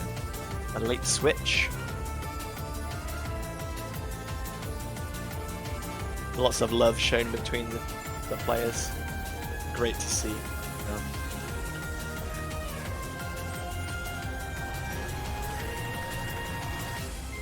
Can't have high-flying wrestling without Lucha.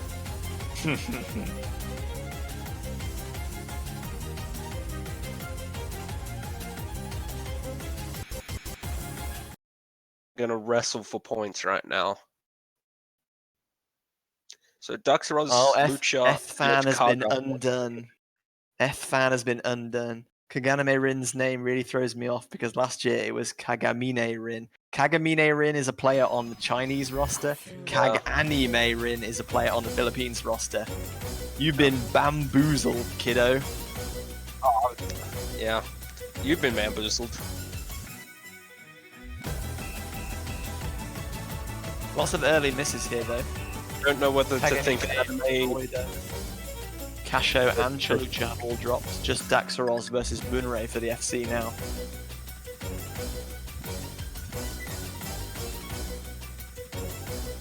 Mexico with a slight advantage on account of Kaganime Rin's extra misses, but trades with Kasho there. Quite a bit there too. This miss isn't going to be too detrimental in comparison to Kaga's. Yeah, that name. I don't know whether to think Kagamine Anime or... Oh, what the heck happened to Daxaros? He's like completely stopped moving. Oh my god. That is absolutely not good. Like, we did see a triple miss there. Everyone missed aside, even Bunrei has missed now, but like, Mexico are hemorrhaging points here. They cannot possibly win like this. What the heck has happened to him? Oh. First time this year, if this is a technical error for the player. Had players fall out due to broken keyboards and stuff. You'd hate to see it in a World Cup too. Well, maybe this is just Tawny Client lagging out up again, but usually when we see the Tawny Client failing to keep up with a player, it doesn't register misses and the notes just kind of silently glide past them as if the catcher isn't even there. We are definitely seeing catches and misses here. A broken keyboard would stop a catcher dead in its tracks. He is immediately like disconnected from the tournament server at the end of that map. I have no idea what happened there, but I think it would have been very close had whatever happened to Daxarols not happened. We're still waiting to work out what happened there. Was that a disconnect? Was that just a break? Was that Osu? I mean, surely it wouldn't have been a disconnect. He was in there the whole time, and his screen would have gone before that happened. Mm-hmm. Yeah. All we know right now is that we think he failed, but we have no idea why his catcher just completely stopped moving. Yeah. I mean, like something like a keyboard or something. That would be twice that's happened in the catch tournament this year, and twice a hardware issue has occurred on tournament. As I think it was group stage around a 16 for the standard World Cup. Ukti's tablet pen just broke on him in the middle of a pick. Yeah, you hate to see it happen. Hopefully find out a little bit more later in the match, but that's not good news for Mexico because I reckon they were not guaranteed to win that one, but they did have a lead. Unfortunately, we must continue on though, so that counts as a break point for Philippines, and they will get to pick next.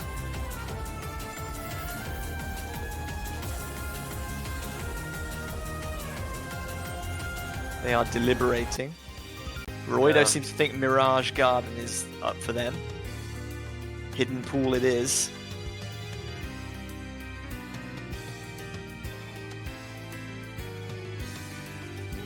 We have not actually seen Daxaros since then.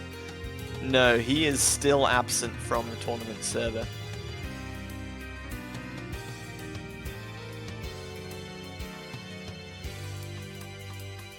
Actually worried because if it was external, yeah, it could be anything external really.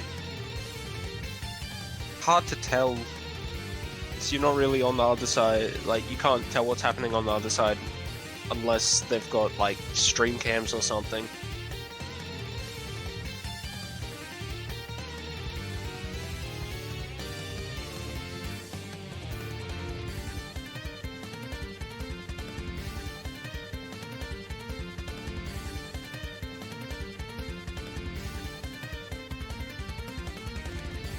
Roido saying the first part is too hard and you need luck. Well, maybe luck is on their side. Maybe they'll just have to get good and FC the map. Catch all the fruits, dude. It's easy. Yeah. Just don't miss. You're missing. Just don't. Looks like Firu is gonna join for Mexico. So it's gonna be Lucha, Cowboy, and Firu.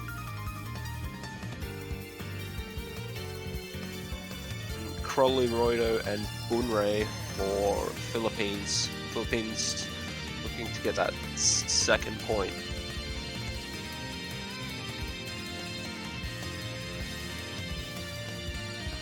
Yeah, it is good news for both these teams at least that they have very deep rosters that people can take over if anyone is unable or unwilling to compete on most mod pools. Firu stepping in for Mexico. As we said, Crowley also jumping in for the Philippines. Just gotta hope Mexico aren't too faced by the loss of Daxaros at this point. Game, like if they get into a bad mindset early game, it's really gonna hurt them throughout the match. Yep.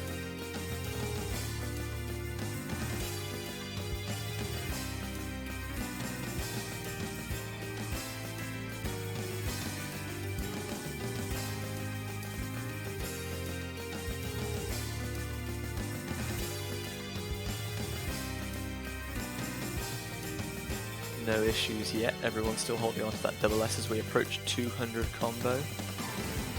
It's about... Oh no, Roido with an early break there. Crowley and Roido dropping again, and Firu as well. And Chalucha on the side of Mexico. Actually, very even trade there. Dropping a lot. Bunrei gonna miss with Roido too. Yeah, Cowboy's still holding on to that SS, but just as I say that, he drops. He's on point today. Crowley now has the dominant combo, and it's on the side of PH. That advantage is going to swing back to them as Chalucha misses again. But now Crowley finally drops. Has he done enough to give his team an advantage? It's a very tiny lead at this stage. And luckily for them, when Lucha dropped, Firu dropped, and Firu dropped again now. And drops once more. Firu's struggling a bit on a couple of these patterns. Yeah, Crowley up to 200 combo, so Philippines maxing out their score difference now. Cowboy drops as well. Chalucha, the only large combo on the side of Mexico. That gap is going to be increasing.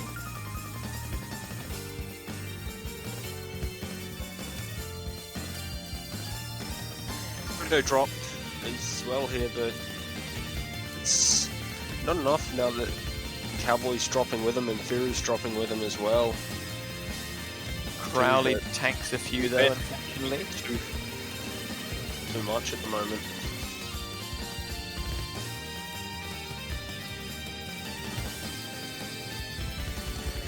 Halfway, so there is still a little bit of time to come back, but they're really going to need something massive at this point to get back in this second half.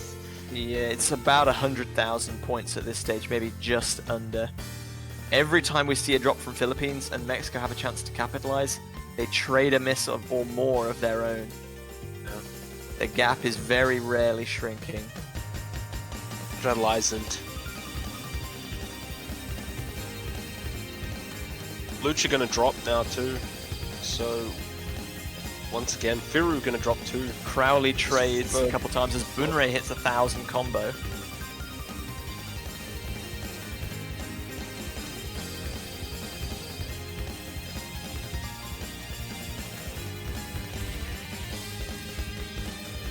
Roido gonna drop, but this traded back almost immediately by Chalucha. Bunrei finally drops after hitting about 1,200 combo.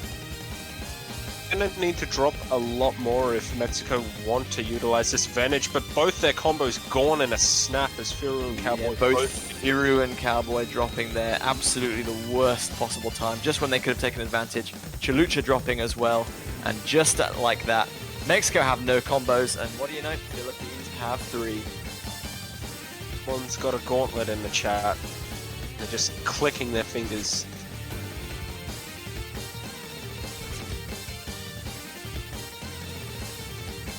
Moving half the world's combos.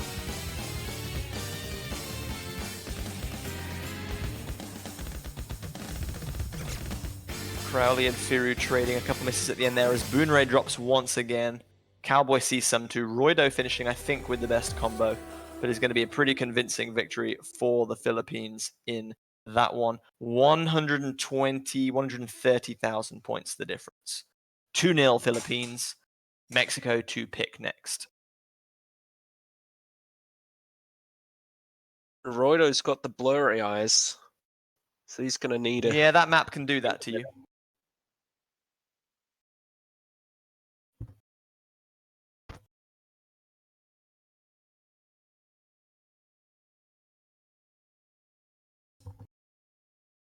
Yeah, very impressive. Bunrei almost making it to that 1,200 combo before having A little bit of a struggle towards the end. It is first 2-7, so it is best of 13 Neko Bro. So Philippines have 5 more wins to take. Mexico still got to get themselves on the board. And Crowley just telling Bunray to drink coffee, bro, but Bunray gets the jitters with coffee. It doesn't have none. I mean, that a brother doesn't have coffee.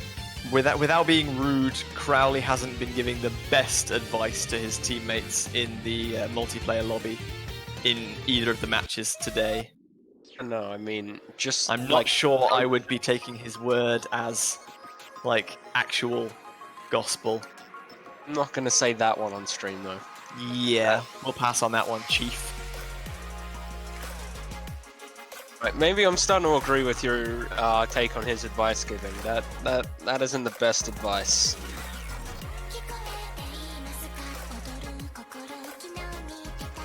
So if Blurry Eyes was the case on Hidden, Mexico are going to say, well, okay, how does AR 10.3 sound? You like buzz sliders at that BPM and approach rate?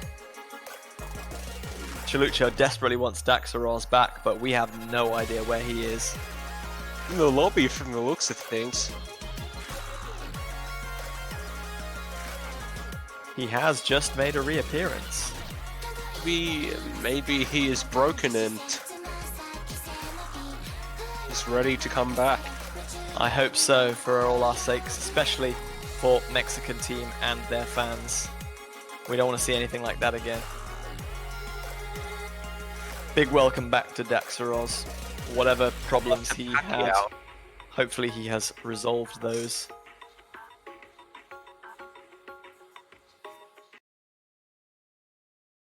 Like we're going to start on Yunaka Jikaru.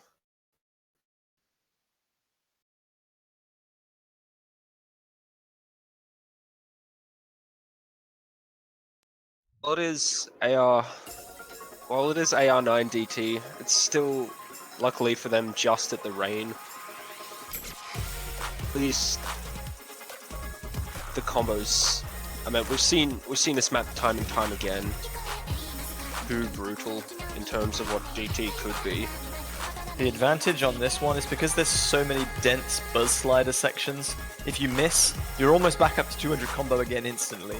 So it doesn't feel like you lost that much ground. Mexico do have the advantage here after Kaganime dropped a little bit at the start. Also, Bunray missed slightly at the start as well. Cowboy and Daxaros did see some misses as Cowboy and Kaganime trade there, but they were slightly earlier overall.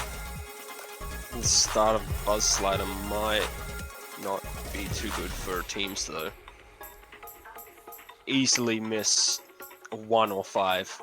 That's a very strange miss from Cowboy in this slower section, just not adapting to that very low density. And I think Philippines are going to very slowly take the lead back here.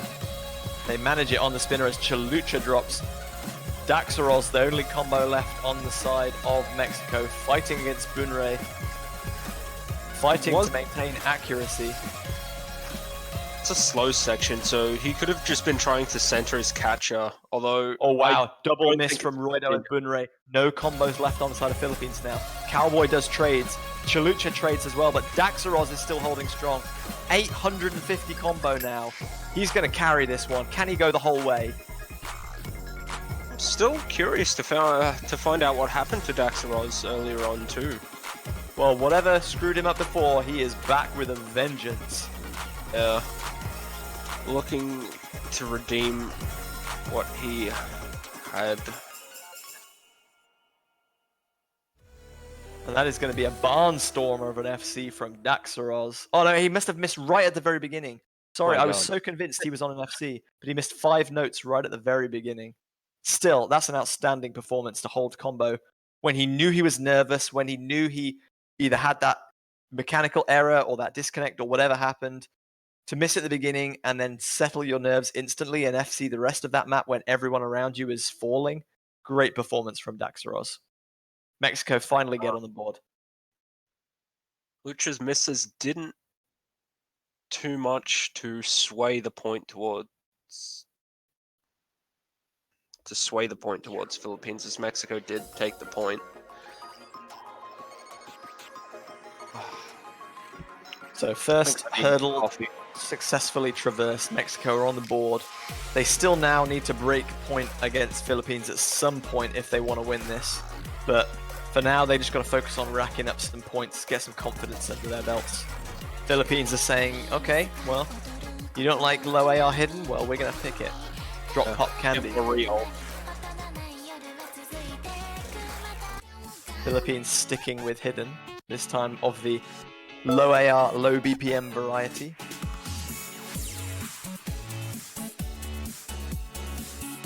But I think this is the only low AR hidden pick available after Mexico banned Evans.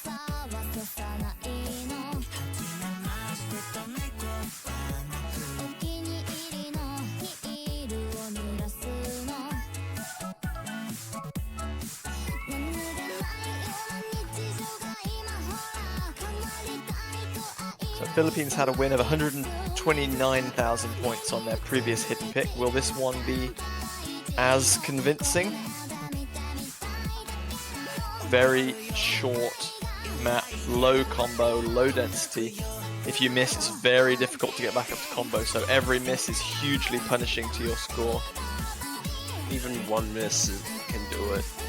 And last game we saw, and when Chile were thought to have had it in the bag, that one miss from Lecheguin at the last moment swayed it back to China. Yeah. Hopefully don't see anything quite so tragic as that.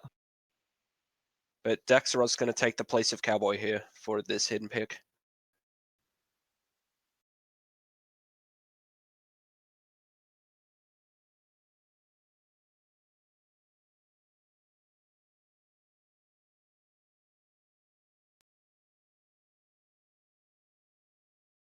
Just waiting for all players to sync up.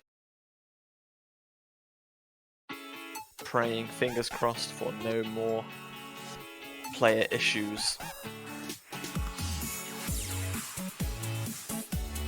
Daxaroz with a couple of early drops there. And Chalucha down even earlier as well. I must have missed that one. We're going to miss as well. Firu dropped as well, so no game. No combos, 4 combos left on the side of Mexico. Daxaroz dropping once again. And you can see that even after like such early misses, Philippines already have a nearly 200,000 point lead. Yeah. You really can see the logarithmic scaling on that score V2. The closer you are to 0, the more score you're missing out on. And at the moment, Mexico cannot get away from that big 0. They want to be anywhere else right now, but they just keep finding themselves back there again and again. All of their players under 30 combo now. This is going to be a massacre. Even though Roido and Crowley both missed, they've set up such a huge advantage. Runray dropping as well, but the damage is well and truly done already. Even now, they've just put in the work early, and now they get to clock off.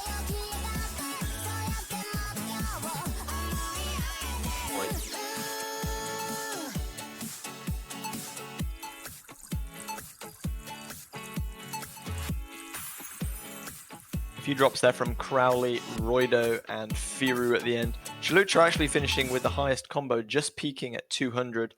But unfortunately, all the damage was done in the first kind of third of the map there. Mexico just never managed to get going. Firu only managing 83 combo as his max. And there you see, like 700k, 760k, 900k from Bunrei. Not like outstanding scores on a normal map, but game winning here. Oh, no doubt. And Firu going just under 600,000 there. Very costly. The combo just really held him down.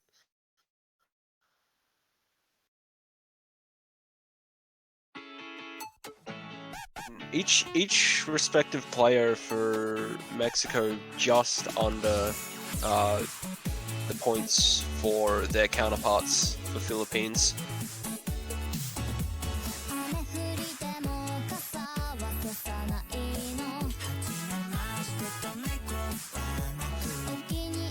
So Mexico should get another ban here, if I'm not mistaken. Philippines have made it to 3 game points. Yeah, most Osu tourneys do use Chalong. It's a very handy service to have for one-on-one tournaments or team tournaments.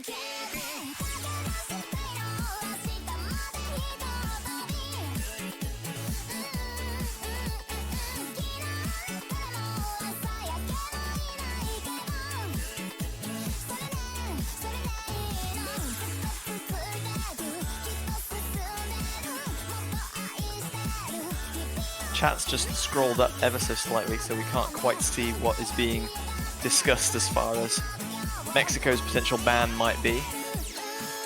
There's a lot gone on there, and we're not quite sure exactly what has been banned. First Mexico bans about. They're going to ban Alt Mirabelle, Hidden One, I think.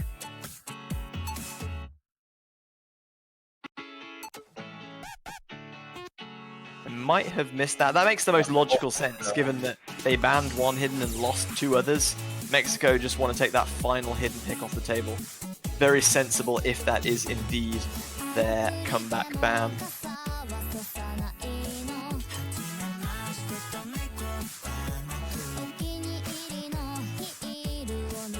And it'll be Mexico to pick again next. So they've gotten rid of hidden, they don't have to worry about that anymore.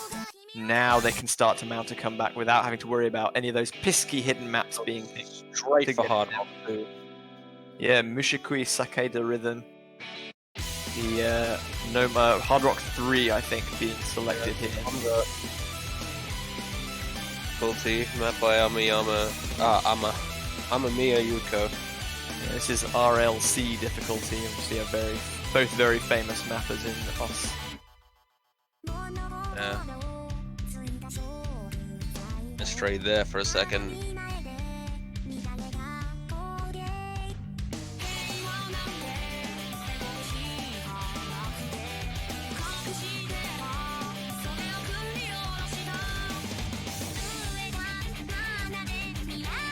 Just refreshing our lovely chat. Stay hydrated, Twitch chat, says Bunri. Very good advice. Roido says time to sight read again. I mean, I'm not sure you can sight read this after you've already played it in a previous match, Roido, but okay. I mean, you have to read it with your sight, so I'd say he's not technically wrong. Oh, here we go. Yeah, here we go. Let's get me the chalkboard. Sight read V2. Okay, Roido. Sight read V2. Let's go. What did he get in the previous match? Let's find out. Knockout stages results. Philippines versus Germany. Let's see what score he got, and if he doesn't beat it this time, I'm going to call him out. Okay. You know what? Scrolling down. Mushikui Sakeda Rhythm. Roido, 6 miss, 974,000. Let's see what you can do, big man. No, this is your fight, not mine. Roido gonna miss the start. I don't know whether that's a curse-tentate or whether he just got nervous after being called out. Kagane missing several times. Looks like we've got half hidden hard rock, half hard rock here to Daxaros and Lucha for Mexico and Kaganame for Philippines. Roido gonna miss again. That's what is. So far, this is looking like a very smart pick by Mexico. Philippines not able to keep up with this one at all. All of their players just struggling to make it to 100 combo now. I think Mexico are still on a triple FC at this point. Only 1/3 of the map gone, obviously, but definitely building a huge early lead.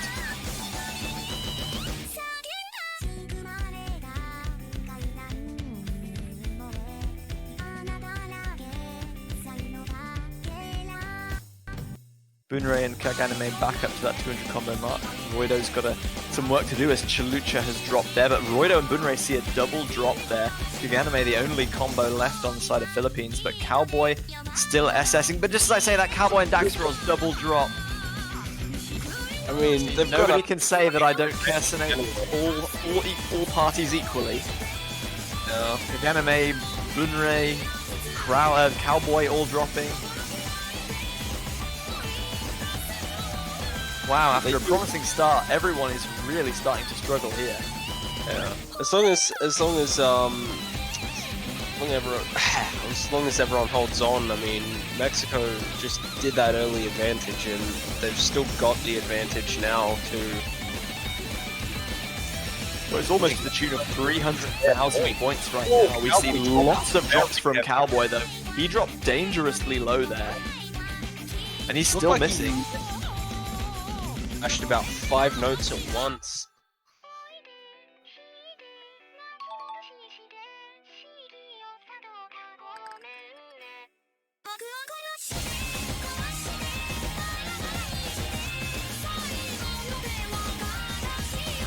Bunrei sees the drop.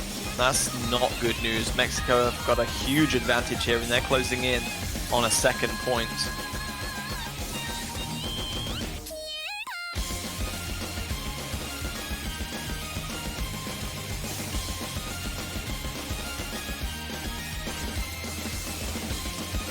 Three great combos finishing this off for Mexico. As long as they can keep it together, this point is theirs to lose.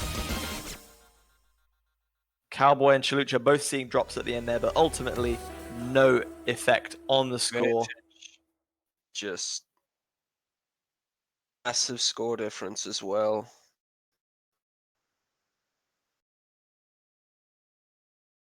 Roido saying his sight read yesterday was better. Yeah, 38,000 point difference. Yeah, definitely a huge victory there for Mexico. And that's great news because that's like a pool that hasn't really been touched that much so far. So whilst Philippines have used up 2 hidden picks securing their victories, Mexico know they have an empty or like an open pool to work with for Hard Rock to secure some more points of their own if their victories are anything like as convincing as that one. The only thing is, Philippines do have a chance to ban one Hard Rock once Mexico hit their 3rd point. This is true, but first, Philippines will definitely not be picking Hard Rock because it is their selection next.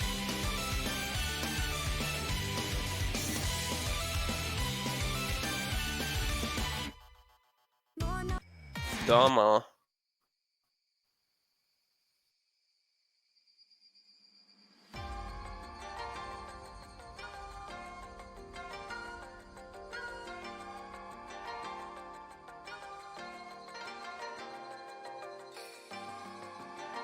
Camellia World Cup, yes indeed. First Camellia from this match in particular. Yeah. Chalucha dropping out, Casho coming in. Kielzu jumping on board for the Philippines. Who's going to be Mexico's 3rd player? Did jump out as well. So I think they might just be trying to figure it out. True.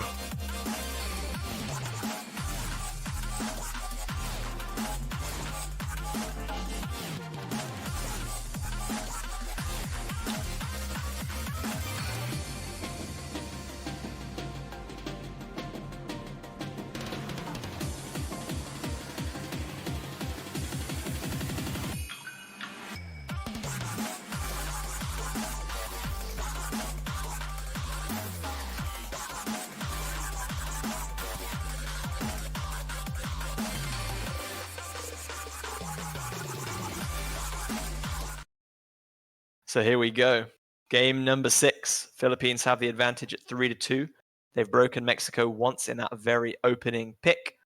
Can they keep an advantage of 2 games in hand, or can Mexico break back for an even score?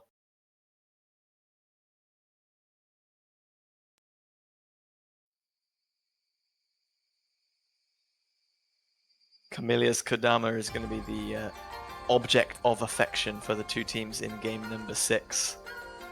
Yeah.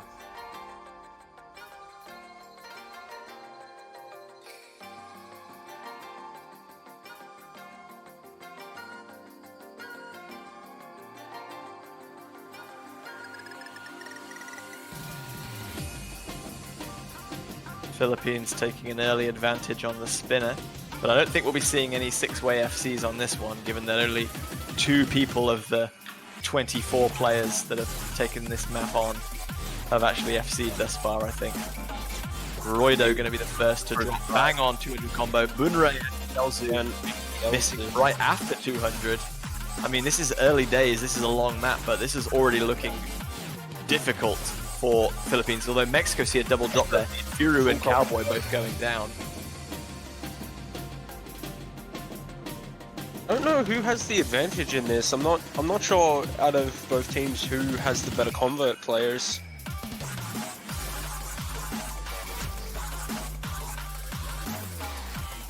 At the moment, it's looking like Mexico are doing a little bit better. Yeah, most of that is down to Kasho, who's been holding that full combo since the beginning. We saw a drop from Firu and a trade with Bunrei as well, so that gap is holding pretty steady, if not ever so slightly increasing in Mexico's favor. But it's only about 40,000 points, but Kasho finds the miss. Really big, especially as Bunrei. And that's a triple miss from Mexico. That is a massive miss. And Roido gonna miss, but now Kielzu is doing the same for Mexico as Kasho was up. Doing the same for Philippines as Kasho was doing for Mexico, sorry. And there's 6,000 points in it. Mexico got lucky there. They saw a triple drop, but it was followed closely by Bunrei to Roido and Roido before the gap could get much bigger. Kielzu is the difference maker here, but Mexico have a very slight combo advantage. All 3 of their players are above Bunrei and Roido's combo. This is going to be so close when they all hit 200 combo again. On the flip side, oh yeah, Kasho about to hit that 200 combo as well.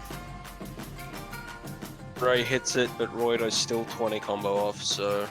We're pretty much right back where we were after that first spinner when Philippines eked out a tiny lead. This can only be a couple thousand points. Quite close right now. Quite close Slightly indeed. in favor. Just 1/4 of the map to go. Yeah, Who's going to blink first? Kielzu with the drop. The big Oh. combo on Philippines is down. Roido drops. Kielzu takes down again. Firu's down. Cowboy and Kasho are holding. Just when they had it back to Mexico. Will Mexico keep this, or will Mexico do the nice fight polite and give it back to Philippines? Firu's back up at 200. Roido drops. Bunrei dropped just previously as well. There's not much left of the map. Mexico are building a huge lead here right when it matters the most.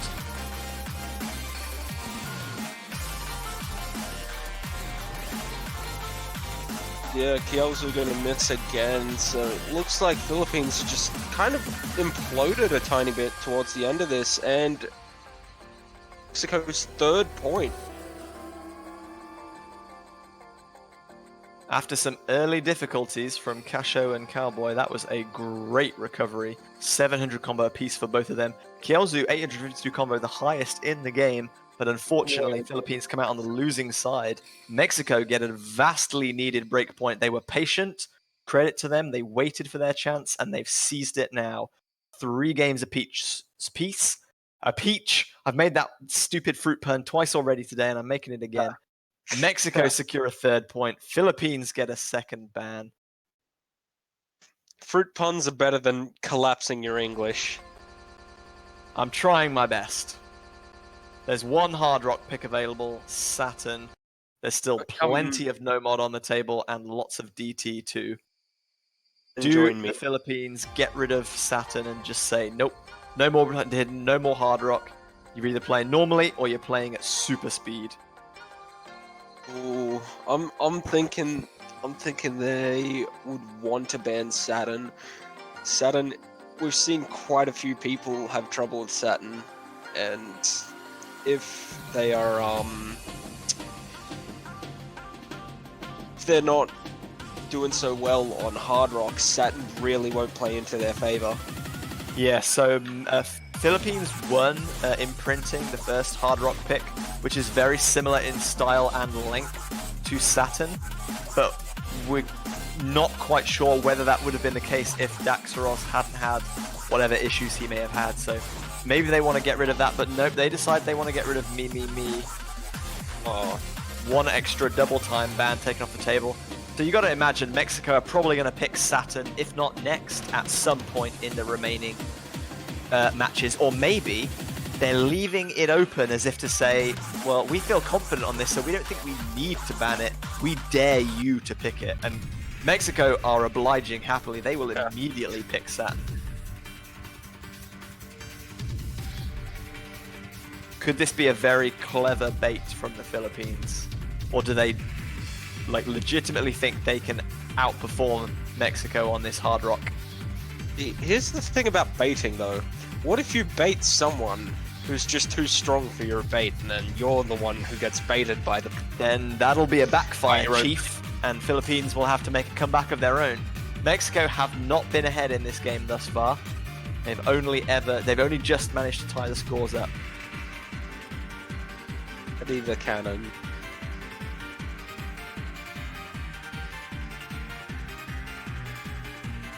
Any sign on the guy who disconnected earlier? I mean, Daxaros is his name, and catching fruit is still his game. He is in the lobby.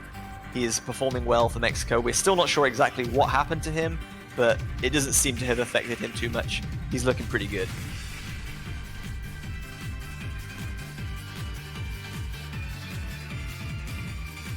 Ref Walter Toro readying up the players. Game number 7 is about to come underway. Very important game for both teams. Philippines desperate for another win to keep their lead. Mexico looking to lead for the first time in the match. Allow me to explain catch. So you put this plate on your head, right? And then you go to the pantry of Pepe. And then basically what Pepe does is he just shoves all the fruit off of his shelf, and then you got to run around like crazy with this plate on top of your head trying to catch it. If you don't catch it, it smashes on the floor, you slip on it. It's a real mess. It's just wasteful too. Think of the fruits, man. They have feelings. They deserve to be put on the plate. Though, at least if it lands on the floor, if you get a straw, that's like 5-second rule on a smoothie. Oh, nice. Bunray with the first drop, though. Kaganime dropping as well. Daxaros did see an early miss too, but at the moment it's definitely advantage Mexico. Bunray dropping again. He's dropping a little low on health there. HP drain on this is fairly mean. You don't want to be missing more than 1 or 2 notes in a row.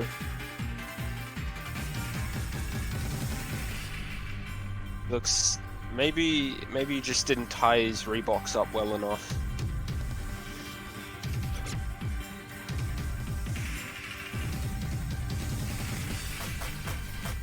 In any case, Mexico looking incredibly strong here. Cash are gonna miss, just as I say that, but Cowboy's still with the SS, and Daxaros only having 1 early miss there. Yeah, Roido dropping the only large combo left on the side of Philippines now.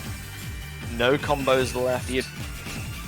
Nasty misses for Casho, but 2 high 400 combos for Mexico, which is just it's too late for a turnaround now. Can Cowboy hold on for the SS is the only question left in this one. And can people make sure they don't fail? The HP drain on this is very mean. Cowboy drops the FC. Daxaros, everyone is down in combo apart from Roido, but the gap is way too much to make up. Mexico are going to finally take the lead in this game 4-3. They're on top for the first time, and they make Philippines regret not banning that last Hard Rock pick. And there are no comeback bans that can be had anymore too, which means anything in the pool is free for anyone to pick. Yeah, there's no hidden left. There's no Hard Rock left. We got 2 double times and a whole lot of no mod. The pools are getting scarcer and scarcer as we go. And we've got... And I think with no mod in particular, then like most of the no mod pool becomes a complete coin flip between these two teams. I feel like it's a lot that way, especially for catch specific stuff. It might go one way or another more often than not, but well, we'll have to wait a little bit for any specifics because it's going to be Camellia number 2, Amor de Verão, the second Camellia song in the no mod pool. Going to be Philippines pick, looking to keep the scores level. They've got to not let themselves be unsettled by the fact that they're now behind. They've got to keep the scores tied at 4 apiece if they can win this game.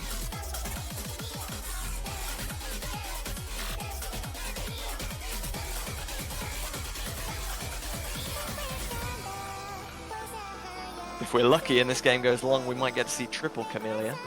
Crystallized is also in the pool. No mod number 2.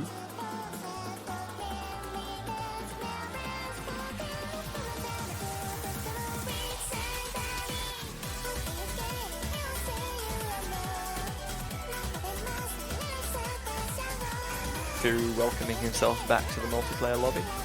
He's going to be joining Cowboy and Casho on the side of Mexico. Bunrei, Roido and Kielzu lining up on the other side of the match.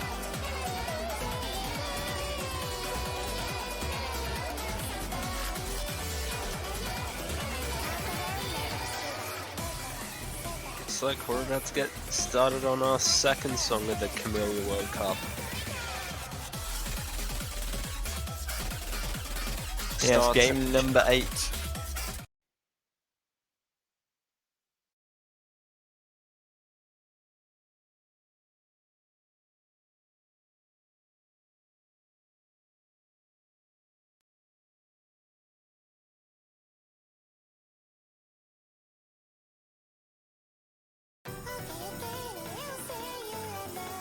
Okay, and away they go.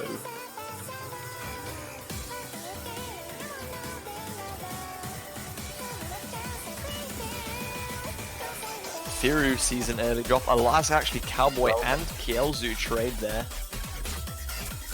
2 full combos to warm up. Bunrei is the next to drop. It's just Roido and Casho left now, hitting that 200 combo mark. 2-minute map, it's not really all that long either, so... It is very dense though, at least. That end is coming up fast. Mexico going to take the advantage. Oh no, Firu drops right as they were about to take the lead. Casho drops and trades with Kielzu. Firu drops again though. The lead is only about 15,000 points at the moment. But Philippines definitely have the advantage here.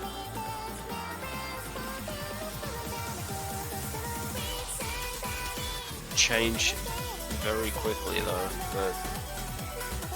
One miss on the side of Philippines or Mexico could seal this. Roido still holding that double S as he hits 500 combo now. Cowboy recovering nicely, but Firu is the next to drop. Kielzu drops right before he gets the 200 combo. Casho safely navigates back up to 200. Still 1/3 of the map to go. That is an unfortunate drop from Casho though. Philippines. Casho dancing a little bit under that. Oh, he's gonna miss again now though. Looks like Philippines gonna draw this 4-4 apiece. And double trade from Firu and Casho to Kielzu and Roido. Just Cowboy and Bunrei holding a good combo now, but the lead is too big. Cowboy drops, Firu drops. There's no way they can come back with just that one spinner. Philippines do secure another point. It's 4-all. This contest continues. So evenly matched between these teams thus far. Yeah, 159,000.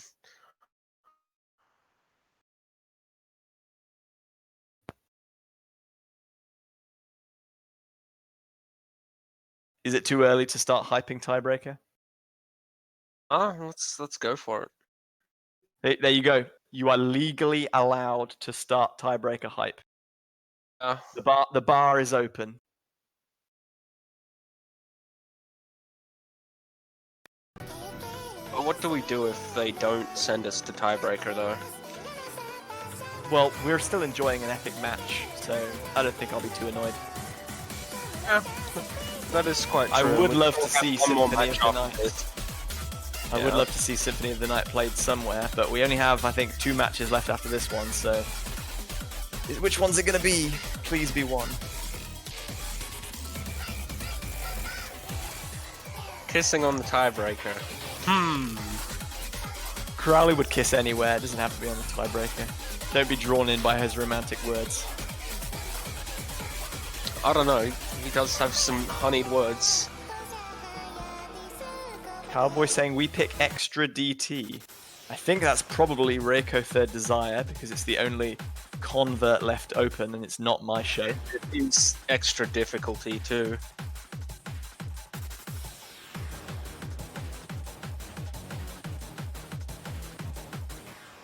.257 BPM streaming. Some very, very snappy kind of vertical 1/4 patterns.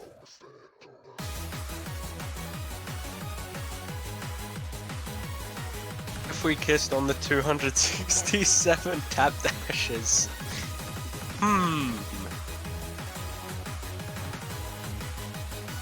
Philippines are a team full of love. A little bit too much love, perhaps. 267 BPM, love.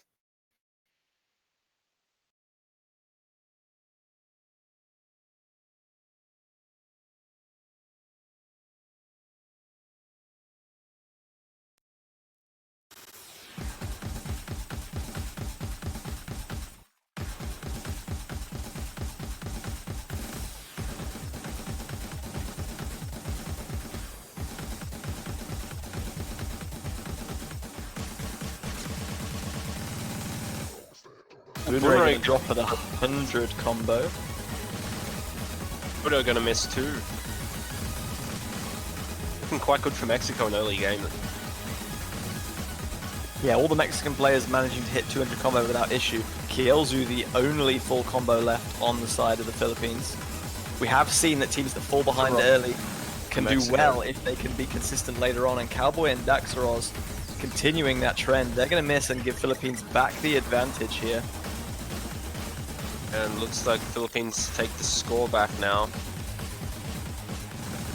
They're gonna need Philippines to miss again if they want to do something here. We are halfway, so there's still plenty of time for a comeback. One was 10:30 combo for an FC, wasn't it? I think by the time I look for it, we'll already be over as Kielzu and Roido drop. Massive advantage for Mexico now. Can they keep this going as long as possible? Don't blink. Boonerang dropping as well. That advantage grows further. 1/3 of the map still to play. Mexico need to close this one out. How far can they go while still keeping combo? It's a triple miss from Mexico. Roido still holds. See. But now Philippines have a triple miss as well. They can't capitalize. Daxarod's gonna miss as well, but Cowboy and Cash are recovering their combos now. And those are above Philippines, especially Roido, who is going to miss once more. And looks like Mexico are going to take this point. 5-4 Mexico. Still the twisting tail continues.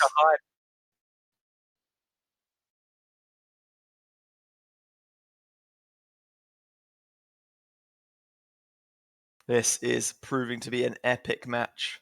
Closer than even many of us predicted.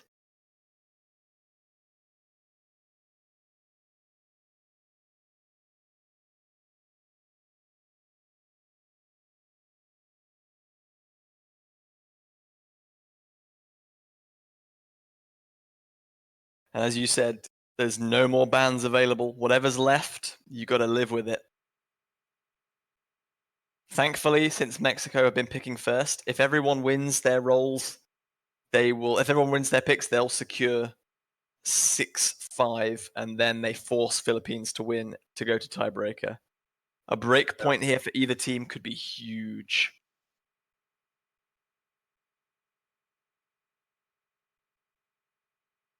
Still have 1 DT left and 4 no mods.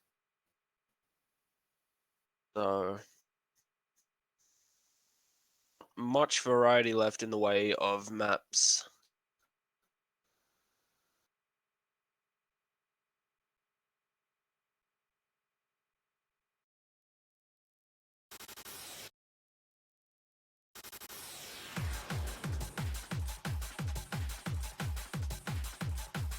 Yeah, I have to imagine that Mexico will probably pick the last DT option first in their next round, considering they've won both DT picks and Philippines banned one of the others. So Philippines have won one no-mod and lost one no-mod. Both of them were picked by them, and they only have 4 no-mod specifics available to them. One more Camellia map. They have to decide which of these they feel the most confident on, because they can't afford to take any risky gambles right now unless they absolutely have to.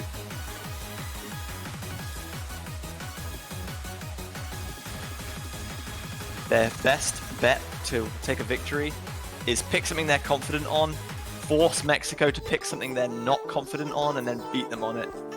It's like they're going for that. Yes. Map that we have seen very popular so far this round. Oh, it's a banger. It really is.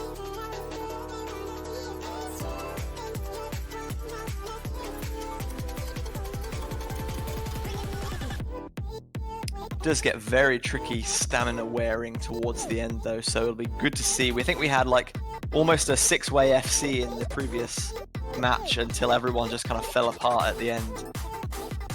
And it was just like one person left standing perhaps. Yeah. So it would be interesting to see who the Iron Man is in this one then. 15-minute tiebreaker win.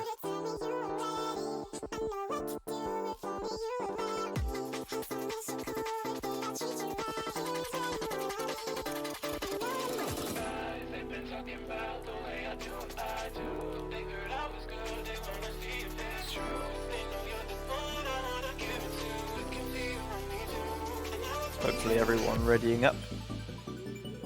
Not because I want this match to be over, but I do want to see a conclusion and then make a swift exit to the bed.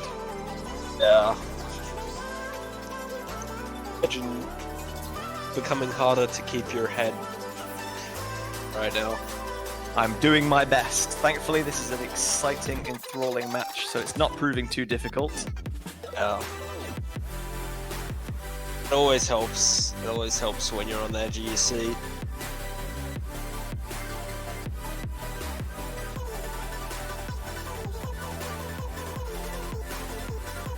Everybody ready?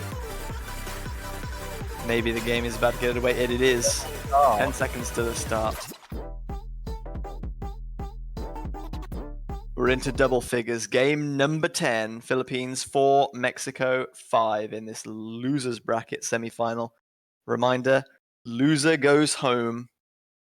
Winner survives for the unenviable task of tackling France in next week's pool. For either team, this is already their best placement in a Catch World Cup. Who can go just that one step further? Even with teams losing, they have accomplished something this CWC. But do you want to be the team that said, oh, we got further than we've ever got before, or do you want to be the team that said, we could have got even further still? True. That is quite an interesting point, although I'm guessing even though someone does have to be in that position, it's not going to phase them too much. Well, a miss might phase you. Roido dropping, Casho dropping. We saw an earlier drop from Firu also. Philippines still going to have the advantage on this one, and it's going to be growing. And that might ring true, especially if we do go to tiebreaker. Teams giving it their all right now. Yeah, about 40,000 points the advantage as we come just past 1/3 distance. It's all going to be a case of who has the stamina to carry this one through to the end.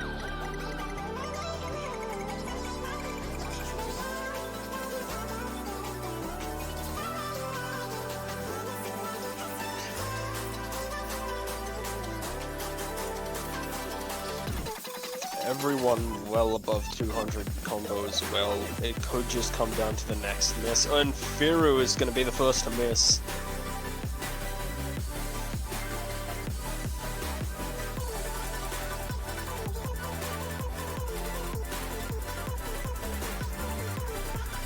Some really impressive combos racking up here, but it all depends on who can keep that stamina through to the final third. Kielzu's going to drop. Firu going to drop as well with Kielzu. That is fortunate for Philippines that trade occurred. Roido dropping as well now, though. Not good news. Yeah, Casho gonna drop with Roido though. It's Cowboy versus Bunray, but Bunray drops! Oh, if Cowboy's still holding, he's approaching 1,000 combo, and that gap is getting awfully tiny now. Firu drops again though, just as they were about to take the lead. Dropping once more, and Philippines looking like they're holding on, but Kielzu misses once more. This could come right down to the wire. Again. Casho gonna miss. Casho traded. Cowboys combo is gone, and this is gonna be Philippines' point. That was so. Mexico was so close to taking the lead on multiple occasions throughout that, but it was just out of their reach. Bunray with the one miss. Great performance from him.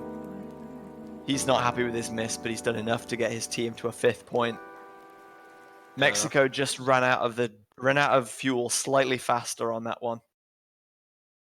Finally, Philippines secure themselves another no mod win.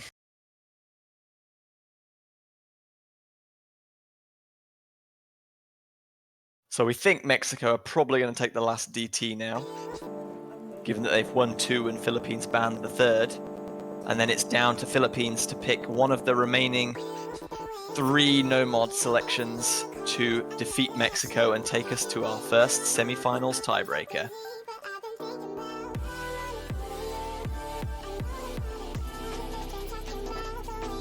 I'm thinking Mexico's just going to go for DT here. I think that is the most sensible option, given that they know that Philippines will have to pick DT, no mod next anyway. They know they've been successful on DT. It makes the most logical sense. Like, this is the safest pick for Mexico. Like, in a sea of like unsafe selections, this is the best option for Mexico. Need a show. Oh no, I'm not. You got bamboozled, kiddo. It's just frisky.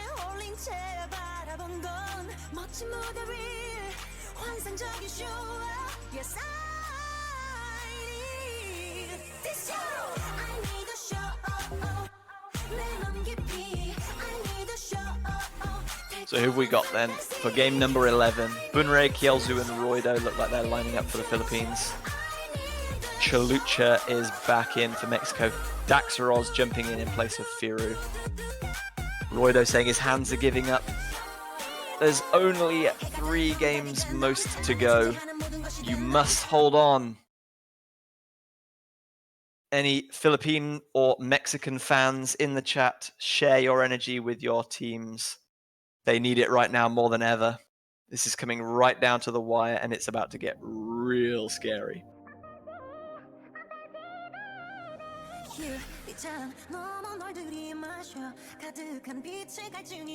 Will we see a customary early miss?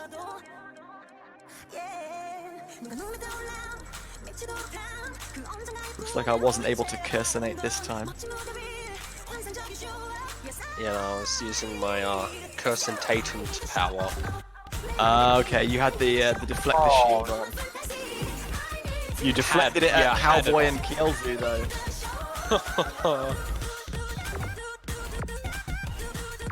Double drop from Philippines, Roido and Kielzu down. Heavy advantage to Mexico. What happened to Roido just now though? He dropped massively, Bunray's dropped as well. No combos left for Philippines. This is a huge number of drops from Bunray. Mexico building a massive advantage now. Looks like Lucha's still FCing too. This is only like a 2-minute map, so they're halfway through already.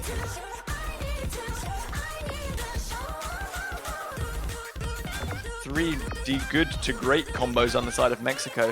Kielzu drops again, just as he was about to get to 200. Philippines are at the break. They know they have a massive amount of work to do, almost 200,000 points the difference.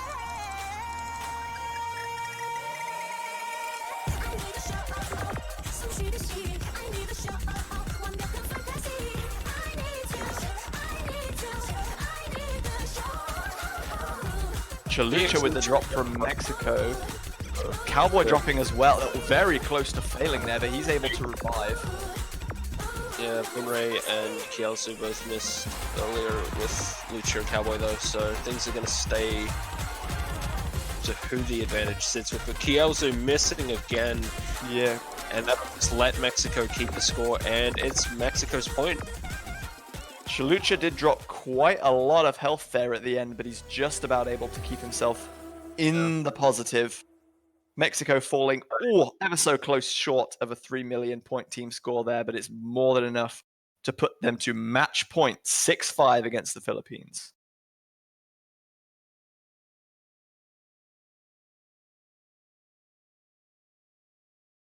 Whilst we were commentating that epic encounter, I think that's a What the Hell Bro XD subscribed at tier 1. Welcome to OS Live.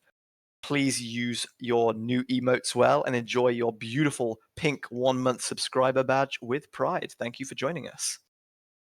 Philippines have 3 no-mod selections left. They have 1 point to win to force a tiebreaker. Marionette, Crystallized, and Shoujo Alice Tohako Niwa Genso Concerto. What do they go for? Do they go for snappy kind of burst? Do they go for huge density and anti-flow? Or do they go for hyper dashless? All so different styles, all so dangerous. Honestly, I think they go for the long game here. Maybe go Crystallize.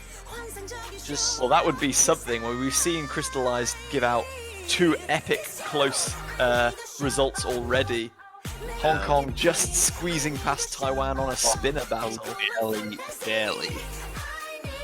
And then I think we had Philippines and Germany trading misses in the final moments in their pick earlier as well. There's 1400 for one, wasn't it? Yes. Just a couple of bananas in it at the end. Yeah. And we have another wonderful subscriber back to the party for their 3rd month. Low Blip, welcome back. Great to have you again.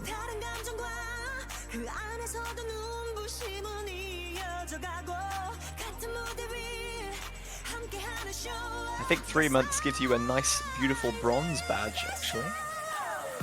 Hopefully you can wear that shiny one with pride. And there it is. Very nice. Still waiting for Philippines' final pick here. They know what's on offer. They have to decide long and hard which one they want to go for. Which are they best at? Which are Mexico weakest at?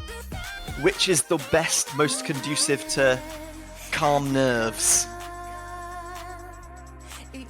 Who knows? Only the Philippines players can know at this stage. And soon we'll know whether their selection was a wise one.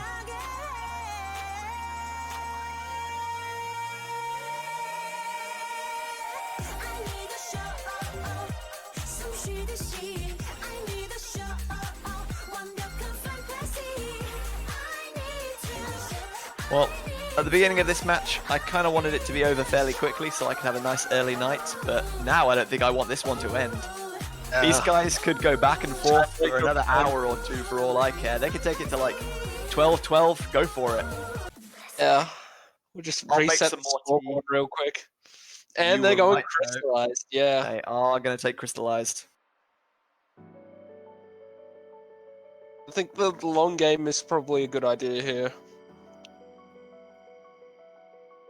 I mean, last time they went for a longer no mod, it did kind of work out in their favor a bit, me and you.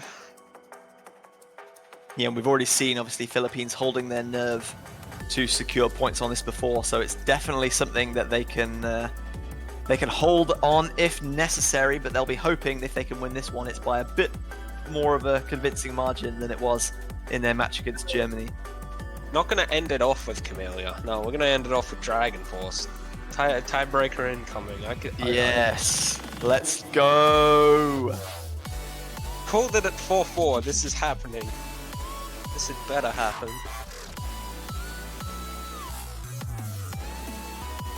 Oh, this so far has been a very close match.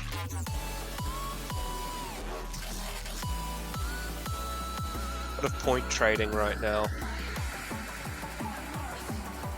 Almost reminiscent of Hong Kong versus Taiwan.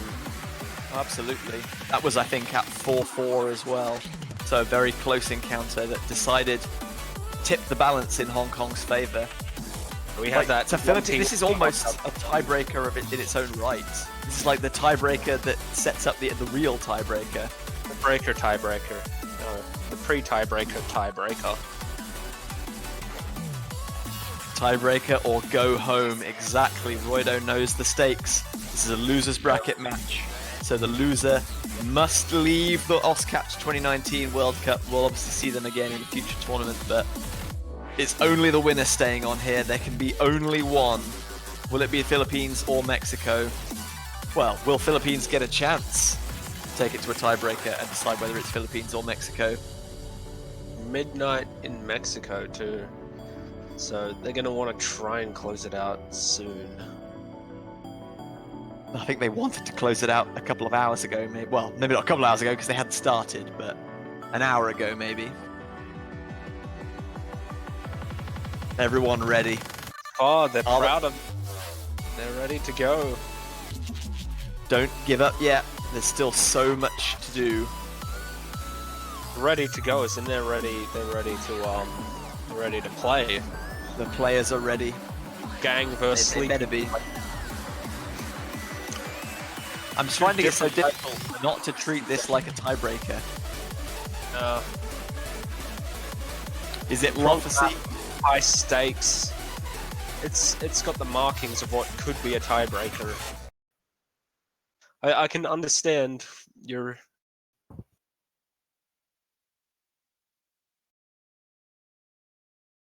Almost 4.5 minutes. It's almost as long as Dorcadus.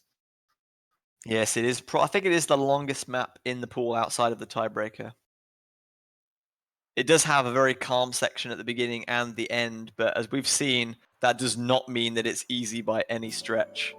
The approach rate of 9.5 here is really quite high, and because the density is so low, notes can come at you seemingly out of nowhere. It's very reactive based. So much support in the chat for both Philippines and Mexico. Great to see.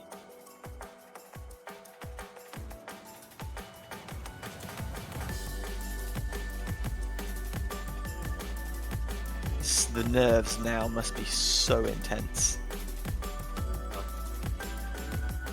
I've already called two close finishes on this today. Will I see a third? Part of me really hopes so, but I don't know if my heart can take it. Clearly, I'm only on my second then. You can handle it. Oh, If this is that close and I die of a heart attack, you might have to do the tiebreaker on your own. Kielzu is going to see the first drop though, giving Mexico an early advantage. Those little doubles there though, those are irritating to hit at times. They are very difficult. You can't be too upset that you miss those because anyone can. Kielzu's back at the 200 combo though. The gap is only about 25,000. Roido now missing. That's not good news for Philippines though. Especially with the three-way FC so far for Mexico. Although we are only a quarter of the way into the song, so there's still plenty of recovery time. And Daxaroz is going to give Philippines a little bit of a lifeline there. Allow them back into this one. Not so much. Kielzu traded with him.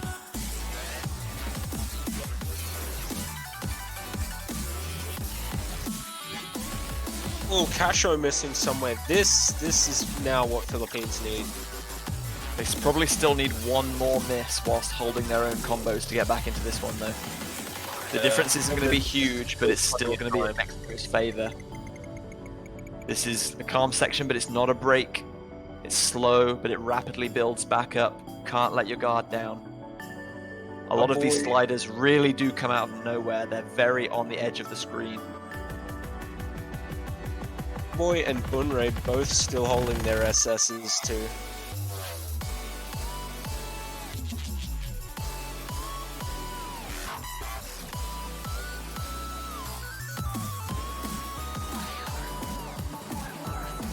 One interested in missing at the moment. For both teams. There's a Ki coming. Someone's going to make a dramatic miss in this section. We've got 1/3 of the map still to play for. The last kind of 1/8, I suppose, is very calm. So a miss has to come in the next kind of 1/6 of the map, the next 30 to 45 seconds. And it's Kielzu with the drop, but Daxaros trades. Kielzu with a few drops there, but that's not going to be too much. Several drops. Roido drops as well. This is absolutely disastrous for the Philippines. Casho has dropped also, though. It's all on Cowboy versus Bunray. Yeah, they need the triple miss from Mexico. That's what I'm Cowboy thinking. drops! Cowboy drops! Kielzu's back at 200 combo. Can they overturn this? That lead is shrinking so rapidly. There's about 20 to 25,000 points in it. They probably need another miss. Cowboy's going to get back up to 200 combo if he doesn't drop. Yeah, makes a silly miss now. And we've seen plenty of those already. Ooh. At the moment, the gap is too big for the Philippines to overcome. They need another drop from Mexico. We have seen them in this calm section before. I think it's gonna go to the spinner, and yeah, no, Cowboy's now back at his 200 combo. There's 20,000 points the difference, and that's not going to be overturned on a spinner. Mexico are going to take this one. 7 to 5. Well, it wasn't quite a tiebreaker, but it may as well have been one, because that was nervous as all heck. Massive Great performance from the Philippines, and the double S to Bunray, but it's just not enough. The consistency of Mexico just pulling through. 25,000 points. Bunray saying, at least I FC'd. Roido can sleep. Great match. Awesome performance from all players. Mexico can sleep as well. Oh. You really hate to see that one of these two teams has to go home, but unfortunately, Philippines are that team. They've had their best ever run in World Cups, finally making it out of group stages despite years of promise. But it is Mexico who take the brass ring and move on to a losers quarterfinal match against France. That'll be happening next week. We just have one game left, and it's going to be happening 8 hours from now in the morning for me, in the evening for you, and it doesn't matter what time of day it happens for anyone else. You do not want to miss that last game. This game was close. I think that the US-Hong Kong game has just as much potential to go the distance. So I hope you are all able to join us for that one as well. Any final thoughts, Krijibo, on that one? Oh, that was just... It was a really solid game. I don't know. If I'm Philippines, I would not be upset with that performance at all. I don't think they did look that disappointed. They were kind of congratulating. They were happy with their performance, and they should be. No doubt. Oh, we have this upcoming match to look forward to, USA Hong Kong, and I'm thinking this one's going to be closer than you think. Close. In that case, you're spot on. Yeah, both like Hong Kong, a low-seeded team, but a team that have overperformed massively, as they tend to do in Catch World Cups. USA looked a little bit under the weather last week when they lost to France, but they bounced back to a dominant 7-0 victory this week against Brazil, so they're going to be looking confident. Perhaps Hong Kong have had a little bit of a stronger test in that 7-5 victory over Taiwan. Maybe USA not quite reached their full boiling point potential in the semi-final yet, but they better be on point and ready to rock and roll in that match against Hong Kong, because there will be no rest, there will be no easy way out there. But that's going to be about 8 hours from now. So obviously we're going to end stream here. I am going to get some much needed sleep because I've been up for about 19 hours at this point, and I'm desperate to hit the hay. But Hey, that's same. been an epic series of matches today. Thank you very much, Kujibo, for commentating with me. Yeah, no worries. Thanks.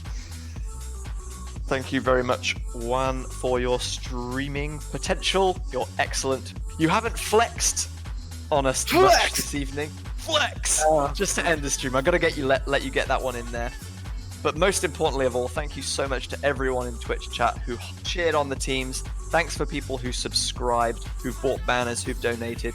You've been wonderful, and there's more to come. One wonderful match still to come your way tomorrow morning. So we'll see you all right there, right then, for more furious fruit catching. Have a good one. See you soon.